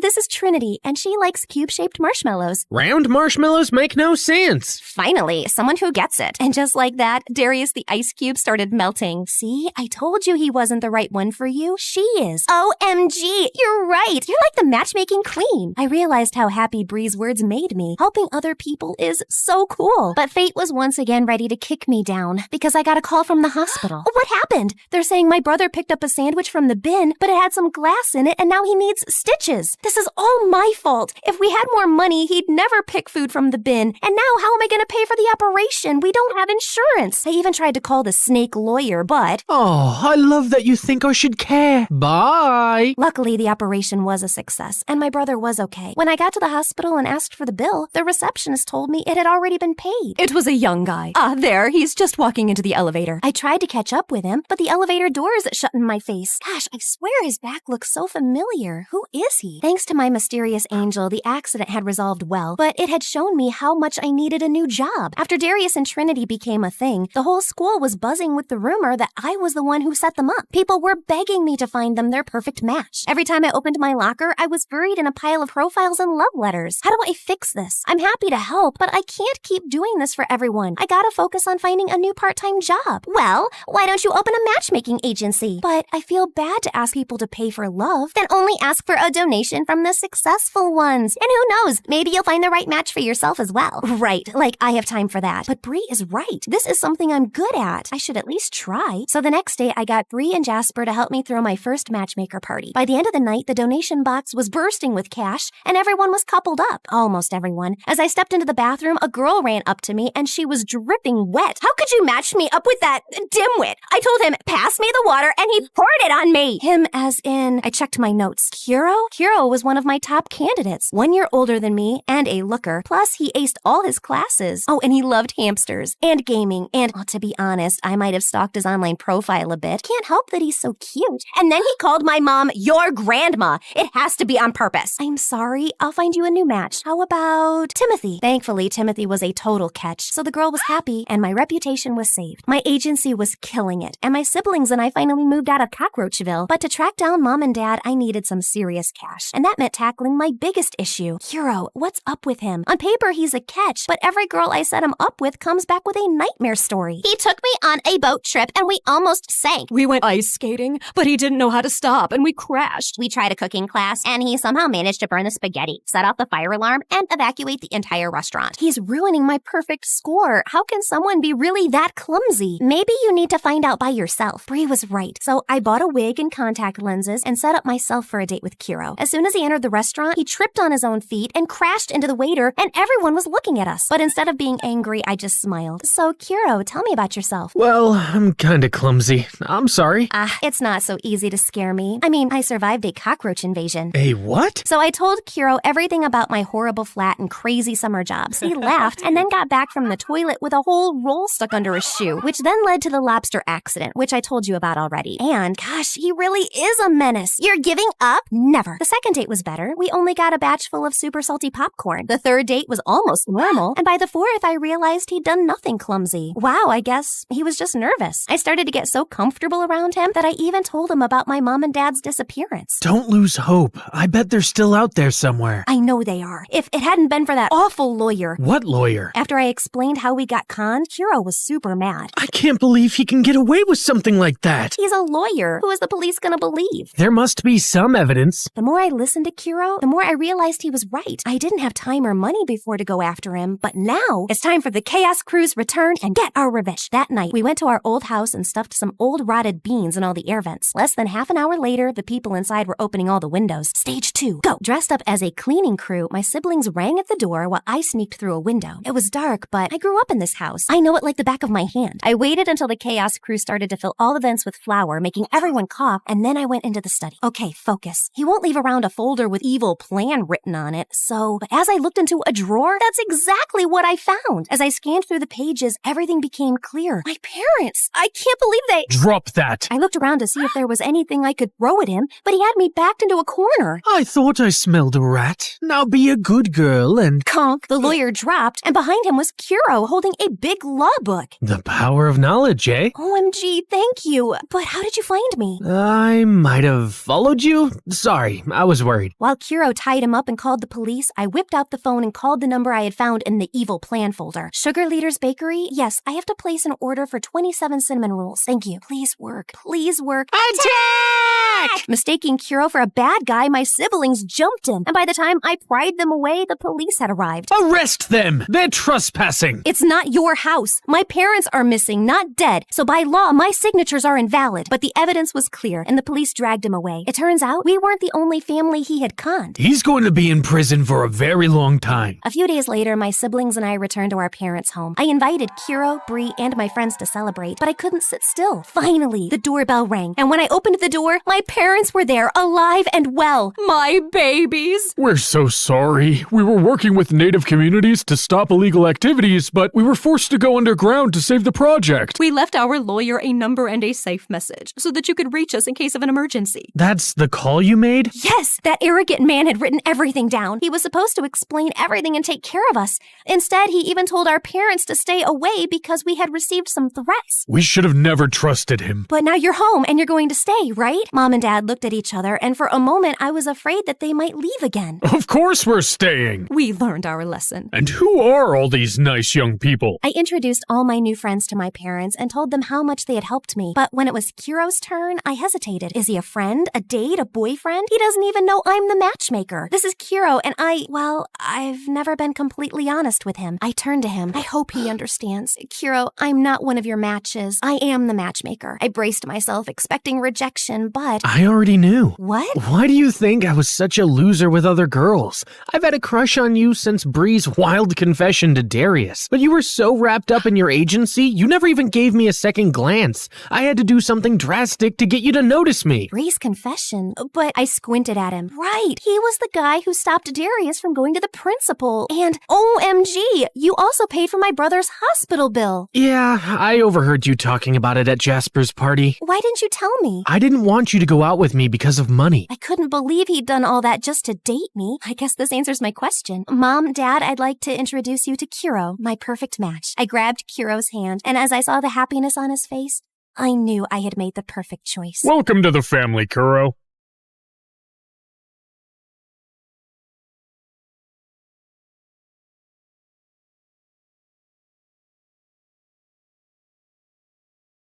You've heard of a rags to riches story, but how about a riches to rags one? Like and subscribe to hear my reverse Cinderella story. Hi, MSA Nation. My name is Patricia, but since we're friends, you can call me Trisha, but not Patty. I hate Patty. Growing up, I was extremely rich, like next level rich, like Oprah meets Rihanna meets King Charles rich. It was all thanks to my mom, who the world knew as Cheryl. She was the most impressive person I knew. She and her best friend, whose name I won't mention for reasons that will soon become clear, were business tycoons who got a ton of investors and created a huge mega corporation right out of college. Ever heard of Amazon? Their business was kind of like that. Let's call it BFF Enterprises. It employed thousands of people all across the country, and Mom and her friend reaped the rewards of their extraordinary efforts. I aspired to have a BFF like Mom's. As a VIP daughter of a VIP, I was enrolled in etiquette classes immediately. By the time I was 5, I was practically Julie Andrews. You know, the queen from the Princess Diaries, only smaller. I was treated like a princess, with people attending my every need. When I showed an interest in art, I was gifted all of the finest art supplies and was even able to practice by creating portraits of some of the coolest celebrities. I can neither confirm nor deny that those were the celebrities who I painted. Yeah, my life was pretty much perfect until someone ruined everything. One day, there was a huge commotion next door at Mom's best friend's house. All of a sudden, the door swung open and I was shocked to see Mom's bestie in handcuffs. It turned out she who must not be named, that's what I called her, had been stealing a ton of money from their company. Because of that, their business went under and thousands of people lost their jobs. To make matters worse, an angry former employee was convinced that Mom must be to blame too. He put together a whole manifesto and brought Mom to court. Fortunately, Mom was declared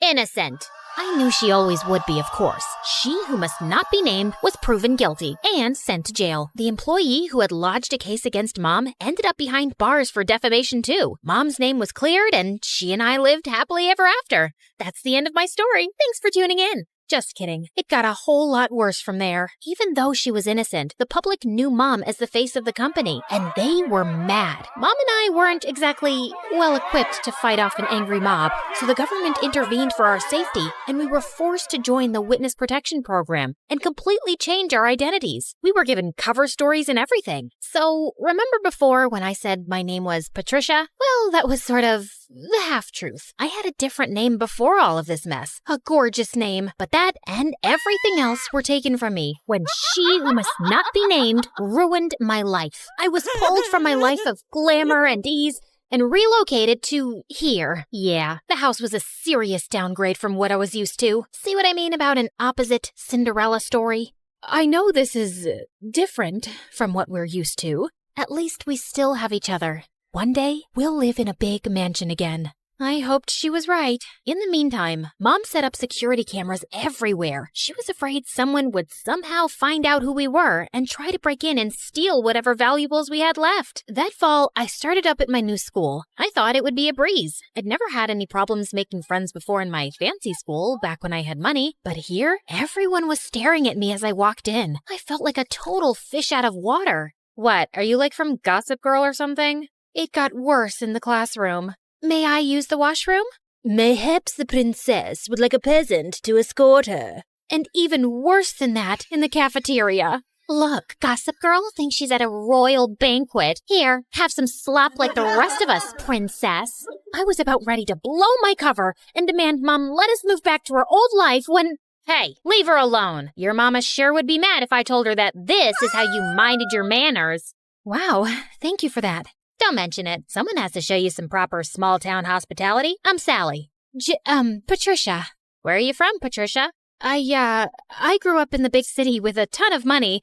My paternal grandparents invented trail mix, but my dad walked out on me and my mom and took all of our riches with him. Oh my goodness. I'm so sorry to hear that. We used to have more money too, but, well, it's complicated. It's hard, what with being one of 6 kids. Hey, if you'll let me, I would love to help you learn the ropes of a small-town life on a budget. Under Sally's wing, I started to really get the hang of my new life. She taught me all the tips and tricks to finding the best deals while thrift shopping. $5, final offer. The art of sandwich making. The more cold cuts, the better. Even how to use a lawnmower. She was a hoot. While all the other neighborhood kids were riding bikes, Sally would show up places driving her dad's lawnmower. And you don't need a license for this? Nope. Weirdly, though, I never actually saw Sally's dad, but more on that later. Sally encouraged my painting, even if it meant using unconventional canvases. She was the most thoughtful friend I ever had. In turn, I taught Sally all about how to host a proper high tea and even how to ballroom dance. Sally was a total girly girl at heart, and I could tell she appreciated feeling like a princess for once. Over time, Sally and I became inseparable, and we especially loved taking her lawnmower out for joy rides. Hey, instead of zooming around town, why don't you put that machine to good use and mow my lawn? I'll throw you $20. $30. Final offer. The haggling skills Sally taught me were really coming in handy, and that's how Sally and I started earning some extra cash. In the beginning, we had a handful of customers, mostly our friends' parents, who paid us to mow their lawns and rake their leaves. But then, Sally had a fabulous idea. Trisha, you're such an excellent artist. We should offer painting services too. You can even do customized designs. Oh my gosh, Sally, you're a genius! We showed up to the hardware store, excited to get all the materials we'd need to expand our business, but were shocked when we saw the prices. We were in over our heads. I went home, defeated, but then I thought of someone who just might have some good advice. Janessa, the apple certainly doesn't fall far from the tree. I'd be happy to jumpstart this business for you too. We'll finally have a new way to make money. But first, I want to see your business plan. With Mom's guidance and funding, S&T's Landscaping was born, and with her savvy advertising, our client base expanded quickly. Plus, I was having a blast customizing people's houses with my art. With Sally by my side, I was starting to finally feel at home in this small town. There was just one weird thing. Sally never invited me to her house. She always made excuses why we should meet at my place instead. Oh shoot, I totally forgot. My crazy Uncle Louie's at my house this week. He always brings all 17 of his pet chickens. We should probably just hang out at your house. I fell for it when she told me about Aunt Linda and her 6 boa constrictors, but 17 pet chickens? Yeah, right. One day, curiosity got the better of me. When Sally told me she was heading home after school, I pretended I was going to my place, but I followed her instead. What could she possibly be hiding? I followed Sally to the outskirts of town, the bad neighborhood. Whoa, Sally lives here? The trailer barely looked big enough to hold a twin bed. How could Sally and her 5 siblings and her parents even fit in there? Just then, I lost my balance and fell to the ground with a huge thud. Trisha? Sally, I can explain. I thought Sally was gonna start screaming at me, but instead, she started crying. I'm sorry I never showed you my home. It's just, well, I was embarrassed of this ugly trailer. My dad used to have an excellent job, and we had a big house and a big yard, but Dad lost his job a few years ago and ended up in jail. Ugh! If it wasn't for BFF Enterprises, we would never be in this mess. He was just trying to stand up to their evil owners, and instead Cheryl hired her cronies to make it look like Dad was lying and put him away. It felt like my stomach had dropped out of my butt. Sally's dad was the angry former employee who'd made a case against Mom. Thank goodness Sally had no idea who Mom and I actually were, thanks to our aliases and dye jobs. But why was she blaming Mom when it was really her dad who put us in this mess? I knew I shouldn't say anything or risk Sally getting suspicious, so I ran home before I put my foot in my mouth. Trisha, wait! Was it something I said? I avoided Sally the rest of the week, which wasn't easy. I felt so conflicted. Sally was my best friend, but she hated my mom and blamed her for her dad being in jail. So, I decided to get Mom's advice. I need to talk to you. Sally's dad is your angry former employee who ended up in jail. Oh, come on now, Trisha. What a strange joke. Why was Mom calling me Trisha? At home, she always called me by my real name. Mom, this is serious. Sally has no idea who I really am, or that you're actually the co-founder of BFF Enterprises. Just then, Sally popped up from behind the couch, and suddenly, Mom's behavior made sense. Sally, it's not... I can't believe this. I thought we were best friends, and all along, your family is why my family is suffering? Sally, please, leave me alone. I don't want to talk to you ever again. I've heard of surprise birthday parties gone wrong, but never this badly. I probably lost my BFF forever. But Mom was more preoccupied that Sally would out us both. What are you doing? Follow her. Make sure she doesn't talk. Do whatever it takes. I hadn't seen Mom this stressed out since the trial. I tried texting, calling, even showing up at Sally's window, but she wouldn't even look at me. I returned home, completely hopeless. Did it work? Will she keep quiet? She won't even talk to me. Just then, Mom turned into a fire-breathing dragon. Well, not literally, but I'd never seen her this angry. Then we need to move again, now. But this is her home. Sally is my friend. Some friend. As soon as she talks, I'm going to jail. Mom, what are you talking about? Why would you go to jail? The judge said you were innocent. Of course he did. I bribed him. My business partner and I were both stealing funds from the investors because we deserved more. But unlike me, she was dumb enough to get caught and unwilling to do whatever it took to stay out of jail. And Sally's dad figured it all out and tried to get me behind bars too. But I showed him I am not to be messed with. I couldn't believe it. I was so blinded by all of her generosity over the years. I'd never even once suspected that she could have done anything criminal. And I felt so awful for Sally and her family.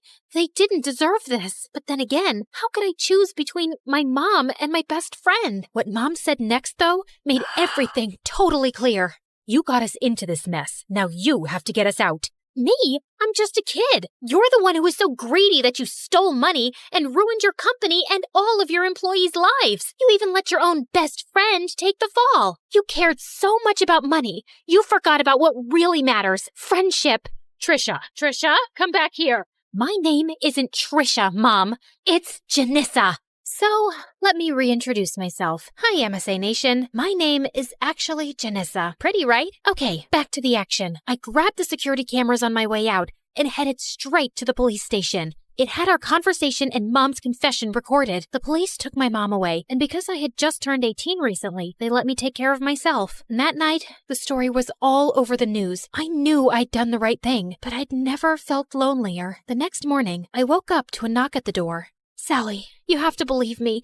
I didn't know about my mom. She told me everything for the first time yesterday. I can't believe you did that for me, Patricia. Well, I had to. It was the right thing. I mean, sure, I probably could have bounced from town to town with Mom for years, pretending to be someone I'm not, but I don't want to be like Mom, throwing my friends under the bus and not caring about hurting other people. I would choose friendship over luxury 1,000,000 times. And, by the way, my real name is Janissa. It took months, but after campaigning tirelessly, we finally got Sally's dad out of jail and back home where he belonged. With Mom behind bars, I was finally free to come out of hiding. Even though I was totally free to move back to the city, I decided to stay put in this small town. After all, this had become my home. I even asked Sally's family to move in with me. Plus, Sally's dad was able to take over the landscaping business. With him in charge, business is booming. Everyone is just so thrilled that he's back home where he belongs. We did have a company name change, though. I'm just so happy to have my best friend by my side.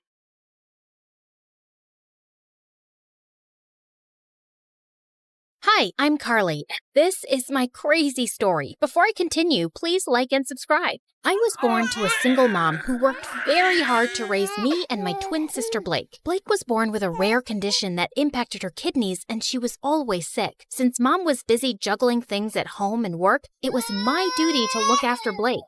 You can't eat milk with your hands. Drink it. Blake, don't chew on your gross shoes. Even Mom was extra paranoid about Blake, and she hardly paid attention to me. Like this one time when I was 6, Mom had to leave for some urgent overnight office trip, and she dropped us off at the neighbor's place. These are Blake's medicines. You know she drinks chocolate milk before sleeping, and I've also packed her favorite pink night clothes. Wait, where's my stuff? The bag's too small to carry both your things, but hey, I packed your toothbrush. You'll be okay, right? I wanted to say no, but Mom already looked tense, so I nodded and she left. Everything was going great, but right before bedtime, I went to get milk for Blake, and I heard a huge thud. I rushed to see Blake crying on the floor with a bleeding nose. Apparently, Blake was jumping on the bed with the neighbor's son, and he thought it would be fun to push her off of it. Thankfully, the injury wasn't big, but when Mom found out, she went ballistic on me. Carly, I trusted you to look after her. And I did. I was just getting her milk, like you asked me to. And she's okay, Mom. Everyone falls sometimes. Your sister isn't like everyone else. After that day, Mom banned both me and Blake from participating in any extracurriculars at school or playing in the park afterwards like other kids. I was always stuck at home with Blake, so I never really got a chance to make new friends. And those at school joined clubs and got busier. I missed having a normal life, but Blake needed me more. Mom got more paranoid with time and took special care preparing food for Blake. I knew how tired she was, so I'd get by with frozen meals. And over time, I started taking comfort in junk food, eating candy bars from the hospital vending machines while I sat in waiting rooms for hours. By 13, I was much bigger than most girls my age. One time, our aunt was visiting us, and she hadn't seen me and Blake in a while. Look, I bought you girls matching outfits. Go on, try it. I'll just wear it later. What are you saying? Come here. Aunt pulled me to her and tried her best to fit me into the dress, but it barely got past my neck. I was so embarrassed. I went to my room and didn't come out till Aunt left. Don't be so sad now. So what if you're a little bigger? Easy for you to say. You don't have to wear clothes 3 times your age. You're thinking too much. Here, I got you these. Blake's health improved as we got older, and by 16, she was much better and put on medication to manage her condition. Soon after, Mom got married, and a year later, she delivered my twin brothers, Jake and Jonah. I was happy for Mom, but I could tell Blake wasn't adjusting so well. Oh, I want to pluck out my ears. They cry so much. I know for a fact Jonah hates me. He farted and gave me the stink eye. That one's a devil. I knew Blake didn't mean that. She just missed Mom since she was busier than ever. And I tried my best to make Blake comfortable, but she was constantly throwing tantrums and hardly ever helped me take care of the boys. Oh, Jonah pooped his pants again. Quick, hand me a nappy. Right. What's that? Forget it. Can you just warm up the milk? Actually, I don't feel so well. I'm getting a headache in my stomach. A stomach in my headache. You get the point, right? And when I asked Mom to hire a babysitter, she just gave me a lecture on money and expenses. My grades were getting affected too, and I was an overall mess. I knew it had something to do with my eating habits, so I started taking care of my health. I went for runs, ate better, and over time, I could see the results. One day I was jogging when I saw someone taking my picture, hiding in a bush. I caught him by the collar and dragged him out. What do you think you're doing? I just thought you were pretty. I'm good at taking pictures. Here, have a look. Wow, that's me? Yeah, whatever. But you should be asking me first rather than acting like a creep. I get it. I'm sorry. Can I make it up to you with some coffee? Fine, but I want a copy. Deal. Eli and I went to a coffee place close by and hit it off instantly, and soon we became good friends. He was into filmmaking and would always have his camera around his neck. Watching him, I got interested and tried my hand at handling a camera too, and it was love at first sight. Okay, so that's how you focus. Now look at that sunset. Beautiful, isn't it? Yeah, you know so much about the camera. It's really fascinating. I've always wanted to make movies, and I love the ocean too. I'll tell you a secret. I'm part mermaid. Oh yeah? Prove it. Eli got up from the rock he was sitting on and started doing an awkward dance, flapping his arms like fins. Okay, I believe you. Well, good, because I was afraid I'd have to splash you with my tail. Really? That was on your mind? Well, that and something else. With that, Eli jumped down and pulled me in for the most magical kiss. Eli and I started dating soon after, and I decided to make him finally meet Blake. So the next time he invited me out, Blake tagged along, but the moment she saw him, she burst out laughing. Oh my God! Where did you get that shirt from? Your grandpa's closet? Actually, yeah, he has a really good shirt collection. Do you like it? I can get you one. Ew, no thank you. I'd rather wear a tent than slip into something so cringe. Come on, Blake, that's not very nice. What? I'm kidding. I'm sure Ebola can handle a few harmless jokes. Eli. Blake made it painfully obvious that she didn't want Eli around, and even though Eli kept his cool, I knew she made him uncomfortable. Then one time, Eli invited me and Blake to the launch of his dad's new restaurant. I appreciated the effort he was making with her, and I hoped she would too. But I was so wrong, because minutes into the event, Blake threw a massive tantrum over pickles. What do you mean you're out of pickles? Pluck them from a tree or something. Would you please keep it down, Blake? Everyone is staring. So, you care about all these fancy people, but not your sister? No one understands me. I just had a very big lobster, and I feel like throwing up. You know pickles calm me down.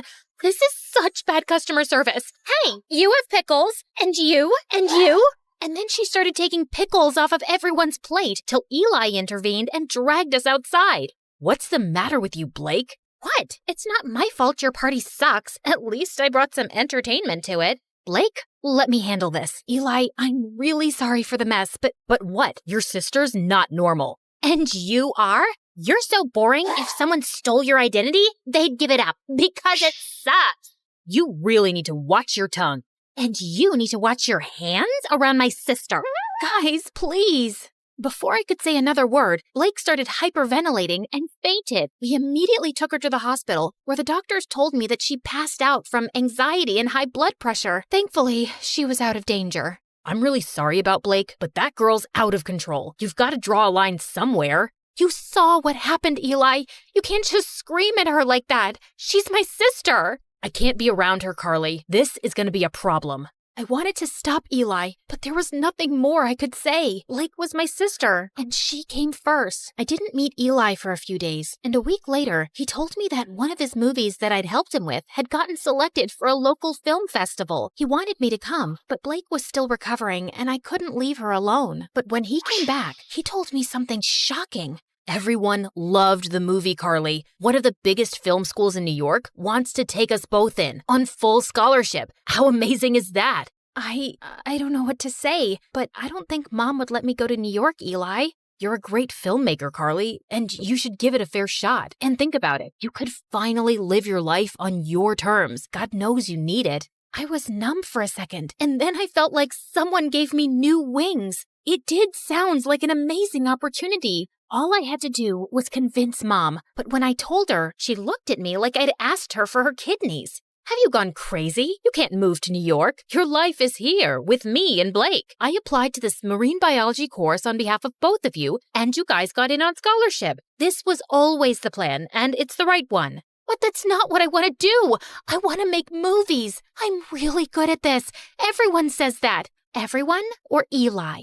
Who's Eli? Just this dumb boy she's dating. I'm sure he's the one who's filled your head with this sawdust. How can you even think about leaving me? I just want to do what I want for once. Can't you give me a few years from my own life? Oh, stop being so dramatic. And not another word about this movie business, Carly. You'll stay here with us. Is that clear? Mom left, and I turned to Blake angrily. You couldn't take my side for once? What did I do? Oh, you mean telling Mom about Eli? I don't think she even noticed. I left the room angrily and didn't speak to Mom or Blake for the next few days. I thought I could confide in Eli, but suddenly he was acting really cold. Every time I tried to talk to him, he would turn the other way, till one day I finally cornered him after class. Am I imagining things, or are you ignoring me? Neither. I'm just busy. So, I told my mom I want to make movies, and she went bonkers, but look, Carly, you and your family have issues, and I don't want to get in the middle of it. Do whatever they say. But you told me to live my life. You said...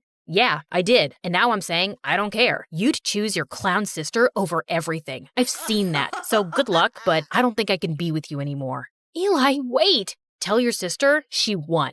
I felt frozen in my place as Eli walked away, and a week later, he left for New York. I couldn't believe he'd just dumped me like that. I felt so bummed out that I didn't come out of my room for days, and Blake was the biggest pain in the butt. Come on, we need to go shopping. It's painful to watch you in those pajamas. I'm not in the mood, but I am. Also, we'll have a nice lunch, watch a movie, just like old times. I said I'm not in the mood. Back off. Jeez, why are you so snappy? Because of that stupid boy?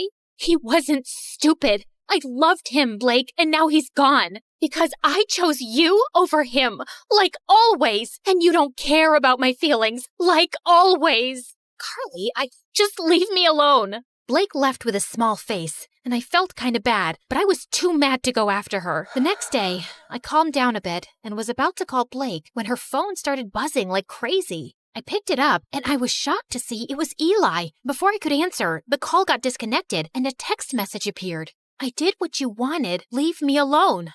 My mind went blank, and I opened the call logs on Blake's phone to see multiple calls to Eli. Suddenly, it all started making sense. Of course Blake must have driven Eli away. No one hated him more than her. What's this? You don't understand. Oh, I understand everything perfectly. You asked Eli to dump me so you and Mom could use me as your servant all my life, right? Before Blake could even say more, I pushed her out and slammed the door in her face. I started packing my bags and stormed downstairs, only to run into Mom. What's wrong? Is Blake okay? Yes, she's fine, but I'm not, and I haven't been fine for a while now. But you don't care, do you? Of course I do, sweetie. Why would you say that? Because you never have, not since we were kids. Carly, I knew you could take care of yourself, and you were the healthy one, and Blake... No, Mom, I was eating my feelings, and you didn't even see that. I got back to being healthy on my own, and you've stunted both my growth and Blake's. Hers by over-coddling her, and mine by always holding me back to be her guardian. And now,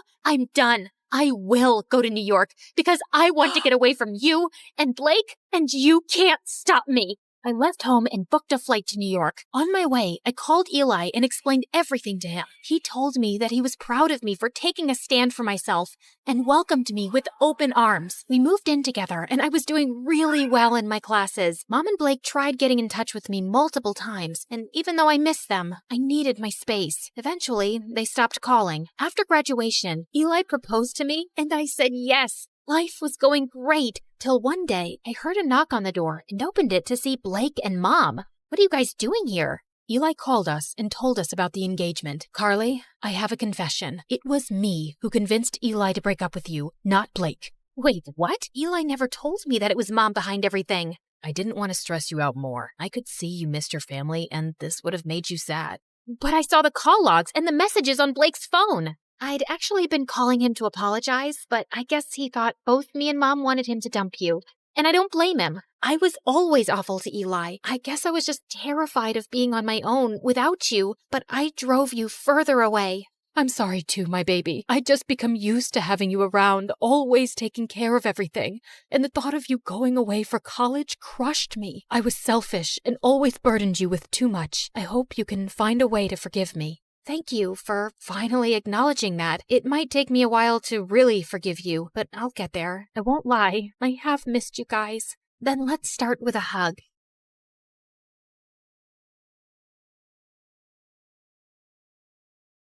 Hey guys, how's it going? Okay, you're probably wondering why I only have one half of an eyebrow. It's just that I was waxing my eyebrows and I had a little accident. But no biggie, your girl's gonna pencil them in just as soon as I find my brow pencil. Ruby, you're gonna be late for school. Again. What am I supposed to use? Lipstick? Ugh! Oh, magic marker. Guys, please don't give me that judgy look. I can't go to school without eyebrows. Oh, wait, sorry. I meant to introduce myself. I'm Ruby, and I live in Montana with my parents as an only child. Oh, before I continue, would y'all mind hitting that like and subscribe button? Sorry, my director will fire me if I don't tell you guys that. Anyway, I live with my parents, but I'm not really close to them, and I don't relate to them either. It's not that Mom and Dad are bad parents, it's just that they're possibly the most boring people on the planet. Oh, let's face it, you won't ever be a normal, responsible adult. You silly thing. You probably wouldn't even notice if your own head fell off. Whoa, rude. Also, I'm only 13, Mom. I don't want to think about marriage. But Mom disagreed. In fact, she wanted to get me engaged right now. Okay, maybe I'm exaggerating. She just wanted me to meet my potential fiancé, hoping he'd fall in love with me and propose after high school. So in 8th grade, she introduced me to her friend's son, Grayson, who was a couple of years older than me,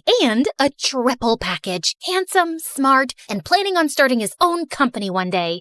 So, Gremlin, Grayson. Totally.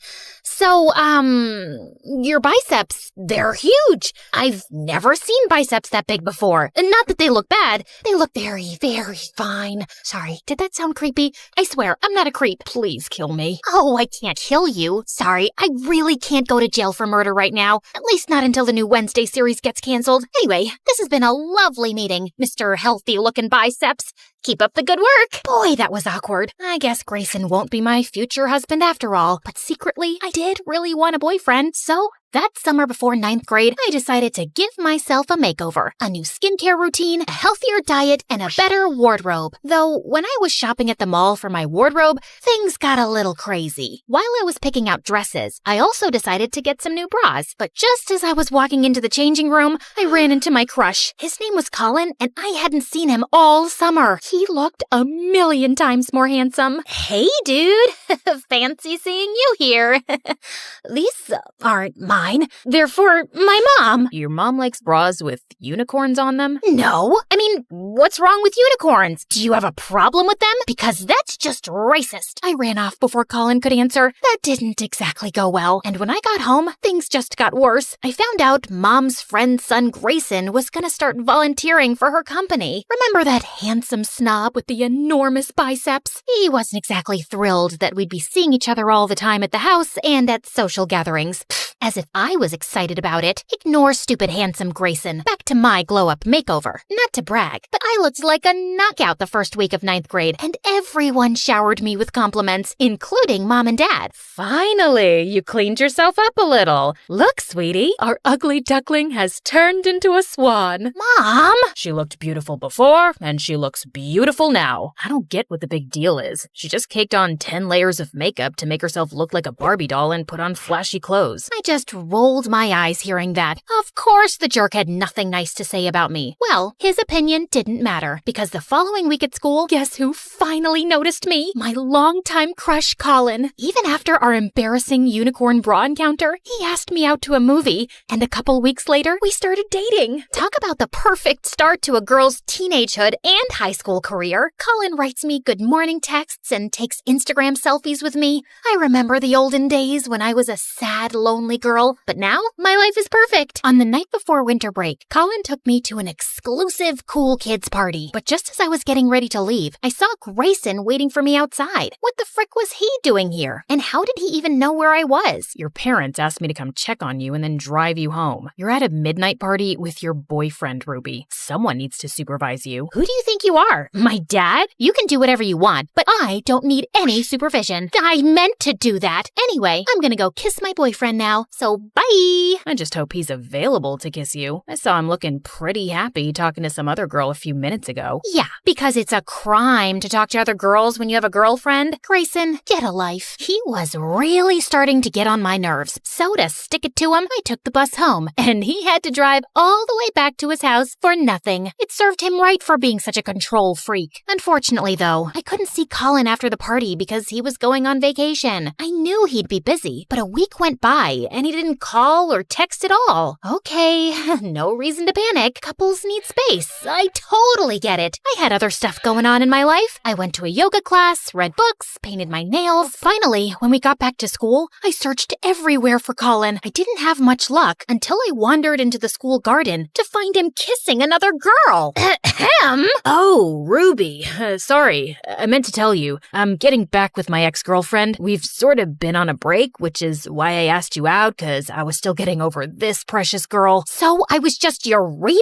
You are such a jerk. How could you use someone like that? I'm sorry. You're really great and all, but I just wasn't feeling those magical sparks between us, you know? I just smacked him across the face and told him we were done. And then to really stick it to him, I texted Colin, "We're done," 3 more times over text message. The truth was, though, I felt really depressed about my breakup. I mean, yeah, I was mad at Colin for what he did, but I was more mad at myself for believing he'd actually cared about me. I distracted myself the next few days by hanging out at the pet shelter and keeping the kittens company. It was exactly the heartbreak therapy I needed. I was even starting to feel better until Dad called me, begging me to come home and help him prepare for a fancy work dinner. But when I arrived at the house, Grayson was already in the kitchen with his sleeves rolled up. Ugh, I just knew my parents had told him about my breakup, and he was waiting to rub it in my face. I asked Grayson over to help us cook since your mom isn't home yet. Yeah, and also, because your dad told me you don't know how to cook. Did you seriously start a fire trying to deep fry ice cream? First of all, the fried ice cream disaster wasn't my fault. I just happened to forget to watch the tutorial first. And second,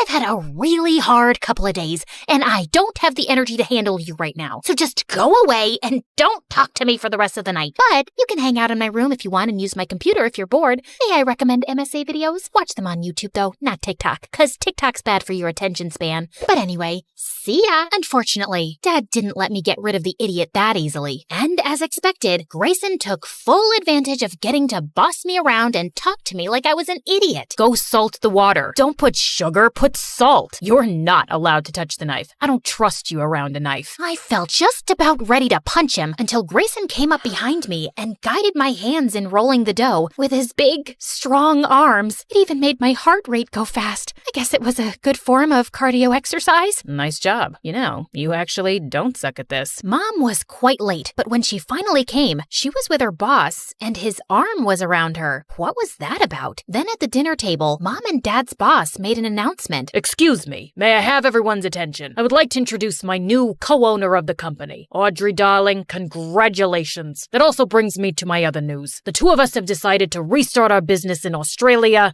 and we'll be moving there in a month. What do you mean? We're gonna be moving in a month? No, I'll be moving. Actually, I'm divorcing you. I'm just not happy with our life here, and I need a change. I hope you'll understand. My heart stopped as I saw Dad's stunned face and all the guests staring at us. Many of them were strangers I barely knew. The whole thing was just this surreal, unexpected mess. And fast forward 2 months later, Mom was gone, Dad was a wreck, and I was still numb with shock. I didn't exactly have time to cry and grieve, though, because I had to take over the house since Dad wouldn't leave his bedroom. 3 guesses how that went. Yeah, I broke our dishwasher, also our oven, and killed all our houseplants because I forgot to water them. Not that I was surprised. It was like Mom said, I was just too dumb to ever be able to take care of myself, let alone Dad too. One day, I just couldn't take the stress anymore and literally fell asleep on the kitchen floor. When I opened my eyes, Grayson was staring down at me, and for some reason, it made me feel relieved. Ruby, are you okay?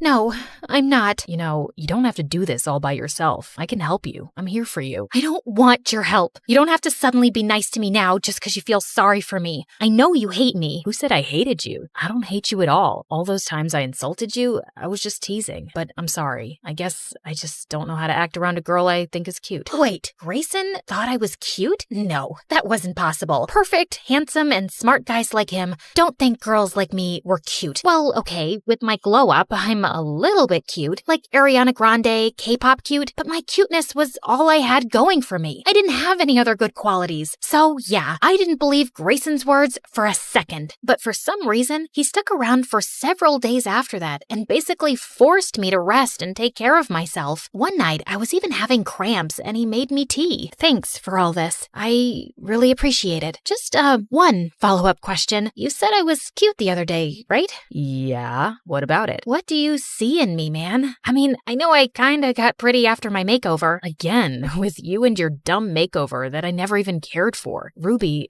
you're funny, you're charming, you're interesting, and hands down, the kindest person I've ever met. Why isn't that enough for you? How come you don't believe in yourself? Grayson's words really caught me off guard. I didn't really have an answer for him. Well, actually, I kinda did. The truth is, it's hard to have confidence in yourself when you're always bumping into walls, losing your stuff, and eating soap. Okay, calm down. I've only eaten soap once, and it was an accident. Basically, I was in some fancy hotel, and they had some tiny soap bars in the bathroom that looked like candy, so I ate one. I don't actually eat soap on a daily basis, but you get my point, right? Animator, show the reference scene of 14-year-old me making myself over that summer. Remember when I felt super confident after my major glow-up? Yeah, that wasn't real confidence. Real confidence isn't based on stuff like outside beauty and high IQ. Real confidence comes from loving yourself no matter what. So I guess now it's time for makeover number 2, feeling good on the inside. And a few months later, I did start to feel a lot better. And apparently, confidence is a lot more attractive than looks anyway, because one morning, freaking Colin showed up at my doorstep begging me to take him back. Which do you want? A bouquet of roses or lilies? Or would you prefer chocolates? A life-size teddy bear? What do you want from me? I'd like for you to get off my porch. Also, I don't like either of these bouquets. I'm just not feeling a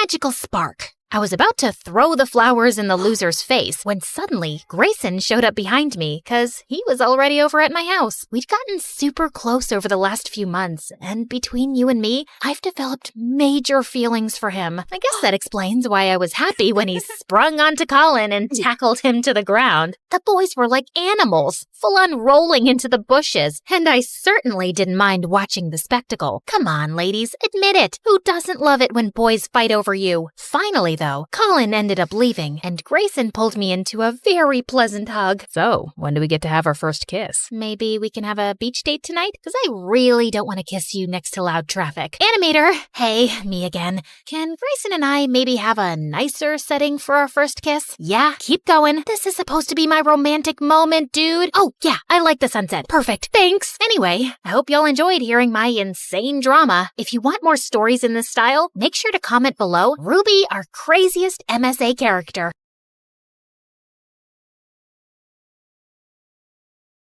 Hi, I'm Mishi, and I live with my dad and brother Biku, who's 2 years older. Before I continue, please like and subscribe to MSA. My dad was a mountain climber, and our house was filled with trophies and awards he'd won. It was his dream that both his kids follow in his footsteps, so he started training me and Biku pretty young. I was a natural. Biku struggled a lot. Stop climbing like an old lady, Biku! Care to pace up? We don't have all day! Dad kept screaming. Biku got nervous and slipped. Meanwhile, I absolutely nailed my first day of training. Dad was so happy, he praised me all day long. I'm gonna make you the best mountaineer the world has ever seen! What about me? What about you? A snail can climb faster than you, Biku. Being a mountaineer is not in your blood. But it was my first time climbing, and the guy in front of me kept farting in my face. I got distracted. Don't be a sour loser, big bro. Just accept it. I'm better than you. Or maybe it was just dumb luck. Relax, Snappy. I was just kidding. Don't worry. When I become a famous mountaineer, I will definitely train you to be my assistant. I was joking, but Biku took it seriously and flung his shoe at my head. I ducked, and it hit Dad's trophy shelf, and everything fell to the ground. Have you gone completely crazy, Biku? It's bad enough that you're an absolute embarrassment, and now you're disrespecting my achievements? You're grounded for a week! Biku ran to his room crying, and since then, he just hated me for being Dad's favorite. Every time Dad would praise me, Biku would get angry and do crazy things. This one time, he filled my bed with sand, and another time, I opened my bag and saw a huge spider on my books. I was so scared I almost passed out. Not so tough now, are we? What's the matter with you? You know I hate spiders. And I hate you, but I'm dealing with it. That makes no sense. But Biku just grinned and left. Soon after, Dad started training me, and by 13, I was winning competitions all over town. But one day during training, Dad slipped and injured his knee. He was put on bed rest, and while I stayed up all night looking after him, Biku hardly came to see him. Instead, he skipped school, failed his classes, and started dating this girl in our school, Leela. She was my dad's colleague's daughter, a national-level climber and my biggest competitor. At first, I thought Biku was dating her to get back at me, but one night while I was getting some water, I saw Biku enter Dad's room. I peeked in and saw him stealing from Dad's wallet. What are you doing? What does it look like? I need money for my date with Leela, and since Dad won't give any, I decided to take it myself. All his money belongs to me anyway. I'm his rightful heir, and you're just an extra. I'm not letting you steal. Bite me. I tried snatching the wallet, but Biku held on to it tight. We fell into a fight and went crashing into Dad's desk. He woke up, and I had no choice but to tell him the truth. Just when I think you can't embarrass me further, you go ahead and break your own record. I swear I will send you to a military school if you don't mend your ways. Biku left quietly, and we didn't talk much after that. Dad got better, and we started training for a huge national competition. And every climber in the country, including Leela, was participating. One day at practice, I was slowly making my way up the climbing wall when I heard Leela behind me. Can you move faster? I don't want to stare at your butt all day. I'm sure you can find your way around. I can, but I don't want to. Try the wall for amateurs the next time. You're clearly too slow for this one. What's your problem? It's simple. I hate slowpokes. Leela nudged at me, and I lost my balance. I would have fallen to the ground, but my harness saved me. I was so mad at her, but I decided to get even at the competition and worked twice as hard. On the day of the competition, I felt confident, but just as I started climbing, I slipped and landed on my butt. I lost the competition, and Leela ended up winning the first prize. But that wasn't the worst part, because the next day, I was in the girls' changing room and heard Leela talking to her friends. Why are you dating that loser Biku? He looks like a frog. Well, that frog pays for all my shopping, and he's so charmed by me. In fact, he is so blind in love that he sabotaged his own sister.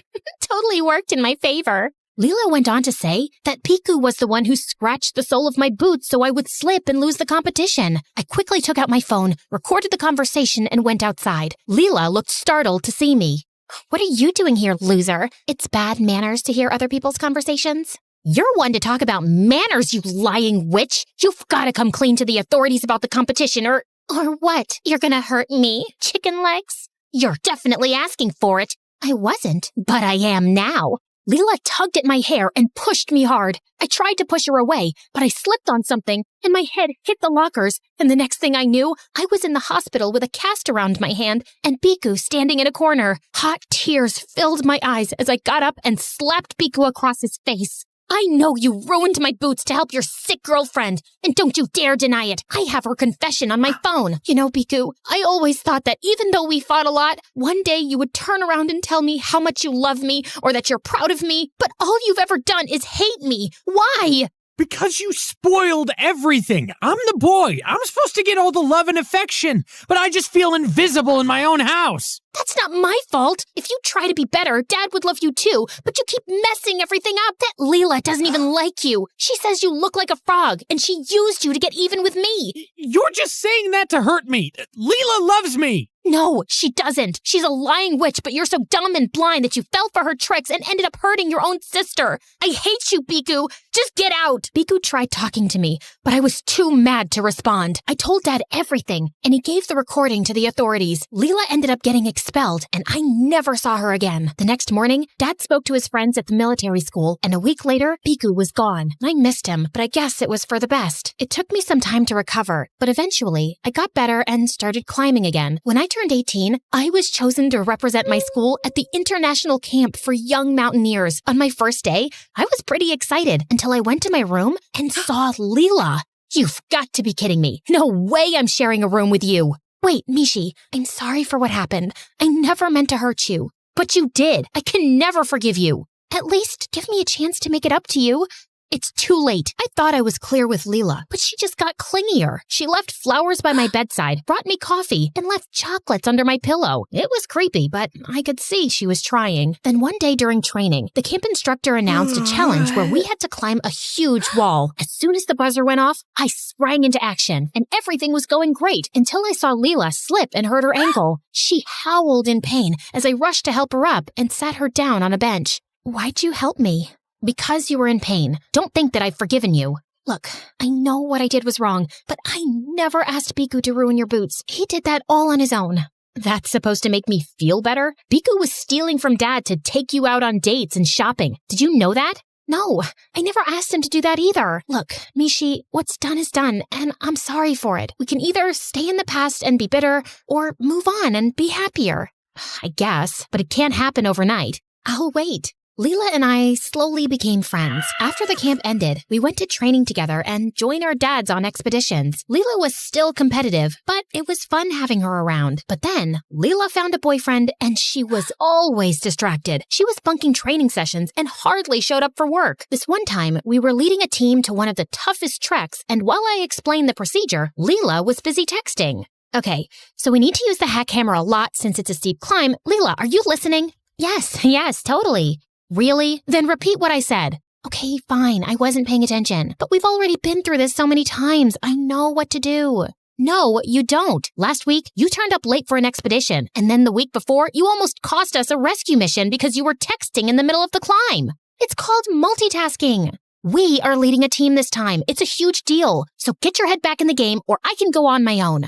Fine, count me out then. Leela didn't show up for the trek the next day, and I was too busy to care. After hours of climbing, my team and I stopped at a small cafe. I was waiting for my coffee when the most gorgeous boy walked up to me. Care for some hot chocolate? It's my specialty. I love chocolate boys. I love boys who make chocolate. I love chocolate. Whatever you say. I'm Danish, by the way. Mishi, Danish and I ended up talking all evening. He was a few years older and had migrated with his family from India. He was running a cafe, but mountaineering was his real passion. And eventually, he joined us on the trek. After the trek ended, Danish and I asked me out for dinner, and we were sitting by the mountains when he leaned in for a kiss. But when we pulled away, he looked worried.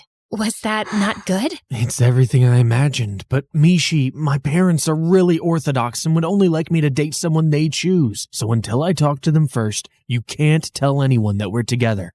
Promise me. I found it a little weird, but Danish was already looking stressed, so I agreed. We started dating officially, and things were going smoothly, but it killed me that I couldn't share this amazing news with Leela, who was still mad at me. So I decided to be the bigger person and get her dessert from Danish's cafe, where I found Leela making out with Danish. What the heck? Get away from my boyfriend. Did you hit your head somewhere? Danish is with me. No, he's not. We both turned to Danish, who looked like a deer in headlights, and then ran for his life. I don't believe this, Mishi. How could you stab me in the back after everything we've been through? I stabbed you in the back? You're the one who never told me about your secret boyfriend, and it's not the first time I've caught you lying anyways. Seriously? In that case, Dinesh asked me out first, so if anyone's at fault here, it's you. He wouldn't have had to come to me if he liked you enough. Okay, that was harsh. I take that back. Don't bother. Lena flung her bag and walked away. I followed her, apologizing, but she simply ignored me and left. I even tried calling her 1,000,000 times, but she didn't answer. I felt so lost. My best friend thought I'd betrayed her, and the first boy I kissed turned out to be a snake. Just when I thought I'd hit rock bottom, I came home to Biku waiting for me in the living room.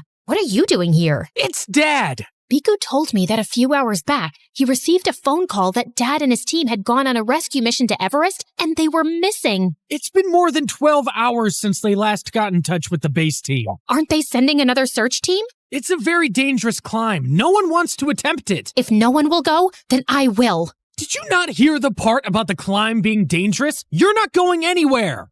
Stop acting like you have any control over me. You lost that right a long time back. Saying that, I grabbed my gear and left. I took a bus to the mountain rescue headquarters. I was packing up a few things when Leela walked in with Biku behind her. What is this? Some kind of lover's reunion? I heard about your dad and went home to see you when Biku told me you've already left for the headquarters, and now I'm coming with you. So am I. You don't know jack about climbing, Biku. I'm coming from a military school. Trust me, I can do this. It's too dangerous. Then we'll face it together. That's what friends are for. Well, that and dating the same guy, but who's counting? Leela and I hugged and made up and left to look for Dad early in the morning. When we reached the base of Mount Everest, I gulped. I'd climbed cliffs before, but this was the tallest mountain in the world. It was freezing cold when we started climbing, and at one point, Leela almost slipped, but I caught her and pulled her to safety. We reached the top of the mountain, and ahead was a stretch full of white snow. And then suddenly, I saw Dad waving back at me. I ran and hugged Dad tight as he told me that he and his crew were hit with bad weather and were hiding in a cave till the weather got better. They had a few minor injuries, but no one was seriously harmed. We quickly went back to base before the weather got bad again. Biku saw us and came running. I'm so glad you're okay, Dad. There's so much I want to say, but let me start by saying sorry. Sorry for being a horrible son and brother. I guess I felt so invisible. I just wanted to get your attention somehow. And that's partially my fault. I was so focused on Mishi, I couldn't pay you the attention you deserve, and that pushed you away further. And for that, I'm sorry. And Mishi, I don't know if you'll ever forgive me, but all I can say is I will do better and earn your apology. It might take me some time, but I'm sure we can work things through. And I'm sorry for screaming at you because of a boy. You're my best friend, and I wouldn't trade that for anything. So what do you say, best friends? Fine, but no hugs. Too late. And that's when I knew that people who are meant to be in your life will always find a way back.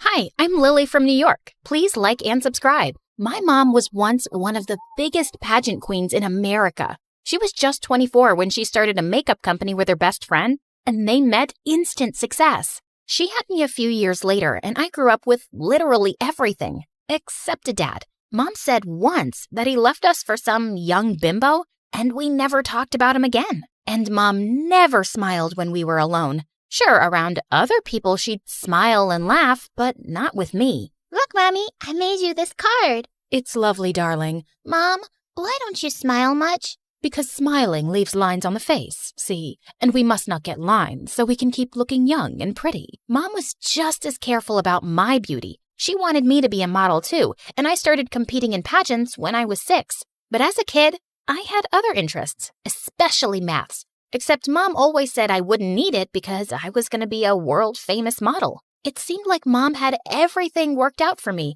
including who I was going to marry. Mom's business partner was our neighbor, and she had a son my age, Alex. It was so annoying when our moms talked about how they hoped we'd get together one day. You'll both run our company together. Our grandchildren will be adorable. Yuck! We hated each other. Alex's purpose in life seemed to be making me miserable. Once in 4th grade, I spotted my favorite doll hanging from a tree, and Alex was shooting rubber pellets at it. Alex, you moron, give that back. That's no way to talk to your future husband. I'd rather chop off my own hair than marry you. You should, 'cause it's really ugly. And then he spat some gum in my hair. I pounced on him and we wrestled until Mom pulled me away. The gum just wouldn't come out, and we had to cut some hair off. I hate Alex. Sweetie, he likes you, and he does those things to get your attention. He does them because he's a jerk. Thankfully, I saw less of him as I began participating in more pageants, and I grew to love the pretty dresses and shiny tiaras.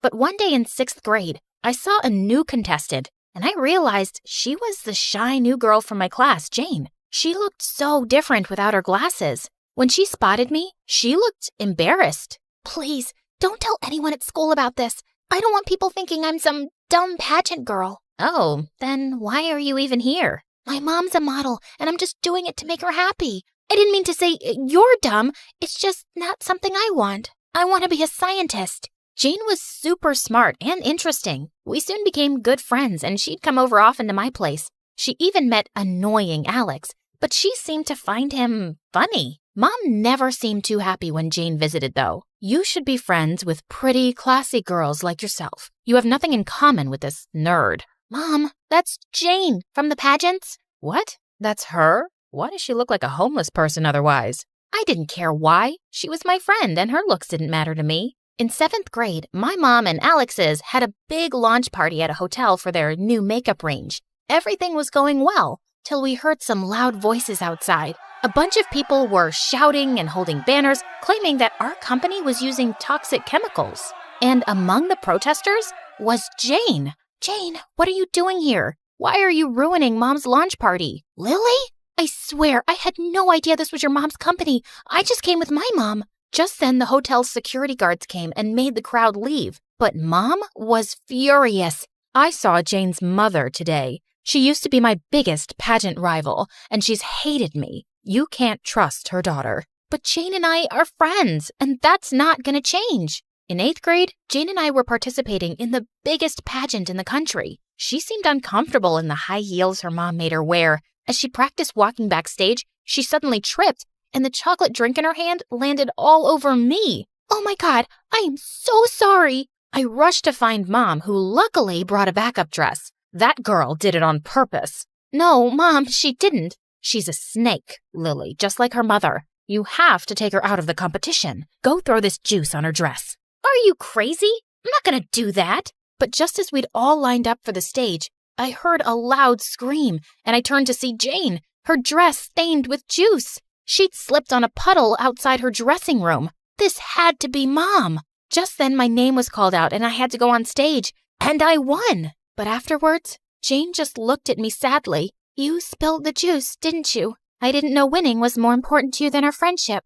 I couldn't even bring myself to say that it was Mom who'd done it, and I was never going to talk to Mom again. Jane wouldn't even look at me at school. One evening, I was sitting bummed out in my garden when Alex joined me. Please, don't cry.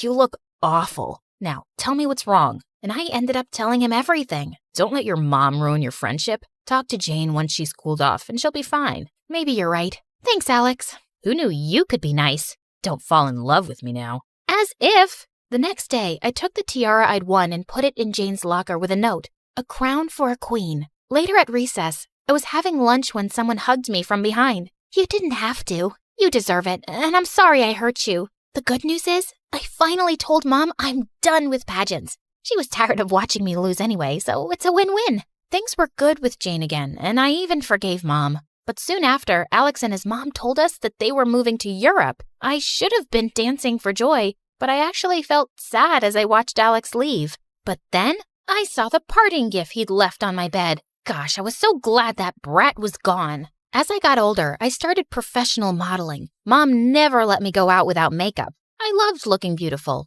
but I always had to be careful not to ruin my face. Hey, want to go into the pool? I think that cute boy over there likes you.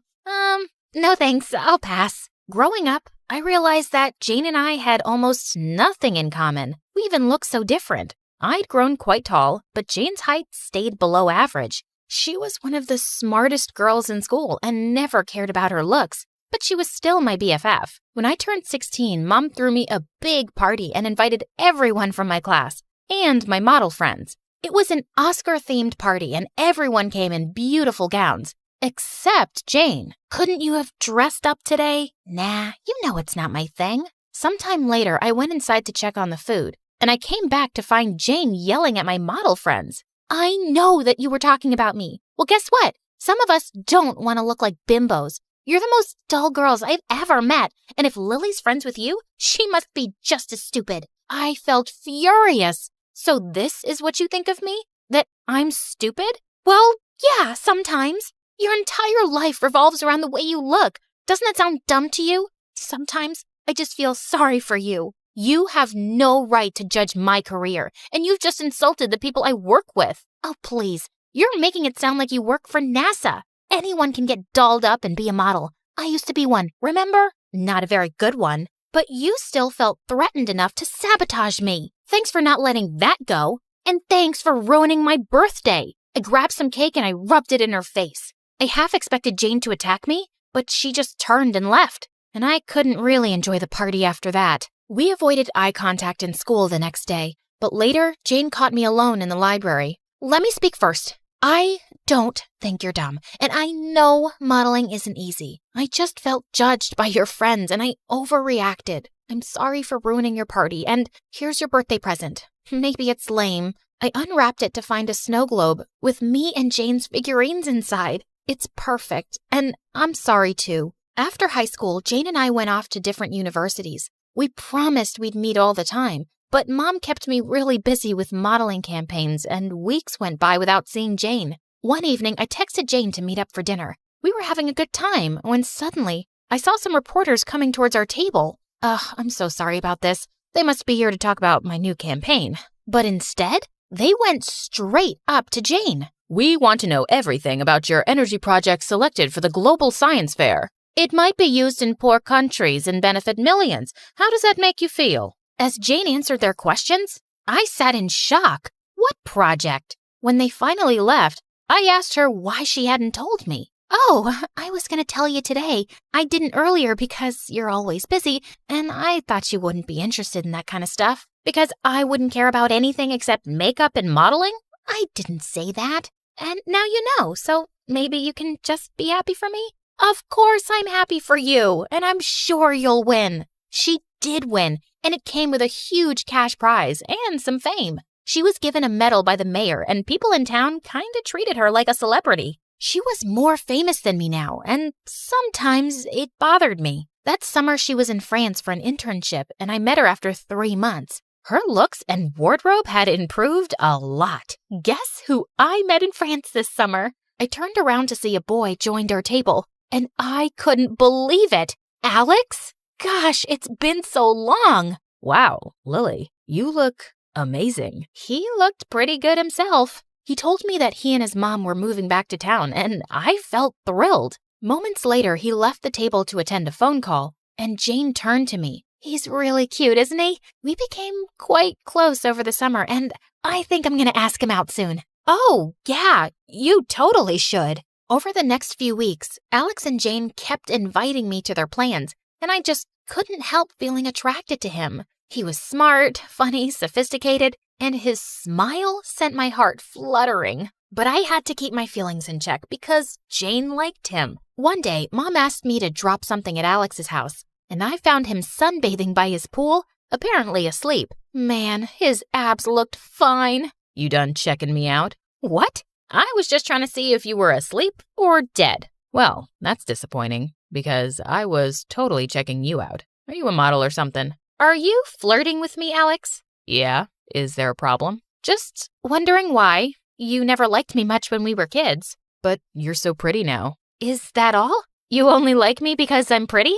Yeah. What else is there? I suddenly felt mad and was leaving when he pulled me down next to him. Gosh, it's always been so easy to tease you. For the record, I always liked you. You're smart and interesting, and it doesn't hurt that you're beautiful. Then he leaned in and kissed me, and it felt amazing. Till I remembered Jane. When I got home, I found Jane in the lounge, and she knew. So I dropped by earlier to see Alex and found you making out with him. What a backstabber. Jane, it's not like that. Shut up, Lily. You could have any boy, but you went for him. I think you just can't stand that lately I've been doing better than you. You got jealous, so you decided to hurt me this way. It wouldn't be the first time you played dirty. Oh my God. That freaking pageant. I didn't spill the juice, okay? My mom did. It was awful of her, but seriously, it was like 1,000,000 years ago. Who cares? You're a scientist, just like you always wanted. And yeah, Alex likes me, so deal with it. So I guess Alex just likes a pretty painted face, and everything your bimbo mom taught you finally came to good use. I lost it and attacked her. We screamed and fought till we crashed into a table. We're done. I don't even know why we're friends anymore. Finally, we agree on something. After that, Jane shut me and Alex out completely. I was mad at her for weeks, but then I started to regret the fight, and I missed her. One day, Alex was coming to pick me up, and Mom looked shocked to see me without makeup. Lily, wait. Alex can't see you this way. He already has. He makes me feel comfortable in my own skin. And yeah, I like makeup, but I don't want to hide behind it anymore. Don't you think I'm pretty without it, Mom? You know men, sweetie. Your dad left me for someone younger. Then he was a jerk, Mom. But Alex is not that person. And Jane always told me not to worry so much about the way I look, too. And she was right. A few days later, I was in my room, and there was a gentle knock. It was Jane. Your mom forced me to come and said we had to fix things. Listen, I'm really sorry I said those things about her. Also, I know you didn't steal Alex. I don't even think I was mad about him. It's just that, next to you, I could be cooler than Einstein himself, and I wouldn't stand a chance with a boy. It's hard not to envy you. And I can say the same too. I instantly feel dumber around you, and I wonder if other people can tell that too. Look, Jane, I know we're really different, but we've been best friends since the 6th grade, and I can't imagine my life without you now. So can we just be friends again? Yes, please.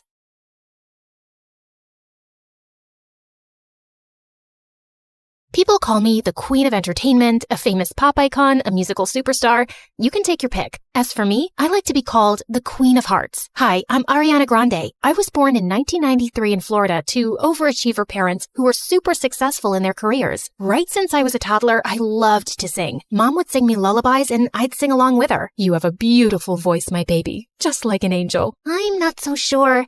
I didn't get selected for the school choir. Don't let that dishearten you, sweetheart, and have confidence in your talent. I'm sure you're meant for greater things. Although I loved singing, I was also fascinated by theater and acting. I performed on stage for the first time when I was 8 in a musical named Annie. Are you nervous, Ari? No, not at all. In fact, I can't wait to set the stage on fire. And I did just that. That musical was a great success, and it marked the beginning of my musical theater journey. After that, I performed in so many other local productions like Beauty and the Beast and The Wizard of Oz. Life was going smoothly, but then my parents got separated. I felt devastated for a while, but thank God I had my pet dogs to keep me going through that tough phase. Just so you know, I have 10 rescue pups. One of them is named Sirius Black. Yeah, I'm quite obsessed with Harry Potter. But then, aren't we all?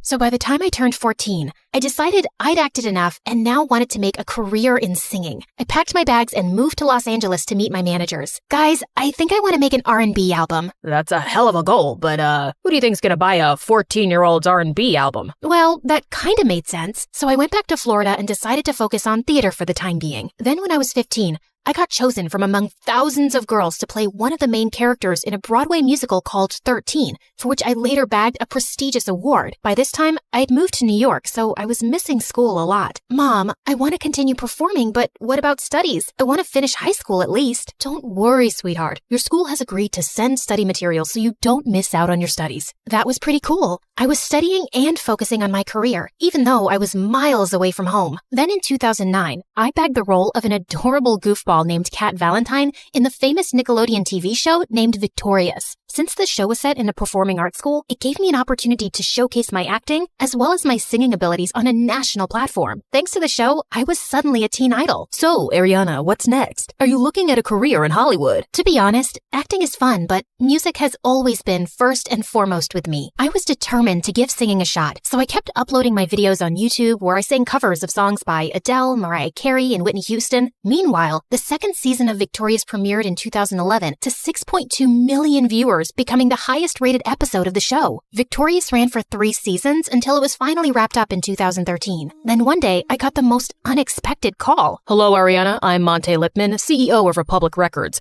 I saw your YouTube videos and I want to sign you up for the label. Are you interested? Yeah, of course. I'd love that. I put down my phone and did a little happy dance. My music career was finally taking off. The next 3 years, I focused completely on my vocals and singing and collaborated with many contemporary artists. The result was my first album, Yours Truly, that debuted at #1 on the US Billboard 200 albums chart, and it sold 138,000 copies in its first week. After that, there was no looking back for me. Today, I've sold over 85 million records worldwide, broke 27 Guinness World Records as a singer, bagged 2 Grammys, and was listed among the 100 most influential persons in the world by Time magazine. So friends, I hope my story inspires you to never give up on your dreams, since miracles do happen. Just believe in yourself, because if you don't, who else will?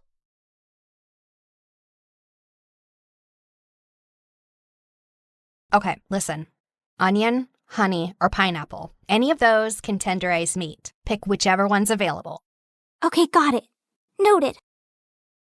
I didn't come to this school for academics. I came for the food.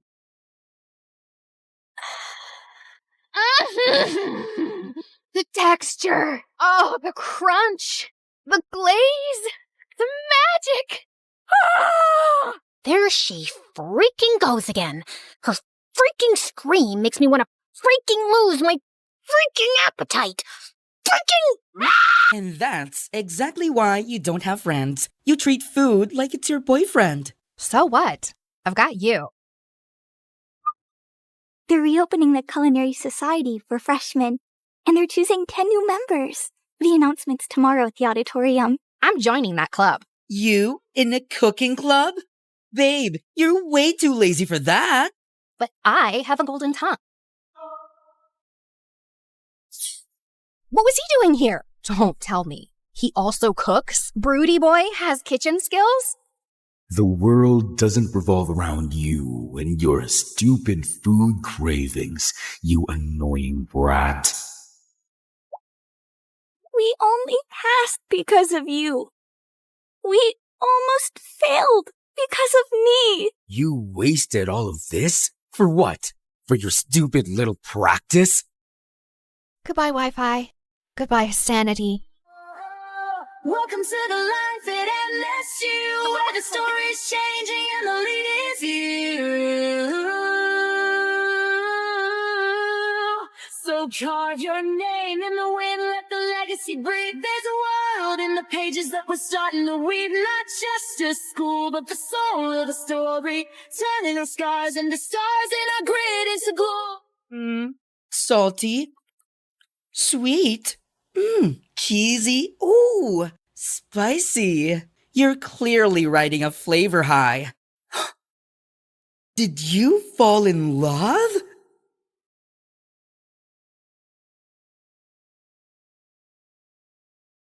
Hi, my name is Ashley, and I live next to the worst family on earth. They're the biggest snobs ever. They drive around in the fanciest cars and clothes and look down on everyone else. And they have a son named Jack, who's an absolute troll. But before I continue, please like and subscribe. If you do, you might see a shooting star tonight.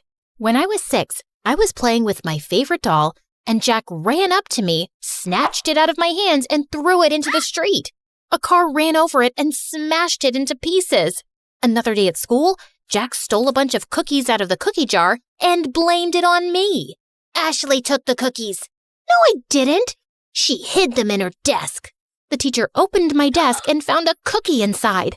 I got in huge trouble, and after school, I saw Jack on the playground stuffing his face with the stolen cookies. When Jack wasn't terrorizing me, his parents were trying to get my family kicked out of the neighborhood. Our house was the smallest on the block, and even I had to admit, it was a really ugly green.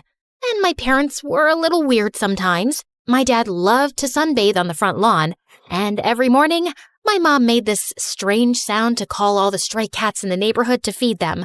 She'd also sing to the birds and make birdhouses all day. Our house looked like a zoo, and the neighbors hated it. Their yard is unacceptable. It looks like an overgrown swamp. Their house gives me a migraine every time I look at it. Mommy, my eyes hurt. You have to do something, officer. And can someone please tell that man to put a shirt on? Jack's parents threw fancy parties every week, but me and my family were never invited. We only lived in the neighborhood because we inherited the house from my grandfather, who used to be a famous investigative reporter. I wanted to grow up and be just like my grandfather. When I was 12, I joined the school newspaper, and when my teacher's cat, Mr. Whiskers, went missing, it took me less than 2 days to find him on the roof of the school auditorium. Though I suspected Jack had something to do with it. In high school, Jack was the richest and most popular kid. I, on the other hand, only had one friend, my cousin Bethany. Bethany moved into town a week before we started 10th grade. But Bethany was obsessed with being popular and would do anything to get Jack and his rich friends to like her. Jack's friend Sadie was the ringleader of the rich kids, and she made Jack look like a saint. Bethany adored Sadie. She'd carry Sadie and her minions' books, do their homework, and follow them around. She'd even let them copy her answers during tests. They'd smile in Bethany's face and laugh at her behind her back. Why do you let them treat you like that? They're just joking around. Those girls aren't your friends, Bethany. They're jerks. Bethany never listened. She wanted to be popular so bad she couldn't see the truth. One day, my mother dragged me out of bed at 5 a.m. on a Saturday morning to volunteer at a soup kitchen. It's important to give back to those less fortunate. But do we have to do it so early? As I was serving food, I looked up to see a familiar face. Jack? Ashley? What are you doing here? Jack's face turned white, and he just ran out of the soup kitchen. The next day, I saw Jack at school in science class. The teacher partnered us up for a big project, and we met in the library after school. Why were you getting soup at the soup kitchen? Did you fall on your head or something? Why would I ever go to a place like that? You don't have to lie to me. I'm not lying. I'm just trying to help. No one asked you for help. The next day, Bethany and I were walking to class, and we ran into Jack in the hallway, and Jack gave me the meanest, coldest stare ever. What's up with you and Jack? I saw you two whispering in the library. Are you guys dating? Is it a secret romance? Oh, Jack's so cute and so rich. I'm so mad you didn't tell me. Jack and I aren't dating. Then what's going on? Can you keep a secret? Of course. I told Bethany about how I saw Jack at the soup kitchen and his weird behavior afterwards. But all Bethany cared about was that I had the attention of such a rich, popular boy. But I had an itch to investigate. So later that afternoon, I stopped by Jack's house to check things out. But I heard Jack's parents yelling inside. I heard someone coming, so I hid in the bushes. Then the door swung open and Jack rushed out. He darted down the street before I could say a word. Jack missed our study session the next day. Then he started missing all his classes. I started to worry, so I called and texted him, but he didn't answer. A few weeks later, I went by his house again, but when I knocked on the door, a strange woman answered. There was another family living in Jack's house. The wheels in my head started spinning. I started asking around to see if anyone knew what happened to Jack. Sadie said Jack and his family were vacationing in the south of France? Or was it the Hamptons or Tahiti? It was probably all three. Jack is so lucky. I wish I was rich. There was even talk about why he'd moved. Jack's dad bought a new mansion that's twice the size of the old one. Twice the size? He's richer than I thought. The explanation seemed reasonable, so I let it go. During summer break, I was heading home one day after running some errands when I saw a boy in an oversized hoodie playing guitar on the sidewalk. He played a sad song that was so beautiful, it made my heart sink. When the song ended, some people dropped money in the can beside him. I walked over to put in some money too, when a suspicious-looking guy crept up and snatched the boy's can. Then the thief ran toward me. Without thinking, I stuck my foot out and tripped him. Give that back, or I'll turn your face into scrambled eggs. I took a martial arts stance that I saw in a movie once. It worked, because the thief dropped the money and ran. I picked it up and turned to the boy whose hood had come off. It was Jack. Jack? Are you okay? Jack shook his head and broke down into tears. He told me that his parents broke up, then his dad sold their house, stole his mom's money, and fled the country. Now Jack and his mom were broke and living in a shelter. I felt so bad for Jack. No one deserved that. Not even a rich jerk like him. So I invited Jack and his mother to my parents' house. Ashley, why is this woman in our house? They're in trouble, Mom. They need our help. Jack's mom apologized for the way she treated my parents. My parents forgave her and invited them to stay in our guest room for as long as they needed. Luckily, Bethany was away all summer with her family, so I could keep the secret. Jack and his mom were so grateful that they helped out as much as they could around the house. Jack even tried to help my dad fix a leaky faucet. That didn't turn out well, but the gesture was sweet. I tutored Jack to help him catch up on the work he'd missed at school. It was odd having Jack in my house at first, especially when I saw him walk out of the shower with a towel around his waist. A few weeks later, Jack's mom got a job and they moved out. I hated to admit it, but I missed having him around. On the last day of summer, Jack sent me a text asking me to meet him. What's all this? I wanted to thank you. It's not much, but it's the best I could do. Jack opened the basket and pulled out my favorite foods, chili dogs and Brussels sprouts. You and your family are the strangest people I've ever met. What's that supposed to mean? It's a good thing. No one's ever been so kind to me, and I love how you and your parents live your lives without caring what others think. It's inspiring. How do you do it? I don't know. It's just how I was raised. I wish I was as strong as you. I looked at the biceps bulging out of his shirt. I think you might have me beat. School's gonna be so tough. I'm supposed to be the rich kid with the fancy car and the millionaire parents, and you're not that guy anymore. And to be honest, you were a real jerk before. I like the new you way better. Since we're being honest, I have to admit something. What? I think I have a crush on you. Really? And I'm pretty sure you have a crush on me too. Then Jack pulled me close and kissed me. We talked for hours that night, and he even played me some songs. I saw Bethany at school the next morning after summer break. Jack passed us in the hall and he winked at me, and I couldn't stop smiling. What was that? I don't know. Jack's always been weird. Then why are you blushing? I didn't tell Bethany about me and Jack. We were taking things slow. One day, Jack and I were walking home from school when Sadie and her rich friends pulled up in a fancy car. Hey, Jack, where's your ride? I don't... You're trading it in for a new one, huh? Always trying to one-up me, Jack. We all get it. You're the richest, but I'm a close second. Yeah, my new car is going to be great. It's twice as expensive as the last one. Jack, what are you doing? Ditch that loser and hang out with us. Plus, we have to decide what color we're going to wear to the winter dance. I'm not going to the winter dance with you. Then who are you going with? Tell me you're not going to take that freak instead of me. If you're referring to this amazing girl standing beside me, then yeah, I am. Sadie was pissed and drove off. I appreciate the compliment, but you can't keep lying. About what? Your father's not buying you a new car. I know that.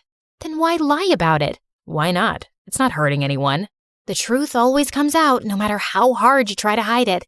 Let's talk about something else. What time should I pick you up for the dance? I think I'll pass. I'm allergic to liars. Jack and I didn't talk after that. I'd see him at school bragging to his friends about the money he didn't have, lying about the huge fancy house he just moved into, and making fun of the poor kids. He was a rich, self-centered jerk again. I couldn't believe I fell for this guy. Jack called and texted me after school, but I ignored him and binge-watched MSA videos. What's with the frown? It'll give you wrinkles. I don't get why Jack has to lie about being rich. Some people will do anything to keep up appearances. Lie, cheat, sometimes even steal. But it's not right. Of course it's not right. Doing the right thing isn't always easy. I decided to go to the dance alone. Bethany and I were supposed to go together, but she wasn't returning my calls. When I arrived at the dance, I saw Bethany hanging out with Sadie and her crew, following them around, holding their drinks. Hey, Bethany, I've been trying to reach you. Sorry, I gotta go. Bethany was acting strange. She could barely look me in the eye. Then Jack walked up to me, and before he could say a word, everyone's cell phone started going off. I looked at my phone and saw a video of Jack's mom working as a maid. You're not rich, Jack. You're a poor loser. Then all of Jack's rich friends laughed at him. And don't try to deny it. Bethany told us everything. She even made this video. It's true. Ashley told me that she saw Jack begging for food at the soup kitchen. Shut up, Bethany. No one asked you to speak. Be a good little puppy and stand over there. I felt furious at Bethany. I'm so sorry, Jack. I never meant... It's okay. It's not your fault. I should have stopped pretending a long time ago. Sadie, you're right. I'm poor, but I don't care what you or anyone else thinks of me. You've never been my real friends anyway. All you've ever cared about is my money. Well, now it's gone and it sucks. But I found something way more valuable. Then Jack took my hand. Oh, geez. If you say you've fallen in love with that freak, I'm gonna throw up. I'd had enough. I walked over to her and accidentally spilled my drink all over her dress. Oh, sorry about that. But you know, the punch does bring out your eyes. You want to get out of here? Yes, please. As Jack and I walked out the door, Bethany ran up to us. Ashley, it wasn't personal. We're still friends, right? Maybe I can fix things with you and Sadie. If you did her homework for a week, then you're pathetic, Bethany. And you deserve someone like Sadie. Jack and I left the party and went to the beach. We ate chili dogs and Brussels sprouts and danced the night away. This is nice. You know what the best part is? What? It doesn't cost a thing.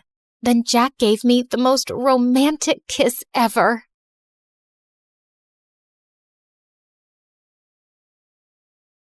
Hi, I'm Mona. I'm one of the smartest girls you'll ever meet. Please like and subscribe. I was 5 years old when I was playing hide and seek with the neighbor's kids, and I got stung by some bees. My skin immediately started to swell, and moments later, I fainted. When I woke up, I found myself in the hospital. Your daughter has anaphylaxis, which is an extreme allergic reaction to bee stings, but that may not be all she's allergic to. You'll have to monitor her closely. After that, Mom was terrified, and she wouldn't let me play outside. She also decided to homeschool me. During our lessons together, she always told me I was a genius. I still felt sad about not going to a real school, till she told me the big secret. School's gonna take away your genius and make you dumb like the other kids, because that's what the government wants. I wasn't sure why the government wanted that, but I didn't want it happening to me. While Mom was away working, I started making videos on YouTube to stay busy, and soon had some subscribers. Hello guys, it's your stay-at-home genius. Today, let's talk about the amazing periodic table. Who knew there were so many elements? Sometimes the comments on my video were quite mean. Literally every 11-year-old knows about the periodic table. Do us a favor and go to school. When I told Mom about the comments, she always said those kids were just jealous. Once when I was 14, I saw a really pretty bird on my window frame and I tried to touch it, but I ended up falling out the window into a bush. Oh my God, I was outside. Just as I was about to run back in, my arms and face started to itch like crazy. I called out to Mom, who rushed me to the hospital. After the medicine, I was half asleep when I heard the doctor and Mom talking. Your daughter's reaction happened because she's been indoors so much. Her immune system didn't develop properly. You have to let her join a school. But what about her condition? I've told you before, that's not how this works. What? The doctor told you to put me in school before, Mom? Honey, I did it to protect you. All these doctors, what do they really know? I was so upset. All these years, I'd been living like Rapunzel when I didn't need to. On the drive home, she continued to rant about the government. Mom, just stop it with your lies already. And guess what? I'm going to school. For days, Mom tried to apologize, but I completely ignored her. Then she gave up and put me in school. On my first day, I struggled to hide my excitement. Just as I was about to jump out of the car, Mom stopped me. You have every right to be angry, but you still have to be careful. Please, you need to wear this. It was a box of masks. Ugh, I didn't want to be some masked weirdo on my first day, but I also didn't want to get some bad reaction again. So I put one on. When I walked into my class, the teacher hadn't arrived yet, and I had the perfect opportunity to introduce myself. I climbed onto one of the tables. Greetings, my fellow classmates. I'm Mona, but some of you may know me as the stay-at-home genius. They all stopped talking. Great, I had their attention. As I start this new journey with you, I hope that you do not feel intimidated by my intelligence, and I look forward to helping you all. Shut up, weirdo. The entire class burst into laughter. Everyone was still snickering when the teacher walked in. They were all jerks, but I was going to show them. Who can tell me how many planets we have in the solar system? Me, sir. 9. 8, actually. Pluto isn't a planet anymore. What? Since when? Since forever, Miss Genius. And I soon discovered the strangest thing. I seemed like I was behind in every subject. I was dumb.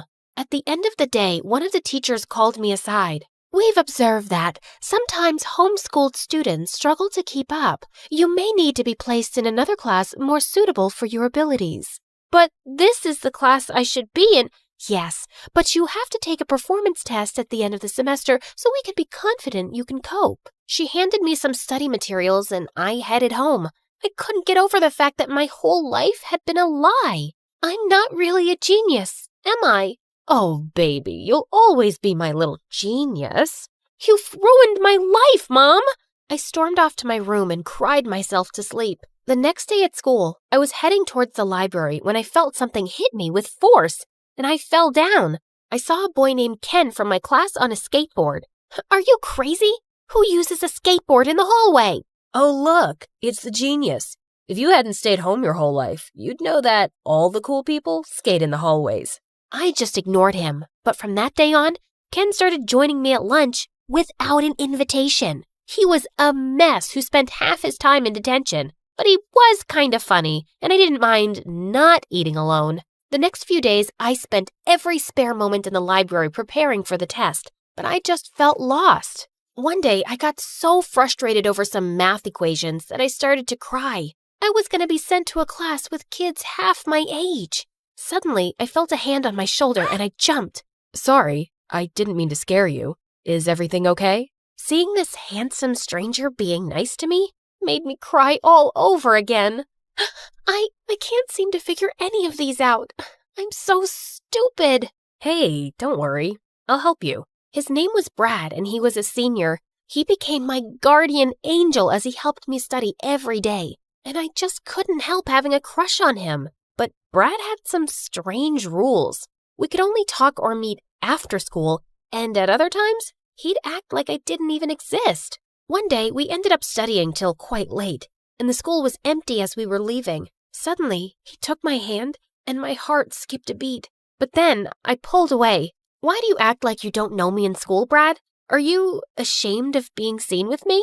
It's not like that, Mona. My friends, they're not the nicest people. They don't even know you right now, but if I introduced you to them, I'm afraid they'd be rather mean to you. They usually are to anyone who's a bit different. You mean odd? Weird? Different. And I like that about you. Suddenly, he pulled me close and said he wanted to see the face behind the mask. Wow, you're even prettier than I imagined. He kissed me softly on the lips, and it was wonderful. One afternoon, I was sitting alone and watching Brad with his friends when Ken joined me. If you stare hard enough, you'll probably dig a hole in his back. I don't know what you're talking about. If you insist. You want to hang out later? Nah, I'll pass. Maybe some other time. I had decided just then that I was tired of only watching Brad. I had to show him that I was cool enough to hang out at his table. The next morning, I woke up super early to do my makeup. And when Mom dropped me off at school, I took off my mask. Mom had lied about a lot of things, so who said I really needed the mask? And I could feel all eyes on me as I walked in. Even Brad kept staring at me during recess, and he was so lost that he accidentally spilled juice on himself. Could this day get any better? Well, well, who do we have here? Mona, 2.0. Interesting. She's pretty. That day, Ken and I didn't eat alone. Other people joined our table, and everyone seemed keen to talk to me. And the best part was, my allergies weren't acting up. Just then, a girl offered me some chips. And a moment later, my worst nightmare came true. I could feel my throat closing up. I felt the entire school watching me as I fell to the ground. I could hear panicked voices all around me. But just then, someone jabbed me with my EpiPen. Ken had taken it from my bag and saved me. He helped me up and I immediately felt better. Till I noticed Brad. He hadn't even moved from his spot. What the heck? I felt really disappointed. So I returned to school with my mask the next day. I couldn't make Brad care about me, and hiding behind the mask just felt more comfortable now. But later that day, Brad bailed on me for our lesson at the library, and I felt really mad. I stormed into the gym where he was playing basketball, and I didn't care that people were watching. You just sat there and watched me struggle to breathe yesterday and did nothing. Do I even know you? Stop pretending, Brad. You've been my friend for months. More than that. You even kissed me the other day. What? Me kiss you? In your dreams, loser. Why would I kiss you when I have the prettiest girlfriend ever? Girlfriend? It finally made sense. He was always hiding because he didn't want to be seen by his girlfriend. I was so upset and slapped him real hard. You are a terrible person. But the next day, everyone was calling me a crazy liar. I was really beginning to hate high school, and I just wanted to go back to my old homeschooled life. I thought Mom would be delighted to hear, but to my surprise, she refused. Listen, Mona, when I was younger, I lost my best friend to a condition like yours, which made me so scared when you got it. I thought hiding you away was going to protect you, but I was wrong. Running from your problems never solves them. You're so selfish, Mom.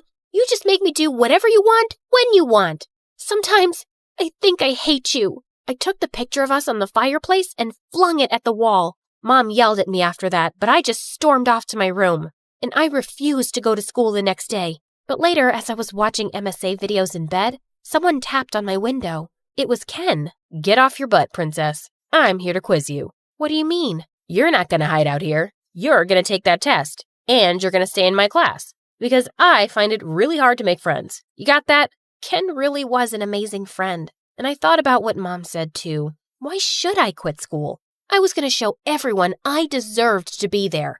At school, I didn't really care about the stares and whispers anymore, but I still couldn't stop feeling stupid about Brad. Why did he do that to me? One day I walked into the science lab and found him there, and I just couldn't stop myself from confronting him. And he laughed. Look, I was just bored. None of the girls pay attention to me because I've been with the same girlfriend forever. But you didn't know, and I thought I'd have some fun with that. We still can, you know. I wouldn't mind kissing you again. Just then his girlfriend entered and gave him a tight slap. Soon the entire school knew his girlfriend had dumped his butt for being a jerk. I was totally focused on my tests now, and studying with Ken became a routine. One day when he was over, I asked him, "What would you do if you had the chance to be anything?" "Join the Rikers skateboard competition. I don't care if I win. I just want to be there. It's so cool." "Then go for it." My dad won't let me. He says it's a pathetic waste of time. The day of the test finally came, and after completing it, I nervously watched as the teacher graded it. "Wow, this is impressive, Mona. Congratulations. You passed." I gave the teacher a big hug and ran to find Ken. I had a special thank you gift for him, but when I found him, the principal was yelling at him in the hallway. "Your continued disregard for the rules has brought nothing but disgrace to me." "Yeah, no kidding, Dad." "Dad?" I followed him outside and found him sitting under a tree. "So, the principal is your dad?" "Yep, and you just saw for yourself what a disappointment I am to him." "Listen, I gotta tell you something.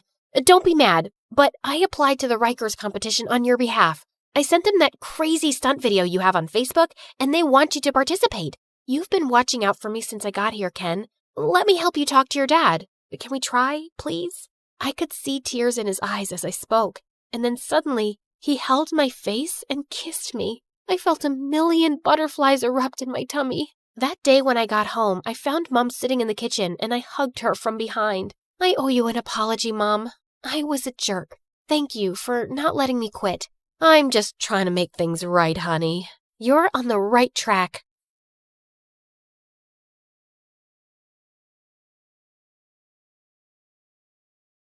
My name is Lily, and from the outside, my life looks super exciting. I've lived all over the world. India, Singapore, Alaska, even civil war-ridden Myanmar, where I was kidnapped for a week by a military coup. Pretty cool, right? But the craziest adventure I'd ever gone on was in a boring suburban home in Boston. But first, let me tell you more about myself. My parents were investigative journalists, and they went wherever the story was. Corrupt government, church cult, mysterious disease outbreak, serial dog napper. Sure, they were living a life full of intrigue, and my younger brother Jacob totally idolized them. But for me, it was constant whiplash. I craved normalcy, stability, and safety. And my parents' homeschooling techniques were questionable at best. So I spent most of my time teaching myself science and biology. The plan was to become a doctor one day. You know, something stable. Then one day, my mom delivered life-changing news. We're moving to Boston to cover a story on the mayor's disappearance. We figure it'll take at least 2 years to crack. So, we're sending you to high school. I screamed with excitement. The most we'd ever stayed put was 6 months. Of course, the transition to normalcy was tricky. But then one day, when I was performing surgery on a mouse in biology class, I did the unthinkable. I made a friend. Girl, you're such a natural. I'm impressed. Thanks. I want to start my own doctoring practice one day. Hole up in one place, find some loyal patients, and really be there for them, you know? That's beautiful. Oh, can you take a look at this mysterious fungus on my foot? Just kidding. But hey, you want to hit up the mall after this? Suze was the best. Funny, smart, loyal. We got super close in no time. And then, exciting news. We solved the mayor's disappearance. Turned out, he faked his own death. So we're moving to Hawaii to cover the illegal capturing of the Hawaiian monk seal. What? No, I love it here. I finally feel like I have a life. You said 2 years. Sorry, honey, but we're just too darn good at our jobs. Well, I'm not going. I've spent 16 years being carted around like a chihuahua in your purse. I'm not just an accessory to take with you whenever you want to pick up and leave. So many kids would die to be in your position. Getting to see the world, experiencing new things. If only you could be grateful like Jacob. Well, I'm not Jacob, and I'm not leaving. Ugh, I can't stand being your daughter. That's it. Now you're really not leaving. You're grounded. I was done listening to my parents. I ran out of the house and hopped on my bike, pedaling as fast as I could to Suze's house. I was in such a frantic state, I didn't even see the truck turn into my lane. And smack! I went flying off my bike, launched into the middle of the road when my head slammed against the cement. And then, everything went dark. When I woke up, my head was throbbing, and my bike was destroyed. But otherwise, I felt weirdly fine. I could have died, and it was all my parents' fault. I'll admit, I was a little disoriented. I didn't know if a day had passed or a week. And when I finally got home, I was shocked to see that my parents' cars weren't in the driveway. Were they out looking for me? When I walked inside, I thought my eyes must be deceiving me. The entire house was empty. No family photos, no TV, no furniture, no family. A sinking feeling overcame me. Hello? Is anyone here? Hello? I checked every room, but not only was no one home, none of their stuff was here. And without the furniture, the place felt really eerie. When I got to my room, I was afraid to open the door. But to my surprise, it was exactly as I'd left it. I grabbed my phone to call my mom, but it went straight to voicemail. What the heck? Did my parents seriously move without me and were now blocking my calls? I looked around for a note, but there was nothing. This was insane. But then it occurred to me, maybe this was my parents' way of letting me have my way. So I decided to stay put. I'd live my life, graduate in a year, and go to college. I'm sure my parents would call me back tomorrow, and I'd deliver the news. But that night, as I was falling asleep, I heard footsteps. I ran downstairs to see who it was. Hello? Mom? Dad? Jacob? Guys? I tried to turn the lights on, but they didn't work. Then something brushed past my foot. Ah! It was just a mouse. Okay. I was just freaking myself out. Everything would be fine. And then a strange, cold breeze swept over me and disappeared. Maybe I'd sleep at Suze's house, just for the night, I grabbed a backpack and opened the front door, but it was jammed or something.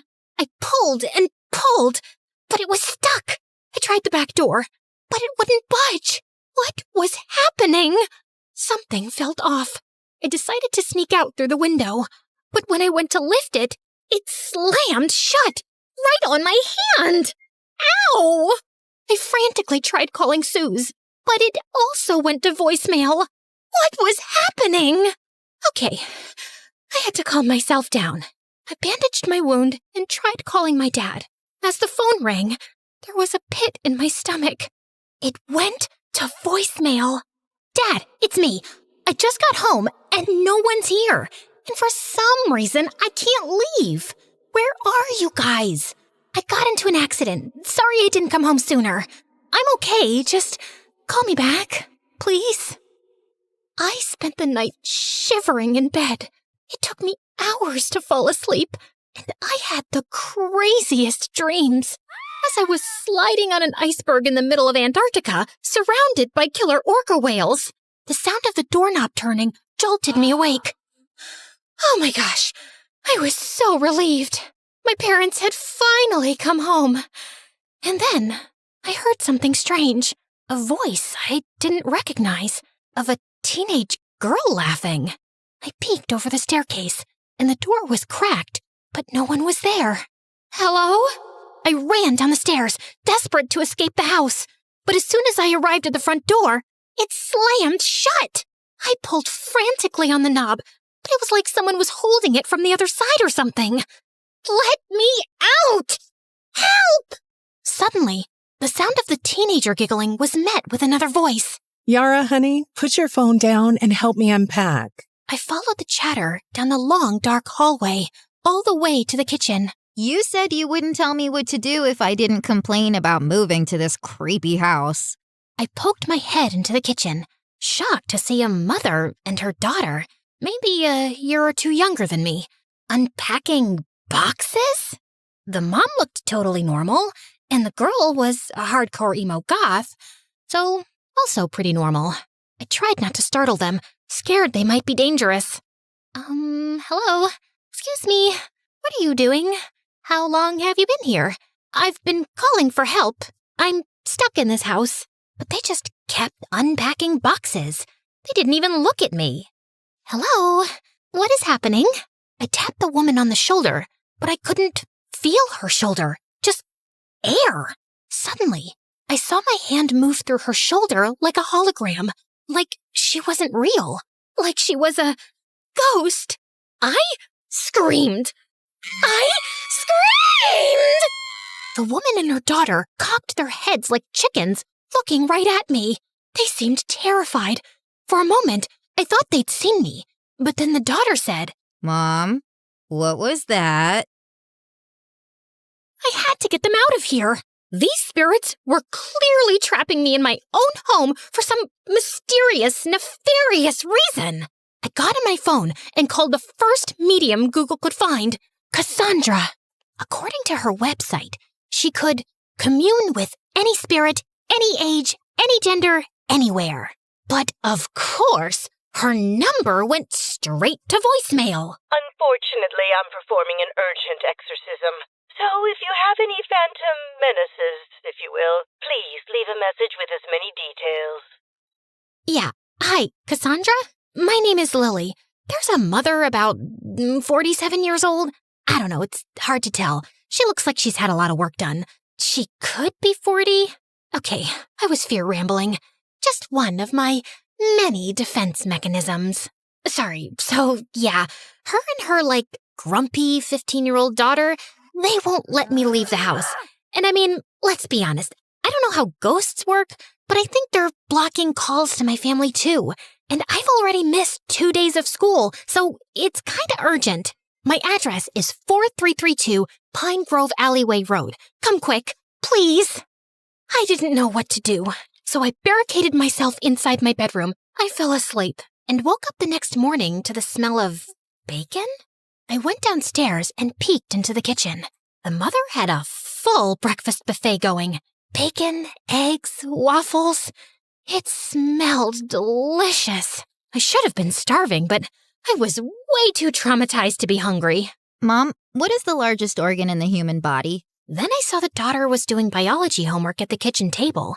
Was this normal ghost behavior? Mom, what's the answer?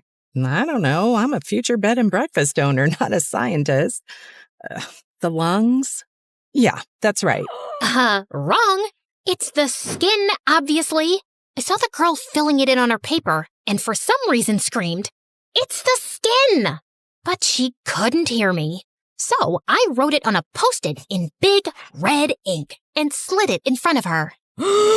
She slid back in her chair, almost toppling over. Did she see the note? Who are you? Why are you in our house? Honey, stop with the hysteria. Mom, you're not supposed to call women hysterical, especially your own daughter. There's an evil being here. I can feel it, and I'm not going to be around when it enacts its vengeance. Whoa. Who was she calling an evil being? She had it totally twisted. She ran towards the door, making a run for it. Hey, don't you leave this house. But was met instead with a super tall, slender woman wearing a robe, carrying a Dan's Donuts tote bag with a bunch of supplies. This was... Hi, name's Cassandra. Someone called in for a phantom cleanse. Oh, thank God. What the heck? How could we both hear Cassandra? Cassandra looked at the three of us. It was unclear who she was looking at since she was wearing sunglasses. Give me a second. I need to talk to the spirit. It's reaching out. Desperately. Thank you. Cassandra approached me, standing inches away from my face. She took her sunglasses off, and her eyes shot open, like she was activated. What is your purpose here? I called you. I have ghosts. You probably can't see them, but they're standing right behind you. Oh, darling. Oh, sweet dear. No, you are the ghost. What? Then how are you talking to me? Because I'm a medium, and you are in between. Wait, are you sure? How do I know you're not a ghost pretending to be a medium? And you answered my call.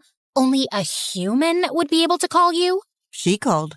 Cassandra pointed to the 15-year-old girl cowering behind her mom, watching this strange lady seemingly speak to me, a ghost.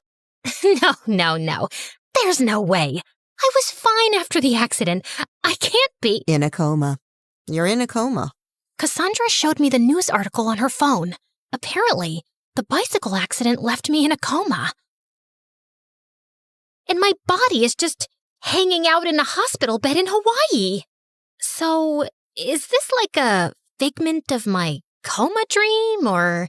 No, this is real, sweetie. Your presence is haunting these lovely ladies. The daughter was just standing behind Cassandra, mouth hanging open in disbelief, while her mother was squeezing her daughter's shoulder like it was a stress ball. You okay, Mom? I told you. Yep. Okay, don't blame me. Jeez, the news is bad enough. Honey, in a way, you are to blame. Because you're clinging to a space you won't let go of. Think of this place like emotional limbo. You're not dead, but you're not living either. And until you let go, you'll be trapped here. She turned to the terrified, lovely ladies and presented her credit card swiper. And for a second, I could have sworn she was holding a paper that said, "Like and subscribe to MSA." Nope, made that up. She didn't have that. Seriously? Please, like and subscribe to MSA. Time to pay. So, is she gonna leave? I want to. Tell me how. But Cassandra was already out the door. Luckily, she left it propped open. I tried running outside, but the door slammed right in my face. Oh my God, was that the ghost? Mom, maybe it's a sign. You're scared. I'm not happy. It would be the perfect time to bail on your bed and breakfast dreams and move back to where Dad is and where my old life used to be. Just saying. Honey, no. We're not going to let one ghost ruin our dreams. I've got bigger fish to fry. Believe me. Mom, stop calling your dreams ours. Woof. I didn't want any of this mother-daughter drama. I just wanted to leave and be back in my body. I screamed it, hoping it would come true. I want to get out of here. I want to get out of here. I'm letting go. I reached for the door, but it wouldn't budge. I tried kicking and pushing, but my limbs just swooshed right through the wood. Arrgh. 4 hours later, after I calmed down, I figured being a sort of ghost, or whatever I was, came with special abilities that I didn't know about yet, like flickering light switches, floating, blowing cold air at people. Maybe that stuff would be helpful? But what was I capable of? I tried hovering a chair, just to see if I could. It lifted, wobbled, and then launched through the kitchen window and smacked the gardener in the back. Michelle ran outside screaming apologies and ended up giving him a free night stay and a $40 please don't sue me bribe. Then I tried levitating a spoon. It spiraled into Michelle's coffee and smacked her right in the eye. She didn't even scream, just sighed, of course, and started Googling real estate agents. After a lot of trial and error, I learned that my super abilities sucked. All I could do was levitate pencils and move furniture around for some reason, all while having to watch Michelle turn my old house into a bed and breakfast. And she was working fast. And to make things worse, I could hear Yara on the phone complaining about me. I feel like the ghost is eavesdropping. She's so noisy. She doesn't even do anything cool. I mean, the least she could do is make this boring place more interesting. Ugh, I just want to be with you, Harry. You ghostly freak, stop eavesdropping. Get a life. Or afterlife. Whatever. Fine. I was eavesdropping. Sue me. Coma Purgatory was super boring too. Soon, I learned that Yara had a boyfriend back home that she was obsessed with. And her dad divorced her mom a year ago and married another woman. So I didn't take her hostility too personally. A few days later, on the opening day of the bed and breakfast, I found all my bedroom furniture was gone. Vanished. And everything I ever owned. Photos, clothes, all of it. My room had been turned into a guest room. I was being erased. Hey, I'm still here. I was so scared that leaving my room would be the end of me that I stayed. I put up with an endless stream of disgusting, smelly, nose-picking, farting guests. Just when I thought things couldn't get more uncomfortable, they did. Yara invited her boyfriend over, Harry, the one she'd been sobbing about into her hoodie since day one. Apparently, he needed a break from his toxic stepmom, and for some reason, Michelle said yes. From the second he walked in, the house started smelling like Axe body spray and microwave bacon. He flopped right onto my bed, kicked off his sneakers, and yelled, "Yo, babe, this Airbnb is fire! You guys got snacks or what?" Then he opened a soda, chugged half of it, and let out a fart so long it had segments. I wish I was exaggerating. Michelle passed by the door with this forced, hostage-level smile and said, "Let me know if you need anything." "Yeah, a TV in here would be clutch." I swear, she blinked twice like it was Morse code for help me. Later, I tried to spook him out. Just a gentle ghost nudge. I floated a cereal box off the counter and dropped it right into his lap. He didn't flinch, just went, "Yo, Yara, your ghost is hella chill. Wanna help me make a TikTok?" And she actually giggled. You're so dumb. They released the video with the caption, "Me vibin' with the ghost girl." It got 3,000 likes. I've never felt more personally attacked in the afterlife. That night, after he clogged the downstairs toilet for the second time, Michelle snapped. She stood at the bottom of the stairs and called up, "Yara, this is not a frat house. If Harry isn't gone by tomorrow, I'm calling his stepmother myself." Don't you dare! He's the only thing that feels normal in this stupid place. I swear, Mom, you better not do it. 2 days later, with Harry still around, the air in the house was tense. Neither Yara and Michelle would talk to each other, or if they did, they would end up screaming and slamming doors. I was ready to full-on poltergeist this boy out of the house. Then one afternoon, I was lurking under the dining table when Harry left his phone on it and wandered off to microwave bacon. Again. The phone buzzed, and a text lit up the screen. Kelsey, still thinking about our kiss last week? Miss your lips, babe? Excuse me? I stared at the phone like it had personally insulted me. Yara had to know what a fart bag Harry was. Okay, she already knew that. But if farting wasn't a deal breaker, maybe the cheating would be. Just then, I saw Yara walk into the room, and I rattled the table leg hard. The phone slid to the edge. One more rattle, and yes! It hit the floor, screen side up. Yara looked startled, then bent down to pick it up, and as soon as she saw the screen, she froze. Our kiss? Last week? Just then, Harry returned with his plate of bacon. Yo, babe, you seen the hot sauce? Who is Kelsey? Wait, what? Miss your lips, babe? It's not what it looks like. Oh, really? Because it looks like you were swapping spit with someone named Kelsey while I was crying into my hoodie in this cursed house. I didn't think we were, like, exclusive since you moved. As the two argued, I took the opportunity to rush upstairs and kick Harry's crusty backpack down the stairs and into the dining room, where Michelle was now standing too. All of this is your fault, Mom. Are you seriously saying it's my fault that your good-for-nothing boyfriend is a two-timer? Yeah! If you hadn't made us leave, he wouldn't be sneaking around kissing other people behind my back. She's not wrong, you know. Get out! As Harry picked up his backpack and left, Yara started to run out too. But Michelle threw her body against the front door, blocking Yara from leaving. Everyone in the bed and breakfast had gathered at the noise and were staring. I know you're upset, but you deserve so much better than that useless, toilet-clogging piece of garbage. You're a beautiful, brave, and resilient girl. You could have... Ugh! Just stop.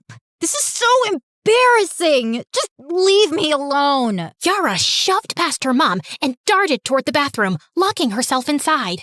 The guest seemed super confused. Suddenly, I was reminded of the fight with my mom.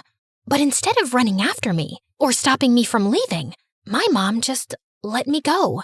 And then wasted no time before moving to Hawaii. She didn't care about me at all.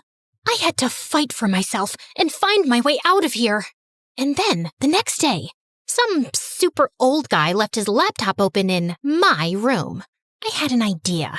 I focused on levitating a pencil over the keyboard, typing my name into the search bar, key by key. Maybe I could at least find out what the status of my body was. But just as I was pressing the last button with my mind, I heard a shriek. There's something here! My keyboard! It's moving! I jolted, startled, and fell out of the swivel chair, launching it to the other side of the room. The chair just tried to attack me!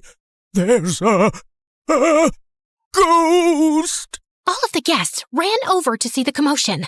I tried tiptoeing away, but tripped and knocked into the lamp, toppling it over, the light bulb shattering. Suddenly, all the guests were screaming and running. It was like a scene out of a horror movie, but I was the horror. Wait, don't go! I wasn't trying to be spooky, I swear! But then I saw an out.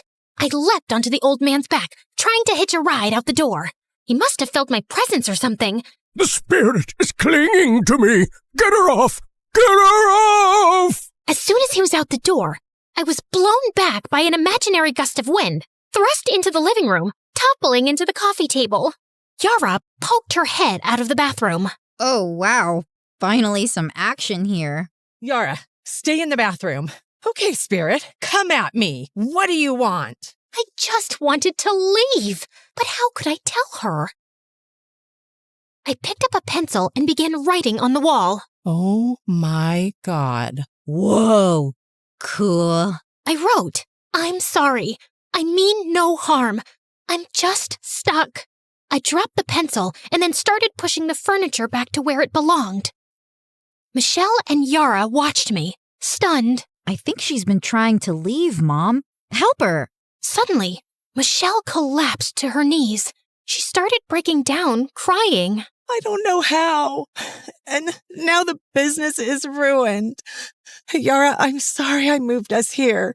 It's just the divorce was hard on you, I know, but it was devastating for me too. I was with Dad for 20 years. I was heartbroken. I was so focused on running to something new, something that would make me happy. I didn't consider you. Maybe the ghost is a sign that I haven't been seeing you. If you want to move back, we can move back. Yara came out of the bathroom and grabbed her mom's hand. Mom, no. Believe it or not, I like seeing you happy. I don't want to take that away from you. Plus, things are finally getting interesting. Mom, it's okay to be heartbroken. But I'm the parent. Exactly. And that means I know where I got my strength from. Michelle gave her daughter a huge hug. Somehow, my presence had brought them together. And watching them hug made me feel so alone. I went back to my room and laid on the bed crying. Yep, apparently ghosts can cry. The next morning, I noticed something on the computer. The search result from earlier. I levitated a pencil and sneakily clicked on one of the links. It was an article about me, about how my parents had poured all their resources and energy into doing a story on brain activity during comas. Apparently, there was a procedure that could save me, but it was only because of the greed of the healthcare industry that it wasn't public knowledge. My parents even sold the house to fund the investigation. I walked down the stairs to see the front door was propped open. I saw Yara and her mom laughing as they added the word haunted in front of the bed and breakfast.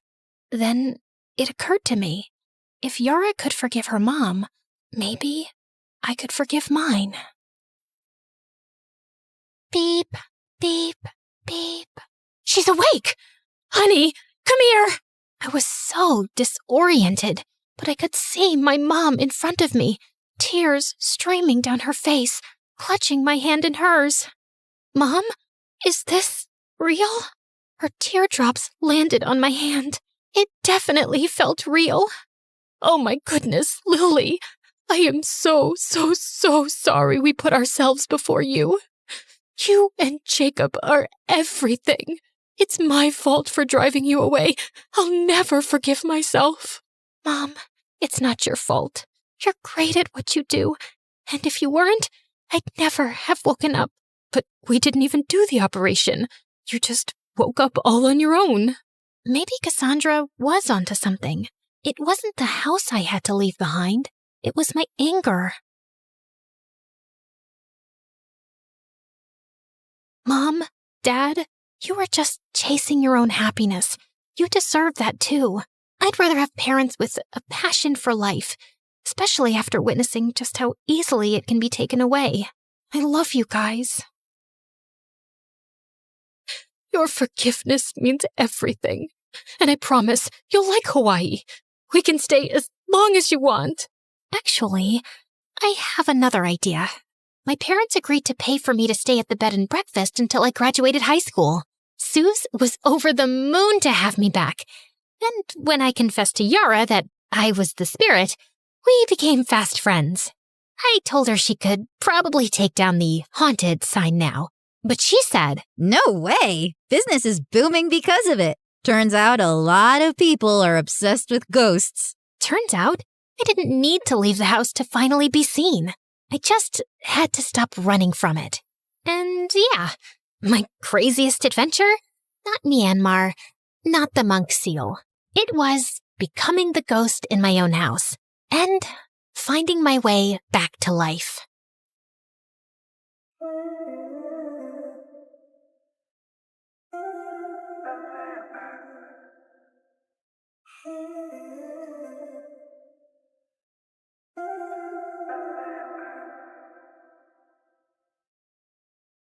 Hi, I'm Alvita from Jamaica. Please like and subscribe. My parents were the most successful members of their family. Dad was a lawyer and Mom was a doctor, and they always worked really hard and bought their dream mansion in a posh neighborhood. And then they were blessed with me. Whenever their family and friends met me, they were dazzled by my shiny dark hair and big green eyes. Wow, you guys are so lucky to be blessed with this beauty. Alvita will definitely be a model one day.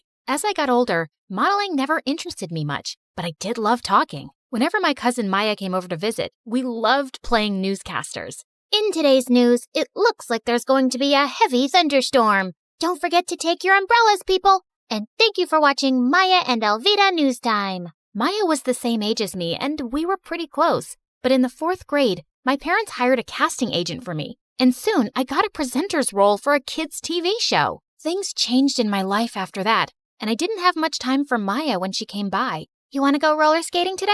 Oh, Maya, I have to go through my script for tomorrow's show, plus homework. I know, you're very busy. Soon after, I became more famous and her family grew richer, which was great. But I couldn't help noticing that people around us started acting so fake. Once in 8th grade, Maya's mom threw her a party, and when I got there, she made a huge fuss over me. Oh, Alvida, darling, thank you for coming. I know how busy you celebrities are. By the way, you looked gorgeous in this week's show. Thank you, Auntie. This is for Maya. Oh, you brought a present. You didn't have to. Your presence is a gift for us. Maya!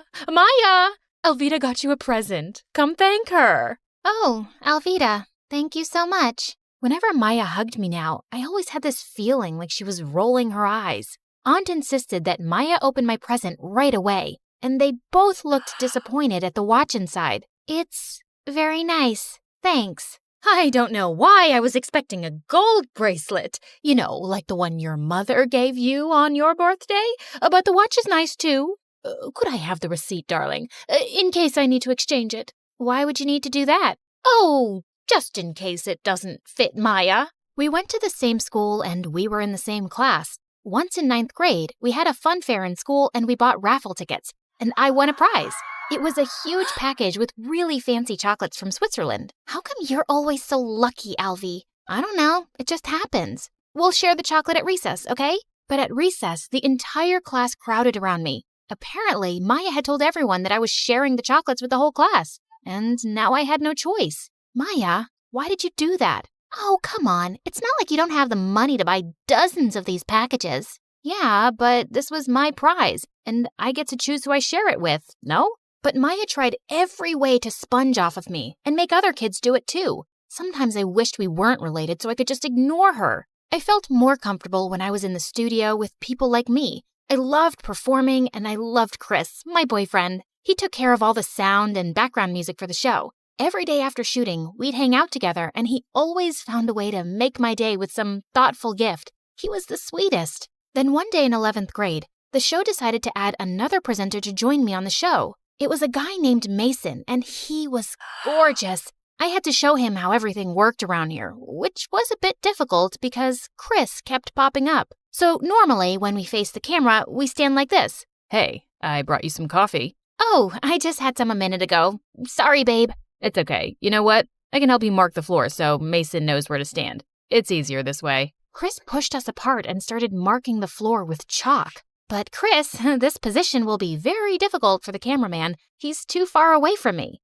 Don't worry about that. They'll manage. I'm Mason. And you are? Oh, I'm Chris. I work here too. I'm Alvida's boyfriend. We love each other a lot. Chris just turned into an insecure maniac after Mason joined us, even though Mason showed no signs of liking me. But we had to spend a lot of time rehearsing lines together, which seemed to really bother Chris. One time we were about to go on air when suddenly Chris walked onto the set wearing a ridiculous heart costume and playing the violin. He then bent down on one knee and proposed. Marry me, Alvida. Chris, I'm still a teenager. You can't be serious. Yes, I am. You just have to say yes now. We can get married later. No, can you please stop this? You're really embarrassing me. Chris stormed off and he didn't speak to me for 2 days. But soon after, I decided to talk to him. And when I went to his office, he was trying on a blonde wig. Chris, what are you doing? Just checking if blonde hair will suit me. Is it because Mason is blonde?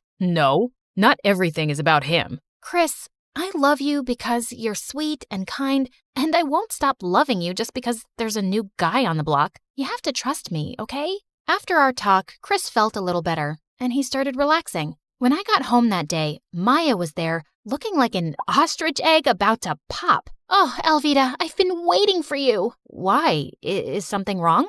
Yes, I'm in trouble, girl. I watched your show, and I immediately fell in love with your co-host. Please introduce me, please, please, please. I can't do that. It's against studio policy for me to introduce desperate fans to our cast. But I'm your cousin, not some weirdo stalker. Come on, Elvita, please. Can't you do this little thing for me? Elvita wouldn't stop begging, so the next day after school, I took her to the studio. And she was so embarrassing. She was flirting with everyone, even the director. Everyone in school says I'm so beautiful and that I belong in front of a camera. What do you think? Maya, can I speak to you, please? Not now, Elvita. But I grabbed her arm and pulled her aside. Can you please behave? The people here are very busy and you're just making a fool out of yourself. Your director was about to give me a role in the show, but I guess you just want all the fame to yourself. She walked off and sat down on the director's chair, and during the live show, she screamed, "Cut!" Everyone in the room panicked, and bodyguards took Maya out. I managed to improvise so the audience wouldn't notice anything was wrong. After the show, Mason caught up with me. Your cousin played a real number on us today. Yeah, I'm so sorry about that.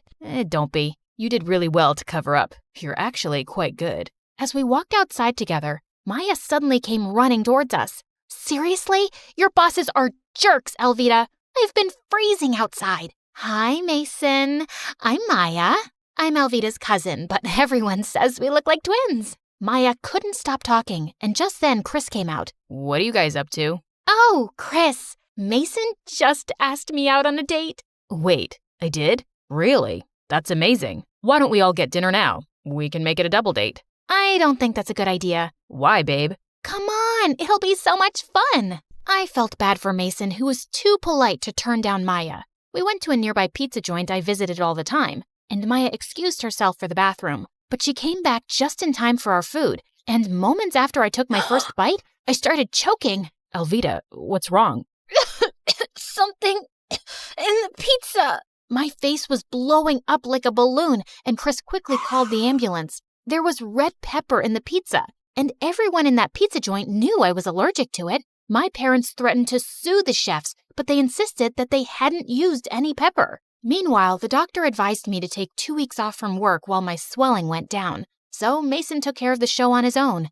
I felt really upset, and when Maya came to see me, I lashed out at her. You know what, Maya? Just drop the act already. I'm tired of you pretending to care about me when you actually hate me. What are you talking about? Why did you take so long in the bathroom during dinner? How do I know you didn't leave the table to put pepper on the pizza? You really think I'd do something like that? Yes, you've been jealous of me ever since I got the presenter role. But I would never hurt you. Maya left my room crying, but I was too mad to care. I was convinced she'd tried to harm me. While I was at home recovering, Chris visited me every day. This one time, he came with candles and Chinese food and set up the table, and it was so romantic. Aw, Chris, you didn't have to do all this. You mean the world to me, and I would do anything for you. He turned on the music, and as we slow danced, Maya came barging in. Elvita, I have to tell you something. I don't want to see you or talk to you ever again, Maya. Please, hear me out. Hey, we're having a romantic moment here, so please, get out. But Maya glared at Chris and just switched off the music. Elvita, you have to see this. There aren't any security cameras in the kitchen, but there is one in the restaurant's back alley. I tracked this video down from the city police's office. The video on Maya's phone showed a customer entering the kitchen from the back. Chris, why does this person have the same jacket as you? I don't know. And what are you saying? I was with you the whole time. Yeah, but I also remember you had a phone call and you went outside. Chris's expression changed, and suddenly he knocked over our table and the candles, and food landed on the floor. A rug caught on fire, and Maya rushed to throw a blanket over it. Chris, it was you! Oh my gosh! You were getting so close to Mason, so I had to do something. Aren't things so much better between us since you've been away from the show? You just needed to see how much I love you, Elvita. No! You made me so sick you could have killed me. That's not love. Well, if I can't have you, then no one can. But before Chris could do more damage, we heard police sirens. Too late. I already called the police. Chris tried to run out, but the police caught him and he was taken away. Maya, I owe you an apology. Maybe you were right, Elvita. Sometimes I have been jealous of you, but I swear I'd never hurt you. I know, and you have every reason to hate me. I don't hate you, but do you really have something going on with Mason? No, and there never will be. I know you like him. A few days after, I went back to school and my job, but a lot of things had changed in such a short period. Mason was now showing me what to do. The director really likes all my ideas. We've decided that now you only need to come in to introduce the next program. But that's just 10 seconds on the screen. Yeah, but that's what the show wants. I was so disappointed, but I went with the flow. One day after the show, I was leaving when Mason caught up with me and took my hand. Mason, what are you doing? I see the way you look at me, and I think I like you too. What? Are you... Alvita? What are you doing? I turned around to see Maya behind us, and Mason was still holding my hand. Maya, this is not what you think. But Maya ran off angrily, and I stomped hard on Mason's foot and went after her. Maya, there's nothing going on between us. Yeah, right. So you were just holding his hand because it's part of the show? No, he took my hand and... Just save it, Alvita. She refused to talk to me for days and ignored me in school too. And I just hated being on the show with Mason. So one day at the studio, I made a big live announcement. Hey guys, today is my last day on the show, but you'll definitely see me on screen again. Maybe with my talented cousin Maya, who was my first co-host. See you around, folks. The director was furious with me, but I didn't care. If he wanted Mason to run the show, he was welcome to have him. I was out. Later that evening, Maya came by. Hey, you want to play newscaster? We're too old to play it now, but we'll be doing it for real. Did you really mean that? I just got a call from my producer who wants to help me with my own show. She says my ratings are much higher than Mason's. And yeah, you'll be my partner. It'll be the Maya and Alvita show. Wow, this is a dream come true. Thank you, Alvita. And I'm sorry I jumped to conclusions about you and Mason. It's okay. I forgive you. I did the same thing too once before. And if you really want to see Mason, you can ask him out. Although, I think he's a jerk. I think I trust you on that one. I learned that you must never let jealousy and misunderstandings get in the way of your most important relationships. It's better to get the whole story before jumping to conclusions.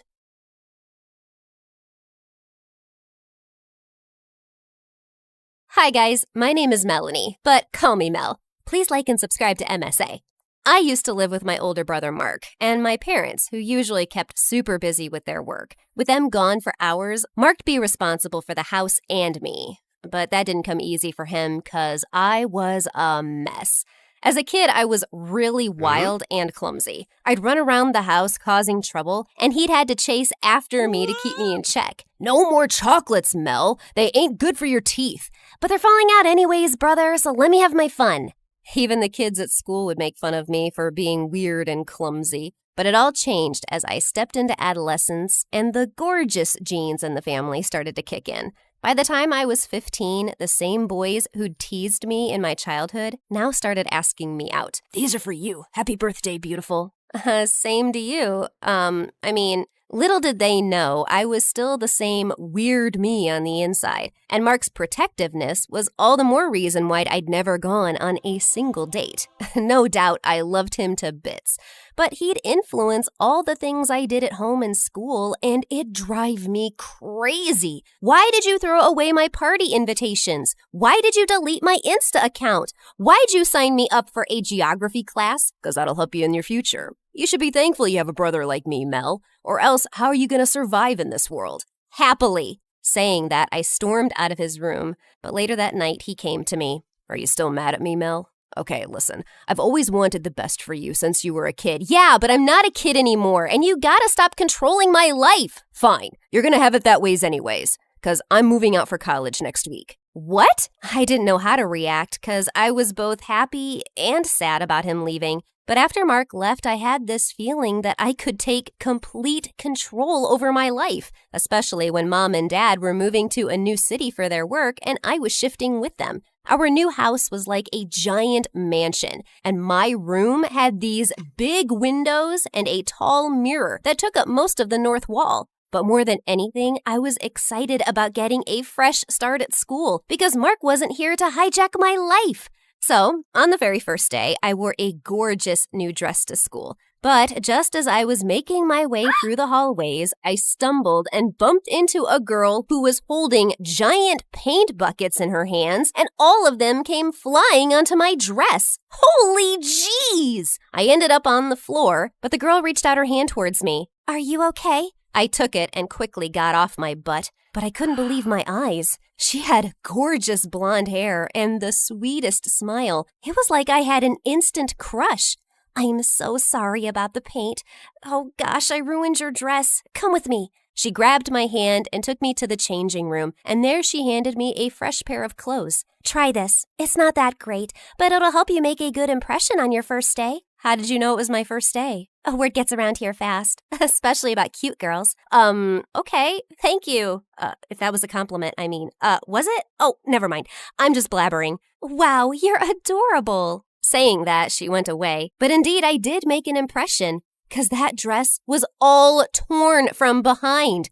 And all the kids were laughing at me as I walked the hallways, except for the one girl that helped me out. Can't believe Jenny would prank you like this. But then again, she is Jenny. What do you mean? And who are you?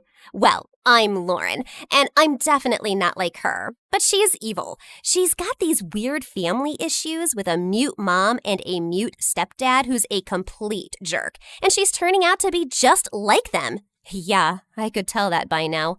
Lauren stuck by my side for the rest of the day, and we bonded pretty well. She was fun and notorious, just like me, and had this YouTube channel where she'd make entertaining vlogs. She even introduced me to this music club that she was a part of, and I was loving her so much that I wanted to be just like her now. Within a week, it was like we were besties, with no one to ruin our adventures. Or at least that's what I thought. Because there was someone whom I felt kept a constant eye on us and followed us everywhere at school. Jenny. One time I was in the swimming class, but just as I popped out of the water, I was shocked to see Jenny right in front of me. Jeez, you scared me. What the heck? You should stay away from Lauren. She's not nice, and she's just spoiling you. Really? Who are you? My mom? And why do you care? Especially after what you did to me on the very first day. That wasn't me. I don't believe you. Just leave me alone. Yeah, okay, I'm leaving. But this is the last time I'm warning you about Lauren. Don't be stupid. I don't like stupid people. Excuse me? With that, she took my towel and left. What a psycho. But luckily, after that day, I didn't see much of Jenny, and I got busy with my music club rehearsals. The school had its very own band, with Lauren as the lead singer, and I wanted to audition to be a part of it too. So I practiced really hard and nailed my auditions. And as a treat, Lauren took me out to dinner. You were great today. I'm sure you're going to get selected. So, what can I get you? Jenny? I didn't know you worked here. That's okay. She ain't Jennifer Lopez that we should be remembering small details about you. Lauren? After that, she took my order and went away, and Lauren turned towards me. You don't have to be so nice to her. I told you, she's a psycho. Yeah, I get that. But what you said also wasn't nice, man. She keeps following you everywhere. And the other day, I saw her chasing away some guys who were coming to talk to you. God knows what she's up to. Suddenly, Jenny came back with our order, but she seemed off. That's your order. And here's something those guys sent for you. I don't like their vibe. If you want, I can make them leave. Make them leave? Are you nuts? Send them over to us. They're cute. But they seem bad. No one asked for your opinion. Now get out of here. And before I could even say anything, Lauren called them over and Jenny walked away angrily. I also felt awkward because I was still a noob when it came to dating and chatting with guys. So I rushed towards the restroom, but one of the guys followed me there. God, you're pretty. It's like I'm drawn to you. To the washroom? I need to pee. Go away. But he came closer and tried to kiss me. What are you doing, jerk? Get away! I slapped him hard in the face. But just then Jenny came from behind and dumped an entire tray of food over his head. You moron! How dare you touch her? I'm gonna kill you! She kicked him behind his knee and climbed onto his shoulders and started pulling his hair. Suddenly there were loud screams across the restaurant and the managers came running. They fired Jenny on the spot for misbehaving with her customers, and I had to butt in. No, she didn't do anything wrong. She was just trying to help. Shh, let her be. I told you she was nuts. Let's just go from here. Lauren pulled me out of there and we both went home. But later that night, I couldn't stop thinking about Jenny. She tried to help me but got fired. I was feeling terrible. But then suddenly, I heard a loud thud in my room. I got up and checked and saw the big mirror in my room was open and it had a secret room behind it. Holy freaks! I grabbed the side lamp and was ready for action, but then the unthinkable happened. Jenny, did you follow me all the way home? God, she was really a psycho. I started backing away because I was frightened. Melanie? Tell me what you're doing here or I'm gonna call the cops. No, don't do that. Don't call anyone. I'll tell you everything. This was my home. Before my mom married my stepdad, we used to live here happily. I looked around and saw toys and Jenny's pictures with her family all over the walls. She wasn't lying about this. But then my dad left and Mom married that jerk, and he sold everything because of his gambling habits. Mom's head over heels for him, so we won't leave him. And today, when they learned that I got fired from the restaurant, they got mad at me and I just ran away. Oh, God, I'm so sorry, Jenny. I had no idea. I thought you were stalking me. What? Why'd you think that? 'Cause Lauren told me you kept following me and that you'd chase away all the guys who tried to come near me. I'm not a stalker, Mel. I didn't know you lived here. And I did all that 'cause I was just trying to protect you after what happened on your first day of school. But if that's what you think of me, then fine. I'm gonna leave. It made me feel bad that she was just trying to be protective, and that reminded me of my brother. Jenny, it's all right. You don't have to leave. If you want, you can stay with me. No, Mel. You think of me as someone bad. You're not bad. The guy who tried to kiss me was bad, and I want to thank you for saving me from him. And I'm sorry that you got fired because of me. So please stay. Her face lit up, and she came and hugged me. And for some reason, my heart started racing. This was crazy. The next 2 days, it was the weekend. Mom and Dad weren't home, and Jenny stayed with me. And surprisingly, it was fun. We shared so many interests together, including MSA being our favorite YouTube channel. And she baked me the most delicious cookies in the world. Later at night, I was even having trouble working on my homework when she came and helped me. Come on, Mel. I know you have it in you. I'm not really on the smart side. But you can be on the hard-working side. Come on, it's just to pass a few grades. Okay, I'll try harder. But instead of that, I ended up sleeping like a log. And when I woke up, I saw she was sleeping right next to me. And for some reason, I couldn't help but stare at her beautiful face. Hey, what are you looking at? Oh, I fell in love with you from the very first moment, Mel. And that's why I was super protective about you, though I may have shooed away some stupid boys out of jealousy, too. Gosh, she was so adorable. And I liked her all the more for this. Then she got up and played some music and pulled me in for a dance. We danced and played games all night long, and I was super excited to go and break this news to Lauren the next day. But instead, she gave me a shock. Watch this. I'm gonna upload this video on my channel. Psycho Witch Gone Nuts. What? No, you know that's not true. Jenny's a good person, Lauren. She tried to help me. Who cares? We'll get millions of views if we post crazy videos like this. And she's a loner. Nobody cares about her. I do. What? I told her everything, but instead of being happy about me, she looked grossed out.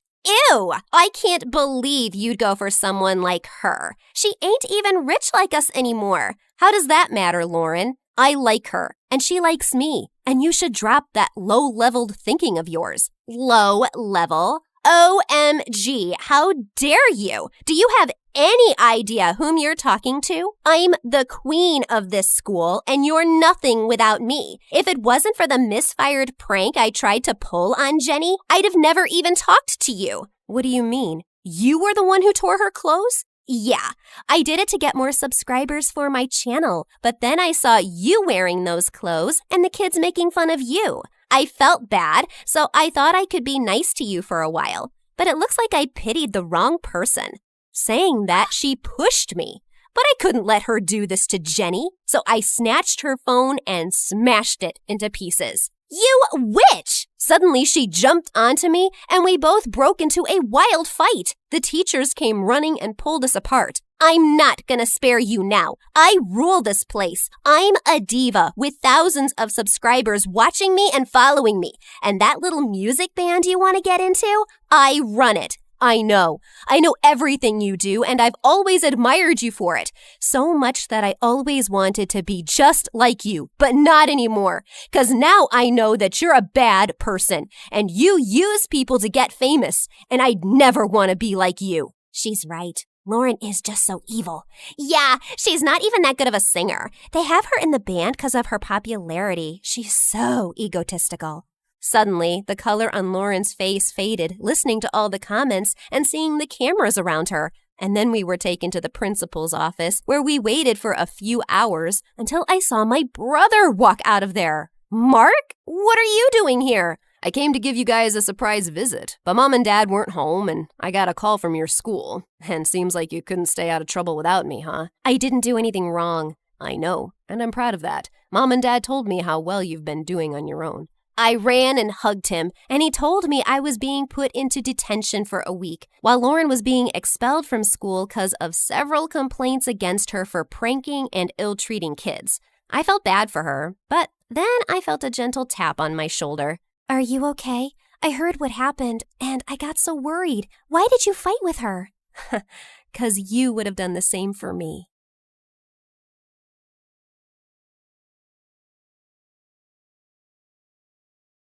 Hi, my name is Alice, and I'm from Rochester, New York. Please like and subscribe. You know how people say that when you meet the love of your life, time stands still and your heart skips a beat? Well, my dad had his own version of it. Love feels like a bunch of fireworks exploding inside your heart. That sounds dangerous. Oh, honey, it's the most beautiful feeling in the world. Dad always tells me about when he met Mom. He was playing on the subway, and when she stepped in, he felt fireworks go off inside of him. And that was it. My life changed forever. Our life changed forever. My mom was a big shot lawyer, and my dad worked as a music teacher at my own school. I inherited my dad's love for music, but wasn't into singing, so I used Mom's lawyer skills on them and convinced them to buy me a drum kit. My life was simply wonderful, but everything changed when I was 12. Mom got stuck on one big case and was working crazy hours, so there was no time for anything else. Not even for me. For months, I kept bugging her to notice me, but the answer was always the same. Not now. I can't, Alice. Of course, this also led to fights between my parents. They used to argue in the kitchen at night when they thought I was asleep. Finally, one night, she just left. There were no explanations, no clues, no goodbye letter, nothing. It was a rough time, but my dad and I always stayed together. As time went by, we both started feeling a little bit better. Despite everything, I never stopped believing in true love, and I eagerly awaited the sensation my father had described so many times. When I turned 16, I witnessed the fireworks of love up close. I was at home cooking an egg when these bratty kids kept ringing our doorbell and running away. My blood was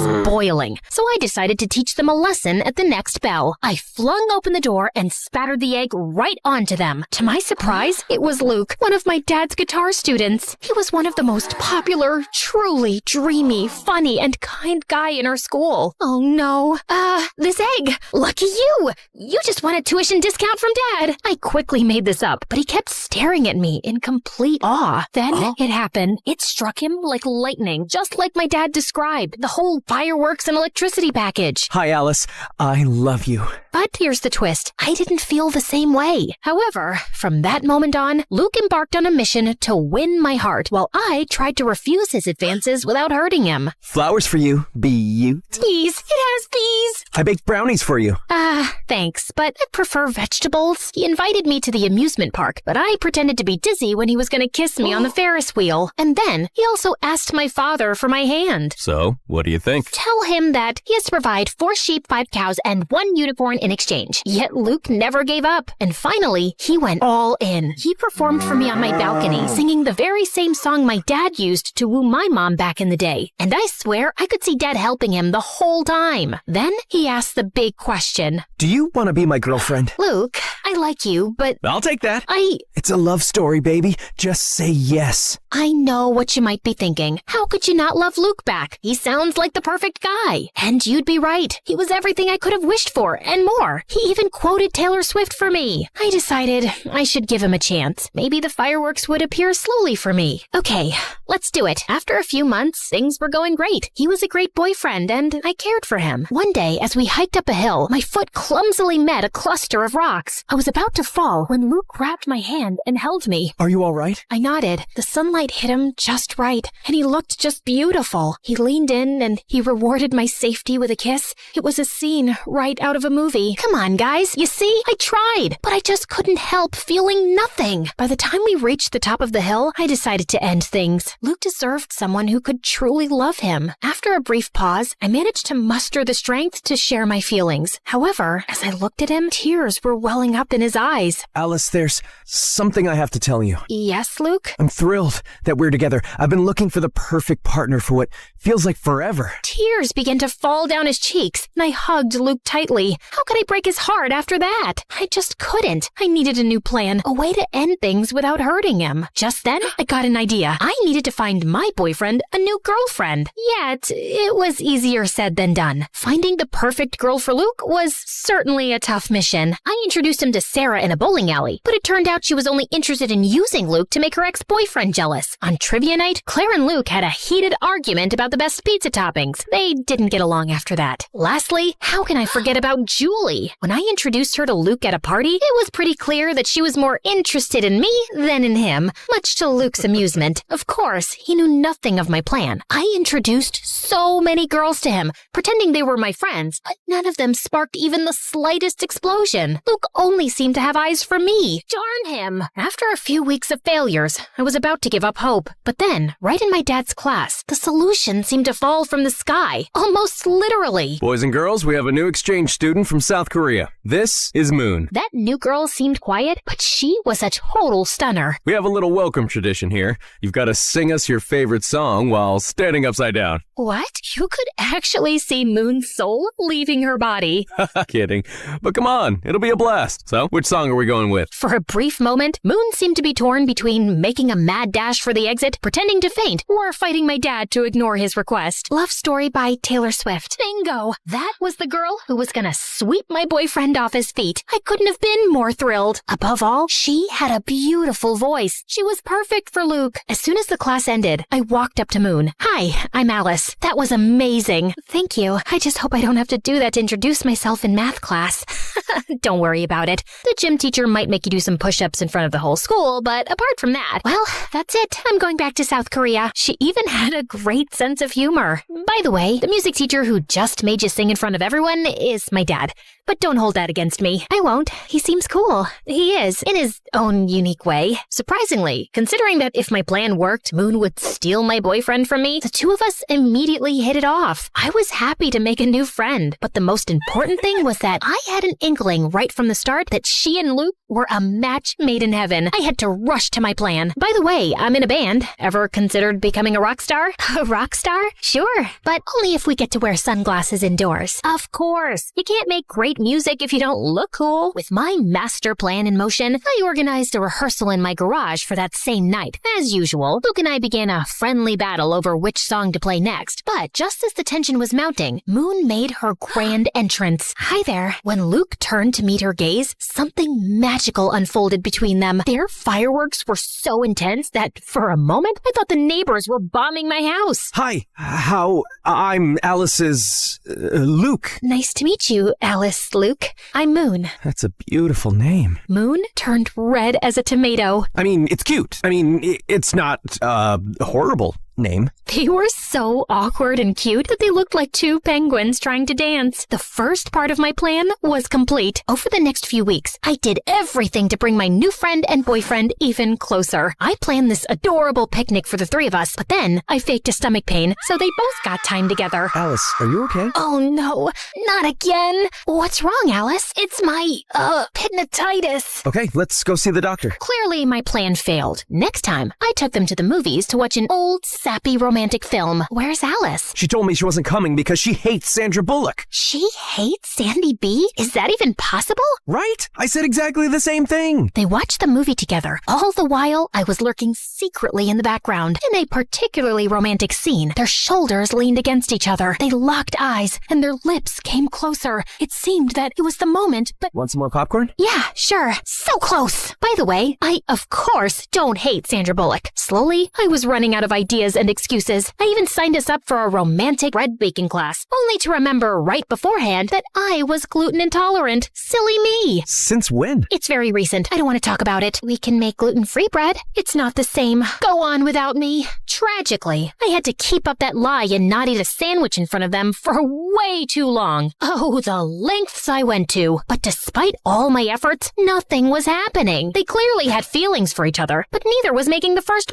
move. I was determined to give it one final shot, so I orchestrated an irresistibly romantic date at Rochester High Falls, Luke's cherished spot. I prepared the scene, and it looked spectacular. I stood there, admiring my masterpiece. This must have been how Billie Eilish felt when she composed Bad Guy. My plan wasn't complete without the final touch. 2 mysterious and alluring letters, one for Luke and one for Moon. That evening, they both arrived thinking the other had organized the date. I should have respected their privacy and left, but I sneaked a peek at the date and sat in a nearby grove with popcorn and soda. It seemed like they were still too shy to make the big move. Just as I was about to fall asleep, Moon slowly moved nearer to Luke's lips. The excitement was so intense that I could feel it moving through my body, particularly in my ankle. In my ankle? I looked at my leg and saw a raccoon clinging to my ankle. Freaked out, I totally lost it. I sprang from the bushes just in time to disrupt their big moment. Alice, what are you doing here? Oh, hi! Just taking a walk. Around the falls? Alone? At night? Well, you know what they say, when nature calls. Don't judge me. That's the best I could come up with. Alice, this isn't what it seems. We were just... Their embarrassment and guilt were clear. I'm sorry. They clearly felt terrible, and I felt even worse. It was entirely my fault. It was time to tell the truth. You don't have to feel guilty. I orchestrated the entire thing. What? You? Yeah. I couldn't help but notice the magic connection between you two. This is my strange way of giving you my wholehearted blessing. Well, at least I told them part of the truth. For a brief moment, Luke and Moon exchanged puzzled glances, and Luke turned to give me an earful. However, after what felt like an eternity, they both enveloped me in a hug simultaneously. Alice, I can't believe you'd do something like this. You could have just spoken to me. And I'm sorry. I tried to fight these feelings. No need to apologize. The heart wants what the heart wants. Are you sure you're okay with this? Absolutely. You two are meant for each other. I'll step aside and let you enjoy the rest of your date. I walked away swiftly, but before I got too far, I turned back to see them finally sharing their first kiss. Well, you could have at least waited for me to leave. Just kidding. Carry on. This may appear like the happily ever after ending, doesn't it? But believe me, there are still some more fireworks to discover. My grand plan had succeeded. Moon was perfect for Luke, and they were really happy. However, sometime later, I started to feel increasingly sad. While I was genuinely thrilled for them, a feeling of loneliness began to take over me. Eventually, I decided to share with my dad my deepest fear. Dad, what if I never experienced those fireworks? Alice, just like music, love has its own tempo. It won't come if you're expecting it. But trust me, sooner or later, your moment will come. But what if I end up with a broken heart, like you when Mom left us? That can happen. Love is not perfect, but believe me, it's still worth it. After that, I decided to give the whole love thing a rest. I just focused on school, my friends, and of course, music. For several months, everything went smoothly. Surprisingly, my dad was right about love. My moment was bound to come just when I least expected it. Boys and girls, we have a new exchange student, this time from Italy. This is Camillo. And that was it. Boom, boom, boom. Just like my dad had predicted, my moment to feel the fireworks had arrived, and it came on strong when Camilo strolled into the classroom. I couldn't take my eyes off of him. And to be fair, no one else in the class could either. He was so irresistible, incredibly handsome, cool, stylishly dressed, and smart. My dad tried to get him to sing a song to introduce himself, but Camilo instead recited a poem in Italian. I didn't understand anything. I was too captivated by him. Ah, Oh, right. It's a very lovely and romantic poem. Not really. It's about what hell is like. Marry me. I knew I had to beat out tons of other girls to win his heart, but if there was one thing I was truly confident about, it was my matchmaking skills. Game on. During lunch, I went up to him. He was sitting by himself, with all the girls gazing at him from afar, too mesmerized to strike up a conversation. But I wasn't like the other girls. Hi there. What's cooking, good looking? Not my best pickup line, I know. Hi, you. Alice. Oh, right, Alicia. Already? My name, or a variation of it, coming out of his mouth made me shiver. What are you reading? Robert Frost. Oh, he's the one who invented frosting? Because if so, I want to congratulate him. No, he was one of America's most renowned poets. I felt like my confidence had crumbled like a house of cards. I guess I'm more of a takeout menu reader. Camilo shot me this weird smile and went back to his book. I left feeling defeated and humiliated, all while the surrounding girls erupted into laughter. Still, I wasn't going to give up so easily. You guys know I can be very stubborn. Over the next few days, I did everything I could to get Camilo's attention and interest. So, you're a photographer? Yeah. Me too. I love selfies. And when I thought I couldn't get any lower, Camilo, I wrote you a poem. Oh, okay. Twinkle, twinkle in your eyes, like the stars in moonlit skies. In your arms, I feel so right, like a star that's shining bright. He rested his hand on my shoulder with second-hand embarrassment. That was very sweet. What was I thinking? Are we going or not? The most stunning gothic girl was walking towards Camilo. Sure thing, Bella. They just walked away while my hope lay shattered on the floor. After the humiliation of a lifetime, I crawled home and locked myself in my own room for days. Is this karma for not loving Luke back? Unwelcome love is horrible. Why didn't anyone tell me? I decided to never leave my room again.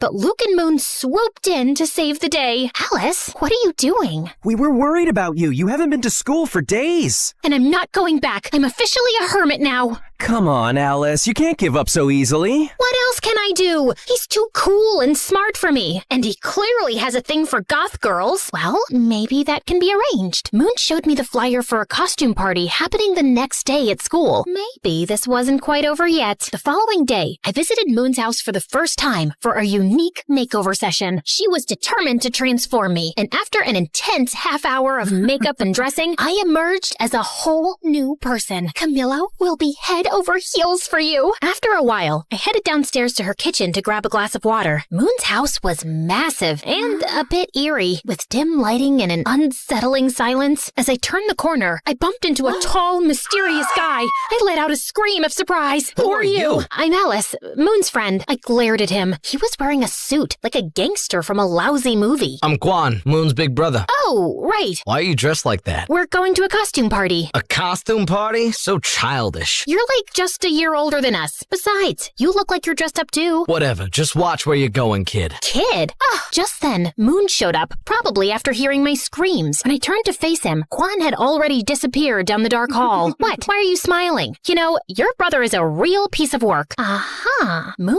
acted weird. I think that runs in their family. Shortly after, we left for their party. Luke, dressed as a mad scientist, welcomed us. Alice, you look like you just stepped right out of a dark and mysterious fairy tale. Great job, baby. Thanks, baby.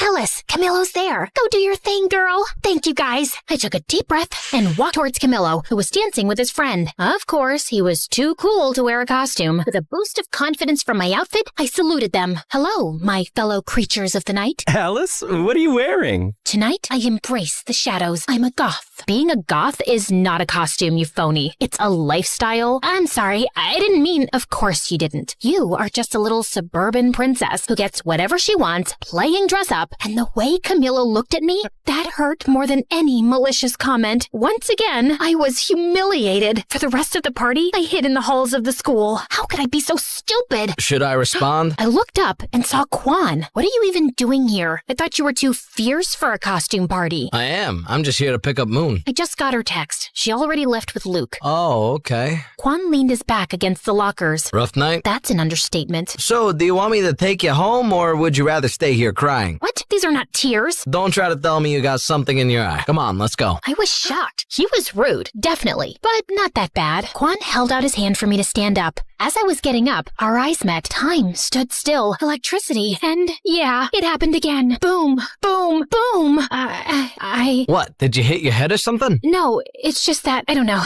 Forget about it. I'm fine. If you say so. As Quan drove me home, I kept looking at him out of the corner of my eye the whole trip. I was spellbound. I tried to strike up a conversation with Quan, but he didn't pay much attention to me. So, tell me about yourself. Pass. Come on. What do you like? Silence. Clearly, Quan was not very interested in getting to know me. Soon after, he dropped me home. I couldn't believe it. After years of dreaming about those fireworks feelings, I finally got them. Twice in 1 week. Plot twist, both guys are just not that into me. This was obviously karma. It was Cupid's way of getting back at me. Destiny laughing in my face. Or maybe it was just my teenage hormones. I hate my life. But what I didn't know was that Moon hadn't left the party when Quan arrived. In fact, she was in the bathroom and saw and heard my entire conversation with her brother. Although Quan didn't notice my fireworks explosion, Moon did, and decided it was her turn to play Cupid. Moon started finding excuses and forcing situations for Quan and me to spend time together. She would invite me to her house, but when I arrived, she wasn't there. Is Moon home? For the 4th time this week, she's not. Despite how Quan acted like he didn't care, Moon was determined to make it happen. She even locked us in an escape room. I guess we're gonna have to solve this to get out. This could take a while. The key is under that armchair. Oh, right. Then, Moon planned a movie date with Quan and me, and then left us. Yeah, she used my own little scheme against me. We got into the wrong screening room and ended up watching a children's movie. This is so boring. Wait, are you crying? No, I'm not. You're crying. OMG, you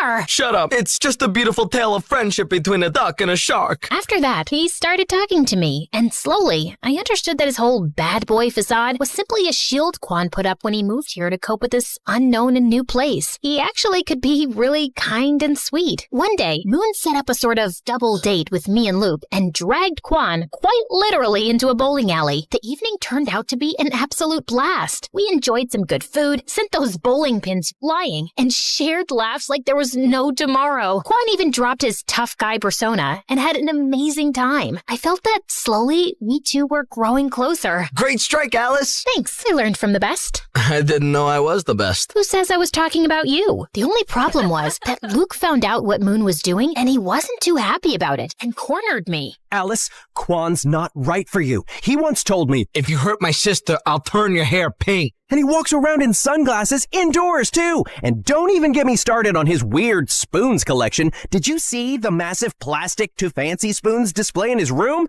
I'm just worried you'll end up hurt. But I wasn't very convinced. And then the next day, as we were preparing for our band rehearsal, Luke arrived with a surprise visitor. Camillo came to rehearsal, if you girls don't mind. If looks could kill, Luke would be dead now. Oh, that's why you said not to bring Quan. We'll talk later, baby.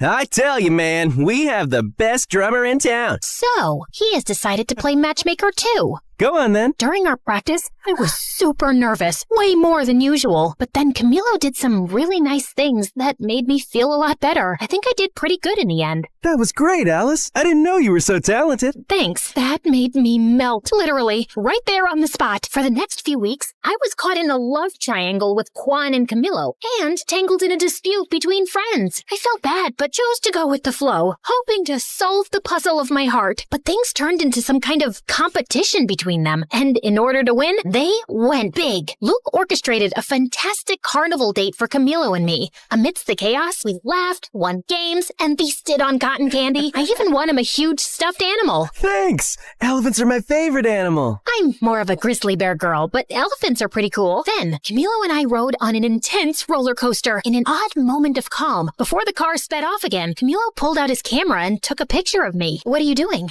I want to capture this moment forever. That was one of the most magical and romantic nights of my life. For her part, Moon convinced Quan to take me to his favorite spot, a haven he had never taken anyone to before. It was a dark and murky place. Quan led the way, nodding to some guys. All eyes were on me, so I tried my hardest to copy his attitude. Needless to say, I failed. Quan, we are too young to be here. Relax. What is life without a little risk? Right, but maybe this is a little too dangerous. Okay, I admit it. I was scared. But you would be too if you saw those people there. It looked like the whole cast of Pirates of the Caribbean. Don't worry, Alice. I know the owner and most of the guys. They are cool. Quan took my hand, and not only did I feel safer, but I was also ecstatic. The rest of the night turned out to be surprisingly amazing. Everybody was fun and welcoming. Quan revealed his secret technique to cheat in poker, and an energetic punk band put on a spectacular show. Hours later, we watched the sunrise on the hood of his car at the highest point of the city. Hey, okay, I hear you all yelling, pick a lane, girl.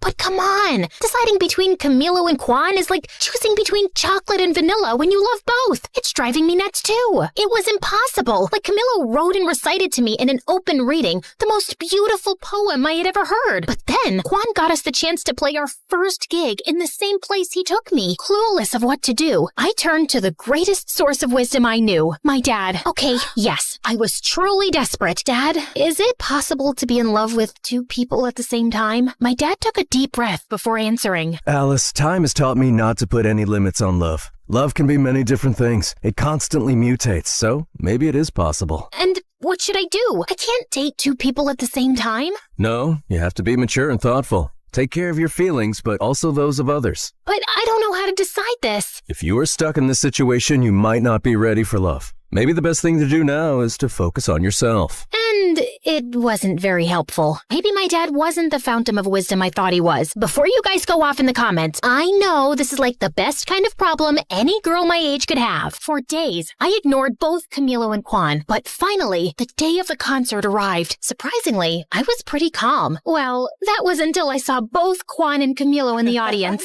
At that moment, all my fears surfaced and I completely panicked. I couldn't face it and locked myself in the dressing room's bathroom. Alice, what are you doing? We have to go on stage in 5 minutes. I can't do it. This is all too much pressure. After failing to convince me to go out, Moon and Luke took it out on each other. Why did you invite Camilo? This was Quan's moment. He got us the gig. And Camilo can't be here? He's really supportive of the band too. Why are you doing this? What do you have against my brother? He thinks he's a Yakuza or something like that. And my brother is a great guy. But he's not good enough for Alice. And Camilo is? He's so pretentious. I was listening to their fight behind the bathroom door. It was like I had traveled back in time and they were my parents. I had to put an end to all this chaos. I gathered my strength and opened the door. Stop! This ends now. You can't be fighting over my love life. That doesn't make any sense. But... No buts. We were just trying to help you, like you helped us. I know, but it just doesn't feel right. I was wrong. Love should be spontaneous and free, not something we try to control and mold to fit our convenience. It's my life and I can make my choices. You're right. We're sorry. I'm sorry, Moony Toony. I am too, Lukey Doovie. That's really sweet. But for now, enough with the cheesy stuff. We've got a show to give. The room was silent and expectant when we got on stage. The air was tense, but we were ready. Hello, we are Cupid and his broken arrows. Are you ready to rock? Let's do this! 1, 2, 3, 4. The show was incredible. To be up on stage playing our music was a life-changing moment. There, I felt everything. Electricity, adrenaline, nervousness, and fireworks. And I can proudly say that it was the first of many shows. As for the guys, I decided to follow the advice of my father, who, as always, was right. I wasn't ready for love, and I didn't want to risk hurting them. I took them aside individually and told them the truth. Luckily, they both understood, or at least I think they did. I decided that I should focus on my first love, music, and that would pay off big time. Cupid! Cupid! Cupid! Ladies and gentlemen, are you ready? Well, it's a good thing you are, because this is Cupid and his broken arrows! Oh, hi guys. Yeah, as you can see, a lot has happened since the last time we chatted. Where were we? Oh yes, after our first show at that shabby place, Luke, Moon, and I promised to do everything we could to get to the top of the music world. First, we decided to go on tour. We rented an old van and set off on the road to our dreams. Well, at first, it was looking more like a nightmare than a dream. Not exactly the Four Seasons. Tell me there's no cockroaches. I can't sleep here care if there are cockroaches? Of course not, Moon. Maybe just some 8-legged roommates. But I'm sure they're very friendly. The top bed's mine! Those first few weeks were challenging and scary, but Luke, Moon, and I stuck closer than ever. Sometimes literally. Relax, guys. Nothing bad ever happens to teenagers in horror movies, right? Initially, our gigs were confined to really small and quiet venues. Good night. We are Cupid and his broken arrows. Yeah, there were literally more crickets than people, but slowly, people caught wind of our shows. Our songs started popping up everywhere, and we gathered a group of loyal fans. It wasn't an overnight thing, but somehow we became kind of famous. However, the sudden fame had its downsides. The biggest downside of them all was him. That's Trevor, our manager. He discovered us when we were playing in a tiny, sleazy venue in Los Angeles. Hello, kids. I'm gonna make you stars. Talking about terror? Oh, I mean Trevor? See?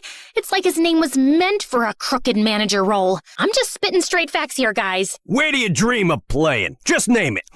In the forum? That's a little too ambitious. I'll make it happen. Sky's the limit for us. Despite Moon and Luke's excitement, something didn't smell right to me, so I decided to keep an eye on Trevor. Follow that car! I always wanted to say that. I tailed him to the forum offices. Oh, tailed is what spies say when they follow someone. Too many spy novels, I guess. So, Trevor got out of his car, but returned as if he'd forgotten something. What could it be, you might ask? His briefcase? His parking permit? Maybe his wallet? Well, not exactly. A gun? Who brings a gun to a business meeting? It's like bringing a gun to a business meeting. I figured he was a little shady, but he was actually dangerous. After a while, he walked out of the meeting with a big smile and put his gun back in his suit. Oh my God! That night, after Trevor gave us the news that he got us a slot at the forum, I revealed what my fierce investigation had unmasked. It's over, Trevor. I saw your gun and how you used it to get us this concert. We can't be involved in something as dark as that. Oh, you mean this? Trevor pulled out his gun and pointed it directly at me. My life flashed before my eyes. Moon, Luke, and I screamed in terror as he pulled the trigger. To find out what happened next, join part 4 of this story.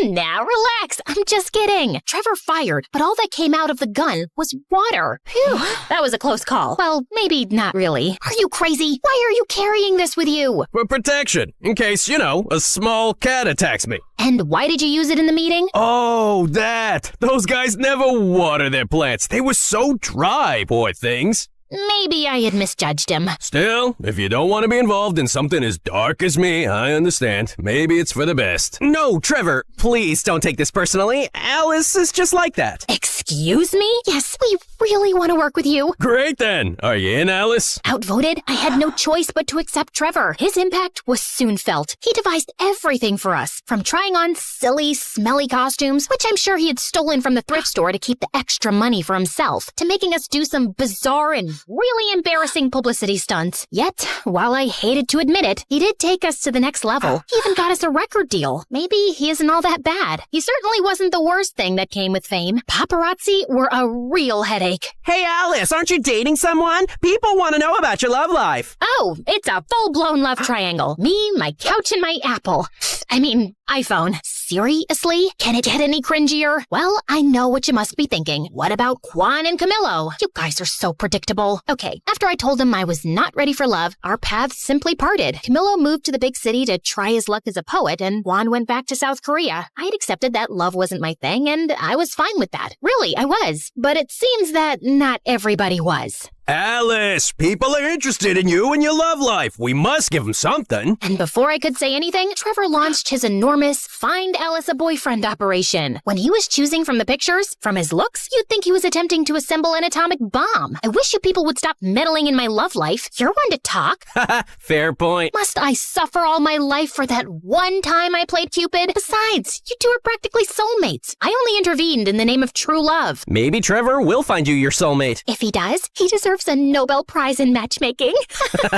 Haha, very funny. Bingo! We found our man. Get ready, Alice. Trevor orchestrated a date with one of the buzziest actors in town. Naturally, he gave the paparazzi a heads up, turning the dinner into a spectacle that rivaled the Super Bowl coverage. I won't deny that he was good looking. The man could make any Greek god jealous, but he seemed to be already in a committed and very toxic relationship with his phone. It was like they were stuck in a never-ending staring contest. If a UFO landed on the table, he'd probably just assume it was dessert. So, tell me something about yourself. I have 5 million followers. Wow, I'd be concerned if that many people were following me. That's next level stalking. Huh? Alice, when's the wedding? This was beyond ridiculous. I needed a bulletproof escape plan. Something as sophisticated and brilliant as my mastermind can scheme. Hey, isn't that one of the Kardashians? A Kardashian? Where? I took advantage of the commotion to sneak out, but just as I was about to fulfill my genius escape, I bumped into a waiter sending his tray flying in the air. It landed on the head of my date. Oh my god,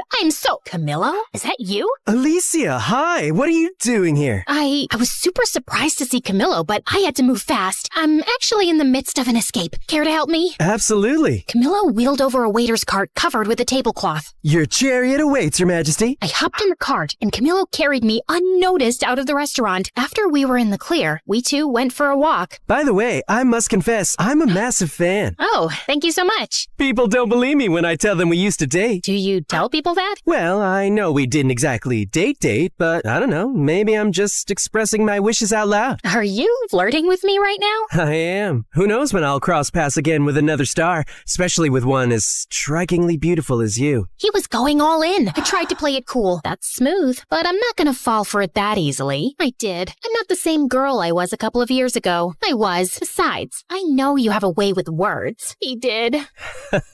You know what they say, nothing worthy is ever easy. Of course. My inner fireworks were about to start a pyrotechnic show that could rival New Year's Eve. I know, guys. I'm too weak. The rest of the night, we walked around the city just talking. It was pretty magical. The next day, Trevor woke me up. Alice, who the hell is this? Trevor pointed out a couple of pictures of Camillo and me walking through the city last night. Damn paparazzi. They got me again. Just an old friend. TV and social media are going nuts over these photos. Just read these headlines. Drummer ditches movie star for poet waiter. This is genius. I am a genius. I was about to remind him that it wasn't his idea when he went off on a long rant about how Camillo and I needed to start dating for the sake of the band. Well, I hated Trevor butting into my life like that. Dating Camillo didn't seem like a bad idea at all. For the sake of the band, of course. Over the next few weeks, Camillo and I became a thing, and Trevor's scheme worked like a charm. Strangely, every little thing we did became big news that the whole country should know. Look where we are now. Camillo's really turned things around for us. Yeah, but Camillo's writing is taking off too. It's a whole thing, though it felt strange to me. But we were too caught up in enjoying all the attention to bother about it. Guys, you guys are breaking the internet right now. Any advice for your followers? Just be great. Be as incredible as we are. We know that's a pretty high bar. Yeah, I know. I wanted to pinch myself too. But dealing with fame was hard. Everyone wanted a piece of you. And soon, all this glitz and glamour also got between Moon, Luke, and me. You're late again. Sorry, loves. We play in Rochester in a few days. We need to rehearse. I'm here, aren't I? Try to relax a little bit, kid. Kid? We've done hundreds of shows. It's a walk in the park. It isn't just another show. It's our first home show since we left. Quan is even coming back from Korea with his new girlfriend for this. It has to be perfect. The mention of Quan and a girlfriend struck a chord with me. He had a girlfriend now? Who was she? Why didn't Moon tell me this earlier? Why wasn't he thinking of me? I was beyond angry. What the hell, Moon? Why are you throwing Quan and his girlfriend in my face? She was not throwing... This is clearly not about the show. Of course it is. What else would it be about? This is about you two being jealous of me and Camillo. This is about you not bearing to be under my shadow. Oh my god, you're completely delusional. Oh yeah? You two are completely... I couldn't think of a good enough adjective, so I simply stormed out. What I didn't realize was that Trevor was standing on the side, just watching the drama unfold. Don't stress. You don't need anyone. I think you could even go solo. What? I mean, everybody knows you're the heart of the band. You're gonna do great things by yourself. I just know it. Oh, shut up. I knew Trevor was trying to manipulate me, but he wasn't all wrong. The band thing was not working. We were always fighting, and I had Camillo. What was the point of continuing? Okay, let's do it. We decided it was best to keep it a secret until after the show in Rochester, which would be our last. I had fears, doubts, and a lot of anxiety, but Camillo managed to calm me down. I'll be right there at your side. Finally, the day of the show had arrived. My relationship with Luke and Moon was more strained than ever. To avoid them, I went to the side of the stage. The arena was packed. Everybody we knew was there. Luke's family, Moon's dad, even the goth girl was present. Wait, where's Dad? I tried to locate my father in the VIP and the crowd, but it was like finding Waldo. When even Camillo, who was supposed to bring Dad, didn't answer my calls, I started freaking out. Something felt really off. Soon after, Camillo called me from the hospital and told me there had been an accident. What? How? I was late. Then I saw your your dad's accident on the way, so I followed him to the hospital. But your dad is fine. He's resting now. Why did nobody call me? They said they called his emergency contact. I'm on my way. I ran to the dressing room to grab my things. Guys, I have to go. My dad is in the hospital. Your dad? What happened? I explained everything, and despite our fight, Moon and Luke hugged me tightly. Alice, I'll drive you. Due to my shock, I hadn't noticed that Quan was there. He looked even more attractive than before. Quan,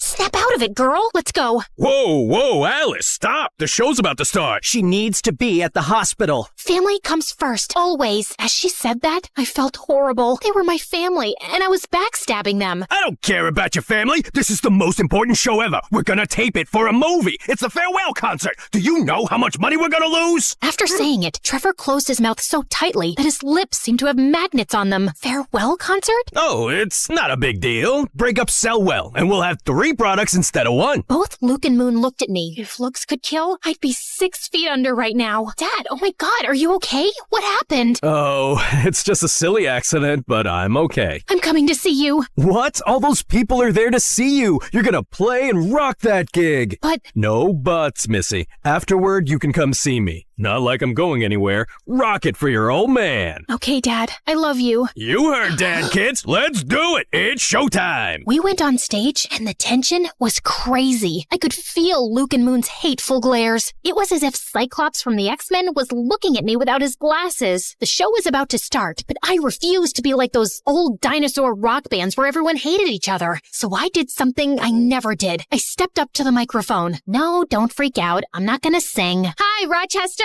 I want to dedicate this show to my family, to my dad, who needs to stop riding his bike at night, and to my siblings, Luke and Moon. No one has taught me as much about love and friendship as you two have. I love you, and I'm sorry, guys. Luke and Moon smiled at me. Now that we got that out of the way, it's time to rock. Then the show finally started, and it was simply incredible. Luke, Moon, and I played like it was the first time in my garage. The show was, without a shadow of a doubt, our best. After that, we 3 reconciled in a big embrace. While they were still angry, at least now it didn't look like they were going to scheme to murder me. Shortly after, Trevor joined us. Oh, Trevor, just the man we were looking for. What? Should we share the honors, guys? At the count of 3. 3, 2, 1. You are fired, kid. Trevor tried to manipulate and scare us with threats, but when we were together, that didn't work. That's why he wanted to split the band. He knew he could control us if we were divided. You're making a huge mistake. This is not over. Can you close the door on your way out? Thanks. We went to see my dad, and apart from a few scratches and a large cast on his leg, he was fine. You'd think I now had everything, and you'd be right. I had my band and friends back, my dad was okay, and I had my boyfriend. It was finally time for my lived happily ever after moment. Well, that lasted for about 2 seconds. Literally. Someone suddenly burst into the hospital room. Babe, are you all right? Mom? Babe? What are you doing? Alice. Well, I guess now I know who his emergency contact was. My mom looked at me smiling, but when she saw Camillo, her face completely transformed. Alice, get away from him. I was beyond confused. I looked at Camillo. His face revealed that he had something to confess. I imagine your faces right now are exactly like mine at that moment. Once again, fate had a curveball for me. But this is running too long. I know no one likes cliffhangers, but you know what they say, nothing worthy is ever easy.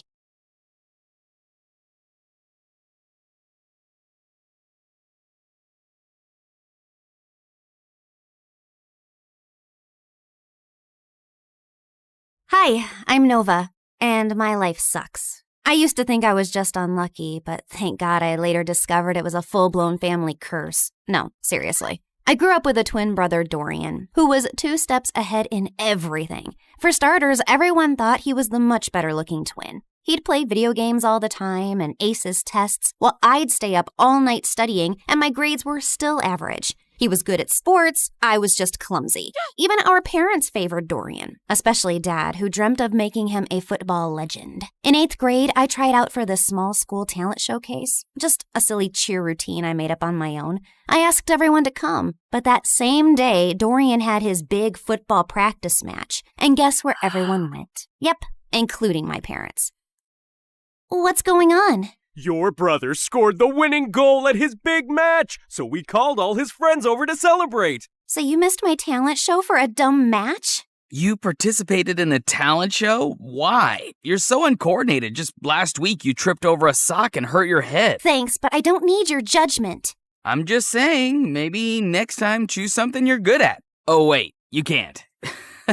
You're bad at everything. Shut up or I'll kick your face. Ugh, so annoying. I ran upstairs fighting tears when I heard a soft voice calling from a bedroom down the hall. Nova, is that you? That's Ella. She's my younger sister, and she's been sick since forever. Doctors didn't even have a proper diagnosis, just a fancy name that meant they were still trying to figure out what was wrong with her. And since our parents were too busy making Dorian a star, it was usually left to me to look after Ella, which I didn't mind at all. Hey, how was your talent show? What did Mom and Dad say? They never came because Mighty Dorian had a match. So what? Did you have fun? I almost did a backflip and only tripped twice, so yeah, it was fun. Then that's all that matters. Talking to Ella always made me feel better, but I could never tell her how I really felt. My problems just seemed so pathetic compared to everything she was going through. Even at school, I mostly kept to myself while Dorian hogged the spotlight. The only time people spoke to me was to ask for Dorian's number, so I barely had friends. Until I met Maya in high school. She was new and asked me if I could show her around, and we hit it off right away. We liked the same music, same shows, and I finally had someone I could pour my heart out to. She was the only person I felt free and happy with, but that changed on her 18th birthday. Maya decided to throw a costume party. I was gonna be French fries, and she was gonna be ketchup. It was gonna be epic. But when I got to her place, I was the only one in a costume. I checked my phone wondering if I'd missed a text from Maya, but nothing. And worse, I found her standing near the pool talking to Dorian. Oh, wow. Looks like someone didn't get the memo. What is he doing here? And wasn't this supposed to be a costume party? Oh, shoot. I thought I texted you. I wanted to have a costume party, but Dorian thought it was stupid for an 18th birthday. And since when did you start taking advice from Dorian? Since we started dating. What? He asked me out last week, and I said yes. Why? Of all the men on the planet, why him? And you couldn't stand that there was finally someone who liked me more than you, could you? Would you stop overreacting? You look like angry McDonald's French fries, and I can't take you seriously. Also, my feelings for Maya are totally genuine. Genuine my butt. Everyone at school knows you change girlfriends faster than you change underwear. Maya, listen to me. Whatever garbage this guy's been feeding you, it's not worth it. But I love him. No, you're infatuated. Like every normal girl your age is with some butthead like him. Come back to your senses. Fine, I can see this is a total waste of time. So before I embarrass myself any further, I'm leaving, and we're done. I stormed off dramatically, only to walk straight into the birthday banner. I tried to fight it, but stumbled and knocked over an entire balloon arch. Maya ran to help me, but I spun around mid-fight and accidentally slapped her in the face. Did you just hit my girlfriend? I grabbed a paper cup and hurled it at Dorian's head. Ow. Wow, that really hurt me, Nova. How will I ever recover from this concussion? Everyone laughed as I ripped the last streamer off my leg and stormed out, and went straight to Ella. She was the only person who'd understand me. Oh, wow. You look tasty. I don't know about tasty, but I am definitely tragic. Mom never let me have fries. Said they're too oily. Here, take a bite. It might cheer you up. You're weird. And you're stuck with me. And I put my head down, and we dozed off. The next morning, I woke up to a bunch of missed calls from Maya, but I ignored them. So she sent me a bouquet with my favorite ice cream scoops, flew drones past my window with "I'm sorry" banners. At one point, she actually climbed up to my window to talk to me, but I just drew the curtains and ran into the attic so she wouldn't find me. I was looking for some boxes to hide behind when I accidentally knocked one over and a diary fell out. It had my grandmother's name on it, with a photograph of her standing next to someone who looked exactly like her. And there was a note. Lumiere se dara kinsol, veher dul ambrax? What? That's what it said, written in this bizarre language I've never seen before. Luckily, someone had scribbled a translation underneath. To break the curse, balance must be found. One light shall rise, one shadow bound. I read more and found out that my grandma had been overshadowed by her own twin, too. So she teamed with a psychic named Margot and crafted spells to break the twin curse, a generational cycle where one twin always thrived while the other faded into the background. I knew it sounded ridiculous, but this just couldn't be a coincidence. I was constantly lagging behind Dorian, not because there was something wrong with me, but because I was cursed. The note also said that to unlock the curse, like and subscribe to this video and leave a comment. Gotcha. She didn't write that. But seriously, like and subscribe. Things are about to get weird. I had to find out more, so the next day I skipped school and tracked down the psychic Margot. It wasn't too difficult since Grandma had her address in the diary, and by afternoon I was already knocking at the door of a rundown apartment. I waited for some old witchy lady to open the door, but instead it was a girl not much older than me. Sorry, I think I must have gotten the wrong address. No, you're in the right place. We've been expecting you. Like me and the spirits. They told me you were coming. You're Nova, right? Hilda's granddaughter. You know me? I know a lot of things. Like it's gonna rain in about 5 seconds and you should come in. And right on cue, it actually started raining. Freaky. Anyway, I walked in and the girl told me she was Margot's granddaughter and her name was Coco Lin. My dad's Chinese and my mom's American. They couldn't decide whether to give me a Chinese name or an English one, so they mashed them together. Kinda has a ring to it if you say it on repeat. Coco Lin, Coco Lin, Coco Lin. Cool, right? I think it's very cool. Like, it's also pretty cool that I'm my grandma's reincarnation. I've retained some of her memories and her power to see the future, talk to ghosts, and read your star chart, yada yada. In fact, before I was my grandma, I was this super rich woman who went on a ship, met this cute artist. He was poor. I was loaded. We fell in love, but then the ship crashed and he died. Like the movie Titanic? What? Never mind. Can we just get to work, please? I gave her the diary, and she invited me into this small room. As I settled into a beanbag, Coco Lin took the diary in her hands. Then suddenly, she threw her head back dramatically. Before I could ask if she was okay, she snapped her head forward like a possessed owl, then started spinning in slow circles. Then she dropped to her knees, flapped forward, and after a full minute of silence, popped back up. All done. The curse is now reversed. Whatever once belonged to your brother is now yours. Wait, what do you mean by reversed? I wanted you to end the curse. Yeah, well, unfortunately for that, you'd have to find the original witch who cast the curse on your family. And she's probably dead. So unless you have a shovel and a time machine, this is the best I could do. Now remember, every spell has its repercussions, so just be aware of potential side effects. What kind of side effects? Mild nausea, headaches, nosebleeds, and in rare cases, hallucinations. It depends. On what? On how badly cursed you are. Just kidding. I fixed the curse, remember? You'll be fine. Would you like some tea? But I just thanked her, paid her fee, and got out of there as fast as I could. The whole way home, I kept thinking if what I'd done was wrong. But was it really that bad if Dorian suffered a little? Also, Coco Lin was kind of a weirdo, so I wasn't too sure if her chaotic head Roomba fixed anything. But boy, was I wrong. I looked around and I froze. This wasn't my room. It was bigger, with velvet curtains, a chandelier, and a full-length mirror. I jumped out of my bed and pulled the curtains, only to see a massive, perfectly manicured garden with fountains and a freaking swan. Why am I in this place? How did I get here? I checked my phone. It showed the same date as yesterday. Okay, this is clearly a dream. Ow! Ow! I pinched myself hard, and seconds later, Mom burst into the room. Oh my God, Nova! Why did you scream like that? I thought some stalker tried to jump into your room again. Again? When was the first time it happened? Oh, my poor baby. You've been so traumatized lately, you've probably blocked out everything. It's fine. We can talk about it later. For now, drink your kale. You're already late for gym, and Coach gets cranky when you're not warmed up before cheer practice. Mom, I don't do cheer practice. I barely passed PE. This isn't real. I rushed outside to find Ella's room. She might have answers. But the house was so huge, I had no idea which room was hers and accidentally entered Dorian's. What are you doing in my room? Shut up and tell me what's happening. Are you trying to pull some elaborate joke on me? Who even owns this house? One of your weird rich friends? What are you rambling on about? I'm just living my perfectly miserable life in silence, and you won't let me have that? If your life is miserable, I might as well be an earthworm. You know, I saw this documentary about teen celebrities, and how they all went bonkers at age 18, you should watch it. I think you'll fit right in. You think this is funny? God, just tell me where Ella is and I'll leave. Same place she's always been. Why?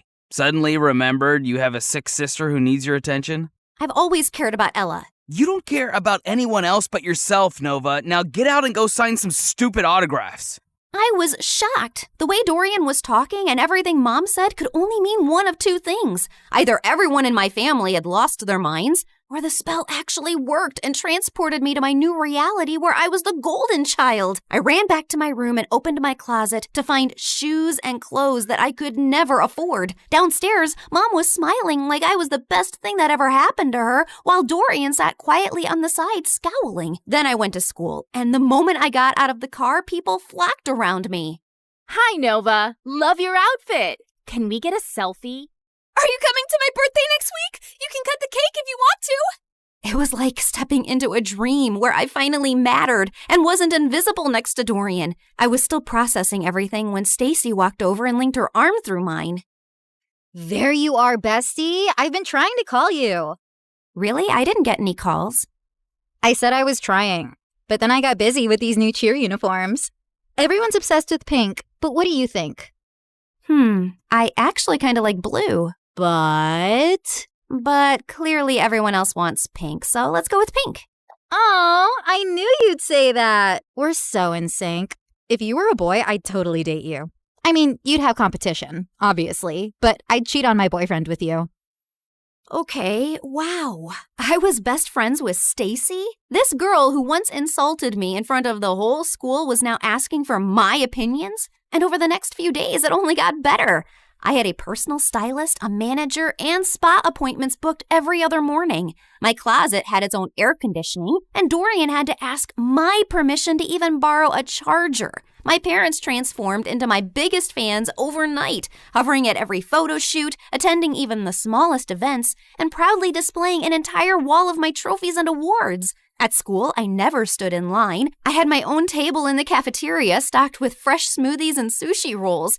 Teachers gave me extra credit just for showing up. And one afternoon, I got a letter from a college I hadn't even applied to offering me a full scholarship because they liked my vibe. My life was perfect, and it was everything I ever wanted. Until it wasn't. Because Stacy was as obnoxious as ever and was getting on my nerves. Oh my God. Who died and left you that hideous skirt? And why are you carrying a Prada purse when I don't have one? You need to pay fashion tax. What?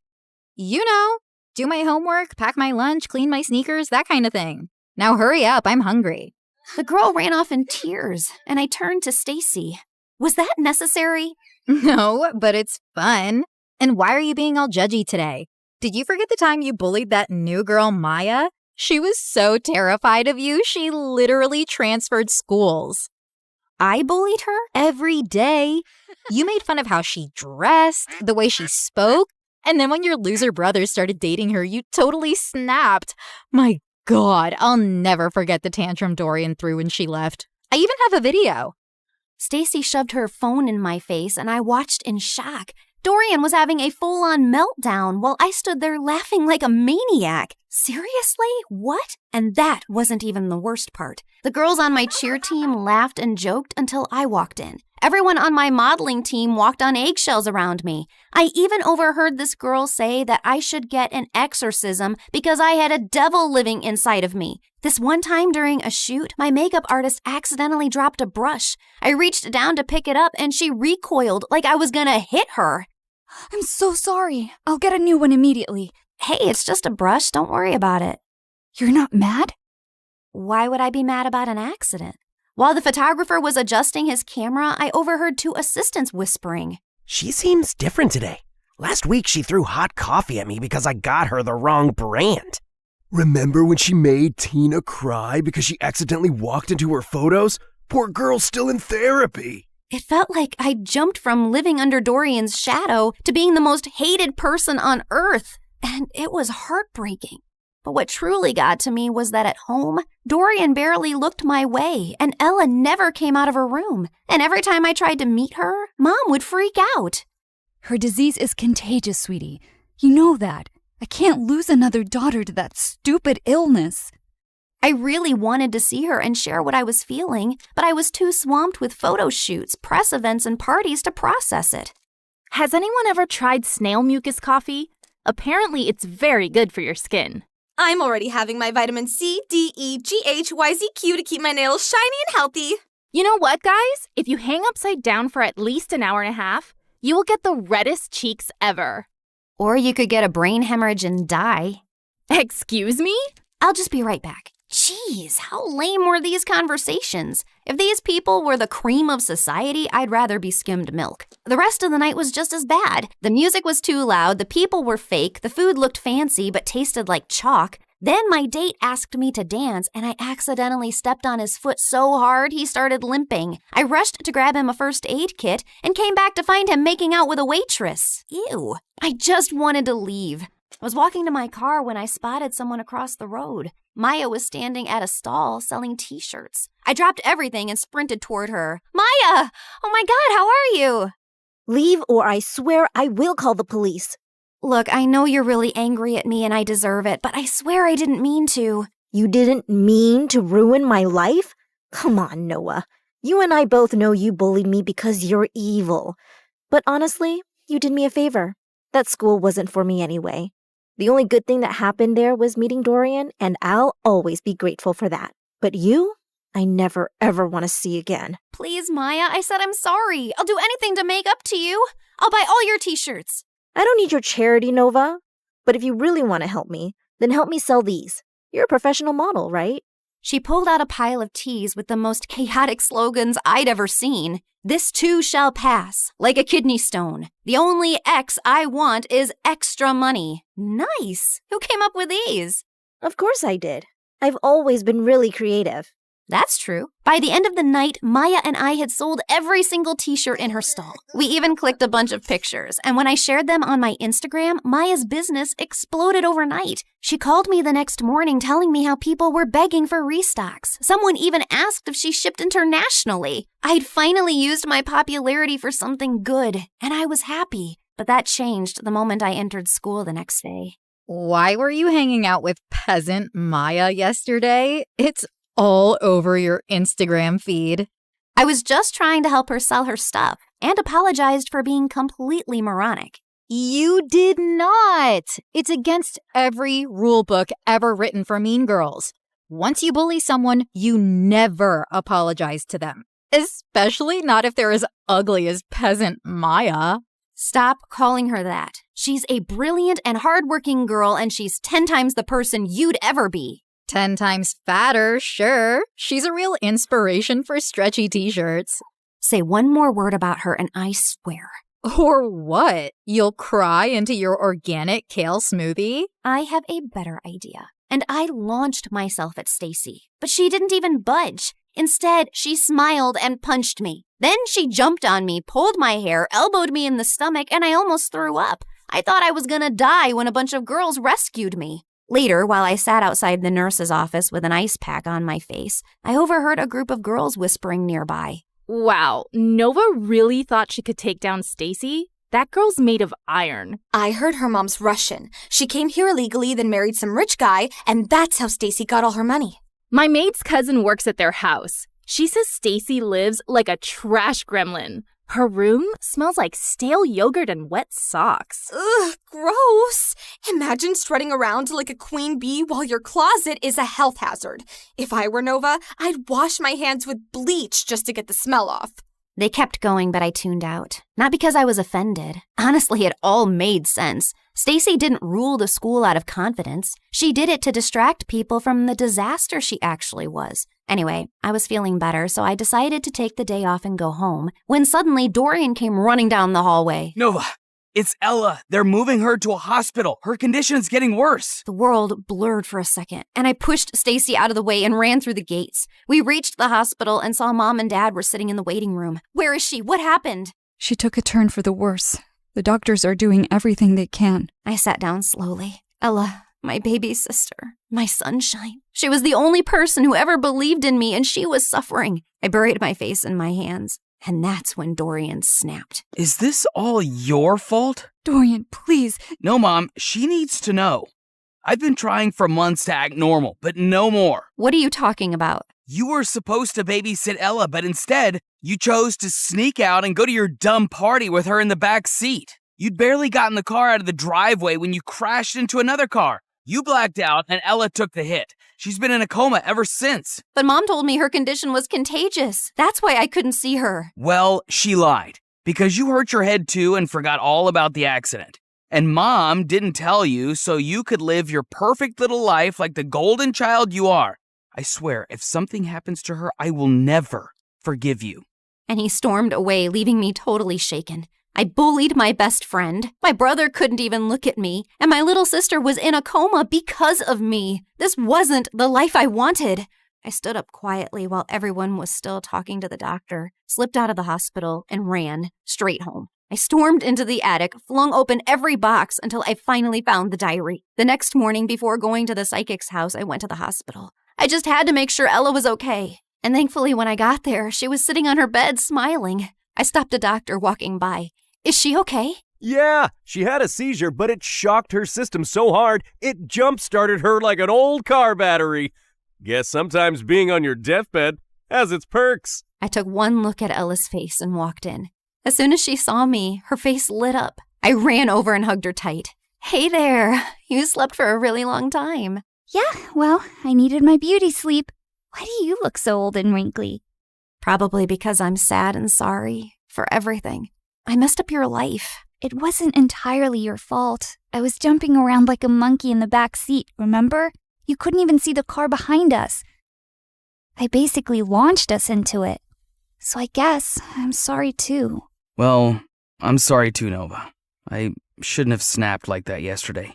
I haven't always been the best brother because I've often let jealousy get in the way. I wasn't exactly the best sister either. What I did with Maya and how I treated people around me was horrible. Yeah, but you're changing. I saw what you did for Maya. That's growth. I nodded slowly. I'd spent so long being angry about everything I wasn't. I forgot to appreciate what I had, my adorably flawed family. And all I really wanted to do was to go back and mend things now. Namaste, fellow seeker. What brings you here today? Oh, it's you. Welcome back. You recognize me? Why do you always ask the same question? Of course I do. I can see through dimensions too. Like, in one of my parallel lives, I was this really hot girl who lived on the streets doing odd jobs, until one day this handsome rich guy asked me to be his date. He bought me clothes, took me to parties, and eventually fell in love with me. Like Pretty Woman? Yes, I was a very pretty woman. But enough about me. Tell me what you need. I told her I wanted to reverse the curse, and Coco Lynn stared at me blankly. Are you sure? Once I reverse the curse again, the spell will seal itself. No more rewinds. So make up your mind. You can't keep jumping between realities. I already have. I want to go home.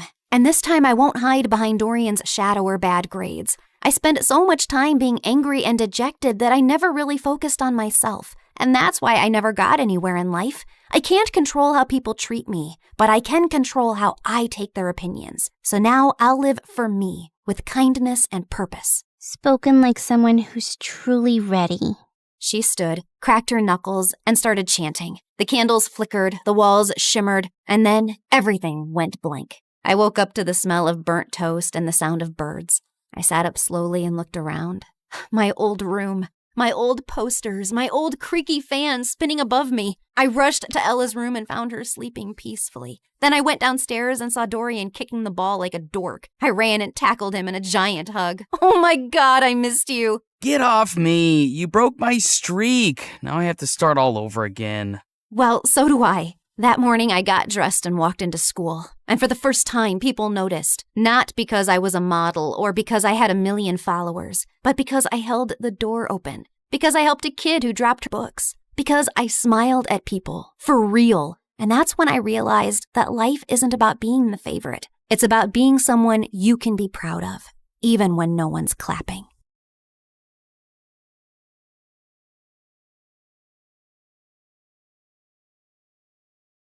Your mom, she isn't okay. There will still be other hospital expenses, and you girls will have to figure out something soon. Do you have any relatives? Of course. I'd do anything for you, Claire. Can you tell me where the trial patient files are? When we visited Mom next at the hospital, I was able to slip away and retrieve Mom's file and another patient's who was receiving the drug. That night, Meredith and I used every Photoshop skill we had to make duplicate copies, complete with the hospital seal and everyone's signatures to ensure that Mom was the patient chosen for the treatment. And the next day, I slipped the files back in. I knew what I'd done was wrong, and I'd broken at least 5 different laws. But as I walked away, I didn't feel like a criminal at all.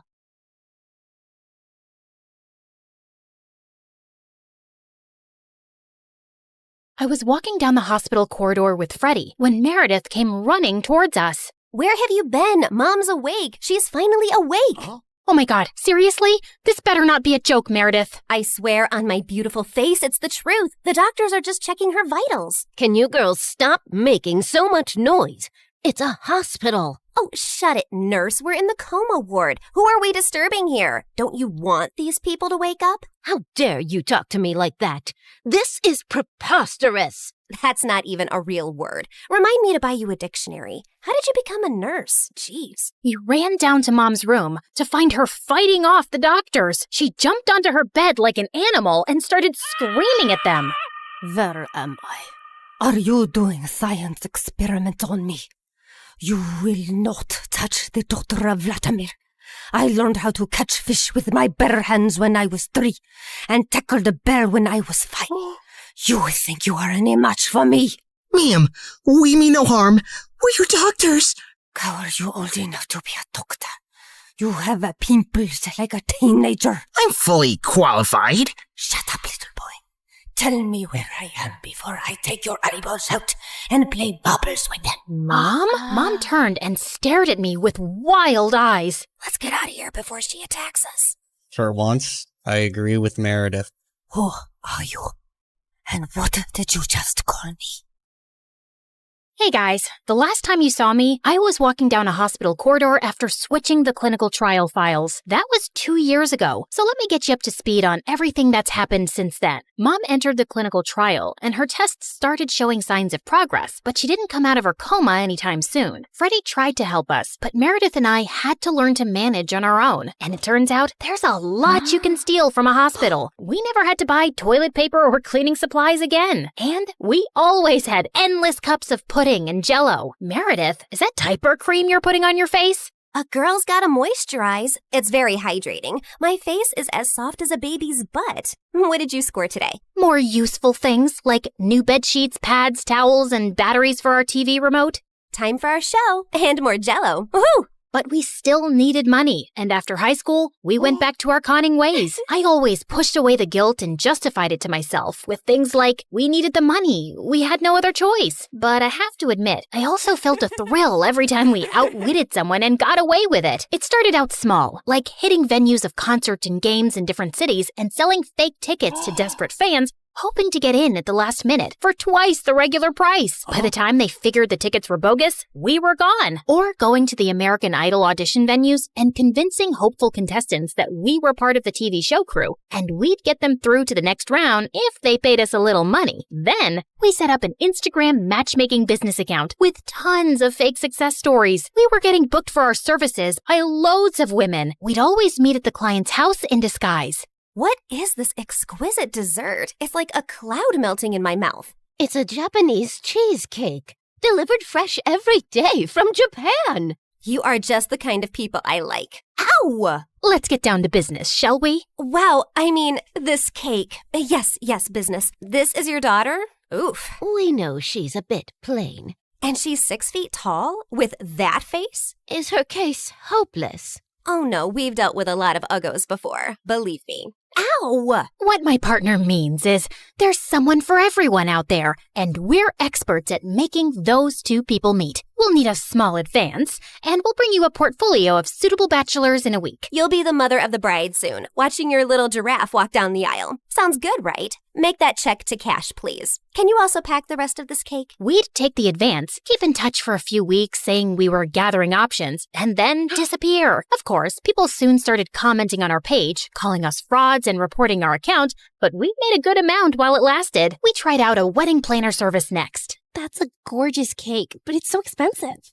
But it goes so perfectly with your pink and white theme. Also, we're planning to order 2,000 pink and white roses. And an ice sculpture for the reception area. How much will all this cost? You can't put a price tag on happiness.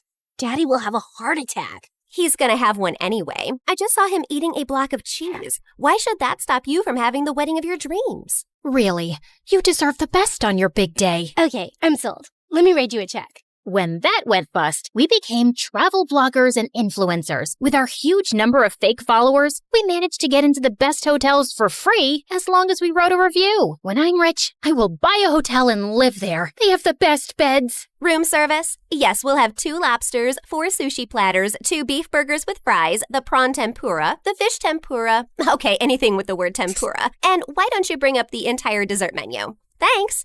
Of course, none of these businesses lasted too long, and we were always on our toes, traveling from place to place, changing disguises, trying not to get caught. The only person who had any idea of our activities was Freddie. But whenever we went back home, he was always happy to see us and never asked questions. 2 years had gone by like this, and Mom was finally awake, except she didn't remember being our mom. Now, we had no chance to ask her about the fake IDs and laptop we'd found, because all she seemed to remember was her childhood in frickin' Russia. We showed her pictures of us together, and the doctors explained that she'd lost most of her memory, and they were unsure if she'd regain it. Oh, my girls. I am so sorry I don't remember anything about you, but I feel a connection to you, as strong as the frost on my toes, walking barefoot in snow, and as sweet as the smell of my grandmother's honey cakes, and as deep as the violet skies of Siberia, and— Yeah, we get it, Mom. We love you too. As the 3 of us sat in a cafe later, I was still trying to process everything when I saw Meredith had a faraway look on her face. I know that face, Em. What are you planning? Oh, nothing. Just thinking how excited Arthur will be when he finds out Mom is awake. You're talking about our neighbor, Arthur? Yeah, he's been visiting Mom every week for 2 years. He's always been in love with her. He'll be happy, but she won't even remember him. That actually works in his favor. Mom always found him irritating. What are you saying exactly? What if we convinced Mom that she was deeply in love with Arthur before she went into a coma? I'm sure he won't have any problem playing along. Maybe we even say that they were engaged before she got sick. If we set them up, Mom will be taken care of for life. Arthur is rich with a capital $sign. Wow, Meredith, you're a frickin' genius. Jeez, why are you girls always scheming? Because our parents are not neurosurgeons. You can't use that excuse forever. Watch me. Like we expected, Arthur immediately agreed, and we got to work. We photoshopped tons of pictures of Mom and him, and soon he even turned up with a giant emerald ring. You chose this Russian emerald ring from an antique shop where I proposed to you. Oh, it is so beautiful. I wish I remembered all of these moments. But I do feel a connection to you, as strong as the smell of lavender on a Russian summer breeze, and as warm as Papa's fur coat, and as comforting as a bowl of kidney pickle soup, and— Kiss her, now! As Arthur and Mom kissed, Meredith and I walked out of the room and burst out laughing. We laughed till we almost peed our pants. Oh God, my tummy hurts. Are we doing the right thing? Fooling Mom? She's no fool. She asked me how rich Arthur is yesterday. Now she feels very connected to him. And within a month, Mom was walking down the aisle in a grand wedding in Arthur's garden. Of course, Meredith and I had made all the arrangements and totally overcharged Arthur. I promise to cherish and to love you forever, and follow you to the ends of the earth. We will go to Russia and start our new life there in the lovely house you have bought me as a wedding gift. And yes, I will cherish and love you and whatever, etc., etc. Now you may exchange rings. Did you just hear what I just heard? Are they moving to Russia? That can't happen. Is it too late to object to this wedding? Shh! You guys are ruining the ceremony. What's wrong with you? Are you a moron? You know she can't go to Russia. Why not? She's Russian, isn't she? Oh yeah, she shouldn't go to Russia. Hold it, everyone. Sorry, Mom, but you can't go to Russia. Oh, sweetie, I will take you girls with me, don't worry. We're taking them with us? No one's going to Russia. Can we, discuss this later? You're ruining the moment. Arthur, shh! Listen, Mom, we need to talk. As I got up to talk to Mom, I tripped on my dress and crashed into this big cage holding 100 pigeons, and they all started flying off. This was supposed to be for after the ceremony. But suddenly, those pigeons turned vicious and came back to attack everyone. They clawed at people's hair, poked them with their beaks, and pooped everywhere. As the guests ran around in chaos, someone slammed straight into the wedding cake. Meredith and I grabbed Mom's arms and dragged her home. What is wrong with you two? There's something you need to know, Mom. Meredith and I ended up showing her all her fake passports, IDs, and the laptop, and she was stunned. My name is Alexi, and none of these IDs have that name. Mom, we don't know who you really are or why you left Russia. What if you were a spy or some sort of criminal? What if you're wanted in Russia? If you go back there, you might get arrested or worse. Apparently, many years ago, some bad people were looking for you, and we don't know why. You have to stay here and keep a low profile. But I want to find my parents and see my home. It's all I remember. You can't risk it. Not till you get your memory back. Or we get someone to tell us what's on that laptop and figure out who you are. We're sorry. We hugged Mom as she cried, then fixed her makeup and returned to the wedding. The pigeons had left, and the guests were leaving too. Stop, everyone. The wedding isn't over yet. And Arthur, Mom wants to move to Hawaii instead. From the top, people! Arthur was very confused, but they finally got married. Later, as everyone moved towards the dance floor, Freddie asked me to join him. So, now your mom is well and you have a rich stepfather. What are your plans? I like traveling around with Meredith. Maybe I'll do that for some time. There isn't any reason to stay here anyway. Ouch. Why don't you just hit me with an axe? Of course, there's you. I can always come visit. That's not good enough, Claire. Look, I have to say this now. I've been in love with you since forever, and let's not pretend you don't know that. Don't you think you can give us a chance? We're best friends, and I'd do anything for you. I know, Freddie, but I just can't. I love you, but not like you want me to. You can try dating me. Maybe you'll feel differently. I don't think I will.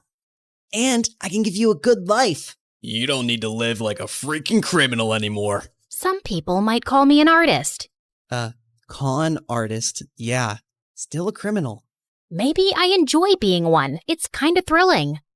I don't really believe that. You don't want to believe that. We're too different, Freddie. You're going to be a neurosurgeon like your parents, and you'll find a nice girlfriend and then marry her and live in a nice neighborhood, and you'll be content. I'm not sure that's the life I want. It sounds boring. I wish I'd said something else when I saw Freddie's hurt face, but there was no easy way to let him down. He kissed me gently on the cheek and walked away, and I felt a lump in my throat. Mom moved to Hawaii with Arthur, and Meredith and I went down a crazy path over the next few years. There wasn't a scam, fraud, or con we didn't attempt. We never stuck to the same thing for too long, in case the police picked up a pattern, but word got around in underground circles about 2 female con artists, and we actually started getting hired for our services. People were always less likely to suspect 2 pretty, innocent-looking girls than someone who looks like a thug. And working with these thugs, we learned how to forge signatures, create counterfeit money, make fake checks, and steal credit card information. I'd always been bad with computers, but Meredith even showed a great knack for hacking. We made good money, partied with rich people, traveled first class, and stayed in amazing hotels. But for me, the glitz and glamour gradually started to fade. I was getting tired living out of suitcases, always wearing disguises and looking over my shoulder. I had no real friends, and even if I met someone I thought I could like, I knew I couldn't be in a real relationship. I was almost thinking of talking to Meredith about quitting the con artist life when one day she burst into our New York hotel room looking beyond excited. You won't believe the job we just got. It's gonna pay us $250,000. Who would pay that kind of money? And for what? Turns out, the kind of people who take you to their headquarters blindfolded. As Meredith and I walked into an underground room,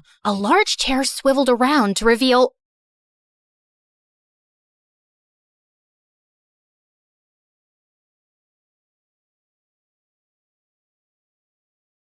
Hi, I'm Luna. I'm 16, and while most people see me as just another shy girl, my life is anything but ordinary. I keep to myself, lost in books and daydreams, trying to navigate a world that doesn't quite seem to fit me. But my life is a delicate balance of hiding and longing, and a secret I guard with everything I have. My family and I recently moved to a small town called Whispering Pines, nestled in a deep forest. My mom, Celine, said it was for a fresh start, but I knew better. She was always anxious, her eyes darting around as if expecting something to jump out at her. She constantly reminded me to stay hidden and keep your secret. Okay, back to my secret. Each night, as the moon rose, I slipped into the woods and transformed into a unicorn. It's a magnificent form with a shimmering white coat and a horn that glowed like moonlight. In the forest, under the cover of night, I was free, a creature of magic, running wild and unbound. But by day, I was Luna, the girl who avoided mirrors and hid under a hood. I was isolated, not quite fitting in with any group at school. I didn't seek out friends or companionship because getting close to anyone could have put me in danger. So I remained on the fringes, living a double life that was both exhilarating and exhausting. Then there was Jasper. He's an artist with a sketchbook perpetually in hand, always drawing and observing. There was something different about him. His eyes seemed to see beyond the surface, and he had been curiously watching me ever since I arrived. His presence was a mix of intrigue and unease for me. One day, after school, cornered me by my locker. Hey, Luna, I've noticed you always wear that hood. Is there a reason? I shrugged, attempting to sound nonchalant. Just like it keeps me warm. He raised an eyebrow, unconvinced. There's something more, isn't there? You're always hiding. I laughed nervously, trying to deflect. What about you? Always drawing? Jasper flipped open his sketchbook to reveal a detailed drawing of a unicorn. My heart skipped a beat. The other night, while I was walking through the woods, I found these strange tracks in the snow. So I did a little research, and maybe, just maybe, there are unicorns out there. I tried to maintain a casual demeanor, though anxiety bubbled beneath the surface. Unicorns aren't real, Jasper. He looked at me, his eyes sparkled with curiosity. What if they are? What if there's something magical out there that we don't know about? I forced a smile, feeling a sense of dread. Maybe. But I wouldn't worry about it. Despite my attempts to dissuade him, Jasper's curiosity didn't wane. He continued to question me, probing with a mix of genuine interest and persistence. His questions, though innocent, hit too close to the truth and made me uncomfortable. The next day, while I was walking to the local bookshop to get a new journal, I saw 3 men and 2 women exiting a large black SUV, all wearing the same black suit and tie. As I stayed hidden in the shadows, I got close enough to hear them speaking to Whispering Pines local sheriff, Marty Luca. They told him they belonged to a government agency of environmental researchers, but their high-tech gadgets and probing questions suggested otherwise. It was clear that they were searching for something, and I couldn't shake the feeling that it might be me. Later that night, I told my mom about the mysterious group of strangers that had arrived. Immediately, my mom's anxiety reached new heights. I watched as she ran to the closet and pulled down an old photo album from behind a row of hat boxes. She flittered the pages until she stopped at an old newspaper clipping with a photo of the same people I saw earlier that day. Luna, we have to be extra careful now. The OSS is here, and they're not what they seem. I looked at her, confused. What do you mean? Who is the OSS? She gripped my shoulders, her voice trembling. Office of Supernatural Sightings. They're looking for magical creatures. If they find out what you are, they'll capture you and use you for their own purposes. You must stay hidden. But I need to go out at night. It's the only time I truly feel alive. My mom's eyes filled with tears. I know, sweetheart, but it's too dangerous. Please, promise me you'll be careful. I nodded, but in my heart, I knew it was a promise I may not be able to keep. The allure of the forest and the freedom it represented was too strong. That night, I snuck out as usual, but the OSS's presence was palpable. Their advanced sensors and patrols made it clear they were on the lookout for something. My heart raced as I navigated the forest. I was careful to stay out of sight, but in my panic, I accidentally left behind a few strands of my magical mane caught on a branch. The next day, Jasper found the strands while sketching in the woods. He was intrigued, examining them closely. Later, he approached me in the school hallway, holding the strands out with a mixture of curiosity and excitement. Luna, look what I found! He held them up to the light. They sparkled with cosmic energy. They're different, almost magical. I tried to dismiss his concerns with a laugh, but Jasper's gaze was unwavering. Magic? Are you sure? He nodded, his eyes serious. Then he looked deeply into my eyes, like he could see right through me. There's something about you, Luna, and you've been acting so strange lately. I felt a rush of anxiety. I don't know what you're talking about. Jasper's frustration was evident. Come on, Luna, I'm not trying to pry. I just want to understand. Is there something you're hiding? I hesitated, torn between fear and the desire to confide in someone who seemed to care. But the moment was interrupted as my mom approached and pulled me away from Jasper. What's wrong? The OSS is intensifying their search. They set up traps in the forest. They're using tracking technology, and they're questioning the townspeople. My mom's fear became even more apparent, urging us to leave town immediately. Luna, it's getting too dangerous. We need to leave before it's too late. I crossed my arms in defiance. I'm not leaving. I've been running all my life. I want to stay. Mom looked over my shoulder at Jasper. You can't risk everything over a boy. You don't understand how serious this is, Luna. I do understand. And Jasper is my friend. I trust him. My mom scoffed and walked away, clearly frustrated. I approached Jasper and took a deep breath, my heart pounding in my chest as I looked into his eyes. Jasper, there's something I've been hiding from you. Something I thought you could never understand. My hands twisted nervously. I took Jasper into an empty classroom so we could talk in private. I'm not like everyone else. I'm a unicorn. As the words left my lips, a soft, ethereal glow surrounded me, and a single shimmering horn slowly appeared on my forehead, illuminating the night with a radiant, magical light. I watched his face, waiting for his reaction, fearing he would turn away, but hoping beyond hope that he would stay. Jasper's face softened, and a smile slowly spread across his lips. He reached out and gently touched the glowing horn, his fingers trembling with awe. I always knew there was something magical about you. Thank you for trusting me enough to share this. He let out a soft laugh, his eyes bright. You're beautiful, Luna. All of you. In the following days, Jasper and I spent countless hours together, working on a plan to outsmart the OSS. His artistic talents became crucial. We created detailed maps and tracks to mislead them, and in the hours we spent together, the bond between us grew stronger. Jasper's presence was a source of comfort. For the first time, I felt that I wasn't alone, that there was someone who truly understood and cared for me. One afternoon, Jasper voiced a troubling thought. What if they catch you, despite our efforts? What if they find out everything? I took a deep breath, trying to stay calm. They want to control me, to use me for their own gain. But having you help me is everything. I've never had someone stand by me like this before. Jasper reached out and gently touched my arm. I won't let them catch you. I'll do everything I can to keep you safe. His words brought me a sense of relief and hope, but also a growing fear. The OSS's search was becoming more relentless, and time was running out. The night of the final confrontation arrived. The OSS's search had become more intense, with advanced tracking technology and sophisticated traps. My mom was even more frantic,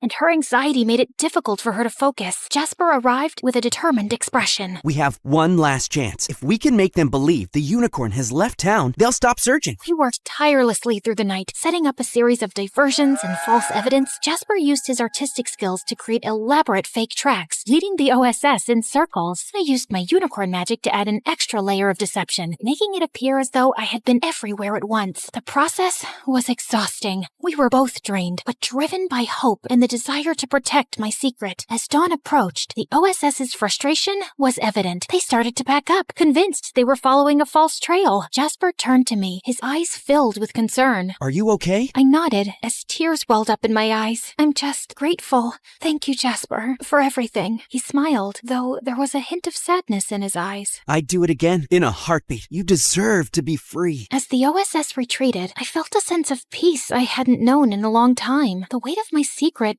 was lighter, and I was comforted by the knowledge that I wasn't alone. Jasper had been a beacon of hope in my darkest moments. With the OSS gone, my mom's fear slowly subsided, though the threat of their return lingered in the air. As the weeks passed, the town returned to a semblance of normalcy. I continued my life as Luna during the day, but the nights were still mine. Jasper and I maintained our secret meetings, and our friendship grew deeper with each passing day. He became a confidant, someone who understood both my human and unicorn sides. Then, one evening, as we walked through the forest together, Jasper turned to me. Luna, what do you want for the future? I thought for a moment, the weight of my dual existence heavy on my shoulders. I want to find a place where I can be both Luna and the unicorn, a place where I don't have to hide. Jasper smiled, his eyes shining with determination. We'll find it together. We continued our walk in companionable silence. silence as the moon cast a gentle glow on the path ahead. There was still uncertainty, but there was also hope. Jasper's presence was a reminder that I wasn't alone, that there was someone who cared about me and believed in my future. In the days that followed, Jasper and I continued to navigate the challenges of keeping my secret while building a life in a small town. We shared our dreams, fears, and hopes, and our friendship deepened. Jasper's sketches were a chronicle of our journey, capturing the magic and struggles of our shared experiences. One night, as we sat together by a small stream in the forest, Jasper asked, Luna, what's the most important thing you've learned through all of this? I reflected on the journey, the challenges, and the moments of connection. I've learned that even in the darkest times, there's always a light. It might come from unexpected places, like a friend who believes in you, and sometimes the magic we seek is within ourselves. Jasper nodded, his gaze thoughtful. I think you're right, and I believe that with your strength and our friendship, we can face whatever comes our way. We sat together in the moonlight, the stream's gentle murmur, a soothing backdrop to our conversation. The future remained uncertain, but with Jasper by my side, I was ready to face whatever challenges lay ahead.